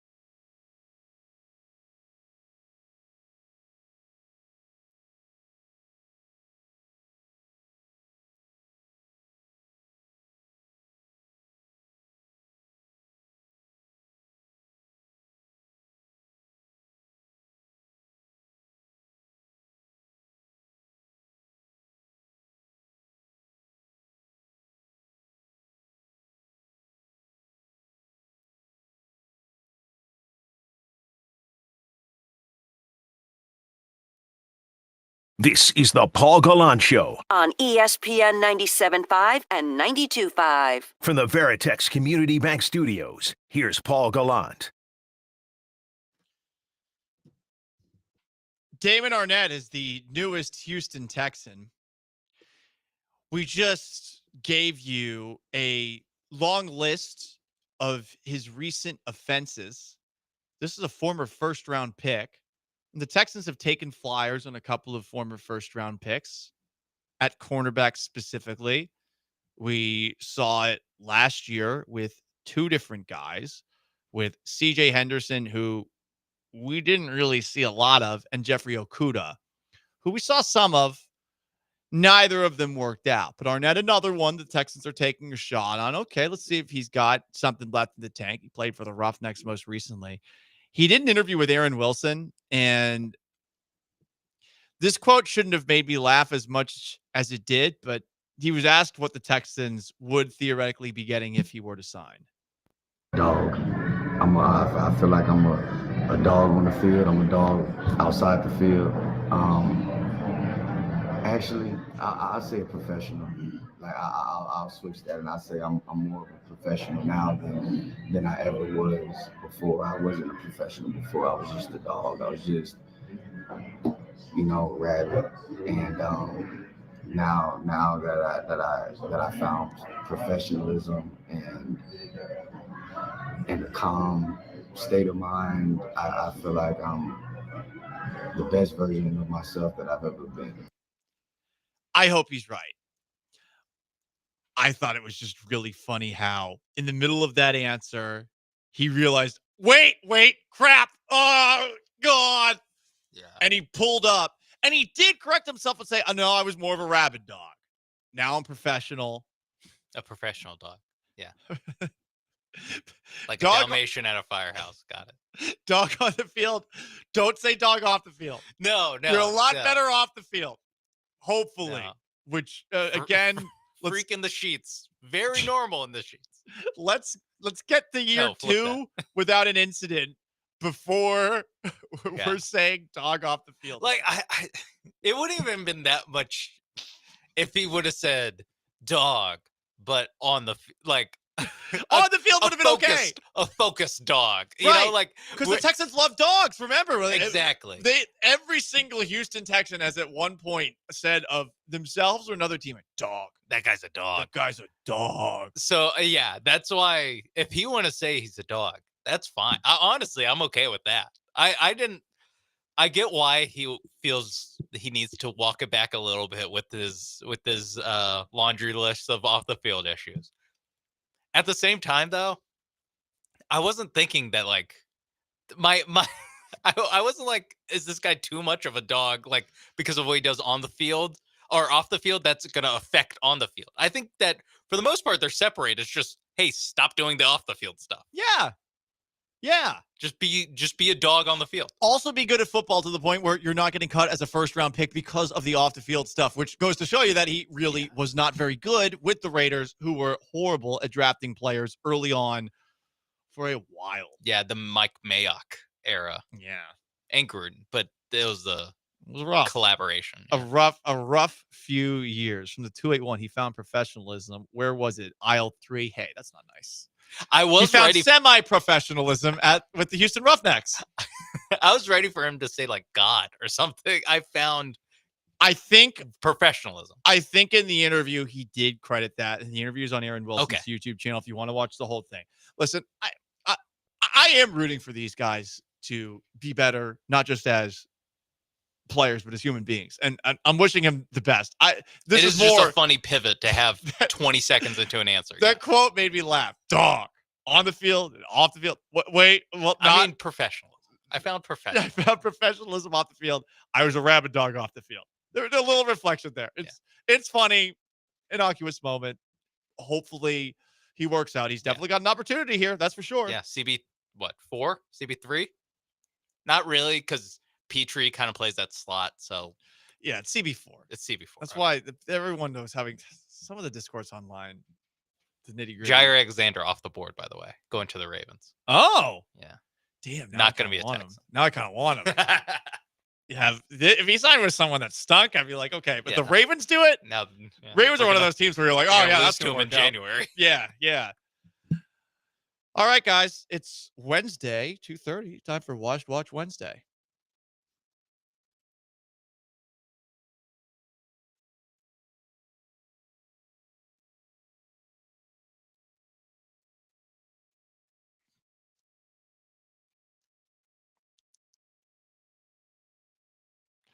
Choir Boy Texans washed. Jimmy Ward still on the team. They're giving Damon Arnett a chance. Yeah. You know what? It's good. I was a long proponent of they got too many choir boys. They need some bad Oh, dudes God. on the field. I don't know that he's a bad dude. I think he's a reformed dog. That'll work. That'll work for me. A rescue? Is he a rescue He's pup? a rescue. We're doing dog watch. Yeah. The race between Noah Lyles and Tyreek Hill over. It was going to happen. It was going to happen around Times Square, but Noah Lyles says it is off. Per Lyles, they were very deep into creating the event, but there were some things, complications, personal reasons that it didn't come to pass. Huh. Did Tyreek Hill do something? Did Noah Lyles do something? Yeah, I want to know which side had the personal reasons. And I want to know what kind of personal reasons that they are. Hill was in a track meet Friday. He won the 100-meter dash in 10.15 seconds, which is really impressive. But Noah Lyles won a gold medal last year by running the 100 meters in 9.79. I mean, that's a 0.3, nearly 0.4 differential which between the two. is a ton. That's a lot. in the 100 meter. Yeah, that's a lot. So that race off, I bet the personal reasons were Tyreek Hill said, hey, they're telling me I can't with the Dolphins. Yeah. Culture shift. It probably is like a Dolphins thing. I would imagine. Maybe it's a Lyles thing. I don't know. It should be a Dolphins thing. Yeah. If the Dolphins are serious about changing things, Tyreek Hill's got to fall in line a little bit more. This poor guy who had a chance at winning $5.6 million is out because the Astros did a little sneaky move. So a beat the streak player, his handle IO Tank, picked 50 straight correct players to get a hit. He picked Jacob Wilson for Monday's Astros-A's game. And he's done because Jacob Wilson, on a little bloop that he hit to right field, since the runner who was on first base did not run, the Astros were able to field the ball after it plops into right field, where it would have been a hit had this guy gone to second base, and they throw out the guy at second base. So it's a fielder's choice. So this guy would have been 6 games away from the 57 streak and beat the streak and getting $5.6 million. And it just ends like that. No one's come close to this before. Like the highest before was 30 something. So that sucks. I feel bad for that guy. Yes, by the way, this is 100% a hit. Watching the play, it's like attached to it. This is a hit, and it's a base runner who screwed it up. And I get it that I guess in it's theory, a tricky play. It's also in theory, it's no different than grounding it to second base, them throwing it to the bag, and then you beating out the double play. Like I get why in theory it's different, but this was like the ball blooped into the outfield. Like that's a hit to me. It was. The English version of the American national anthem might be washed. I don't know how many people saw this, but the Dodgers of all teams. Did they do it in Japanese for Shohei Ohtani? No, they did not. You would have thought maybe, but half their team. Yeah. Vanessa Hernandez, commonly known as Neza, was told not to, especially in the wake of the protests in downtown LA Saturday night, was told not to sing the national anthem in Spanish. They want anthem singers to perform in English, but Neza decided, while wearing a Dominican Republic shirt, to sing the Spanish version in response to U.S. Immigration and Customs Enforcement crackdown in L.A. Said song is called El Pendón Estrellado. It was commissioned by FDR, Franklin Delano Roosevelt, former president of the United States, in 1945. Listen, the national anthem should be in English. That's all. It should. We should try to unify on that front. I get it. I get the fear that some people are feeling, and this is not me trying to be political, but like this seems like it's more likely to be divisive than it is to get people that you want on your side to see things the way that you see them. And I think that's been a lot of the situations with the protesters over the last couple of days and weeks. The methodology to gaining more support has been annoying people, and generally that doesn't help you out. Just a tip of advice. Let's stay political. There is a congressional baseball game for charity. It raises money for vulnerable children. First off, the Democrats washed. They lost 13-2. They've lost 5 straight games, and they trail the all-time series against the Republicans 23-38 as far as the congressional baseball game.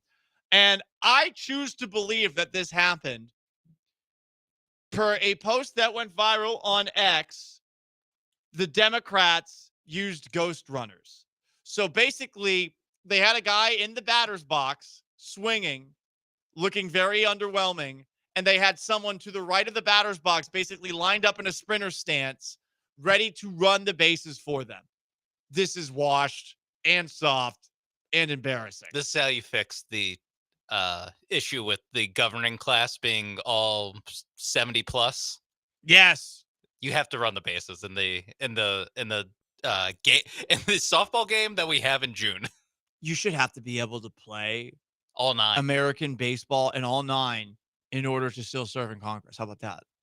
You should have to. You don't have to be good. This is how we get. Oh, don't have to be good. You don't have to be good. You just have to be passable. I was gonna say Congressman. I don't want you to look. Jeff Bagwell reporting for duty. Yeah, I like. Listen, if you have a Mitch McConnell moment, where was he? Was he on third base? Was he in the hot corner here? If we're not going to do a mental acuity test, can we at least see if these guys are decent at sports? Are they even passable at golf? Just toss them a baseball. Yeah, to catch it. Let's watch them play golf. Okay, how about that to determine whether or not, do you look passable, or are you an embarrassment to our country? Free throw shooting contest. You just I'm not even saying 50%. Make 4 out of 10, and congrats, you're in. Just shoot a granny style. Rocket should be doing that. They're literally grannies. Washed. Iran.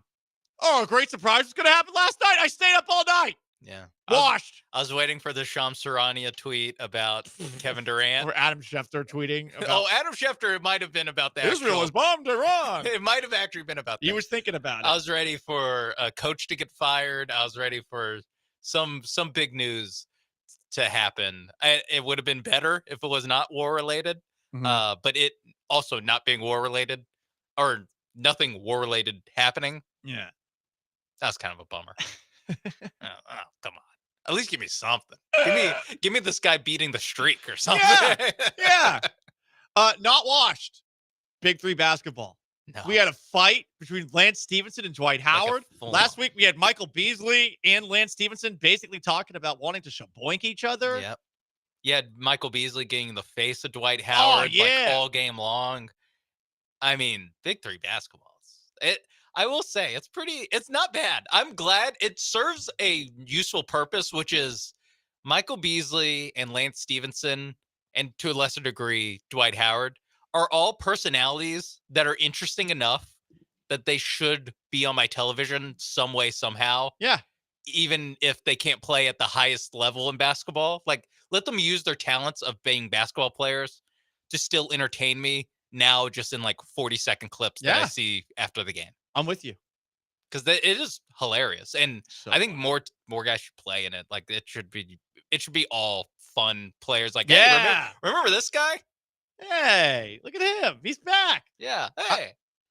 So that's a summer watching alternative. That is Watch Wednesday. Up next, before we wrap things up with a little garbage time, I know this is not everyone's cup of tea, but if you're looking for something other than baseball sports-wise to watch this summer, the way that this league conducts itself is actually something that could be entertaining. Is this the year that we finally do this? We'll discuss before we wrap things up. It's the Paul Gallant Show. Stay put. First, let me tell you about my friends at risehealth.com. RIIZE health.com. We played that audio of those two big three basketball players last week, or things are starting to sound a little, sexual in nature.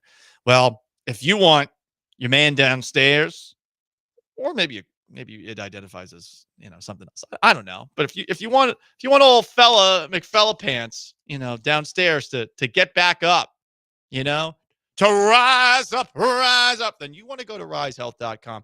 Enter promo code 975 to get 20% off your first order of Rise Red Max strips, rapid enhanced dissolving strips. You put it underneath your tongue, 5 minutes, good to go. Oxytocin, sildenafil, tadalafil. You are going to be back in the game. Listen, not everyone goes through this, but if you do go through it, you have something to fix it. Don't be embarrassed. Don't be ashamed. Just go online to risehealth.com. Talk with someone for 5 minutes. Promo code 975, 20% off your first order. It's worth it. And guess what? You're going to be back and working overtime. Risehealth.com. You'll rise up, you'll rise up with risehealth.com.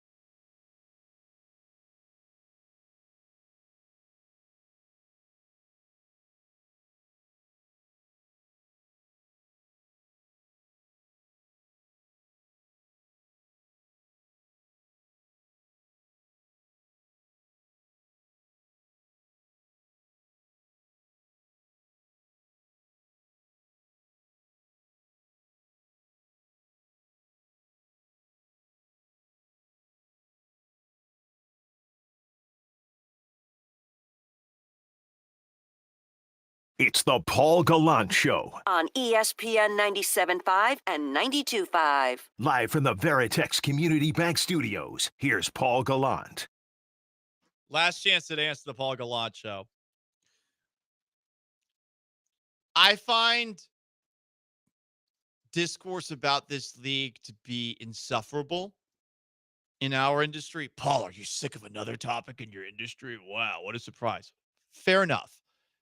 But WNBA discourse has seemingly always been centered around Caitlin Clark and a rivalry that she has with Angel Reese that's more about LSU Iowa than it is about anything in the WNBA between Clark's Indiana Fever and Angel Reese's Chicago Sky. People love watching Caitlin Clark.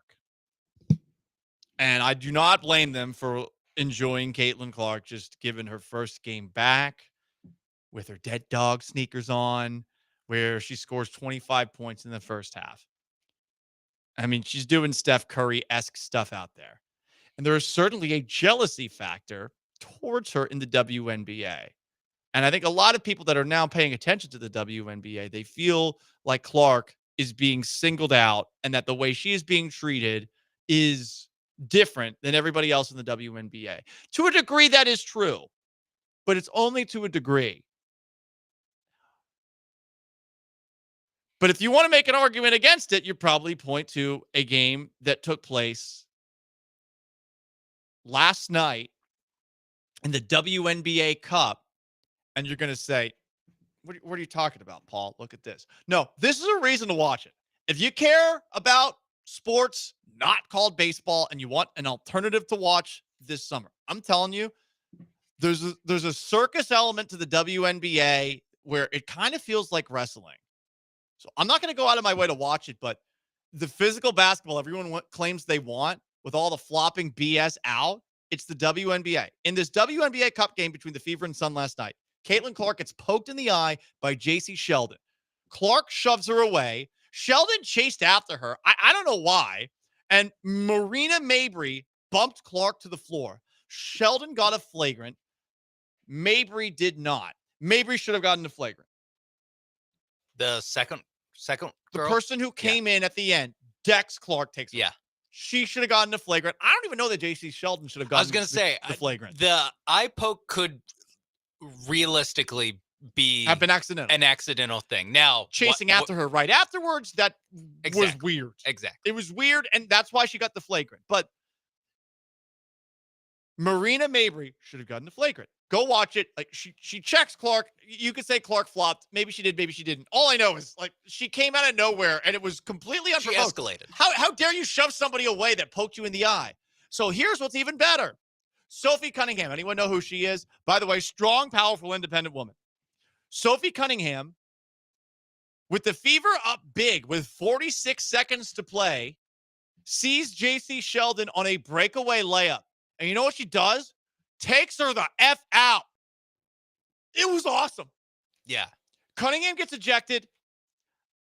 After the game, you got the coach of the Connecticut Sun bitching about it, saying it was a flagrant foul. It was disrespectful. You're up 17 and you're doing this. I disagree. I think it's great. The WNBA is the physical basketball that everyone wants. It's Big East basketball. I've said this before. I had a tape that went super viral just talking about this. And once again, I'm hitting this home.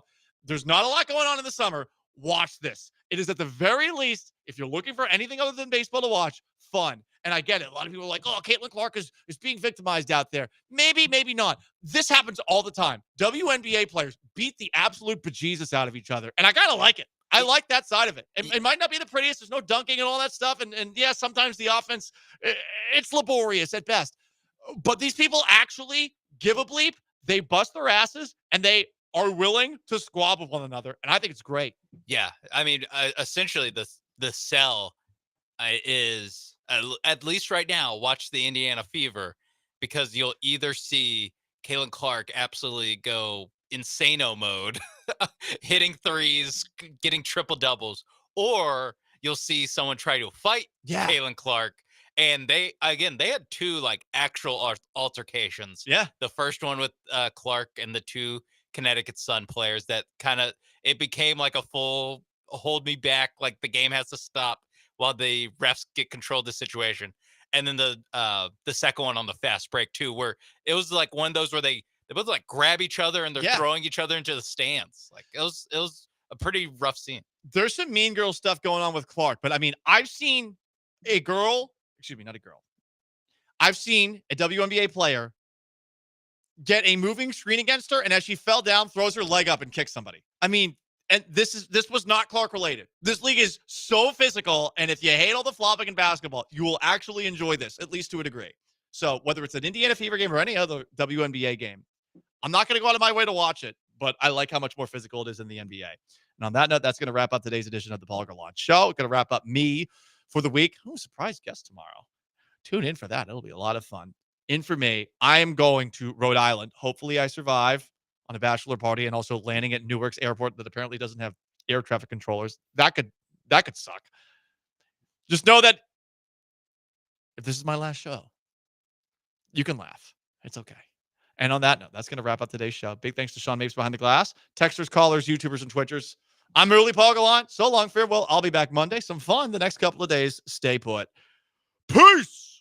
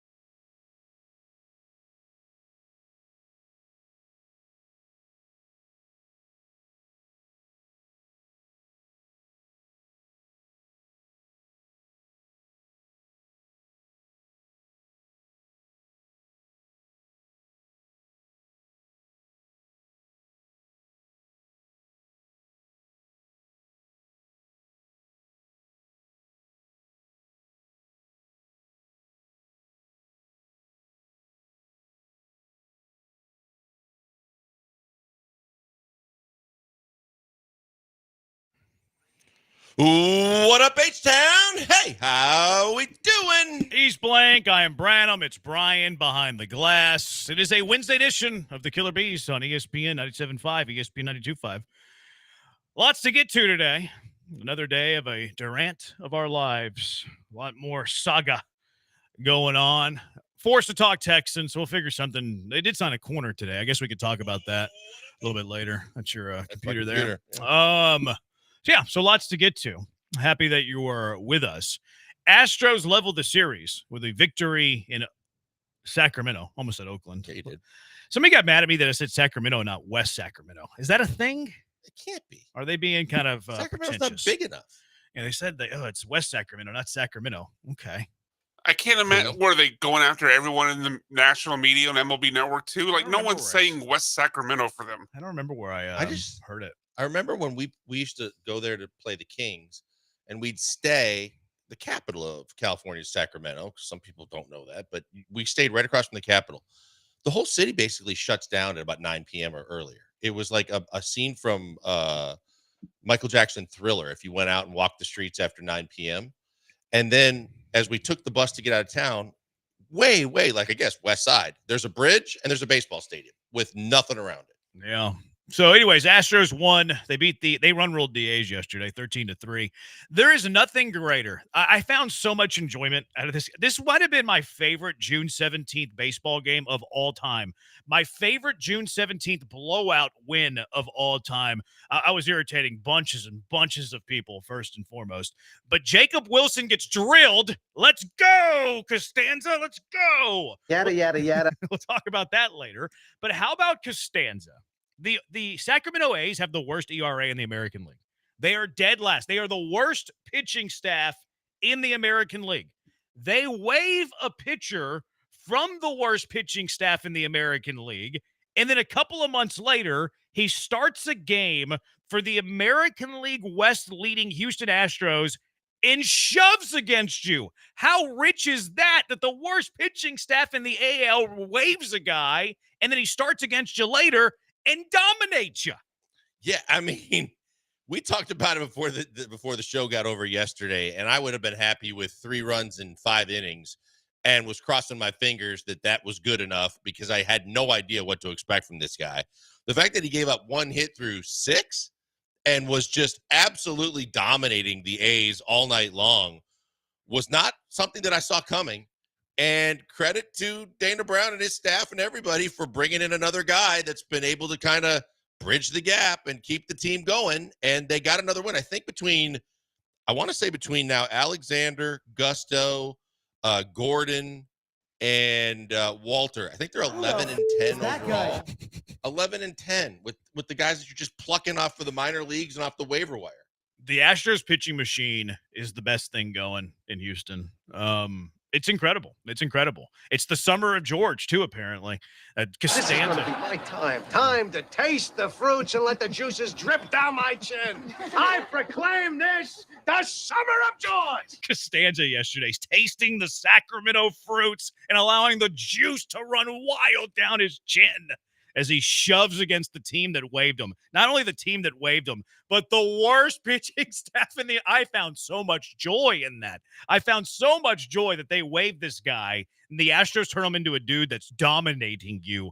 That was hilarious. But yeah, you can't speak enough to this Astros pitching machine. Murphy, Miller, even like you mentioned Dana. Yeah. Dana mentions this Matt Hogan guy a lot as the guy that like finds major league talent, or at least guys that are like on the waiver wire.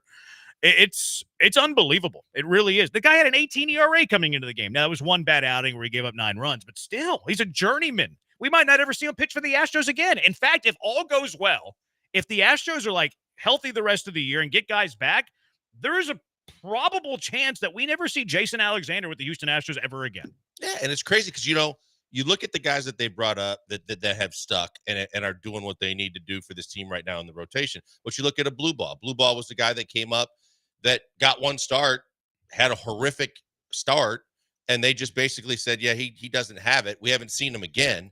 They stuck with the guys that we've talked about that have major league stuff, that are capable of getting guys out and going multiple innings. Now you add another guy to the mix that like no one is talking about, but suddenly with all the injuries that this team has had that would have sunken a lot of teams in this league, you are not only staying afloat, but you're 4+ games up in first place in the division. And these guys are a big part of that. Yeah, it's quite the sight. It's quite the sight. This team believes in pitching and defense. Why is Jose Altuve playing left field? Because this team's identity is pitching and defense, as it should be. The identity should be pitching because their pitching development is unbelievable. It is the worst pitching staff in the American League waived this dude, and then all of a sudden we're talking about him as like a cult hero. The Summer of George. Summer of George. In Sugarland, probably, though. I expect him to be sent down today. Yeah. His changeup was pretty good, though. Change is pretty good. I don't know what Spins a little bit. Yeah, I don't know how much life the rest of the repertoire has over the long term, but that change looked really good. I went and looked at the I'm a nerd. I went and looked at the Savant stuff. His breaking ball's got some pretty good spin. And like if you look at one thing or multiple things of like what the Astros like in pitchers, they want a lot of spin and they want a fastball that plays at the top of the zone. Yeah. They want a fastball up and they want a lot of spin. That's like what the Astros want. And like that goes back to the TrackMan thing. Like a lot of people, how was the golden era built? What, Luna was great. I mean, Luna was great GM. But what the Astros were innovative with that set them apart in the early days was TrackMan. They went all in on the TrackMan stuff, spin rate, velo, movement, and they were ahead of the curve. And that's why they were really, really good for a long time. It's shocking to me that they still have the edge that they seem to have. Well, remember when Verlander left? That was one of the big things the first time when he was talking about going to the Mets and saying they're so far behind what all the things the Astros were doing and did that he wanted to implement it with the Mets. And that kind of lends itself to what you're saying. When you look at what we saw last night, the fact of the matter is everything he threw moved. Some moved up, some moved down. He had a lot of lateral movement. Everything that you watched that he was throwing had them basically on their front foot and guessing because of the fact that he was in complete command of his pitches. Mm-hmm. And that was impressive as hell. Because again, based on what this guy has done elsewhere and the fact that, if you don't believe us, look at his earned run average. He had a great start last night. It took his ERA down to 10. Is it 10 now? It's 10. I didn't look. Yeah. So that tells you that until he got to the Astros, things were not great for this guy. But yet they can determine the fact that his stuff translates to getting guys out in the big leagues if you just make some tweaks and adjustments. And last night was impressive. Do I expect to see him again? Probably not. I hope not, But actually. he did his job. Vermont stole my joke. He said, I'm glad there wasn't shrinkage. I was about to say the athletic hitters must have looked at the baseballs like there was shrinkage going on. Ocho. I didn't think Ocho was a Seinfeld guy. This surprises me. Ocho texting, and believe it or not, George isn't at home. Please leave a message at the beep. I must be out or I'd pick up the phone. Where could I be? Believe it or not, I'm not home. Ocho texted that. I am stunned that Ocho is a Seinfeld guy. That is shocking to me. But Ocho appreciates good television. Mm-hmm. Appreciates some good TV. Ocho's always texting about others. He watches a ton of TV, it seems like. Ton of TV. My favorite moment, though, of the Summer of George in that one game yesterday was he dotted Jacob Wilson. He hit him. I was wondering early yesterday if the Astros would seek revenge, retaliation, not so much for the walk-off bat flip from Kurtz, like that, whatever. No, who cares about the bat flip? We all like bat flips, although some teams take exception to that sort of thing. They threw it out Tuve. The very first pitch after he homered in Monday's game. Okay, you're throwing at our best player, or at least our most iconic player. Sometimes that comes with a little retaliation. Jacob Wilson, in my opinion, a Bush League play that belongs at Williamsport when he bumped into Guillorme, trying to draw a Bush League obstruction call. And the Astros and Jacob Wilson second at bat yesterday. My guy, George Costanza, goes high and tight with a fastball and dots up Jacob Wilson. I loved it. I was surprised that he got hit. If it's for that reason, so be it. It also could be that he is their best player, so they retaliated after they went high and tight on Altuve. But for whatever the reason, we talked about it yesterday. I'm fine with it if that's what they choose to do. That's just part of baseball, and that's something that you have to accept, and you move on from it. And I think that they did. But yeah, they had to have an indication that was coming. Love it. I went back and listened to the A's part of it. Mm-hmm. They didn't really say, oh, it was intentional. but you could kind of hear like the wonder in their voice. You could kind of hear like, oh, I wonder. Like they didn't say that, but you could hear Dallas Braden kind of. I was gonna say Braden's the kind of guy that you would think would go, well. He like hesitated. He's like, you don't know, like kind of something like that. So like he had the idea in the back of his mind, but didn't comment on it. The radio team, not as much. I will give credit to Jacob Wilson. I respect the way that he wore it and went up to first base. He earned some of my respect back. I lost a lot of respect with his Bush League antics on Monday. Oh, there's Luis Guillermo. Let me go bump into the guy and try to get a cheap. That was akin to flopping in basketball. It was akin to flailing in soccer. It was a Bush League play that belongs at 12 under at Premier. That doesn't belong in big league baseball. That's not a big league play. And he'll learn it. So I lost some respect for him there.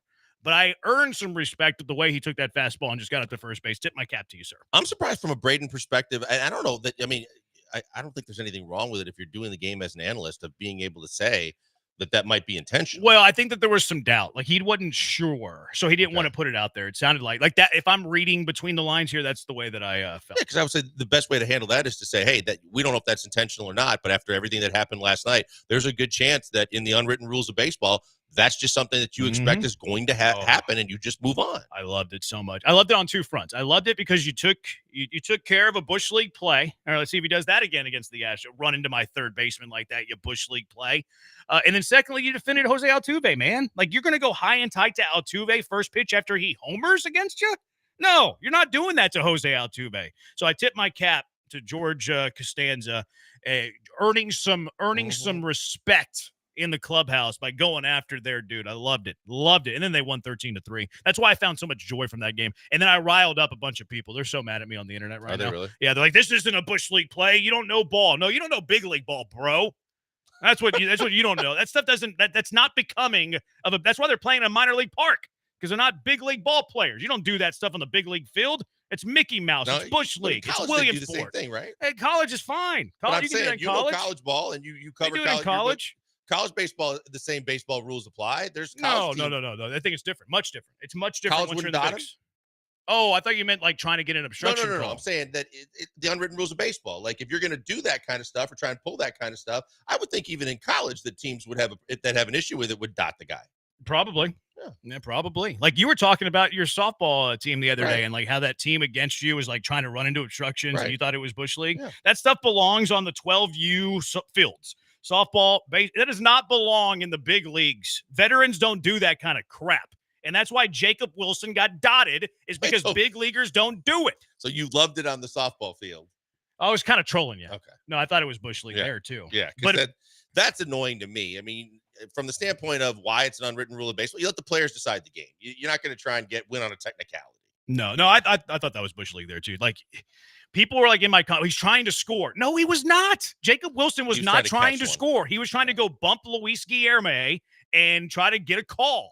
And the umpire, he actually called obstruction, but in Major League Baseball, they have two different types of obstruction, type 1, type 2.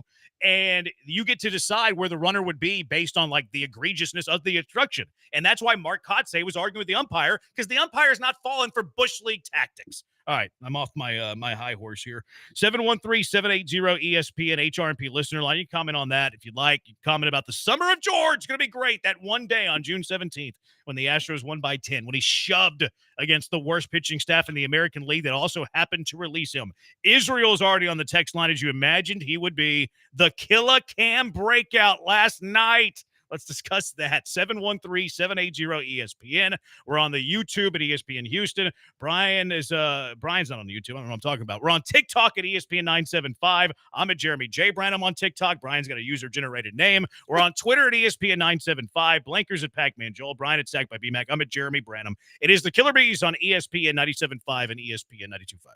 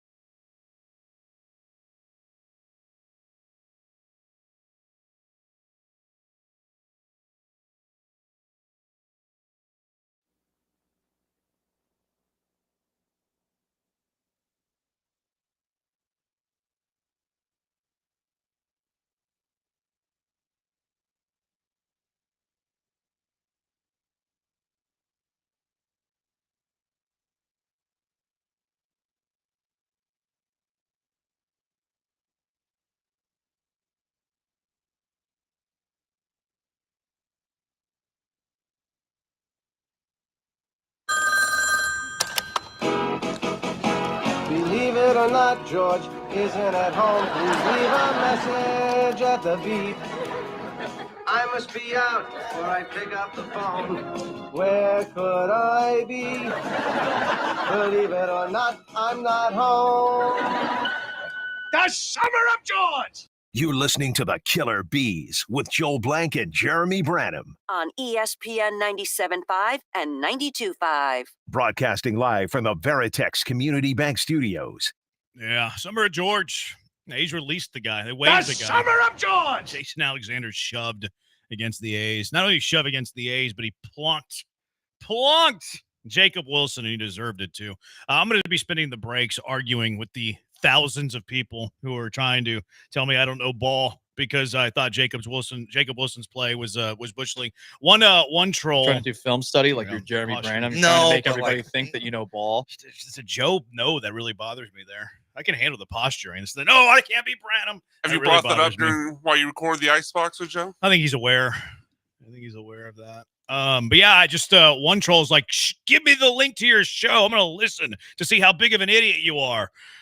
Send him the link. We'll see if he shows up, or we'll see if he's all, I guess, keyboard warrior would be the way to say it, right? Who's a fat guy in his underwear living in his mother's basement. There you go. Vermont, does J-Bone know the jingle George was singing? What do you mean, the voicemail? No, what's the show theme from that he used to sing that song? I assume you know it, Joel. I don't know it. Yeah, it's the Greatest $6 million. American Hero. $6 million? Oh, I thought it was $6 million Man. No, the $6 Million Man was Lee Majors, and that was okay. When he did this, when he got the powers. Okay. Yeah, that was the Greatest American Hero. 75. Can y'all explain to today's kids what the answering machine was? It's a good point. I guess they don't have answering machines anymore. Oh. Yeah, I mean, you still have the voice memo on the phone, I guess. But people hate the voicemail. Like, I think people our age and younger hate like if I get a voicemail, I barely even check it. I might look at the automated text that pops up, but I'm not listening to it. Ocho says, Branham, I'm a huge Seinfeld fan. The only shows I watch more are Law and Order, and everybody loves Raymond. One of my favorite Seinfeld episodes is the homosexual episode. Not that there's anything wrong with that. I remember that one. That was a good one. There's so many. Larry David's Did a you genius. say you have the text scripting? You said when you get a voicemail. Oh yeah. Like if you click on the voicemail, like AI will like script it out for you. I'll glance at that to see if it's important, but I don't listen to it. Yeah, I use it now. Why are you looking at me? It's just like a boomer response a little bit. No, because I got a new phone like a month and a half ago or whatever it was, and now the voicemail comes with that, and I love it. The fact that I don't have to sit there and listen to the whole voicemail, I can just see who called, the couple of key points, and I'm out. Which phone do you have? The Galaxy S24 or whatever it is. Yeah, I need a new phone. Seinfeld is a show about nothing. The A's are a baseball franchise about nothing, says Josh from That's Seabrook. a good one. That is a good one.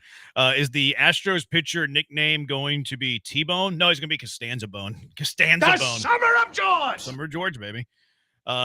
Thoughts and prayers to Branham for taking on all dozens of the homeless A's fans, says Tyler and Con. We're going out there. And they're also orphans. They live in Sacramento now. They don't even have a real home. They're not even going to go to Vegas for like another 4 years. I was interested, like looking at when they scanned the crowd, the first two games of the series, how many people have the A's jerseys, but they're the Oakland version with Oakland on the front. Huh. And I'm like, did you go out, if you live in Sacramento, would you go out and get the old A's jersey with Oakland on it? I don't know. Like, I wonder who did Sacramento root for before who do they root for in Sacramento? Like, even before the Athletics moved, I have no idea. The A's need to be demoted to minor league status, says Josh from Seabrook. Relegate them, A's. There's a pitcher who was waived by the A's, claimed by the A's, and dominated the A's. No wonder why the A's are a homeless franchise. I don't want to say they're homeless. They're more like orphans bouncing around. You can say unhoused now. That's the new PC phrase. What is it? Unhoused. Oh, come on. No, that is. I'm not saying I use it, but that is correct. Don't say homeless. You might offend the homeless. Yeah, how would they see it? Yeah, apparently you're supposed to say unhoused now. Yes, the pitching machine turns out pitchers had a great rate, but inevitably a shoulder or an elbow goes out on all of them. Risky way to run business. I mean, whenever you're making George Costanza shove against a Major League Baseball team, I don't know if it is risky business. This is Major League Baseball in today's day. I hate to break it to you, but if you're a pitcher, you almost have to expect you're probably going to be hurt at some point and something's going to happen where your arm's going to break down. It's just the way it is because of the combination of all the things we've talked about, from the speed of play now to the grip on the baseball to the way that, the spin is such a big factor. 30-some% year to year pitchers in baseball are getting Tommy John or some kind of major arm issue. And I would say, like, to the texture's point, or that last line there, where it's a risky way to run your business. I mean, that's why you have a pitching machine producing pitchers all the time, because there's a lot of turnover because of injury. Yeah, that's the whole point. You'd be in trouble if you didn't plan for it. But look, I mean, they claim Jason Alexander because they're like, you know what, we might have to have a spot Yada, star. yada, yada. And he pitches really well. Same thing with Jamie Moyer. Jamie Moyer was like toiling away and whatever. Like, did they claim him from waivers too? I think he was a waiver wire pickup. Yeah. So, like, they plan for that sort of thing. But they have guys in the minor league system that are ready to go. And at least they're not, although they have had to endure it, guys that they have signed to long-term big-time contracts. You're getting a ton out of guys that aren't costing you a lot, even if they break down, i.e. JP France a year ago. And they're maximizing for the here and now with guys that probably aren't in their future plans. Is this Festivus about the A's, the airing of grievances? Oh, that's a pretty good one. Chris from Humble says the episode where Kramer refuses to wear a ribbon because everyone wears one and gets attacked for it is the best. That was pretty good. I like the one where Kramer had the layers in the apartment. You remember the layers in the apartment? You mean the steps where he made the apartment, like, you mean levels? It wasn't layers, levels. Yeah. Levels. Kind of the same thing, but yeah, levels. And then there was the other one where he refused to like sleep at night. He would sleep in shifts. Yeah. He would sleep like 30 minutes at a time. Oh man, what a great show. Jacob Wilson was like Costanza trying to get out of the apartment fire. I like that one. Shoving the women and children at the pizza party. Yeah. Israel's giving us Cam Smith stats. Oh, I love it. Israel's ready to go with the Cam Smith love. And we're going to give Cam Smith plenty of love in a little bit. This whole, by the way, this whole roster thing is kind of interesting. The Astros traded for a 4A first baseman yesterday. We think it's for cash. We don't know. Shea Whitcomb gets pulled out of the game. Was it for Shea Whitcomb? Ari Alexander says that no, Forche's been recalled to the Astros. He's headed to Sacramento. Joe Espada was asked after the game, hey, what's going on here? Espada's, I'm not ready to make a roster move. It's kind of weird what's going on with that spot. When I left the house, there still hadn't been any announcement or any acknowledgement of that. And then when I got here, I asked Brian, and we hadn't seen anything. So I looked it up again, and they still haven't done anything. I don't know if they're just going to wait till mid-afternoon to make any kind of announcement, if it's going to happen or not. But like you guys had whittled it down. I mean, based on who played in the game last night when Salazar got in the game, it was essentially going to come down to Caratini or Rogers.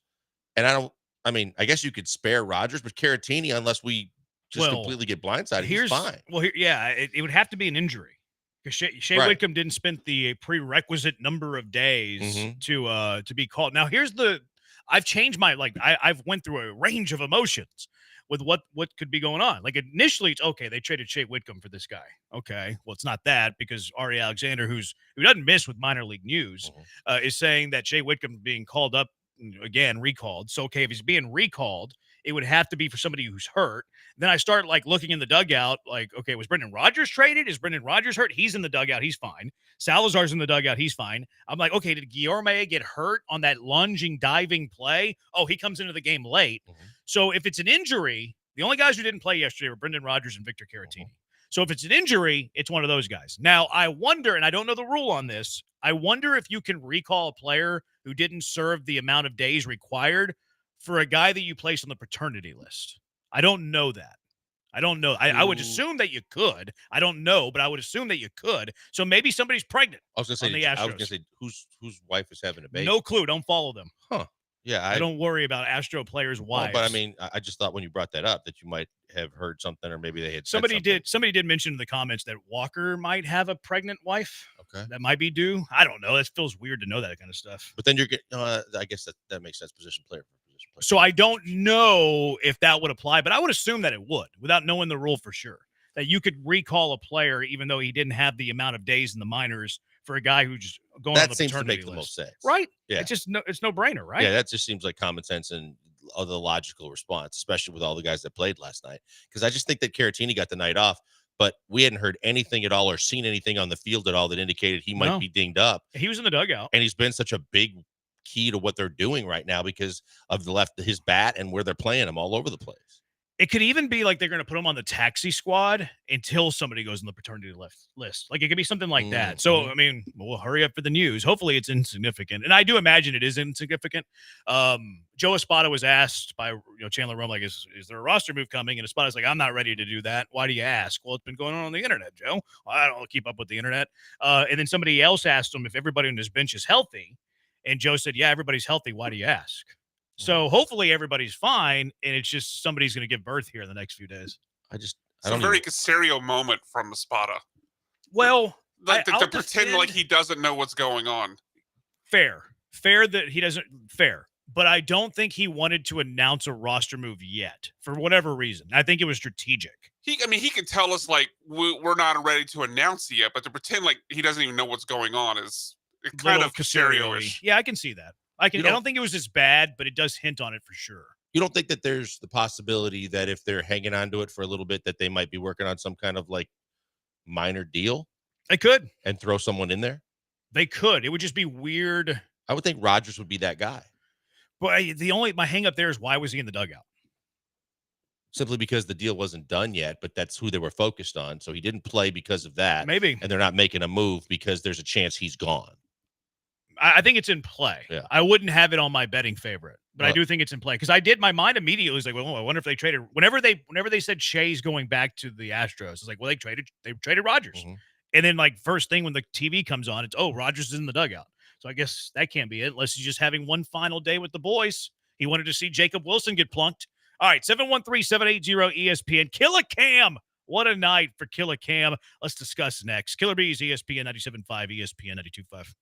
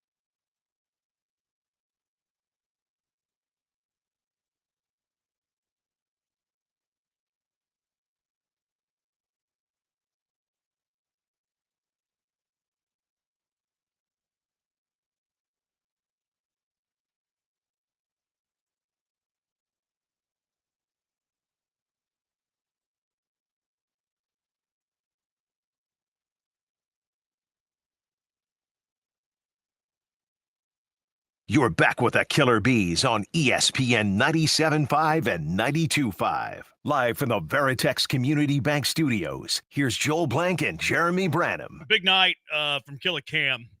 Israel is, I think Israel's throwing a parade.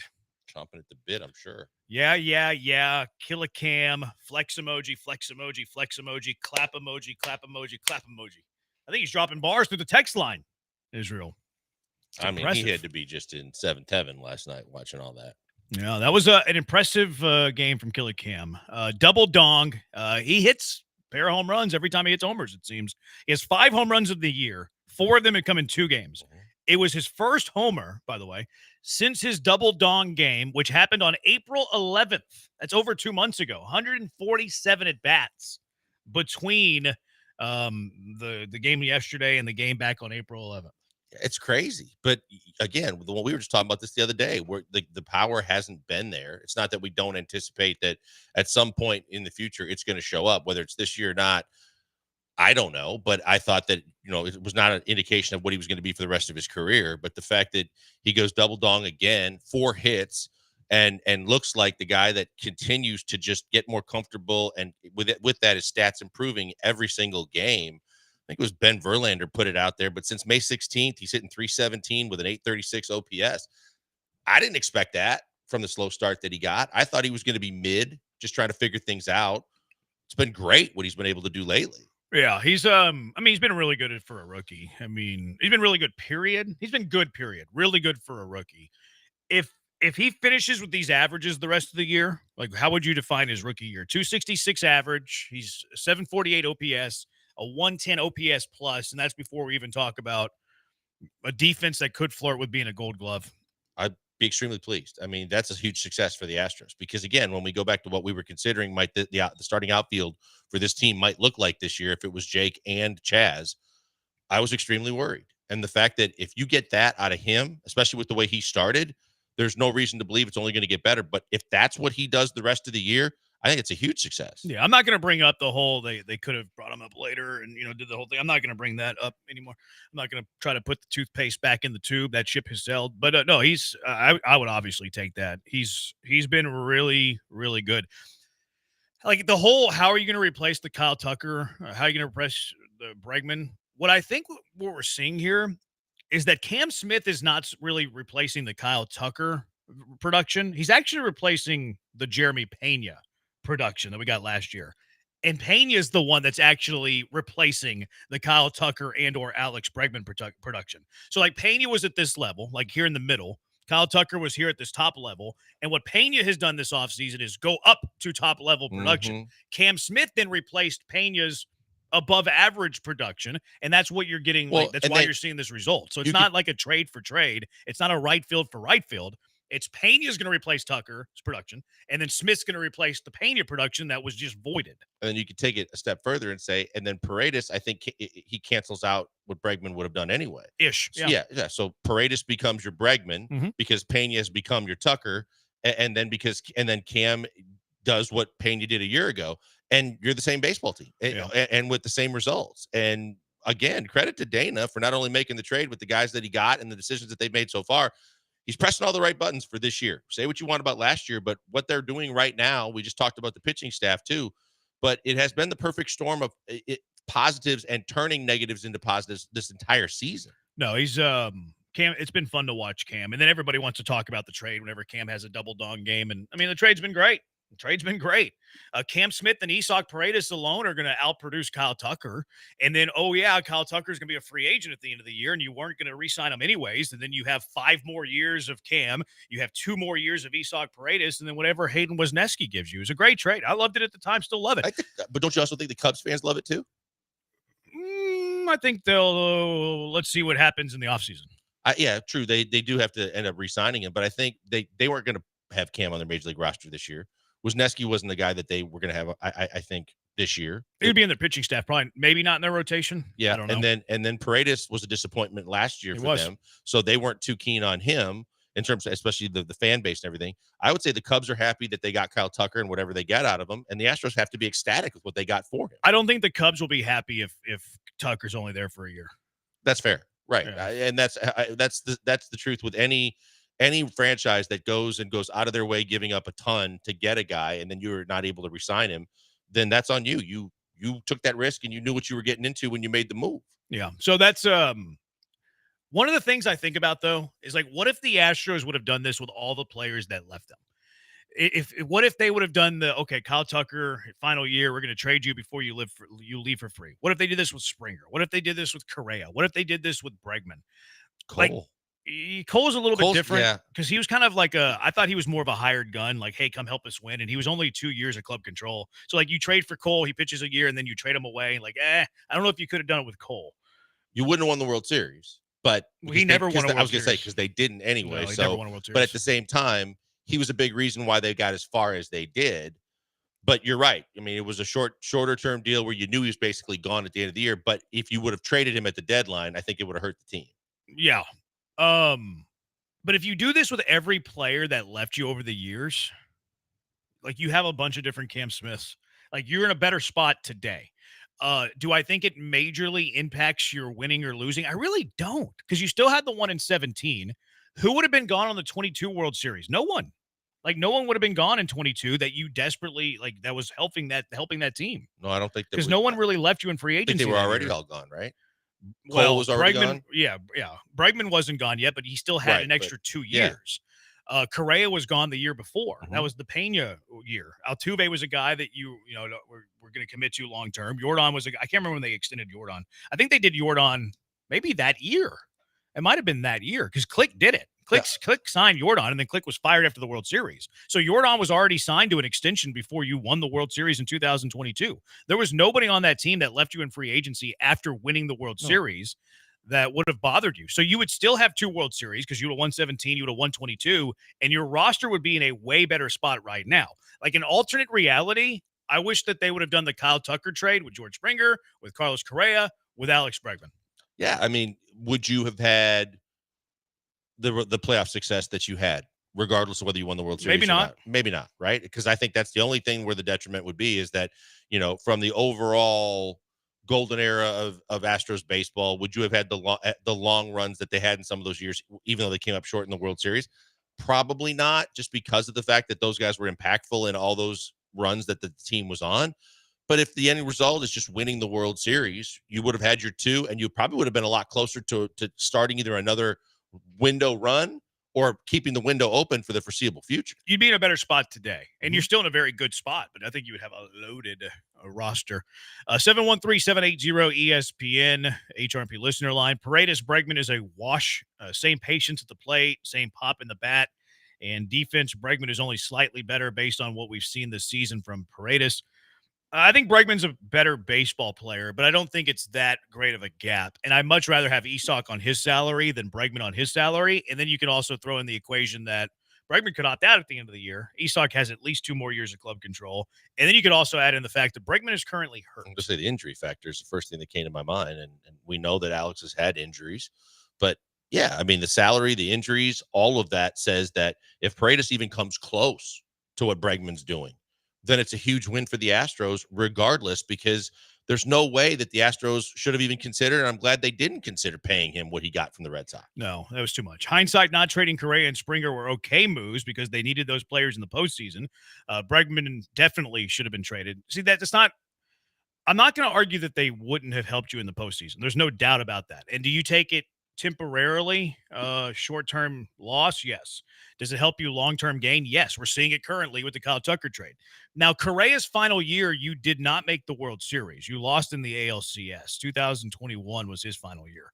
George Springer's final year was the COVID year in 2020. You lost the ALCS in 7 games. No. Correa went to the World Series, lost to the Braves. Mm-hmm. They lost to the Braves. So, those guys in their final year did not win a title. Right. So maybe you don't get to the World Series in 21. Maybe you don't get to the COVID ALCS in 2020, but you're in a much better spot long term, and their final years didn't net a World Series title. No, that was my point. Again, are you trying to win a World Series? If that's your end goal and the only thing that matters, then there's no doubt you make those moves and you just take the results. But from a fan's perspective, you just have to realize that, the biggest drawback would have been you probably wouldn't have gone as far in the playoffs. No, I would agree with that. But would you take that trade? Yeah, I would take that trade absolutely every time, and twice because on not Sundays. that now you're not even like the Rays, but you're a better version of the Rays because you're reloading with top talent. You're getting multiple players for them.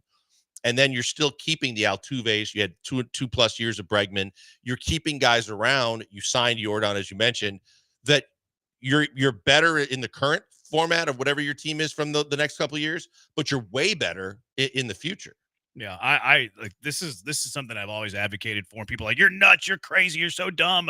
And then they do the Kyle Tucker trade. Everybody loves it. That's why I commended them because they did what they weren't willing to do with anybody in their recent history.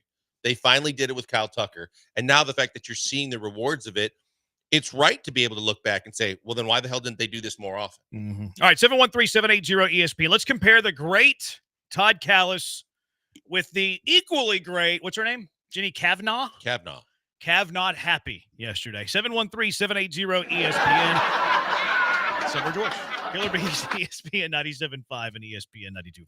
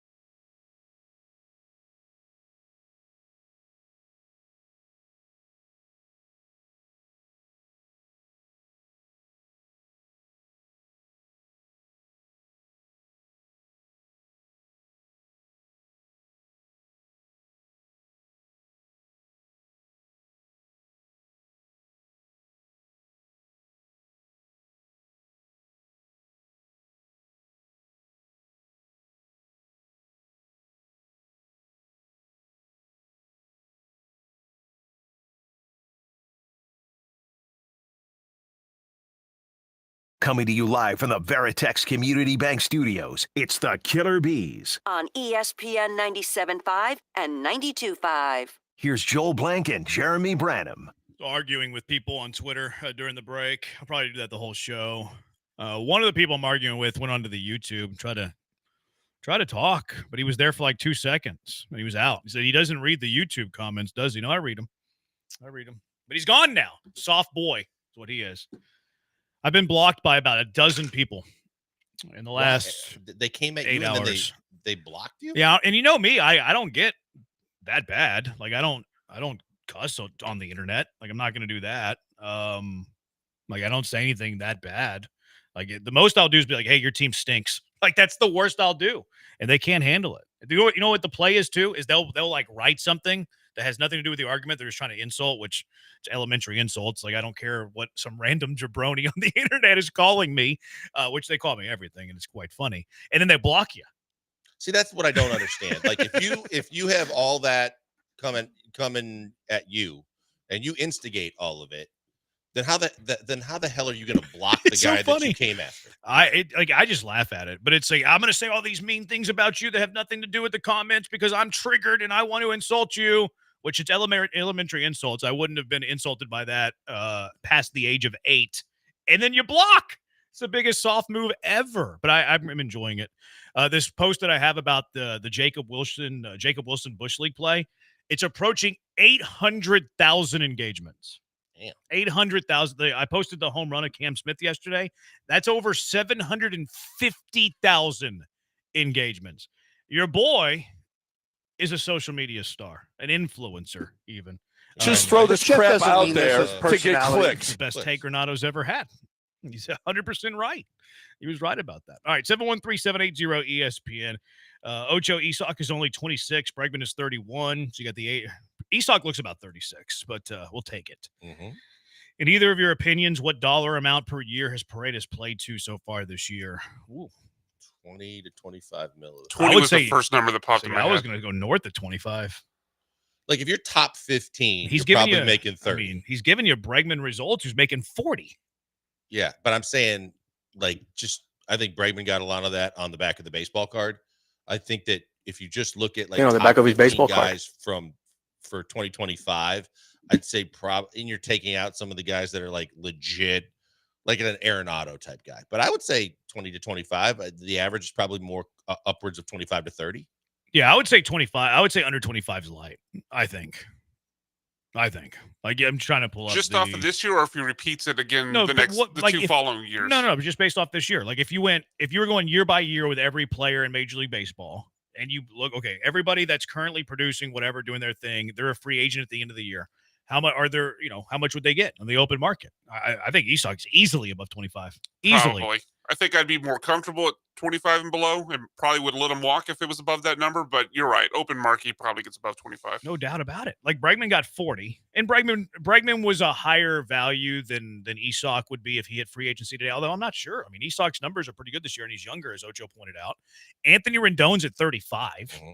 Like I know that was what he did in the past, all that stuff. That's still a lot of money. Lindor's having a fine year, 34. Correa hasn't been good this year, 33.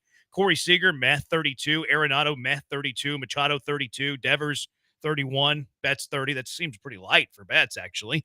Vlad, 28.5. Turner, 27. Freeman, 27. Alonso, 27. Bellinger, 27. Isak's north of 25. Yeah, no, and he's playing right. third, which is a premium-ish defensive position. It's not short. It's not center, but it's not first.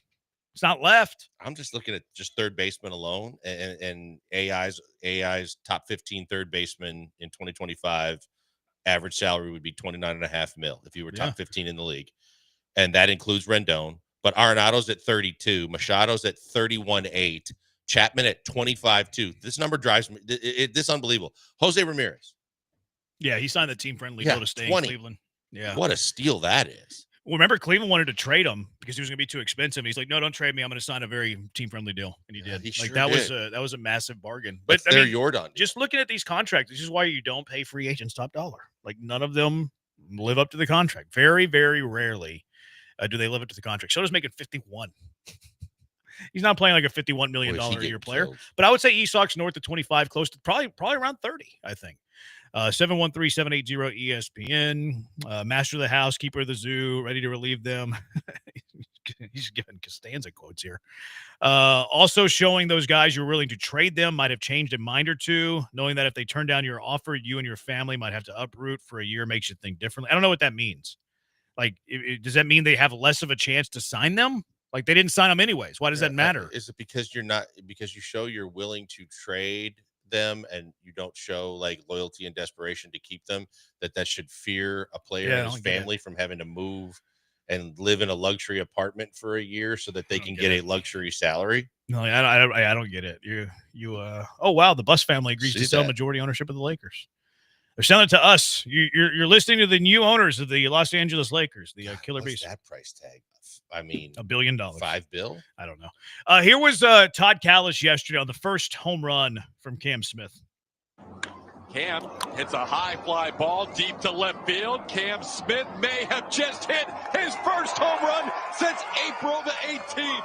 Cam Smith, number 4 on the season, connects on a home run to make it 3-0 Astros.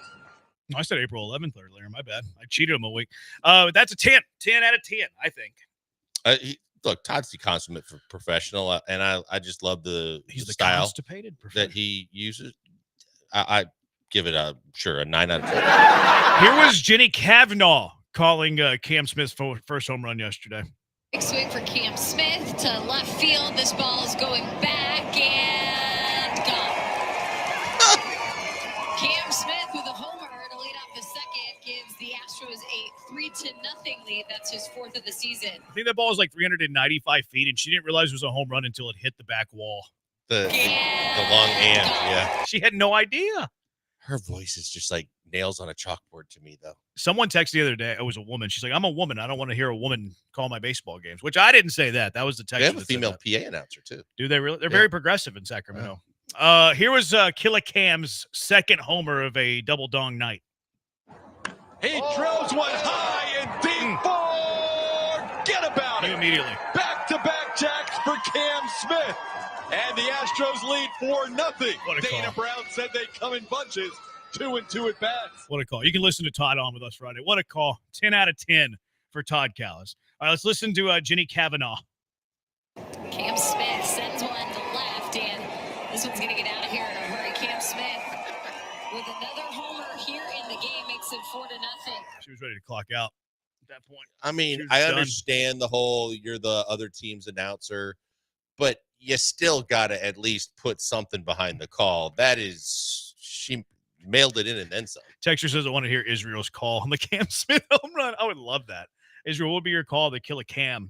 Second homer, 713-780-3776. One more. Here was Mauricio Dubon, the Sacramento kid, in his homecoming. Hit a home run last night in Sacktown. But you know that inside he is fired up, and Dubon bids for one. He has gone yard as well. Doobie has done it as a high schooler. And now as a big leaguer, Mauricio Dubon, back-to-back jacks with Cam Smith. And the Astros in front 5-0. Doobie. Do it. Yeah, 10 out of Todd will be on with us Friday at 4. 10 out of 10 on the home run call for Todd, who will be on with us Friday at 4. Dubon. Doobie, do it. Plumber, Doobie. That's it. Kind of annoys me a little bit. Plumber does. Here was the A's lady calling the Dubon homer. Mauricio Dubon, and now the Astros have gone back-to-back. She was checked out. At least she knew that one was gone. Yeah. She knew the last two were gone. The first one, she was unsure of a 390-foot homer was going to leave the ballpark. That voice, though. I've entertained the idea of watching one of these. I mean, the Astros play 2 more games in Sacramento. I've entertained the idea of watching one of these 2 games entirely with her. I don't think I can do it. But you can't do it because of blackout restrictions. I would have to watch later. And I'm not going to watch a game and then watch another 3 hours of her calling a game. Right. I could do it if it was live. Paul used to do that when the whole Rangers announcers with Nitkowski and I've been forced to do that because my DVR messes up.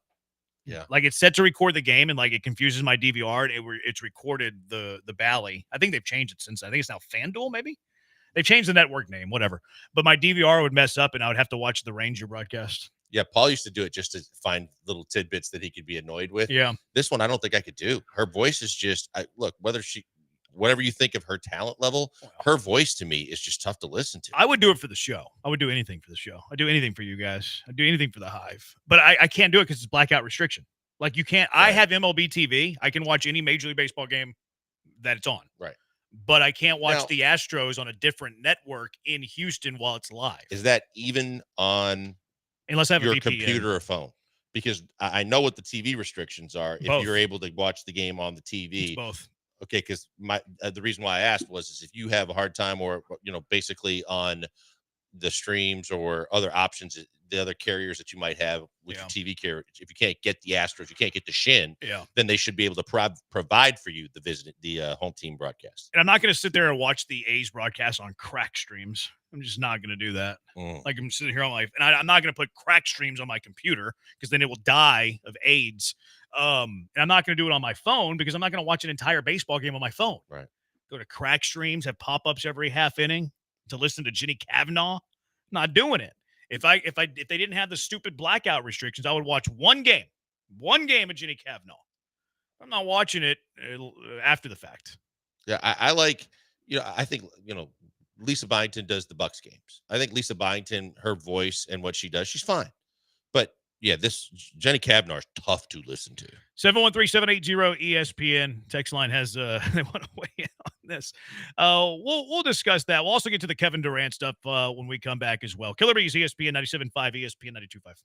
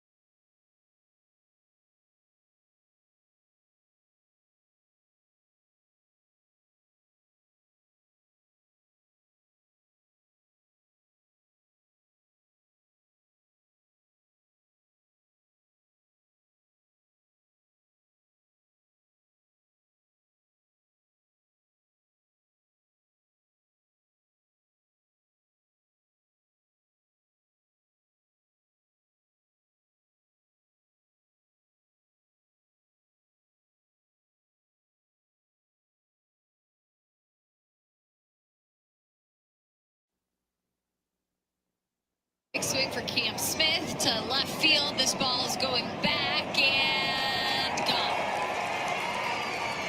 Cam Smith with a homer to lead off the second gives the Astros a 3-0 lead. That's his 4th of the season.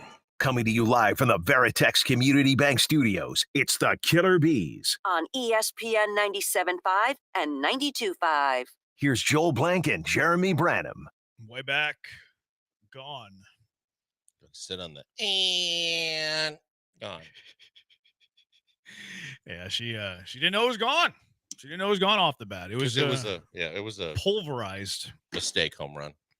Yeah, he was a cheapie. Yep. It was gone in 29 of 30 ballparks. Baltimore? The one that it wasn't out shocks me, actually. I saw you say it on Twitter, so I'm not going to say it. What? Oh, I thought. Oh, there was the other home run that was out. Walker one you're thinking of. Yeah. Okay. So Cam hit one that was out at 29 to 30 ballparks. Yeah.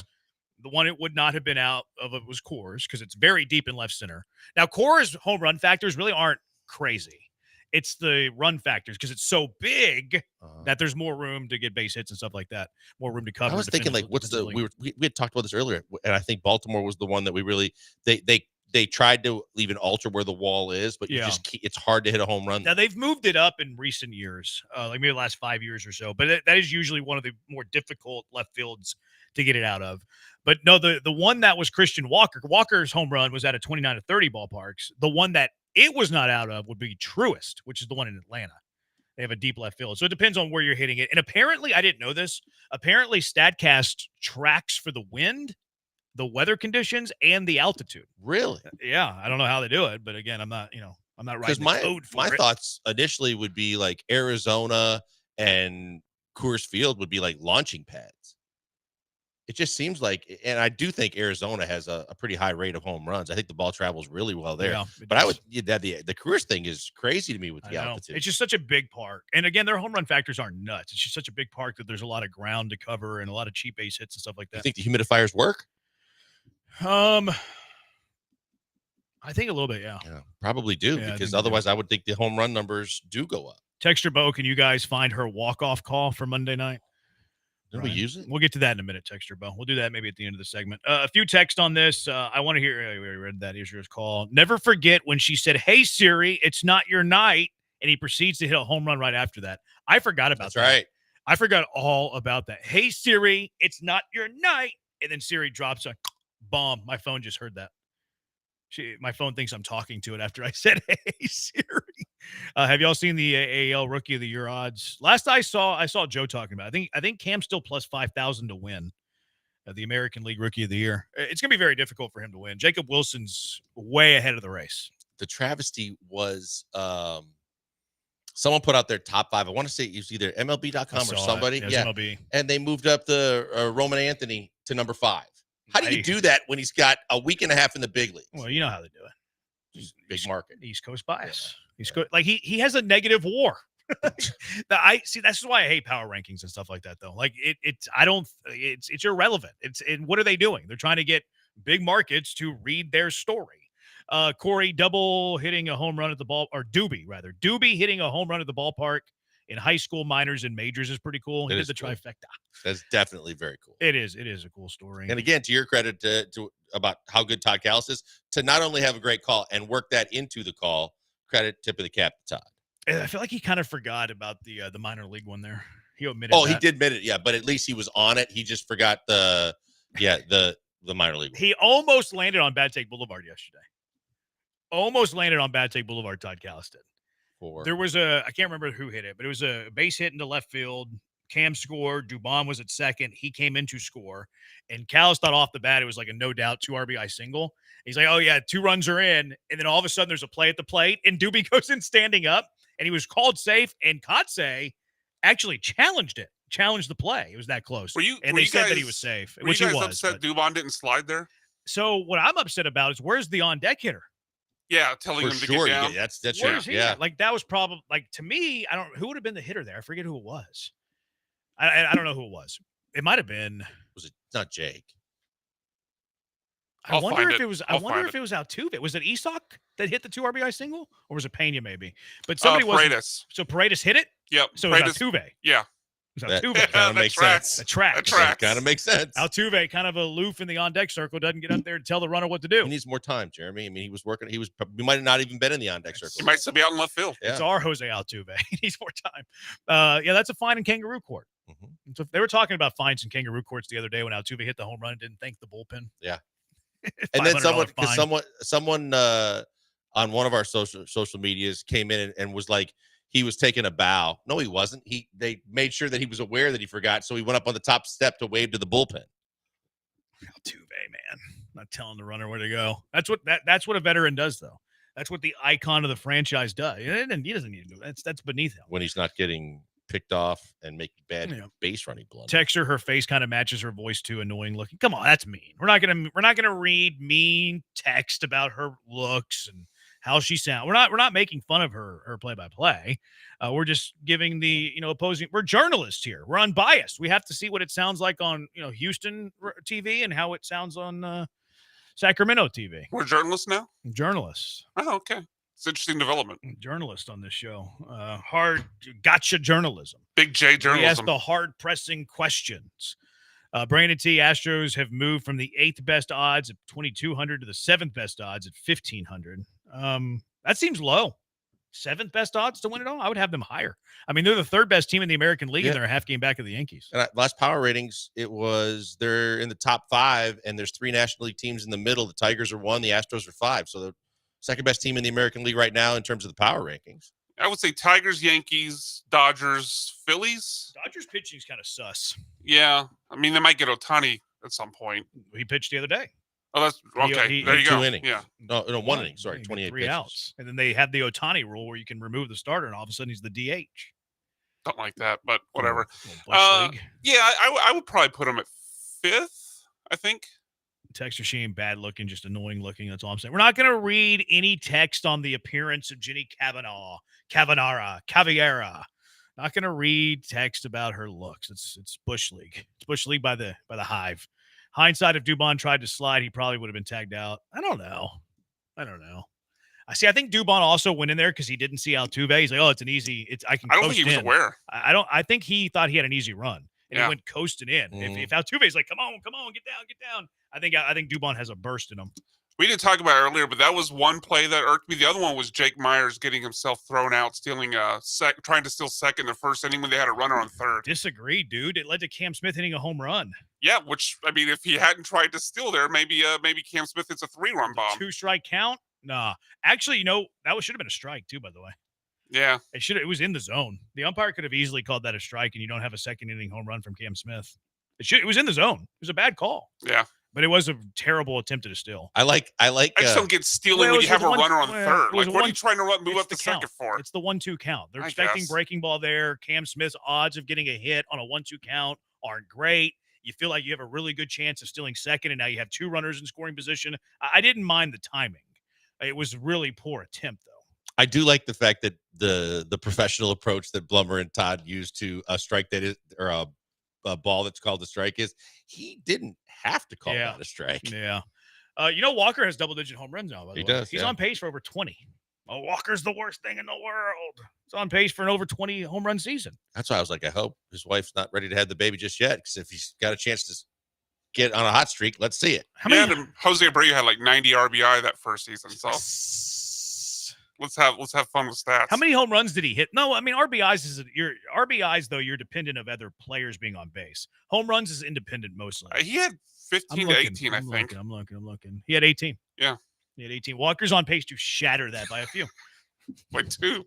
He's on pace to shatter Jose Abreu's 18 home run pace. I wonder how many RBIs he's on pace for. Because he bats in the middle of the order. You think he probably has a lot of opportunity, Christian Walker. Yeah, look, I think when you're looking at it from the standpoint of home runs and RBIs, I feel like the best is still ahead for him, but he's had a couple of walk-offs, and one of them was a home run, and the other one was a single. Walker? 2 walk-offs. Yeah, he had 2 walk-offs already this year. But I would think the rest of the year, with the table being set for him, that his RBI should be pretty decent. Doesn't he have multiple walk-off homers? Doesn't he have 2? I was going to say walk-off he has homers? 2 walk-offs. I didn't know if both of them were home runs. Walker's got 35 ribbies, so it's probably below a 90 RBI pace at this. He's going to get hot, though. Christian Walker is going to get hot. Did you see Isak Paredes trying to leg out a double in the 9th inning? Scared me. It scared me more than charging in on the infield for the barehanded play. I was like, oh, my God, no. They're up 10 runs in the 9th inning, and he's stretching a single into a double. Remember we talked about this the other day. Remember we had texters saying, oh, no, you should always hustle in baseball. Be honest with yourself, texters. If that was you and you were watching the game yesterday and Isak Paredes was trying to stretch a single into a double whenever the Astros are up by 10, be honest with yourself. Did you enjoy that? Did you say, you know what, always hustle? Or did you say, the Killer Bees were right? I do not want Isak Paredes hustling on that play. God, it was cringeworthy. And again, he's in the game, too. I mean, when they started, like, giving guys rest, sitting guys down, putting guys from the bench in, I'm like, sit him down. Just get him out of the game. Brian said Walker's on a 81 RBI pace. He's going to get hot. Jordan's going to get back, and he's going to be good. Texter easy on Jenny Kavnar. She's good friends with Julia Morales. Also had a regular show on Sirius. She's actually a Rockies fan. That's cool. She went to Colorado State, That's cool. so I'm not afraid to say it. Her voice is annoying. Some people don't love her play-by-play.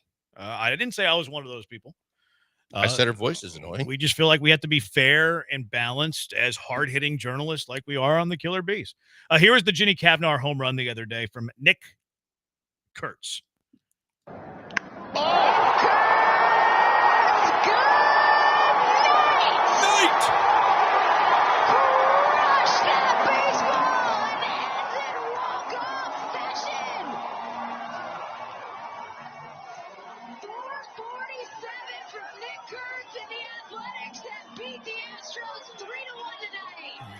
I actually thought that call was good from Jenny. That was one of her better calls. I had no problem with that call. I'm just thinking, like, does Oakland still get the A's games? I don't know. Like Oakland and Sacramento, 2 different markets in California, and you got to listen to that every night. So I thought about that. Like, what if she was the play-by-play voice of the Houston Astros? Yes. What would be your play? Turn down the volume and listen to the radio. You listen to Robert? Yeah. Time it up and listen to the radio. That would be one option. The other option's mute. Yeah, and look, I think Sparky brings a lot. I think Robert Ford's very good. So I would say that that's a better alternative to get, some of the insight stats, stories, things like that, because they're there. Is that hard to do nowadays? I don't know. To do what? Sync it up? Sync up the radio with the TV? I mean, the 7 seconds, especially if you can just delay your TV feed, like pause. But isn't the radio ahead of the TV? Radio's ahead of TV. There's no delay for games. There is no game. There's no delay for Astros games. On the radio. On the radio. But there would be a delay on TV, so you'd have to find a way to delay the radio feed. The only way you could do it, I think, is if you have the app. Yeah. You can pause the app. Right. The MLB app. You can pause the game on the MLB app. So you could that sounds like a lot of work. I think I would just mute it. I think I would just mute it, yeah. Because you'd be listening to sound off of your phone or your computer. Yeah, it'd be weird. Yeah. I'm not sure I would enjoy that a whole lot. There the Killer Bees go with that soft talk on not hustling. Okay, man. You like Isak Paredes stretching a single into a double with a 10-run lead and a sore hammy? I don't think you're being honest with yourself. 713-780-ESPN. I'd rather listen to a radio show with blank and blank over her. Not Joel Blank. It was different people. It sounds like Bart Simpson does play-by-play. Do you think she sounds like Bart? Kind of. I hear it a little bit, yeah. Kind of, yeah. Yeah. Definitely. Would y'all have Jenny Kavnar on Fridays at 4 p.m. if she was announcer of the Astros instead of TK? I doubt it. I think we would probably make fun of her if she was the Astros play-by-play guy. Girl. I think you're probably right. I don't think we'd be able to build up the relationship to where she'd want to be on. I don't think so. I think she would hate us. Janis Joplin making a walk-off call, says Texter Bo. It's not bad. Radio guys are incredibly better than the TV guys. Oh, shucks. Oh, shucks you. All right, 713-780-ESPN. Today on a Durant of Our Lives, what's it going to take for Kevin Durant? 713-780-3776. First, a moment on HR&P. Might need them. Human Resources and Payroll. Cougar on my colleague. Go Cougs. Used to protect a Heisman Trophy winner. Now he wants to protect your business. Chris Fisher's over there, an Aggie. Good friends with Chris Fisher. Love me some Chris Fisher. All the people though at HR&P, you're gonna be impressed with. You're gonna love them as well. Business owners, let them take care of you. Let HR&P help you out. They can help you out in HR compliance, benefits administration, payroll, onboarding. HRP can help you in any of those areas or all of those areas. No boxes with HRP. Doesn't matter how small, how big. HRP completely customizes a plan for what you and your business need. You have a problem, you have an issue, you want to take a little bit off your plate. HRP is going to find a way to do it. They do it in a way that's unique. Technology meets service. They have the best tech. You'll love it, but you're going to love their service even more. Guaranteed fulfillment. You'll never talk to a stranger. You'll be talking to someone who knows you. They know your business needs. Give them a call at 281-880-6525. Let HRP customize a plan for you. 281-880-6525. Or visit them online at hrp.net. That's hrp.net.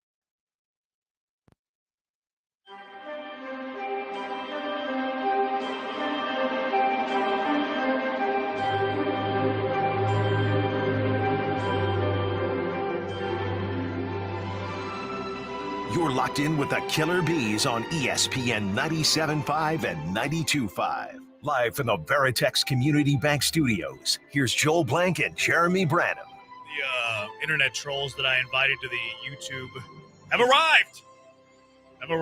All the people that I've annoyed are showing up to listen to the Killer Bees on ESPN 97.5. I attract new listeners. That's what I do.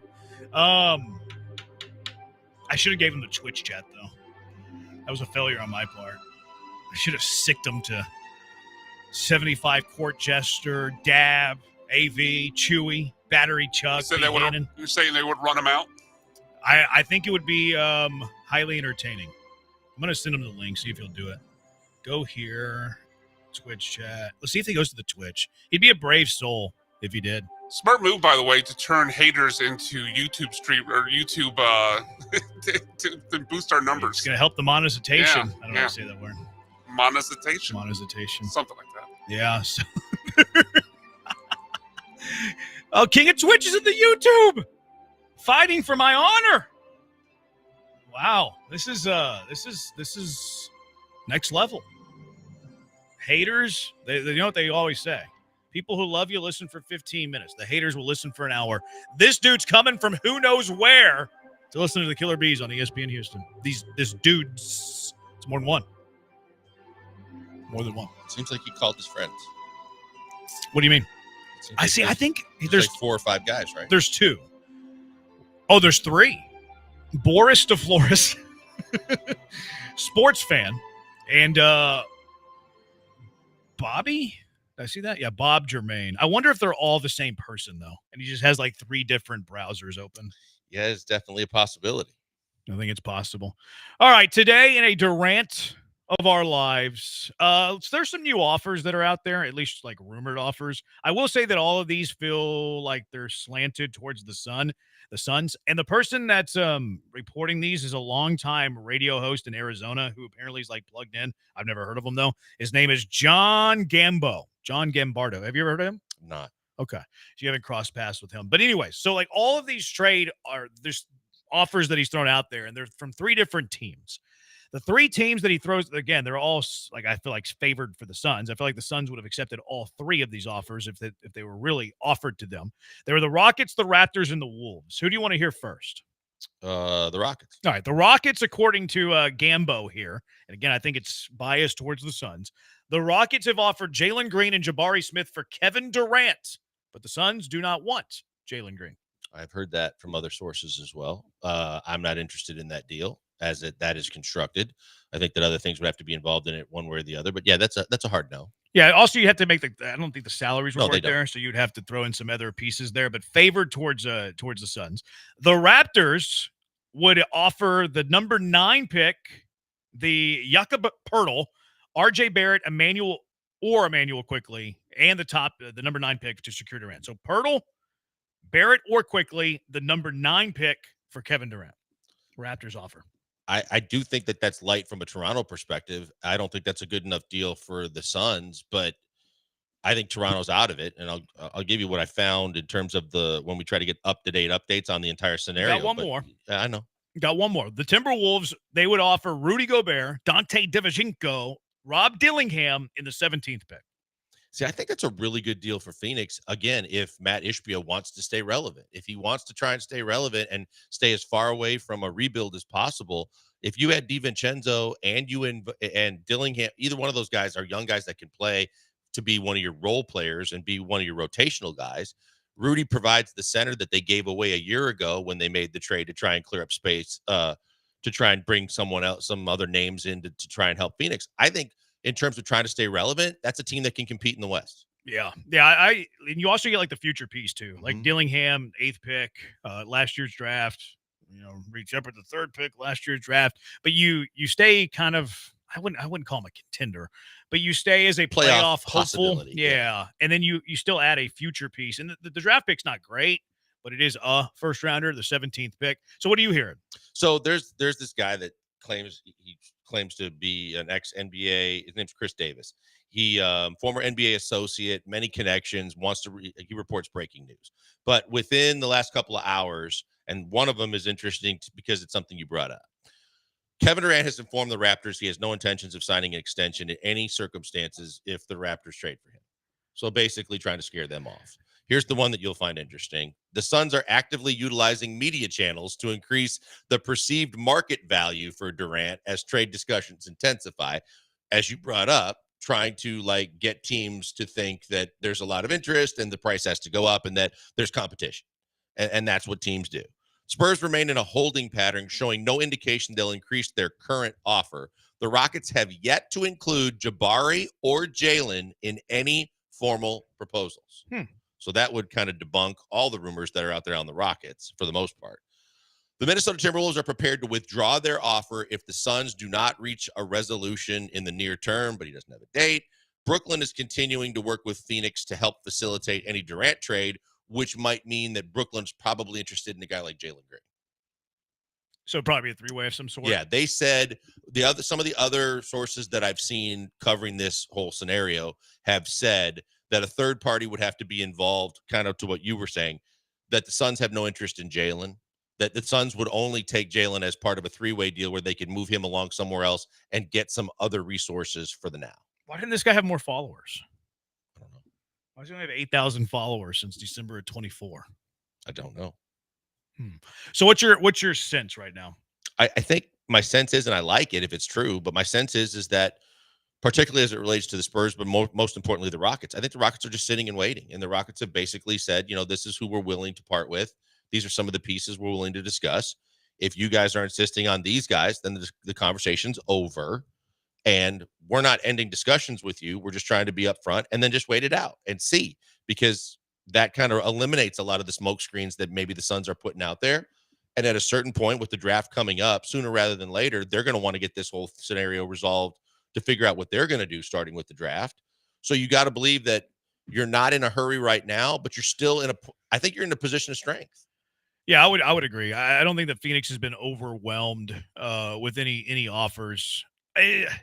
I'm starting to get a little bit closer to Phoenix saying, screw you, Kevin Durant. We're just going to trade you for a lesser package to a team that you don't want to go to and go play there for a year, or at least like force his hand into something. I'm starting to get a little bit more of that becoming a possibility. I also think that I've become more, I wouldn't say open, but I think it's more possible that there's a three-way trade involving the Rockets. Like, it seems like a very real possibility that Kevin Durant could be traded tomorrow to the Rockets, and the Rockets have to send Jalen Green elsewhere to get pieces that they would then include to Phoenix. Yeah, I could see a three-way trade happening. I think that I would go so far as to say if the Rockets are involved in a trade with the Suns, if Jalen Green is involved in any way, shape, or form, it will be a three-way deal.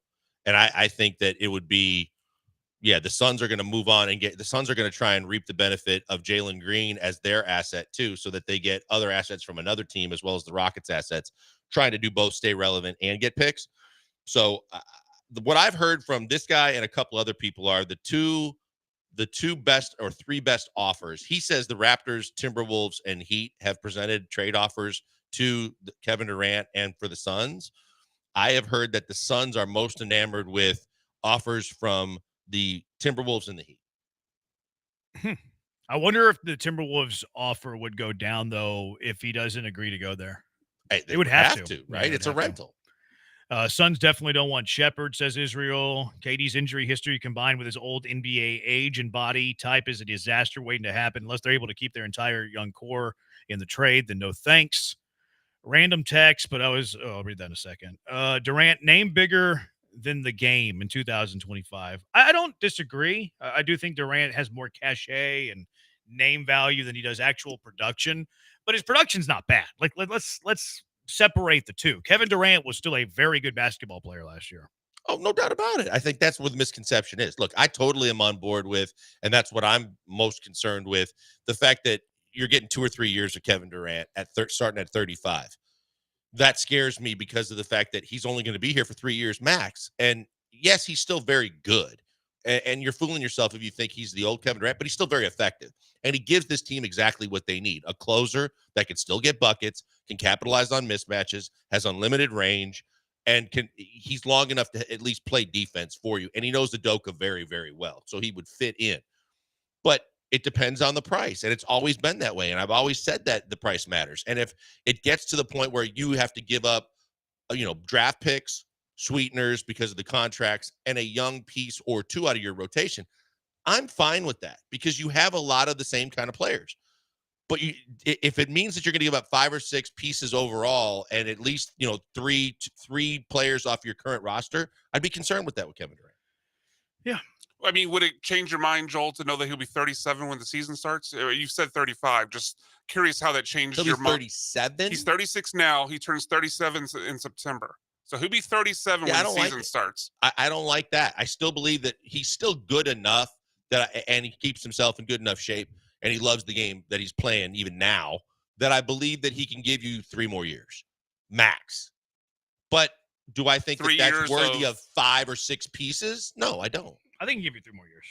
3 years of high level, like what we know as Kevin Durant? No, I mean, he's going to have deterioration. He's getting older and older, but I still think he can give you at least 20 a game the next 3 years. Yeah. See, but I think the other thing that you have to take into consideration too is if he has help. Like if he doesn't have to be the only horse that leads the entire team.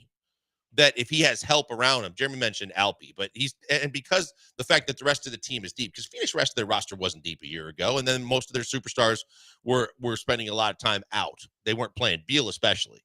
But if he didn't have to carry the whole load himself, and he had young guys that can, do what they did in the regular season, run up and down the floor, be athletic, play defense, get you wins on nights when maybe he doesn't have to do a whole lot, I think you can prolong him a little bit. Texture, it kills me that Kevin Durant, James Harden just don't retire. There's no need to prove yourself. Yeah, they're making like $60 million. Yeah, why would they retire? I'm just going to throw away $60 million. Yeah, Durant's making, 51 this year? Going to Like, go to why would he 60 throw for that the away? final two that he has left of these three. It's insane. 60 a year. And he loves the game of basketball. Both of them do. Yeah. They love a lot of things, but unlike other guys that just play for the check, these guys actually love the game. My newest YouTube fans want me to say Dante DiVincenzo's name again. DiVincenzo. Did Am I you saying it right? struggle on it the first time? I definitely botched it. Am I saying it right now? DiVincenzo. DiVincenzo. Dante DiGiorno. Slightly racist. Not delivery, it's DiGiorno. A little racist. I'm looking at his nicknames, the Big Ragu. A little racist. Devo, the Michael Jordan of Delaware. They call this guy. That is an insult. He's from Wilmington, Delaware. They call him the Michael Jordan of Delaware, this fella. But that one's for you, my biggest fans on the YouTube. 713-780-ESPN. If Katie ends up here, the energy level in H-Town is up. Toyota Center will be rocking. The guys will be there. I do agree with that. Oh, without a question. You want to talk about from a national TV perspective, from an everyday big, more eyes across the country watching this team and everything it does, add Kevin Durant. No doubt about it. Do I think that it instantly makes them a contender for a championship? No. Do I think it makes them better? Yes. Are they more of a contender? They're more of a contender with Kevin Durant for sure, because the biggest shortcomings of a year ago were the way they finish games, the way they close out games, and having a guy they could go to in key situations. And he definitely provides that. Yeah, he's not a bad player, this Kevin Durant. 713-780-ESPN. If that's the case, you might as well try and get LeBron and KD. Oh, no, you might as well get LeBron. KD haven't played a full season in forever. You're not going to get LeBron, though. LeBron's going to stay in L.A. He also didn't want to come here. He wants to play with his baby boy. Mm-hmm. You think he's going to wait for his other baby boy? Oh, I don't think so. I mean, maybe. Yeah, I don't think so, but I think that it's possible. I just don't think Bryce is NBA ready after one and done. Well, neither was Bronny. Right. That's not the point. The point is they want to play together. Yeah, but I think that once he's done what he's done and he became the first to ever do it, I think that if he realizes the best thing for Bryce is to get 2 or 3 years of college and fill out and play at a high level and get better along the way for his chance at an NBA career, I think he totally gets that. But why would he do what's best for Bronny then? Yeah. If he was willing, if you only wanted to do what's best for the kid, he wouldn't have done that with Bronny. See, I think the difference between the two is Bronny is who he is and always going to be. And so at a certain point, it's good. The shine's going to wear off of Bronny. If he played 4 years, he was lucky to be a second round pick. We know why he was a second round pick. But if he played 4 years at SC or 3 years at SC, he might have been an undrafted free agent, because at that point you figure out who he is. I think with Bryce, because of his size, there's a chance that he gets better to where his stock goes up if he plays a couple years of college. That's fair. I think they want to all play together and they don't care about money. Well, they don't have to care about money with what their old man's made. No, I think that he's going to try to wait it out. I think he wants to play with him. How long does he got to wait for that? Because he'll be a senior next year. No, I think he's going to Arizona next year. So 1 year. So. Oh, only 1 more year. Yeah, if he stays in plays 1 year. So he'll be a Laker next year. Yeah, probably be undrafted. Yeah. Well, I think he'll be drafted. We'll draft him in the second. To make him look good. Yeah. To make him look good, the Lakers are definitely going to tip the cap and take him in the second round. Yeah. Right, because they don't care about their second round picks. But he should be an undrafted free agent, just like Bronny. He's better than Bronny, from what I've read. I believe that, yes. So he's actually a guy that, I don't know if he's an NBA level player, but he's better than Bronny. No, but that's my point. He has the height, the God-given that Bronny didn't really get as much. He has size. He has some athleticism. If he played a couple years in college, I'm not writing off the possibility he could, if his last name wasn't James, could he still be an NBA draft pick in a couple of years? Yes, I believe that's possible. Yeah. 713-780-ESPN text. It cracked me up. LeBron is staying so he can play with his grandson. He's going to be 80 years old playing in the NBA. Do we have the win horse on what the Rockets should do? Here's the Wendy. Is this a man or a woman? Talking about the Rockets should do this offseason. If you're Houston, who's shown some interest, but hasn't been willing to, put together an offer that seems to compel Phoenix, I'm not increasing my offer at all. I'm sitting there going, because this is what happened with Toronto. Toronto, when they got Kawhi, they were just the last team standing. Yeah. And if I'm Houston or Miami, I'm like, okay, I'll sit here and wait with this when I'm holding it. Is that an NBA analyst or the play-by-play broadcaster for the Sacramento A's? I thought it was Ramona Shelburne. Why do you always call him Ramona Shelburne? Because Ramona Shelburne has a voice like that. Because they're both fat? No, it's not because of that. And I saw it whenever he does the humph with the side eye. I know what he's thinking. Did you say he sounds like Ramona Shelburne or looks like Ramona Shelburne? I think he sounds like Ramona Shelburne. Yeah, but I mean, this is kind of what everybody thinks the Rockets should do. Draw the line in the sand. This is our best and final. Either trade us Kevin Durant or don't trade us Kevin Durant, and we'll just go we'll go along with our way. I think the biggest thing here is the offseason's not – Rockets fans have to realize the offseason's not over, and this isn't the end-all, be-all for what the Rockets need to do to get better between now and the start of the training camp. The fact is that this goes by the wayside. You might be dodging a massive bullet, but only because of the fact that you probably have to give up too much. That doesn't preclude you from going out and finding another deal that makes your team better. If it's Cam Johnson, you're better. If it's just adding shooters, you're better. If there's a way to bring in somebody else that becomes available, probably better for not only the short term, but there's a chance it'd be better for the long haul. Oh, based on the age of the guys you bring in. ESPN did a thing today where, like, okay, if the Bucks do want to trade Giannis and like just shake up the NBA, they listed 5 trades for him. One was the Rockets. They would trade the Rockets, Alpi, Cam, Reed Shepard, Jock Landale, the number 10 pick this year, the Suns pick in 27, and then their own first-round pick in 28. I'm doing it. Really?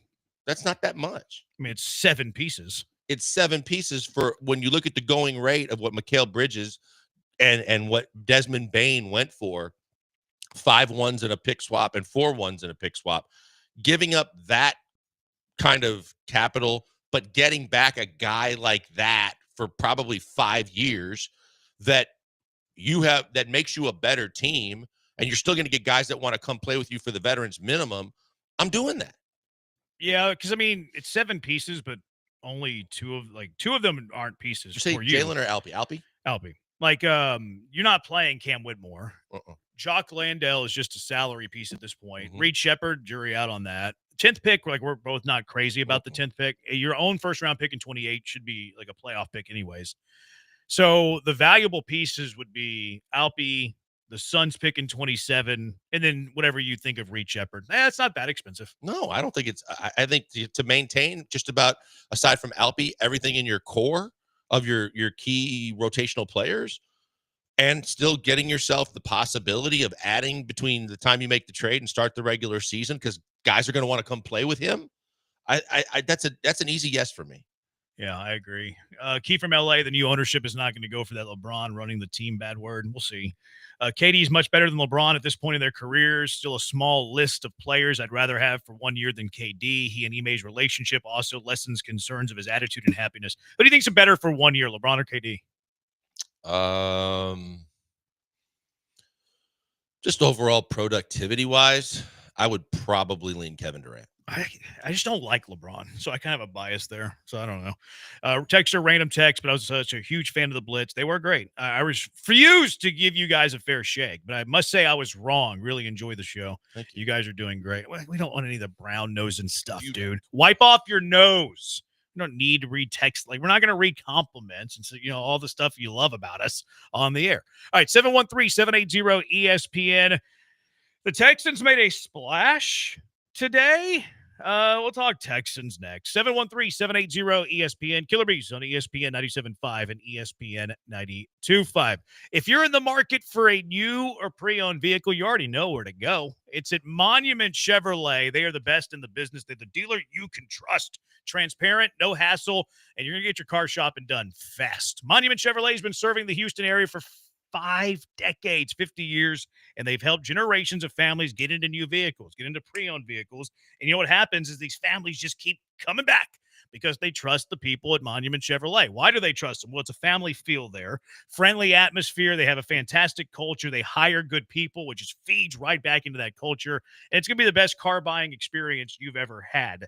You're not going to worry about some sales guy trying to pull one over on you. The guys in the suits, is this too much for the warranty? You don't have to worry about that stuff at Monument Chevrolet because you're going to get a fast deal, a fair deal, an easy deal without wasting your time in these aggravating, stressful negotiations. No tricks, no time wasting, no hidden charges. If you've been waiting to upgrade your ride, new or pre-owned, now is the time to do it. You can visit them online, check out their inventory there, monumentchevrolet.com, monumentchevrolet.com, or better yet, visit them in person at 225 and Beltway 8 at Monument Chevrolet. Chevrolet, together, let's drive.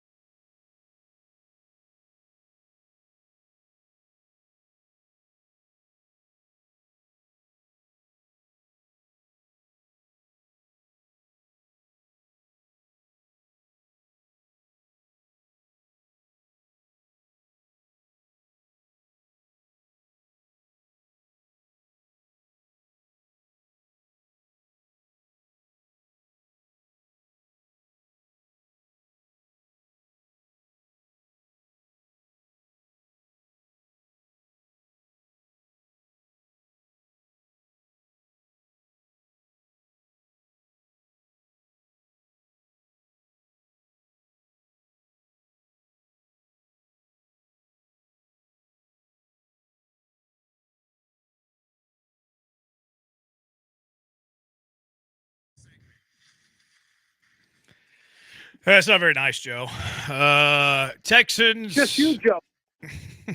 I have a guessing game for you guys here in a second. ESPN did their all NFL quarter century team, kind of like we saw with the baseball the other day, which maybe just had an idea. Let me write it down my notes here real quick. All right. But first, did you see the Texans news today? They went ahead and they signed the corner that has been in a little bit of trouble in his past since this last year with the XFL Roughnecks. What'd you think of that? Surprised. Is that guy? Easy. Surprised because of the fact that when you look at, I know this isn't a Robert McNair run team anymore, and I know that this is something Robert McNair would never do, and I'm all about like giving guys second chances and also like evaluating the fact that you could be getting a really good return on investment from a financial perspective with what you pay him. This is as recent as 2024, some of this stuff. And it does. So my concern is there a chance that he's going to do this again? And I understand that you can just cut him at that point, but because you have built not only culture from a culture standpoint, but more importantly, from an overall talent standpoint on both sides of the football, I don't know that I want to run the risk in my locker room, but we'll see what happens. See, this is why I think culture is important and why I'm okay with signing Damon Arnett to a 1-year deal. Because you've built such a strong culture, you can take flyers on guys. You can take chances on guys, and perhaps that culture is going to lead to them having change. And maybe Arnett's already had change. I mean, he swears that he has. He says that he's a different player. He's matured. He's grown. He's more of a professional, all of those things, which, you got to go prove it in the NFL. But whenever you have that strong base, that strong foundation, that strong culture swarm, you can bring in some guys that have some controversy in the background, some questionable background, and then hope that the culture can uplift them. Yeah. That the culture, hold on, let me finish. That the culture can like bring the best out of them. And what I like about the actual length of the contract is it's a 1-year deal. If he acts out, if he does anything, see you later. Goodbye. Damon Arnett is not a risk to the culture, because the moment that he shows that he could potentially be a risk to the culture, what happens? He gets released. He's no longer a Houston Texan. So he's not a culture risk. He's the type of guy that you bring in because you have a good culture and maybe you get some good years out of him. I don't like it because of the fact that it can be a distraction. I don't like it because of the fact that, again, some of the things that he has been either accused of and or convicted of, they're very recent. And so the one thing I don't want is something, and I don't know to what level, but I don't want something that becomes a major distraction from a team that has a lot of things going in their favor, both on the field and just where this entire franchise is going. I get it, and I understand it, and I do believe that there's a chance that you could catch a really good deal here, because it seemingly has never been about his ability to play football. It's been about all the things off the field. Yeah, see, I would push back at the distraction thing. I don't think it would be a distraction. Like, he does something that you don't consider worthy of a guy that's on your football team. Okay, see ya. Like Jimmy Ward was a distraction. Like, is Jimmy Ward going to be an issue at training camp? No, he's not. He's going to be cut more than likely, and it's going to be bygone. Like, he's gone. He's out of memory. He's like, he's see you later. You never have to worry about him again. If Arnett does anything that he has done, like in his life, that have led to, jail or whatever, or assault charges, gun charges, all of these things, the moment one of those things happen, he's gone and everybody forgets about him in 2 weeks. Yeah, I just look at the fact that I understand what you're saying, but I also think that there are situations that come up where it's not gone in 2 weeks. You never want to see a situation where someone loses their life or where you go through something like that. It probably still eventually goes by the wayside for a lot of people, but it's just not something that you need. It has to be worth it. So I think from a talent perspective, he's shown that there's enough talent there that they obviously feel it's worth it to take this risk and to bring him in. I also know that because the guns and the assaults and the drugs type stuff are all concerns, but he also says that, he's had to take the mandatory classes and whatever to go through whatever. He's a changed person. So be it. That's the kind of stuff I would rather avoid. Yes, I still think from a cultural standpoint, they can get over it. They can get through it. The veterans will help them do it. But I just hope he's got enough as a football player, it's worth it. Yeah, but the moment that he shows you that he's not worth it, you get rid of him. Yeah, I think the bonus is you're not even in training camp yet. I mean, what the risk that you're putting out there is that he does something illegal that becomes a distraction to the team. I just don't know like, I mean, outside of like murdering somebody, I feel like the team would be okay. Yeah, from a football standpoint, probably the team will be okay. I just don't think that you want to deal with from a question, everybody questioning you, the bad look it provides on the entire organization, the questioning of why'd you bring him in the first place type stuff when all the things have been pointing positively towards Nick and D'Amico and the way they've built this entire roster and this culture. But I get it. I guess the biggest positive in all this is you can definitely get a lot of this sorted out to see what kind of guy he is as well as what kind of player he is while you go to training camp. And he could be a guy that doesn't even make your final roster going into week 1. I just have concerns. Yeah, I understand their concerns and I respect the concerns. I guess our disagreement and probably our impasse is I don't think it's that significant on what it means for the overall team with any level of distraction. Like Deontay Johnson didn't have the off the field stuff, but Deontay Johnson didn't fit into the culture. And what did they do with Deontay Johnson? They said, see you later, goodbye, before he could be any sort of problem. It would be the same thing here. If Arnett shows any indication that he is not worth his value in the field, he's gone. He's cut. No big deal. Wash your hands of it. It's absolutely a flyer, but I do think he's your backup boundary corner as of right now. He's basically today. your replacement for Darby, right? I would think so. Yeah. And so I get it from that standpoint. He was drafted in the first round for a reason. So you understand from a talent, it's never been about talent. It's about everything else. Yes, I understand. I've always been a kick the tires and bring a guy in kind of guy. This one just, I'm a little leery of it because of how recent everything has been. You're right. It's not a major deal where financially you're going to take a hit if you just cut him. I just don't want it to be a bigger situation. We've seen some of them. We've seen Henry Ruggs. We've seen things where people lose lives, and it's a deal that ends up going on for a while, and there's attention drawn to it. Players are asked about it. It becomes a distraction. Your fear is he's going to drive too fast. No, and kill I knew you were somebody. going to turn it to that level. Well, I didn't take it to that level. I did by saying that, but I tried to say it in a generic way first. But you took it that it could be great. Okay, great, Jeremy. I took it there. You did. I took it there to say that as long as it's what he's been arrested for in the past, then it's something that you can easily sweep under the rug or just move on from. But you would hate to think that someone loses alive, as I mentioned, or that other things happen to where it doesn't become something that's as easy to sweep under the rug and it becomes a distraction for the entire team. The most recent, and like some of these things are heinous. Like there's no arguing that. January 24, which I think is the most recent, at least according to DJ's article here, he was arrested and charged with possession of less than a gram of meth and unlawful carrying of a firearm in Richardson, Texas, here nearby. The most recent one prior to that was March 2023, in which a Colorado. This was recent. This was actually a judge ruling on the 10th. So like last week, a week ago, a Colorado federal judge ordered Arnett to pay more than $78,000 to a dancer who said he assaulted her at a March 23 house party. Arnett was accused of striking the woman and smashing her head into the ground. So like these allegations are heinous. It feels like we're repeating the Roberto Osuna mistake a little bit, right? To a degree. I mean, not only from the type of allegations that are kind of similar, but also from the fact that I didn't think that year's Astros team needed Roberto Osuna. Like I thought that team was fine. I thought it was unnecessary to take on whatever level of distraction he brought because he didn't really need him. And I kind of would say the same with Arnett. Like I don't think they need him. I know maybe there's a depth concern at corner, but I don't look at the secondary as a concern right now. January 2022, he had a case dropped for looked like a concealed handgun. I'm caught up on the meth thing. May 23, a grand jury indicted Arnett on assault with a deadly weapon and firearm-related charges related to the incident. Arnett agreed to a plea deal. July 2022, Arnett was arrested in Miami on charges of possession of a controlled substance, possession of drug paraphernalia, and driving with a suspended license.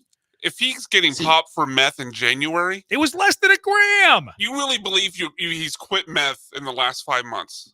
Well, it wasn't in the last 5 months. January to now? No, that was January of 24. Oh, okay. January gotcha. 24, Arnett was arrested and charged with possession of less than a gram of meth. Now, Aaron Wilson had like a big. Let's talk about this on the other side. 713 we're up against it. 713-780 ESPN. Are you cool with the Texans going anti Bob McNair in signing Damon Arnett to a 1-year contract that has a lot of questionable things that have happened in his past? That's something you cannot argue. 713-780-3776. Killer Bees, ESPN 97.5, ESPN 92.5.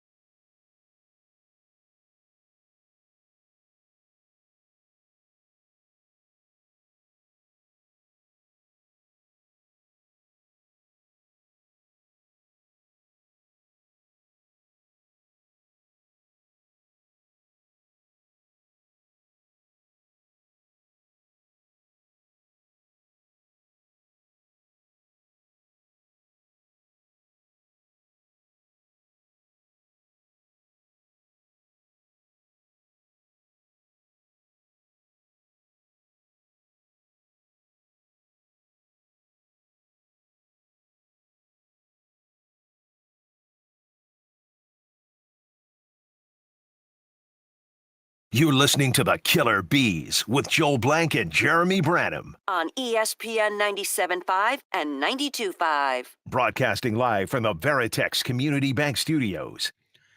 Damon Arnett, Houston Texan, 1-year deal, 713-780-ESPN. Good move, bad move, questionable move, all of that. Let's go out to the HRMP listener line. Robbie from Dayton, you're in the Hive. What's up? Hey, how y'all doing today? I love the show. I thought you were from Crosby. Sir? I thought you were from Crosby. No, I'm from Dayton. My bad. Anyway, I have a question.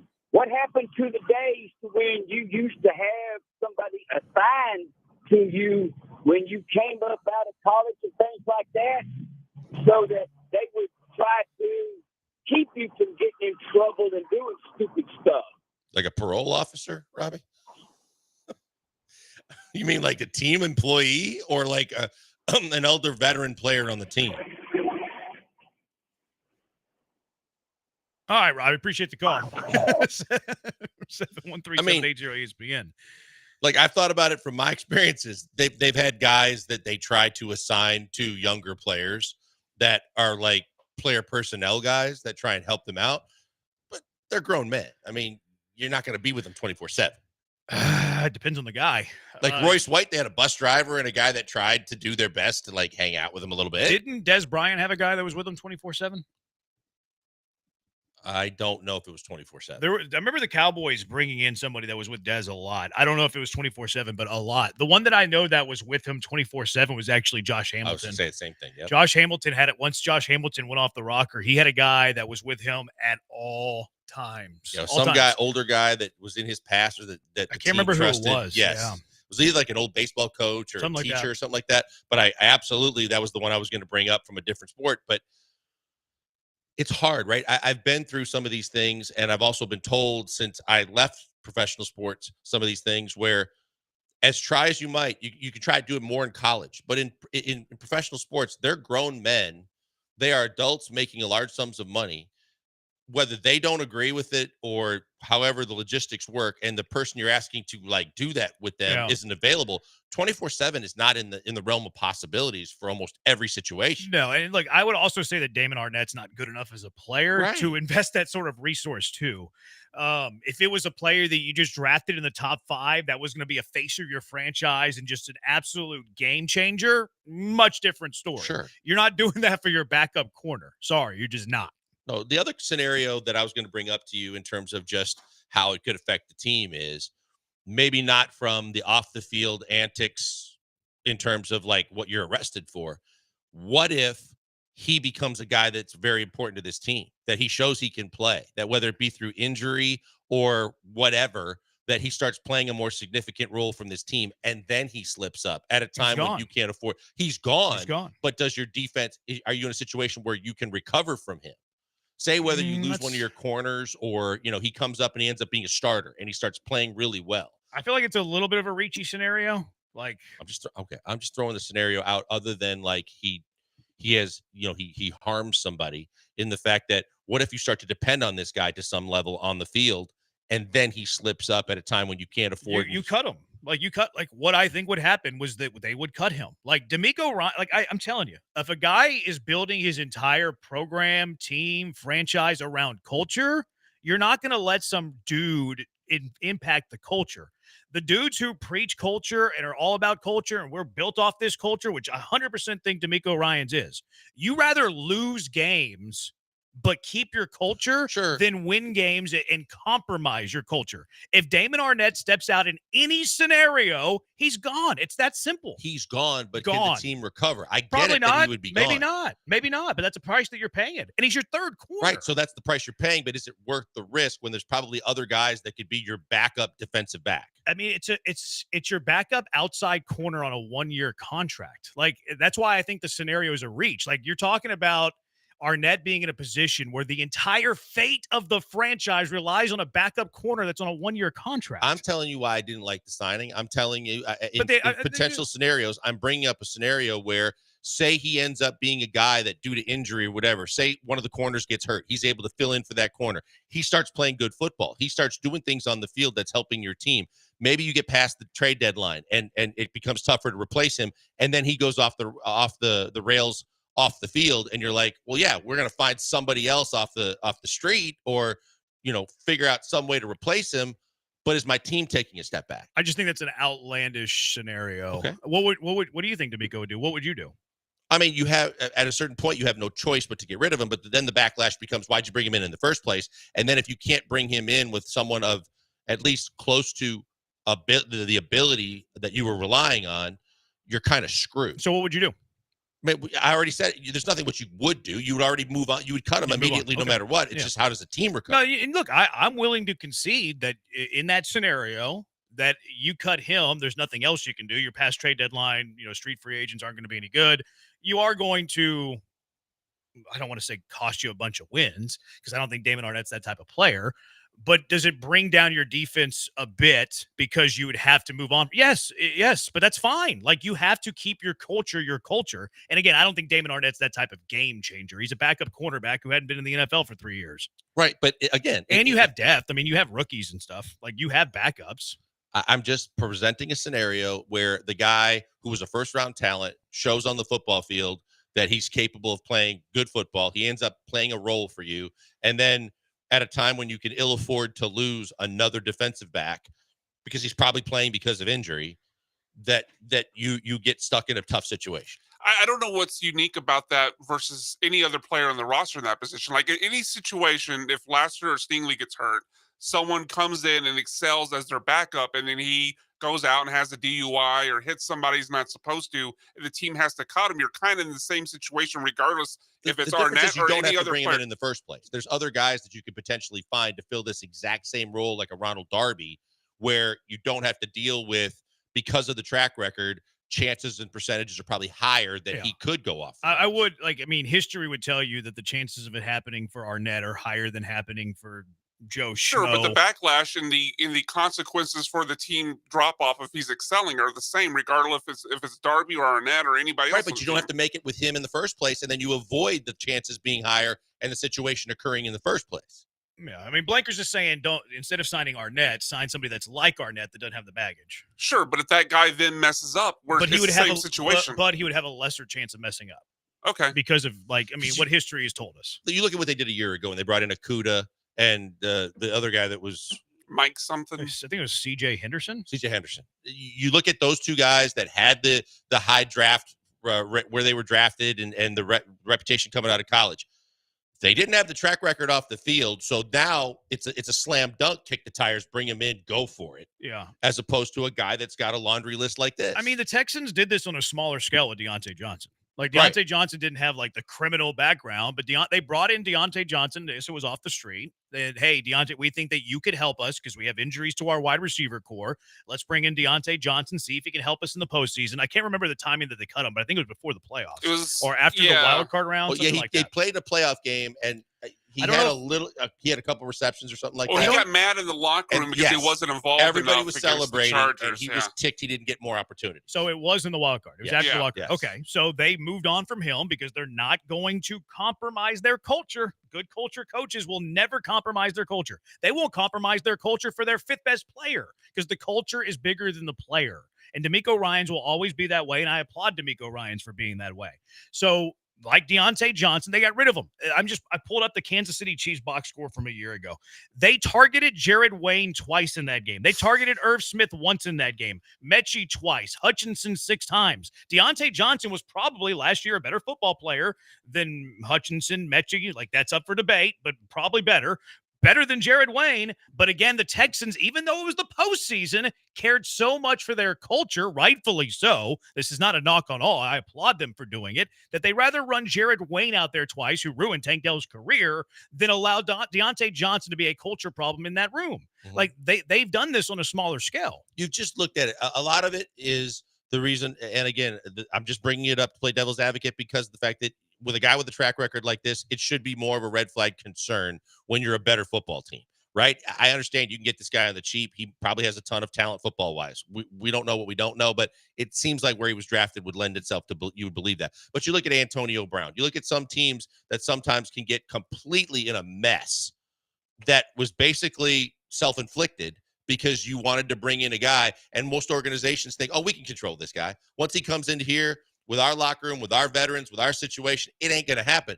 Some guys you just can't reel in. But did they kind of do that with Joe Mixon? I mean, Joe Mixon had, obviously going back to college. But this was more, coming in his college than when he was a pro. Ago, and he had we had the as a gun pro. thing just a couple years ago. I forgot about that. Where he was allegedly shooting at kids.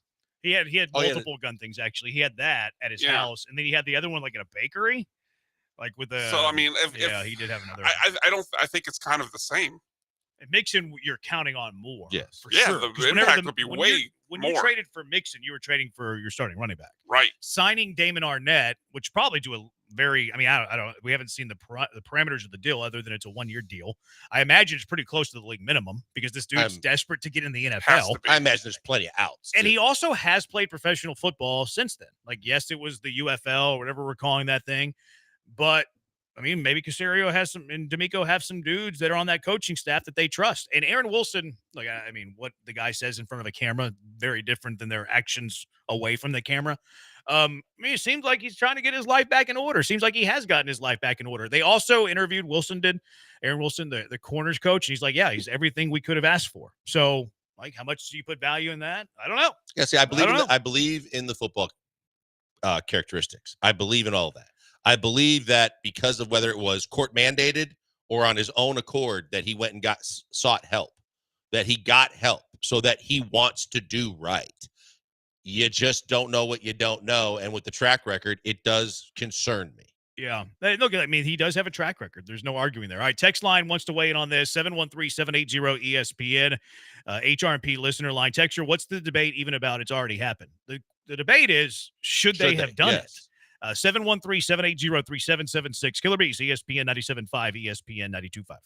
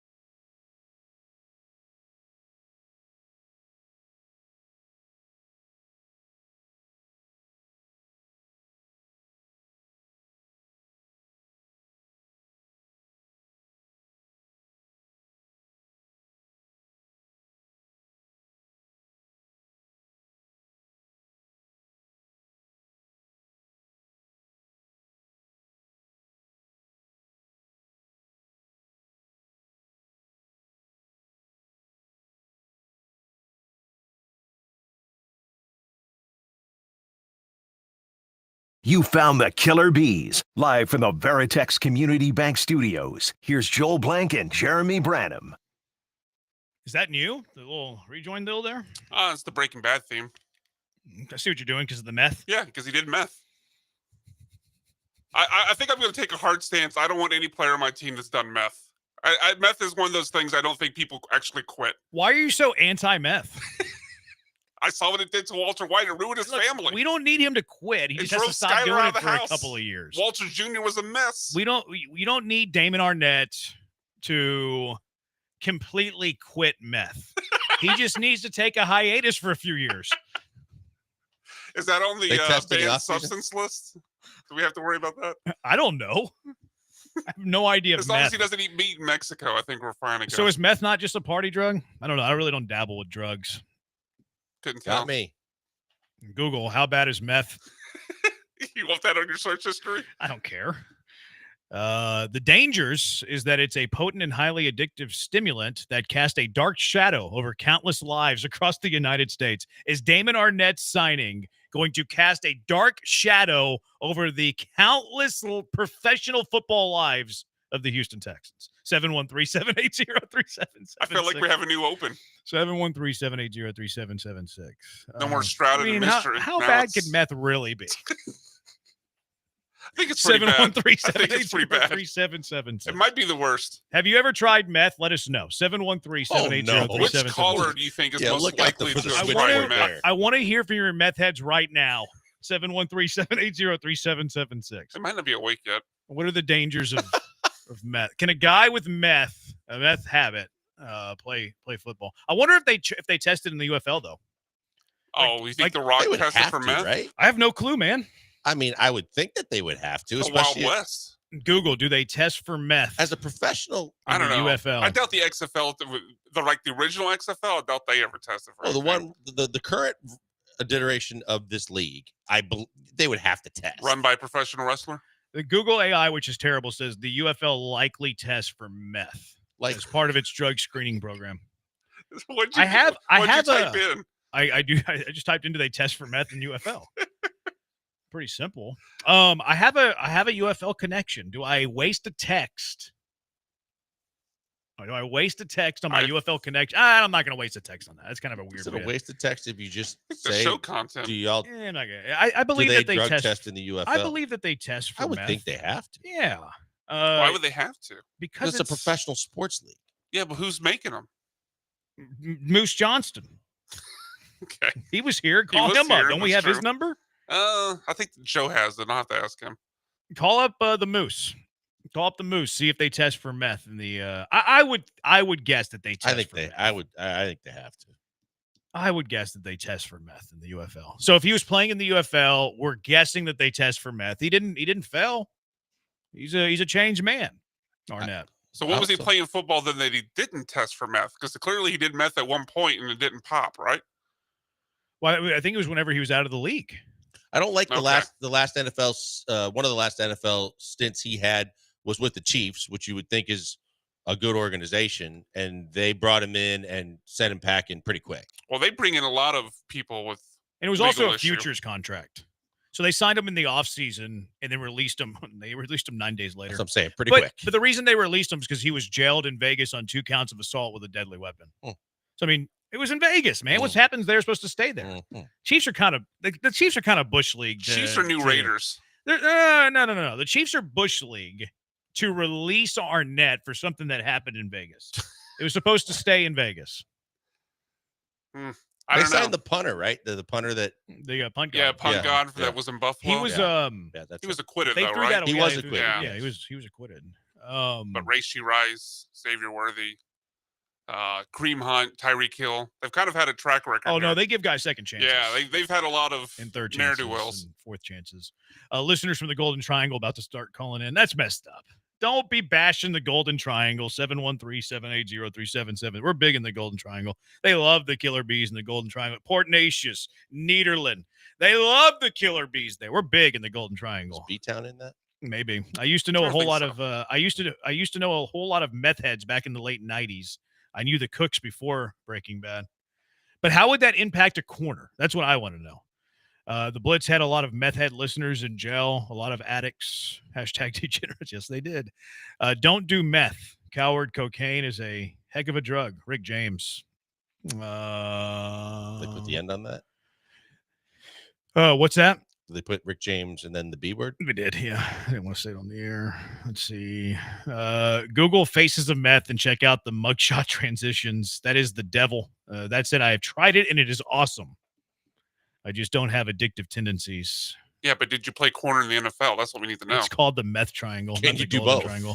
Can you try it, have the strength to push away from it, and still play corner in the NFL? So I did meth 20 years ago, smoked it. Also was on Adderall for a big portion of my life for ADHD and ADD. They're almost the same feeling. I think you could kick it easier than other addictive meds. There you go.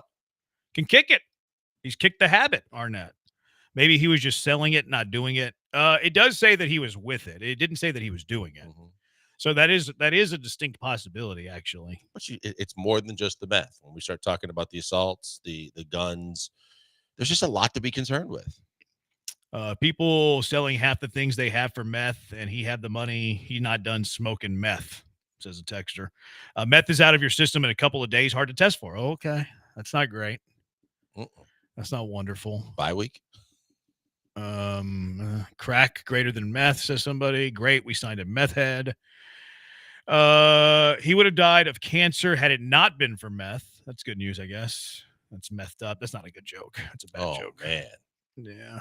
Just because you had meth on you doesn't mean you use it. It's a valuable argument. I mean, that's a good lawyer stance for sure. But the rest of the track record states that he has tried other things. Not necessarily meth. And if you have it on you and you're not using it, what is it for? To sell? Yeah. Is that better? Is that worse? I would say it's better in the sense that he doesn't have a habit. Maybe. And he was out of the NFL. I mean, a man's got to do what a man's got to do. You got to support the family. Feed the children. You got to support the family. Now he's got to pay the stripper $70. I mean, why did Walter White do it? Because he had cancer and he had nothing left to lose. There you go. Damon Arnett's got his career had been a cancer, and he's got nothing else to lose. God. It had been. This is his last chance. His career has been a cancer. But there's no cure for cancer. Yeah. Okay, so. But you can put it off for a few years.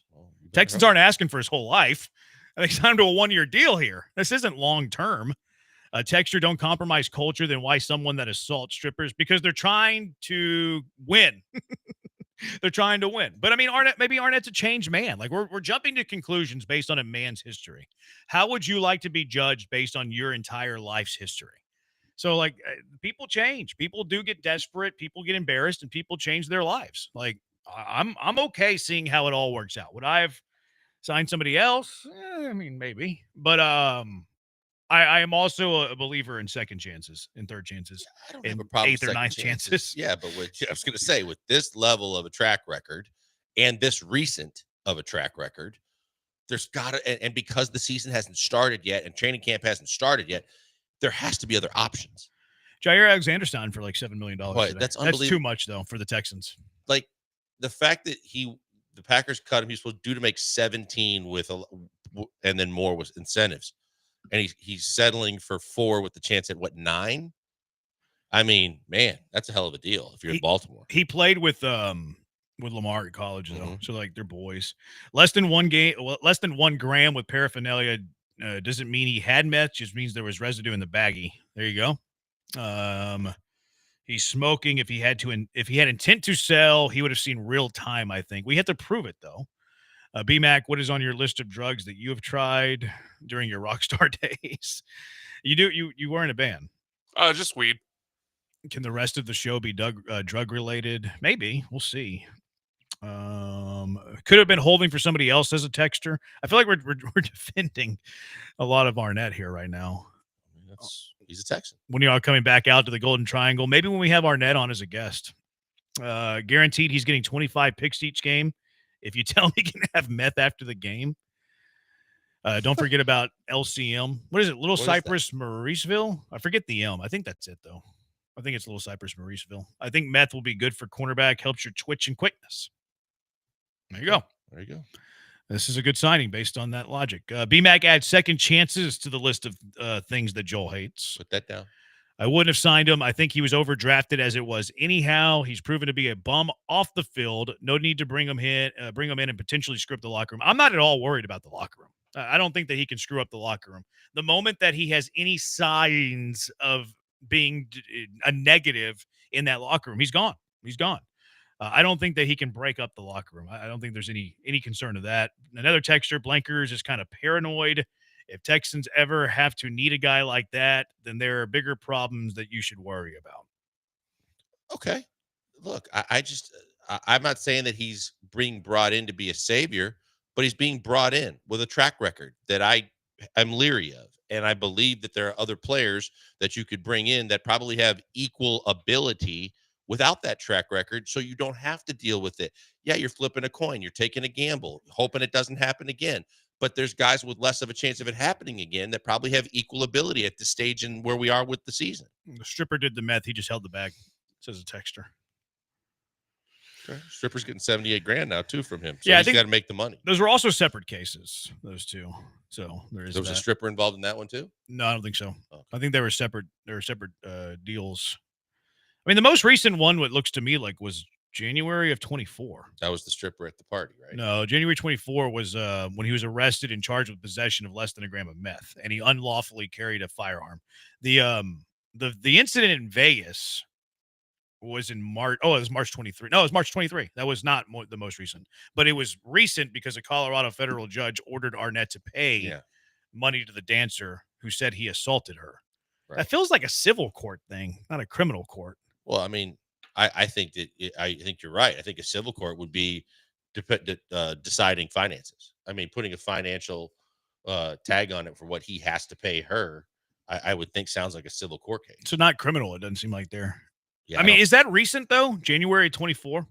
Most recent thing was January 24. Within 6 months, I would say it's recent. It's not 6 months. We're in 25. Oh, January 24. Right. No, I mean, no, I guess it's not recent. What is that? That's about a year and 6 months. 50, yeah. So a year and a half. Mm-hmm. So he's been on his best behavior for 18 months. Okay. See how it goes. He's a Houston Texan. Yeah. I mean, again, and there's plenty of time if he's not. I am a little surprised Caserio did it. A little surprised. Yeah, that's the main thing to me is that I believe that there are other guys out there that have equal abilities or close to equal abilities that don't have the track record to where you could do the same thing, and I wouldn't have a concern in the world. See, I push back on that though. Like, I don't think that there's equal abilities or potential. I think that the reason, because if there was, Nick Caserio wouldn't have signed Arnett. Caserio feels like Arnett is, for the dollar, leaps and bounds better than anything that's out there. And they also think that they were kind of screwed by the Darby news. Like, Darby was their plan. Arnett was not their plan. So this time of year, June 18th, okay, Arnett is a guy who does have potential. We understand he has baggage, but there's no way that we're going to get that type of potential from a player at this dollar figure. That's the only way they could sign a player of that potential, is because he had the baggage. Is he the best defensive back in the entire UFL? Probably. I mean, I don't know. I don't watch UFL That's what I'm saying. ball. I got to believe that there's other guys, even in the UFL, that would be on equal footing as him, talent-wise, to where you could take that risk and it would be less of a risk. I would argue there's not, because that was not the guy they signed. For them to take the risk tells me that there's nobody else of equal caliber that's available for the dollar that they are capable of paying, because they are up against the salary cap a bit. Yeah. Okay. I just think that if you're talking about a guy on a different, on a different team in a different market that will, is talking to other teams, they might want to be either closer to home or have, opportunities in which that would sway them away from. This guy was playing in your own backyard. This guy was a guy that you could watch, you could keep tabs on. They don't care about that. They're trying to sign the best player. They don't care if he's from Houston or Piscataway. I think that they would care enough if they were scouting other corners. Yeah, they'd go take a look. So if there was a better player in Piscataway for the same price than a player in Houston that's a lesser player, they would sign the guy in Houston because he's in the backyard? No, I'm saying you have a chance to go. You don't have to do anything, and you can watch more of his games and send more people there to keep an eye on him than you would be if he was in another market. Yeah, I mean, okay. I'm just saying in the off season, to send guys to multiple and keep pursuing a guy, like you said, that isn't going to make a lot of money. They've watched, they have the ability to watch him essentially every day if they want to. And I assume they have relationships with people within that organization. But that's why I asked the question do you think he's the best defensive back in the UFL? I think they're telling you that he is, because like we just laid out all of the baggage that comes with signing Arnett. And again, he's not going to cost a lot of money. If they could have signed the equal talent for the same amount of money without the baggage, of course they're doing that. Okay. All right, 713-780-ESPN. Y'all might not want to hear this, but Cool Cat Cal McNair has been fantastic as an owner. Killer Bees, ESPN 97.5, ESPN 92. He's going to hang out with Damon Arnett. It's the Killer Bees on ESPN 97.5 and ESPN 92.5. Guys, let me take a moment for Allstate Windows and Siding. They know what matters to Houstonians, and they are dedicated to earning your trust and giving you great value and great service. Look, their siding offers top quality product that protects your home from the toughest of weather, and so do the windows. My wife and I got windows for our house. We bought our house a year and a half ago. They immediately upgraded the curb appeal, but the most important thing that we're all looking for is a product that's going to protect the contents of our house, starting with our family members and going to all the important things that mean stuff to us that are within our house. But then also going to another very important thing, which is lowering your energy bills, lowering the amount that you pay month to month to try and keep your house cool in the summer, warm in the winter, and avoid any problems when hurricane season hits and we get those storms that we inevitably get. That's why Allstate Siding Windows are the best in the business. That's why we went to them. And I got my neighbors who saw my windows to go with them. You could be next in line. That you get a free inspection. All you got to do is pick up the phone, 832-204-1936, or visit allstatewindowsandsiding.com. Free estimate available. They come to you and tell you exactly what they would do, the products they would use, and show you the best fit for your house based on when it was built, the style, the architecture, and all those important things. They are going to help you every step of the way because they love our listeners. They're going to take care of you every step of the way, too. They're giving great discounts right now on siding jobs and windows jobs. They have all kinds of great deals and discounts for seniors, military, and first responders. And you get a little extra discount if you mention us at ESPN 97.5 because they've been loyal to us, too. They're great. They've been in business for over 50 years. I encourage you to call them, get that free estimate, and see what they can do for you today. 832-204-1936 or visit allstatewindowsandsiding.com.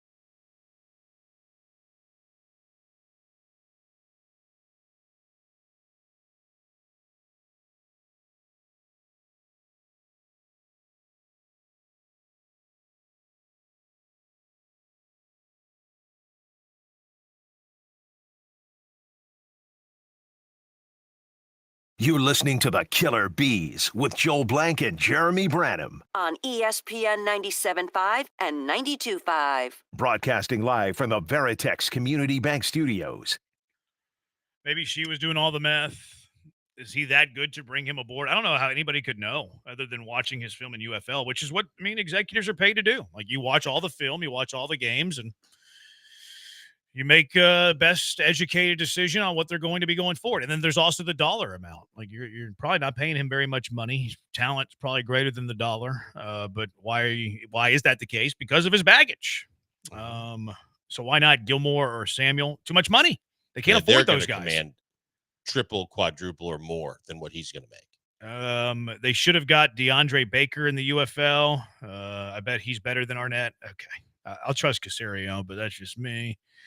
If Arnett was taking speed instead of meth, maybe he would be rated higher. 713-780 ESPN. Okay, that text is weird. All right, so cool cat Cal McNair. Reason I had this thought. The Texans are sparing no expense when it comes to this Texans headquarters. It looks like they're gonna build. Go Texans. The Texans have a great deal right now with the Harris County Sports Authority. Like, they pay rent, but with their tax breaks, they basically don't pay rent. Like, they're a net negative when it comes to their cost of renting out all that space. So it's an amazing, amazing deal. Now they're getting annoyed because they don't have like control of the dates, and sometimes they get kicked out of the building because like Britney Spears is in town, or maybe not Britney Spears, but somebody's in town doing a concert, or the monster trucks come into town. They got to get out of there, and they're a little annoyed by that. But if you're not paying any money, who cares, right? Well, Cal McNair, because he wants a great headquarters for his team, because he wants a great training facility for his team, because he wants everything that is in the best interest of the Houston Texans, sparing no expense. It seems like they're pretty close on, like, I wouldn't say breaking ground, but plans on a new team headquarters, which I think this is a great move from ownership. Like, he's putting his money where his mouth is at. And if we look at the tenure of Cal McNair as an owner, yeah, you had the Easterby days, and he got a little One bit fish, two fish, all red over fish, his blue face fish. there, but he's a loyal guy. I like my owners to be loyal. Cal McNair, Shout out to the fish. has been a fantastic owner for the Houston Texans. Look, there was major concerns. The ability to turn it around, when they turned it around, how they turned it around, whoever was involved in getting them to turn it around. The turnaround's been unbelievable. Not only just the limited amount of time it took to turn it around, but the fact that there is such a buy-in now, and winning helps, and getting a quarterback helps, and all those things help. But I'm not going to argue with you like I would have argued when I know that people are saying get rid of the owner, which you couldn't do. But I knew I was disgusted with the reputation of the entire franchise and ownership, and the fact that he seemed like he was running amok, aloof, with not a lot of confidence, zero confidence that he knew what the hell he was doing. But right now, he's doing the right things. And we see this every year when we see these articles come out, when we see these ratings from an organizational standpoint, from how you treat the players, the facilities, the things like that. They're going to find the right place to put this thing, and they're going to do it the right way. And that's how business is done in the NFL these days. Players want to have the best possible place to work out, to spend time in. The only thing I was wondering about, when they keep wondering where it's going to be and all the different sites that they're exploring and things like that, I totally get it about the fact that, because they have been kicked out for Rolling Stones concerts and all the things that you were mentioning. I'm surprised that they don't just build on the backside of the practice facility, because a lot of people build a lot of teams, I should say, they build their ideal practice indoor facilities so that out the window you see your practice facilities. I would think that at least one of the potential options, like when we say with the new stadium, is it going to be a new stadium or are they going to renovate? Well, at least while they're looking at things, I'm a little surprised that we haven't heard that on the backside of the bubble and the practice fields, that there wasn't a chance to take some of that land and build their ideal practice facility. But one way or another, I commend him, because this is the kind of things that you get knocked for. Cincinnati didn't want to build a new practice facility. Organizations are deemed cheap after that. Players don't want to go there. We've seen what they're doing even with their rookie contracts. This is a great move for a franchise that has turned it around from having the worst reputation in the NFL and maybe in all professional sports, to being a franchise that seems like they're doing things the right way in almost every situation, and that everybody notices and players are noticing too. Yeah, that was reading this. There's only 4 teams in the NFL who headquarter where they play. Everybody in the building, right? No, they're like headquartered But I'm saying in a in the different actual location. stadium. Yeah. No.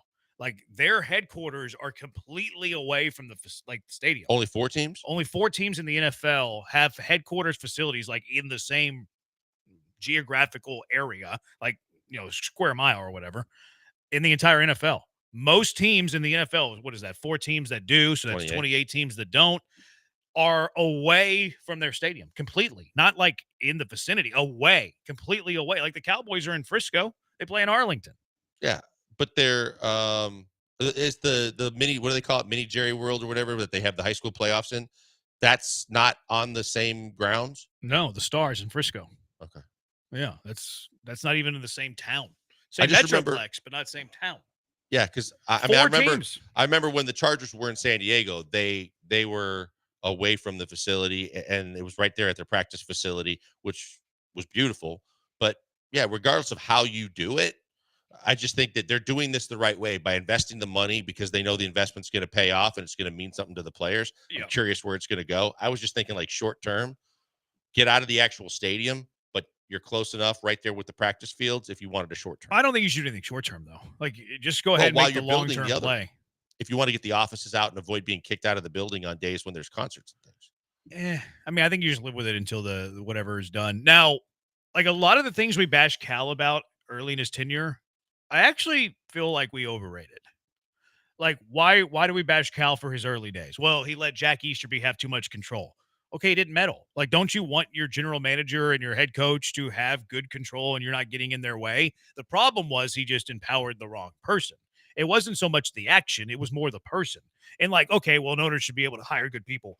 Well, he eventually did with But Cal don't you and think DeMeco. that ownership should also, especially, I'd say most owners that are savvy business people, but you could see through the fact that Jack Easterby played him the entire time, that he was so vulnerable that he basically, as quick as he did, just turned over the reins to Jack Easterby. No, he was a failure in being able to read a person for sure. But I rather err on that side than err on the side of being Jerry Jones and meddling with everything. No, I look, Daniel Snyder previously, Jerry Joneses of the world. Those are the owners that you certainly want to stay clear of and avoid being involved with because they think they know it all and they think that they understand the football aspects of the NFL, and that's scary. Texture says Harris County will vote against. That's a good point. Texans are probably looking for some huge benefits from these counties, which is a really good point. The Richmond Texans, says the texter as well. They're not going to move where they play, at least initially. I really don't think that they're going to move. I think NRG is going to renovate. I just think they're going to headquarters somewhere completely different. Yeah, I think that they will still play in the Houston DMA, play their games. Their games will definitely be played in Houston. And the practice facility, wherever they choose to put it, I think that you're right. I mean, even when the Toyota Center was being put up, the deal that was made for Les Alexander was unbelievable in the fact that you got the building built for you and it was all rent free. And after 20 years, you retained ownership. You got ownership of the building. And then you also got ownership of the parking garage, which they controlled for the first 20 years. 713-780-ESPN. What's your car wreck of the day? 713-780-3776. Killer Bees, ESPN 97.5, ESPN 92.5.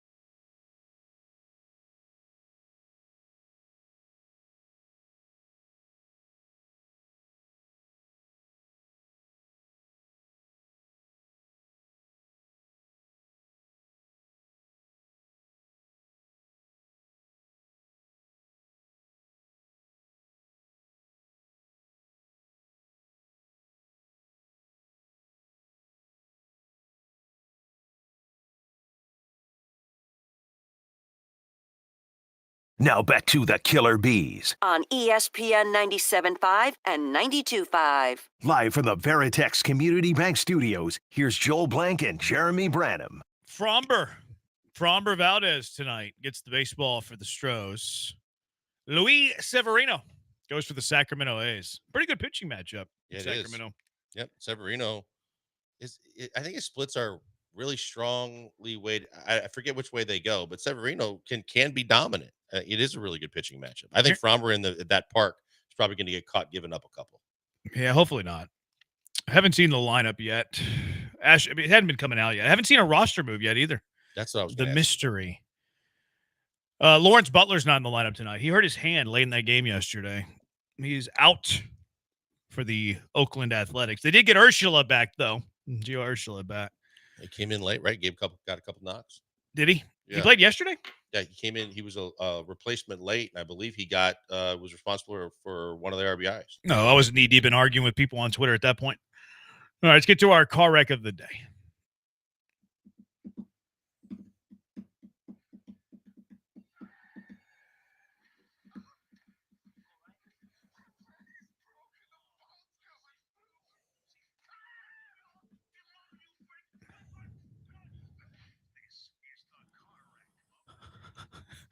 Rackham Pete says Jerry Jones is the reason why I still have a VCR. It's the only way to see the Cowboys in the Super Bowl. Well played, Pete. All right. What are you nominating? Car wreck of the day, 713-780-3776. What do you have? I got a guy in Texas that was facing felony charges and appeared in court in a T-shirt that said "World's Best Farter." And the judge took offense to it, called him out on it, said it was extremely inappropriate. And he tried to say, what I meant was father. And she goes, I can read the shirt. And she continued to scold him. And she said, that's the only shirt you had to wear in your closet. He says, and he kept trying to argue the playful shirt said father. Was it written or was it typed? It was written. Do we know what the charge was? No, they said they couldn't find what the felony was. But probably meth. Yeah, there you go. Beat me to it. Was it Damon Arnett that was there?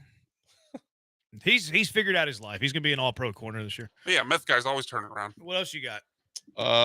Just the NFL. I mean, the NHL, after finishing up the Stanley Cup last night, in case you missed it, and I think a lot of people did, ratings were down 28%. Their ratings are like 2.5 million people nationwide. Hockey ratings just not good. Was this because of the market? I don't think so. I mean, I guess it's always a possibility, but I think from a hype standpoint, you had McDavid and you had the Panthers going for back-to-back championships. Is Carolina not a big market? What's it? Do we know how? Carolina wasn't involved. It's Edmonton and Florida. Oh, Florida. I said Carolina Panthers. I saw Panthers and immediately thought Carolina. Yeah. So Florida's even worse of a market. Well, I don't even know what city are the Florida Panthers in. They're not Tampa because that's Tampa Bay Lightning. Right. I honestly don't know. It's not Miami. Why not? I just know it's not Miami. They're located in Miami. Oh. They're located in Sunrise, Florida, which is a suburb of Miami. Because they don't play in the same building as the Heat. My bad. So, yeah. It's just north of Miami. I sort of stand corrected. The conviction. They're not in Miami. I know they're not. Why not? Because I know. Oh, they are in You Miami. might as well sell it if you're right. Then you sound great. My goodness. Brian's my car wreck of the day. But Miami's not really known for their ratings, like a big market. No, it's a transplant city like here. I mean, yeah. Obviously the Heat. That's it, though. Like, Dolphins never really draw. The Hurricanes don't unless they're winning national championships. Miami Marlins draw like 2,000 fans. So you get more people at Premier every weekend than you get to Miami Marlin games. And then, do we know Edmonton's market at all? No idea. Yeah, I don't know. I wondered the market size of those two teams. I'm ready for hockey in Houston, though. Bring it to me, baby. Same. Bring it to me. Learn about icing person. and two-line passing and To learn what offsides is, I guess. Yeah. Is it offsides or offside? Because it's a big stickler in soccer. Oh, is it? I have no idea if it's offside or offsides. Like RBI and RBIs, it's a big stickler. It's not quite to that point because there's no such thing as RBI. That's a made-up thing from pretentious people that don't know facts and rules like MLA guidelines and AP style. Yeah, that is a big thing in soccer. So which one's the right one? Offside. Okay. Which is also the term in the NFL. Like a lot of people say offsides. No, it's offside. It's not an offsides penalty. It's an offside penalty. The more you know. Yeah. People just like to add S's to things. It's like to me, it's one thing to say that the ratings are down overall 28%. The fact that 2.5 million people average watched the finals seems extremely low. I mean, 2.5 seems big to me. It's like WNBA numbers. Oh yeah, WNBA is my car wreck of the day. It's not for what you think. It's for they think we're fools. Like the WNBA players are fighting for attention. We all know that. We all know that they're fighting for attention, and all these people are falling for it. So all of you that are falling for this WWE style of fake fighting, all of you are the car wrecks of the day. Also, Shadur Sanders. Shadur Sanders was ticketed for driving 101 in a 60-mile-per-hour zone. But was he doing meth? Don't think. Hope not. Hope not. What do you got, Brian? Canada still hasn't won a Stanley Cup going back to 1993. That's a good call. Yeah. Yep. Canada. 22 years without a Stanley Cup. Take that, Canada. Canada. Their sport. It'd be like somebody. I like that, Joel. Thank you. You're welcome. It'd be like somebody winning the Super Bowl that's not from America. That's the equivalent there. All right, does it for us. What's winning? Canada? Yeah, Sure. Canada. All right, Canada, you win it. Does it for us. Thank you, Brian, for the hard work. He's Blank on Brian. I'll talk to you tomorrow. Coming up next, Glenn Davis with Destination World Cup.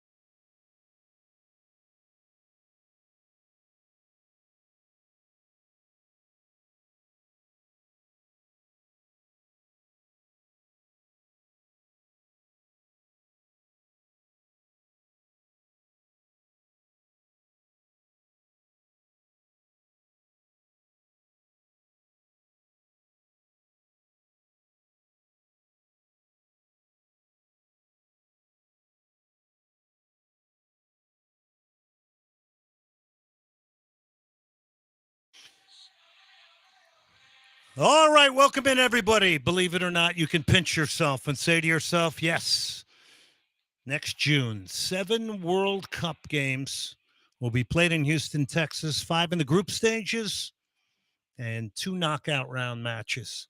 Call-in number tonight, 713-780-3776. As you heard, big thank you to Coca-Cola Southwest, Houston Methodist Energy, and Quanta. Tonight on the show, Eric Winalda, the former men's national team player, scored that memorable free kick in 1994. He joins me tonight to talk his World Cup experiences. Jorge Ramos will join the show tonight. You remember him from Jorge Ramos and Subanda. He's taken a little sabbatical. He's bringing that back in podcast form. He's not on ESPN Deportes anymore. Jorge's called a lot of games. I've been in a vehicle or two with him after some big international games, riding back to a hotel. So Jorge Ramos is going to be on tonight as well. He also weighs in on Marcelo Bielsa, but he has a really, really interesting take, I think, on how maybe the World Cup can marry meritocracy and competition with expansion, which is pretty interesting. So I'm putting it out here like I did on my email or social media, excuse me. And that is tonight in this segment, 713-780-3776. I want you guys to call in tonight and give us your most memorable World Cup experience. It could be the first time you ever saw it on TV. It could be a game you went to in a foreign country. It could have been 94 in the U.S. Could have been the U.S. advancing in 1994. Whatever it is, what is your favorite World Cup moment? It could be a singular play from somebody. If you're Argentine, you might like The Hand of God by Diego Maradona. I don't know. All right, let's go to the phone lines. We'll start it off tonight, whatever your favorite World Cup moment is. And then I'm going to get you up to speed on a couple of other things. But we got one caller already. Let's go to Federico. Federico, what do you got? Glenn, how are you doing? Look, for me, one that really touched my heart was the final 2014 Argentina, Germany, and Brazil. I'm Argentine, as you know. I was in Germany at the time, and it was such a heartbreak, that I could just, it meant so much for me at the time that I realized, how important soccer was in my life. I couldn't go to work the next day. Imagine, alone in Germany and Argentine after that, impossible. Yeah, but I mean, come on, you've had some pretty darn good times too, right? Including the last World Cup in Qatar, right? Well, the last one, yes, but after that, I mean, before that, before the Copa America, a couple of years before that, we had been in a pretty dry couple of decades. If you think about it. Good point. And then you had mentioned you were alone in Germany, so yeah, I can hear it. That's an excellent one, Federico. Thank you so much for calling in tonight. We appreciate it, for kicking it off. Of course, Glenn. All right, stay here. Bye bye. It's Federico kicking it off there. Argentina losing to Germany. And he was alone in Germany as an Argentine. But, boy, the passion of Argentina, it's been on display in the FIFA Club World Cup as well. 713-780-3776. What's your biggest World Cup moment? Let us know. 713-780-3776. So we are doing these viewing parties of past World Cups every month around town. We just did one up at Senate Avenue Brewing. And we did the 1962 World Cup in Chile, which ended up Brazil beating Czechoslovakia in the final, and then Chile and Yugoslavia in third. But we'll do a little bit of a synopsis on that. But we're doing these viewings around town. All right. I think we got another caller right here. All right. Let's go to Bill. Bill, what do you got on your mind? Hey, how you doing, Glenn? So I got a couple. So I was able to go in 94 to 6 games, 5 in Dallas, and got to the East Coast where I'm from, and went to a game in Washington. But I guess my biggest moment was that I was able also to go to 98 in France. And I had 6 days in Paris, 6 days in Nice, where we went to games in Marseille. And I guess for a moment, first of all, just the atmosphere around the city, the stadium is incredible, especially like Hotel de Ville in France around the French games. But really, my moment goes back to being able to see David Beckham get a red card. Oh, wow. You were at that game? I was at that game, and it was just an incredible atmosphere. And we were actually, at times like, what are we going to do if something breaks out here? We're going to we're going to go up in the stadium, not down where everybody else is going to go. But so that was crazy against atmosphere. Argentina, right? And Diego Simeone kind of sold that, right? When you look back at that video of that play when Beckham got sent off, did Simeone embellish it? Yeah, absolutely, he did, and David should have had the experience to get out and get away and get above that, and he made his choice and he got what he deserved, I thought. Excellent stuff, Bill. Thank you very much for that phone call. Ooh, nobody can forget that. Diego Simeone. And by the way, Diego Simeone is here with the FIFA Club World Cup in Atletico Madrid. They got smacked by PSG 4-0. 80,000 people in the Rose Bowl. So there are some great attendances at this FIFA Club World Cup, which the whole idea here is to get it launched. And then it'll be every 4 years. Oh, we got the Gold Cup going on. So back to the 1962 World Cup in Chile. Brazil wins the final 3-1. This was a viewing party we did. We're doing one next month, and it'll be the 1966 World Cup. This is our way of trying to bring attention and awareness to the upcoming World Cup in Houston. And Bill mentioned, the atmosphere around. Well, 500,000 to 1 million people are coming here. And I'm telling you, there are going to be a lot of people that are going to make this their home base to fly to other games around the country because of where we are situated here. So the access to get to other cities is great. We're going to have a lot of people on the streets of Houston, and they're going to spend money. They're going to need lodging. They're going to need food. It's going to be exceptional. So this was a second consecutive win for Brazil in Chile. Pelé was now 21 years of age. He got hurt in I think the first game. So he was not really as big a part of this as maybe history might tell you. The star player was Garrincha. I believe they called him the little bird, but he was an exceptional dribbler. He could take people on. But to watch this was really cool. It was in black and white. You could see the time period in the clothes the fans were wearing. Somebody would score a goal, and there'd be 6 or 7 photographers running with the guy back to the halfway line. Nobody would try to keep him off the field. They'd get their shots, and they'd scurry back off the field. The World Cup before this, I think, was close to almost 5 goals per game. This one got edgy. It got a little bit more violent as far as the aggression of the game in this 1962 version, and they were scoring less than 3 goals a match in this. So consider this now with all the qualification around the world, which, again, this is why the World Cup is so extremely special. It's a 4-year process pretty much to qualify. It takes 4 years. Back then, there's only 52 teams trying to qualify, and 16 teams made it.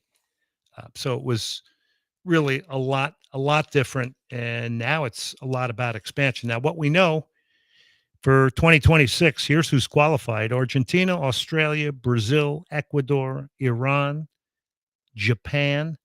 And now here's where we get into maybe making this a 48-team tournament. You're getting countries now like Jordan and Uzbekistan. Now, if Italy doesn't make a World Cup, there are going to be teams from Europe and even South America that aren't going to make the World Cup that are better than Jordan and Uzbekistan. But this is the way it is now, 48 teams. New Zealand has made it. South Korea has made it.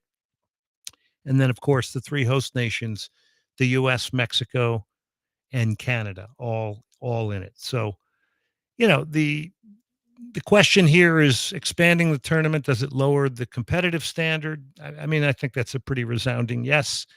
Does it make it an easier path for top teams? I think maybe so.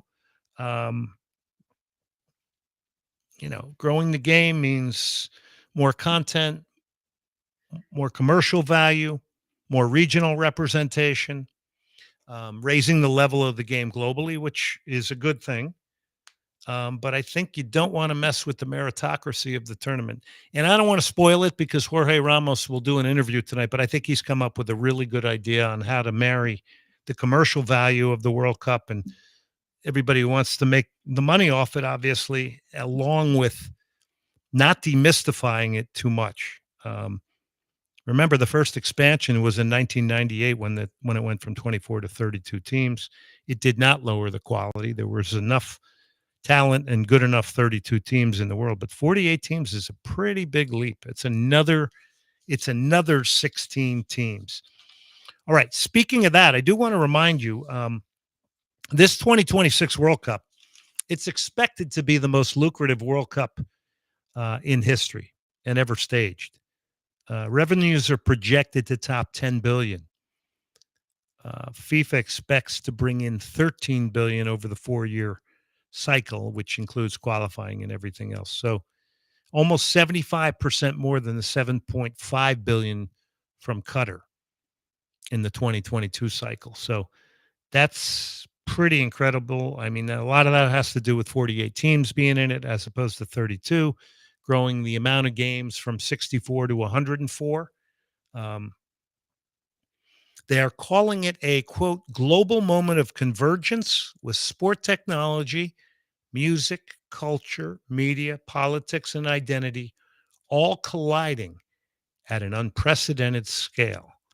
That's what they're saying. So it's all happening. Eric Winalda is going to join us in the second segment. Eric was a participant in 3 World Cups. I think most noted, as far as a singular play, people remember him scoring that free kick against Switzerland in the second half in the Pontiac Silverdome, which doesn't exist anymore. I even played in the Pontiac Silverdome. I played in the Pontiac Silverdome before he scored that goal there. There's a few more people there when he was playing, as opposed to the nights that we played there back in the professional leagues. But Eric's going to join us, and then Jorge Ramos will join us in the final segment. So a lot of really interesting, good things going on. And we will continue our talk here. So a reminder about the Gold Cup, because the U.S. is going to play on Thursday in Austin against Saudi Arabia. Gold Cup Group A is Mexico, Costa Rica, Suriname, the Dominican Republic. Games are rolling fast. And you're going to get to that July 6th final here in Houston really quick. Canada, Honduras, El Salvador, Curacao. Curacao is coached by Dick Advocat, the famous coach who coached the Netherlands. He's doing an event tomorrow at the Dynamo headquarters, 4:30 to 5:30. It's put on by my good friend Jan-Luc and Team Houston. I would go to that. This is a manager, if you look him up right now, he has coached some massive teams, has a remarkable coaching career. The amount of teams he's coached is pretty interesting. And the amount of time he spent at certain jobs, it was always like a year or two, and that's it. He was moving on, but he has coached some huge teams. So that's Dick Advocat.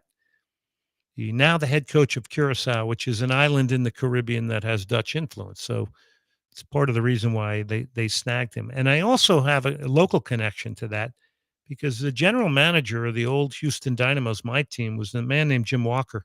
But prior to that, he was a general manager in Chicago with the Chicago Sting. And Dick Advocat was, I believe, on the team when he was the GM in 1980. And Jim Walker, who's really been a big part of our youth soccer community, I mean, he would have been a great guy to have brought down and had propped up on the stage for the 1 Year Out show, honoring some of the youth community people. It's important. Got to put everybody under the wings of this. This is a Houston-wide, Texas-wide, U.S.-wide event that's coming, and we all aim to have a great time at it. Group C was Panama, Jamaica, Guatemala, Guadeloupe, USA, Haiti, Trinidad and Tobago, and Saudi Arabia in Group D. All right, this is Jimmy Cliff, The Harder They Fall. Coming up next, Eric Winalda, former U.S. men's national team player. This should be an interesting interview. I think people are going to like that. And you are listening to Destination 2026, Houston's Countdown to the Cup here on ESPN 97.5, presented by Coca-Cola Southwest, Energy, Quanta, and Houston Methodist. I'm Glenn Davis. We take a break. We come back.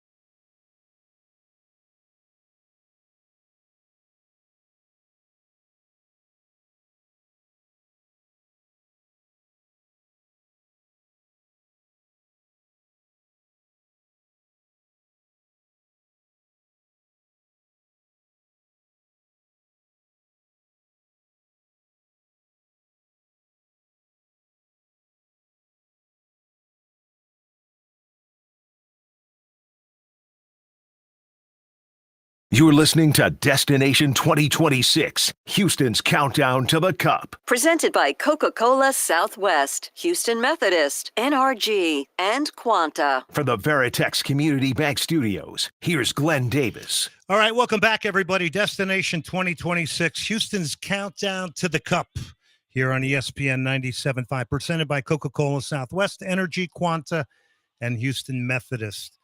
This is Rival Sons. The name of the song is Good Luck.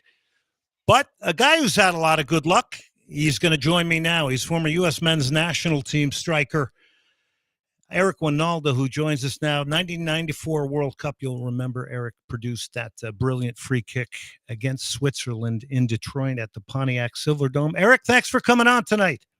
Yeah, to the day, by the way. Yes. I just realized that. Somebody started sending me some notes and saying, hey, I remember. And I'm like, oh, it is. It's June 18th. So here we go. Unbelievable. And it was an unbelievable free kick. And it was a time where I guess the U.S. soccer culture was in a moment of growth. Is that something you would agree with, that we were as a country then still developing a pretty deep soccer culture?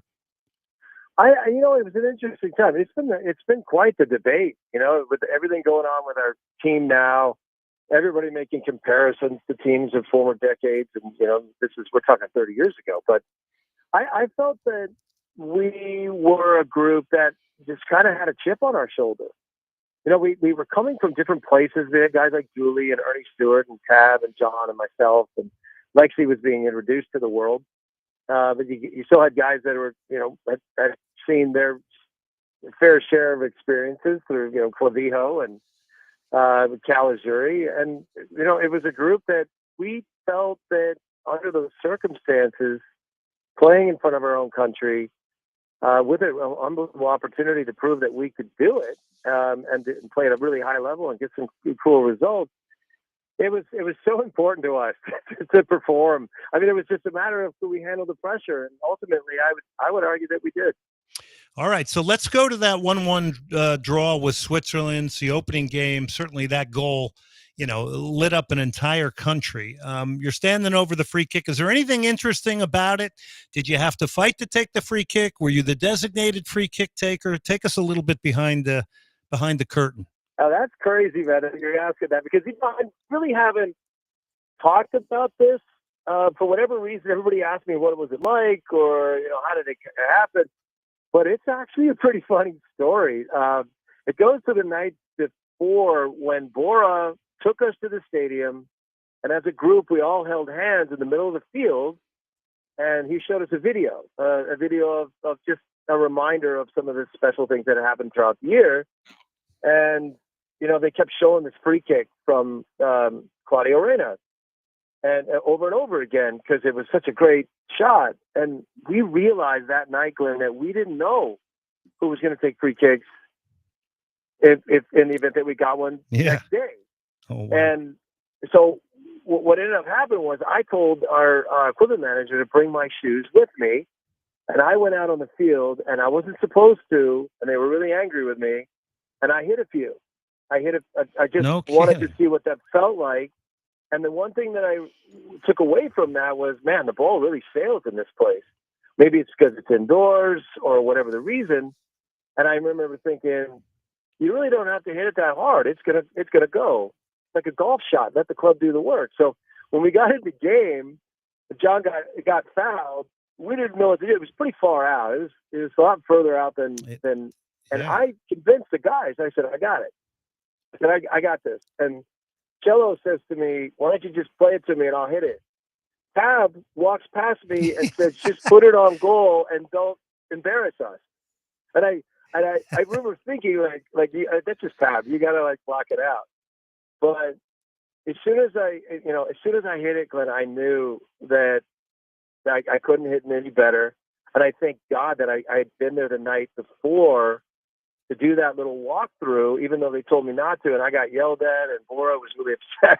That's amazing. But it was a wonderful moment, obviously. But again, if I don't hit those 2 or 3 shots the night before, God knows where that happened. It could go in the 18th row, but found its way to the top corner, and I'm pretty happy It that was pretty the outcome. spectacular. We got a lot of us off our couches. We're talking to Eric Winalda, 1994 World Cup U.S. Men's National Team player. He's on Sirius XM Radio. Eric and I have actually done some broadcasts together. Remember, well, we're not going to get into that because I want to stay on topic here. Talking about that free kick right now, does that? I mean, that has to kind of grip at your heart a little bit, right? I mean, just to reflect on it. It was so important, really, that we got a result. I mean, I think that was, and we knew how good Switzerland was. The Shafi Zhao, Adrian Knoop was another guy that I knew. With Schwarzer playing in the midfield. They were a wonderful team. And when we first saw the draw, Switzerland, Colombia, Romania, we were like, holy cow, we've got to really figure this out. And it was actually flipped. I mean, we always thought we could get a draw with Switzerland. We never thought we'd beat Colombia. And we thought we had a chance to beat Romania, and we ended up flipping those two. But when I go back and even watch it today, or I think about it, or one of my ex-teammates, Tab, had said something even this morning about it, it's kind of cool, because it's such a little freeze frame moment in time, an opportunity to do something really special. I remember, I'll give Bora a lot of credit here. Bora was an amazing guy, and he was misunderstood at times. But the last thing he said to me before I went on the field was, "Today's your day. It's going to happen." And it sounds like just something you would say, but yeah, it really ended up being one of the best days of my life. All right. Speaking of Bora, Eric, if we were in a locker room with you guys on the 94 team, how is Bora talking to you about tactics and the way you're going to play?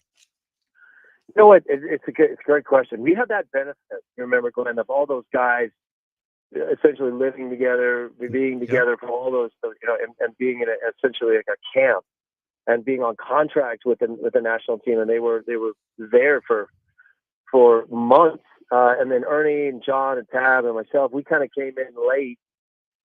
But the tactics were done. Like we knew everything that we needed to know months before that game. Everybody just understood their role. And for me to really, think about each individual team, how we were going to handle, playing against different styles of, opponents and whatnot. The way it worked is Team Moldakovsky had Romania. Ziggy Schmidt was basically in charge of Switzerland with the German, being able to speak German and whatnot. And Steve Sampson was in charge of Colombia. So Bora delegated all of his energies on the tactical side to those three guys. And we treated each game individually. So we didn't get the pre-game speech from our coach. We got it from each assistant coach who had been given the job or the task of preparing us for the game. So all of that work, I mean, we really, really understood exactly what we were going to do, because he had asked Ziggy, Timo, and Steve to do their jobs, and that was to prepare us for one individual game. So it was almost like a book, and then we turned the page and the plan changed completely, because we had to play completely different against Colombia than we did against Switzerland, and then we had to alter the plan for Romania, obviously. But Bora he really wasn't a big talker. We understood what we were doing tactically, how he wanted to play. He was the free kick specialist and the set piece guy and the inspiration to each one of us individually, but not really. He never really got into the tactics, Glenn. It was all the other guys' job. And that's probably why they hired Steve, because we beat Colombia. So they thought he was a genius. No. Interesting. Yeah. So you said there were differences between how you played against Switzerland and Colombia. Can you give us some basic ones? So, it was all about, starting points and finishing points, to be honest. And, my role obviously was very different against Colombia. I was expected to drop deeper into the midfield as a forward or a false nine, if you will, behind Ernie, and to kind of block off, Alvarez to make sure that he couldn't be the distributor. Just keep him busy. But against Switzerland, I had a very different role in the sense that I was expected, after the moment the ball got past me, my job was to go find space and to be a part of that transitional moment of going forward, to catch them off guard. Against Colombia, it was very different. And then Romania, that game changed 3 times in one day. Once we went down, we really went after it and tried to get. It was a little bit haphazard in the later stages of that game, but we were prepared for each opponent. Each of us knew, what exactly our fundamental roles were going to be. And then we were given certain licenses to go forward. Like Dooley was allowed to go against Switzerland to sneak from behind him, and I was to protect. And then it was a flip of that when we went against Colombia. So I really got to say, I mean, go back and look at it, all the craziness with Bora, we knew exactly what we were doing. I think the results were reflective of that. Yeah, fantastic. So here's how it went for the U.S. 1-1 with Switzerland. Eric scored the free kick in the 58th. 2-1 over Colombia. That was the big upset in the Rose Bowl. And then Romania, again in the Rose Bowl on a Dan Petrescu goal. Many people remember that name. Get a 1-0 win. You guys advance. You play Brazil. That's the game Leonardo sticks an elbow in Tab Ramos' head. Horrible. And Brazil ended up winning that 1-0. Maybe take us into the Colombia game, because that's still one of the most pivotal games in U.S. history. Obviously, the own goal from Escobar led to everything off the field. Ernie Stewart had a goal, but that was a Colombia team. Did you guys know that all this crazy stuff was going on in their hotel? A little bit. Did you know? Because there was a lot of craziness.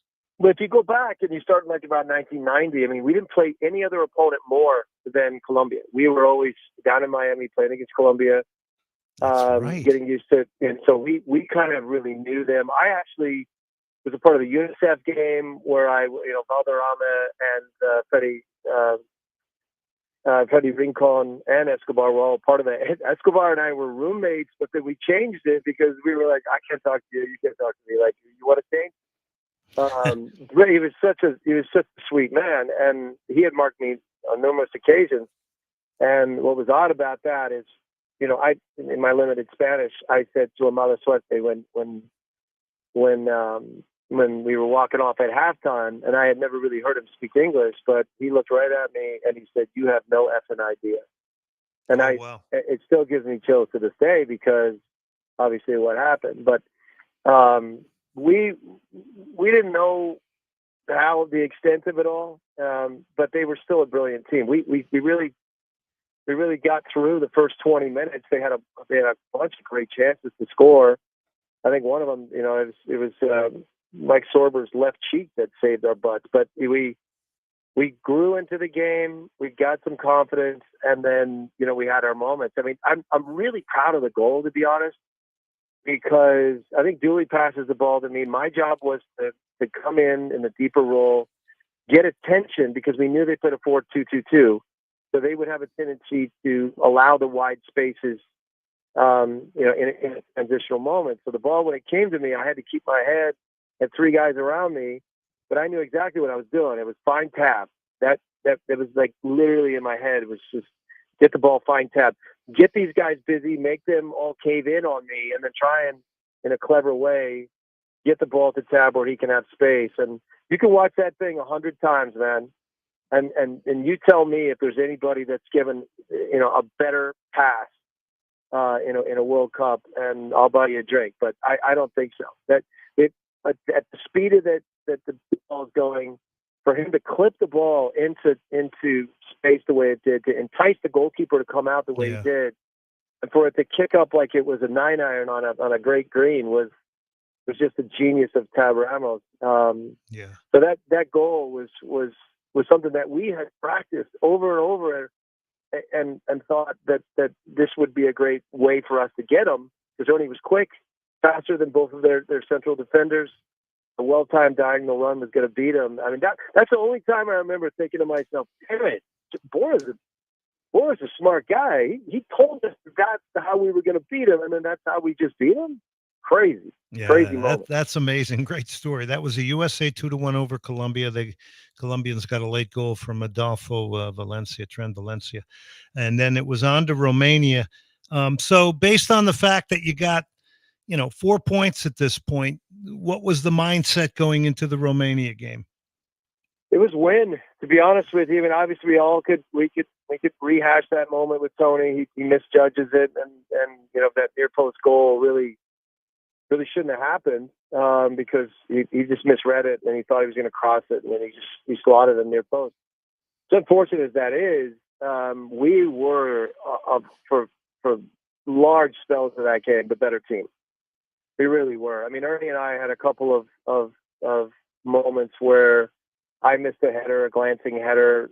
He got in behind, and it was a well-timed, I think it might have been Lupescu who made a great block on him.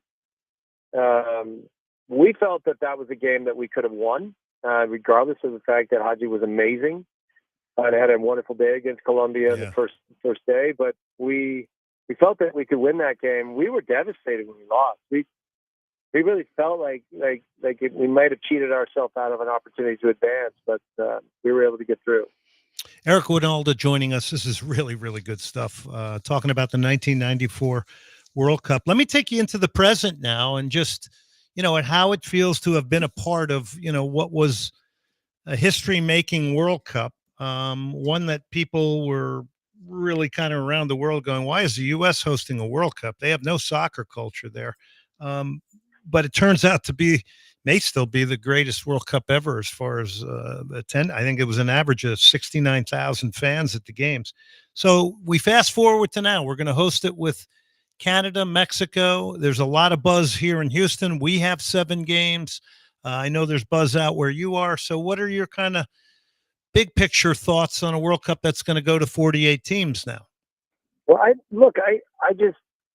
I'm fascinated by the realities of what we're dealing with right now. I mean, people need to understand this has what's happening right now, literally with the talent that we have, has no bearing whatsoever on the mentality or our ability to get results a year from now.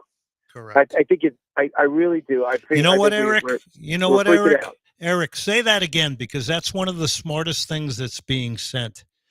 And we got about 2 minutes, but say that again, because that to me is one of the most intelligent takes. Your boys are going to be fine. We have incredibly talented players, and we have a very astute coach. I think when we get closer and closer to the final, we'll be able to figure out how to play. And I'll tell you this, we had no idea where we were before the 94. A year out, that team was all over the place. But once the World Cup started and the 12th man kicked in, I'm really looking forward to seeing what our boys can do. We're going to do a lot better than people think. Fantastic way to end this really, really interesting interview. We're going to have to bring you back on because you and I got to talk about player development and some other things. But I want to thank you very much for coming on tonight. Again, what an indelible moment you produced with the free kick, but there were more good moments. That's the one that people might remember. But a big thank you to Eric Winalda. Eric, thanks for coming on tonight. I appreciate it. Anytime, buddy. All right. That's Eric Winalda, U.S. men's national team. That was fascinating. I mean, talking about taking some free kicks on the Pontiac Silverdome surface ahead of time. That's pretty cool. Great stuff from Eric. Destination 2026, Houston's countdown to the Cup, ESPN 97.5, Coca-Cola Southwest. Thank you for your sponsorship. Energy, Quanta, Houston Methodist. We're going to continue each and every week getting great interviews like this with the men that played in the World Cup and kind of digging a little bit deeper. All right, we'll take a break. We'll come back. It's time for Jorge Ramos.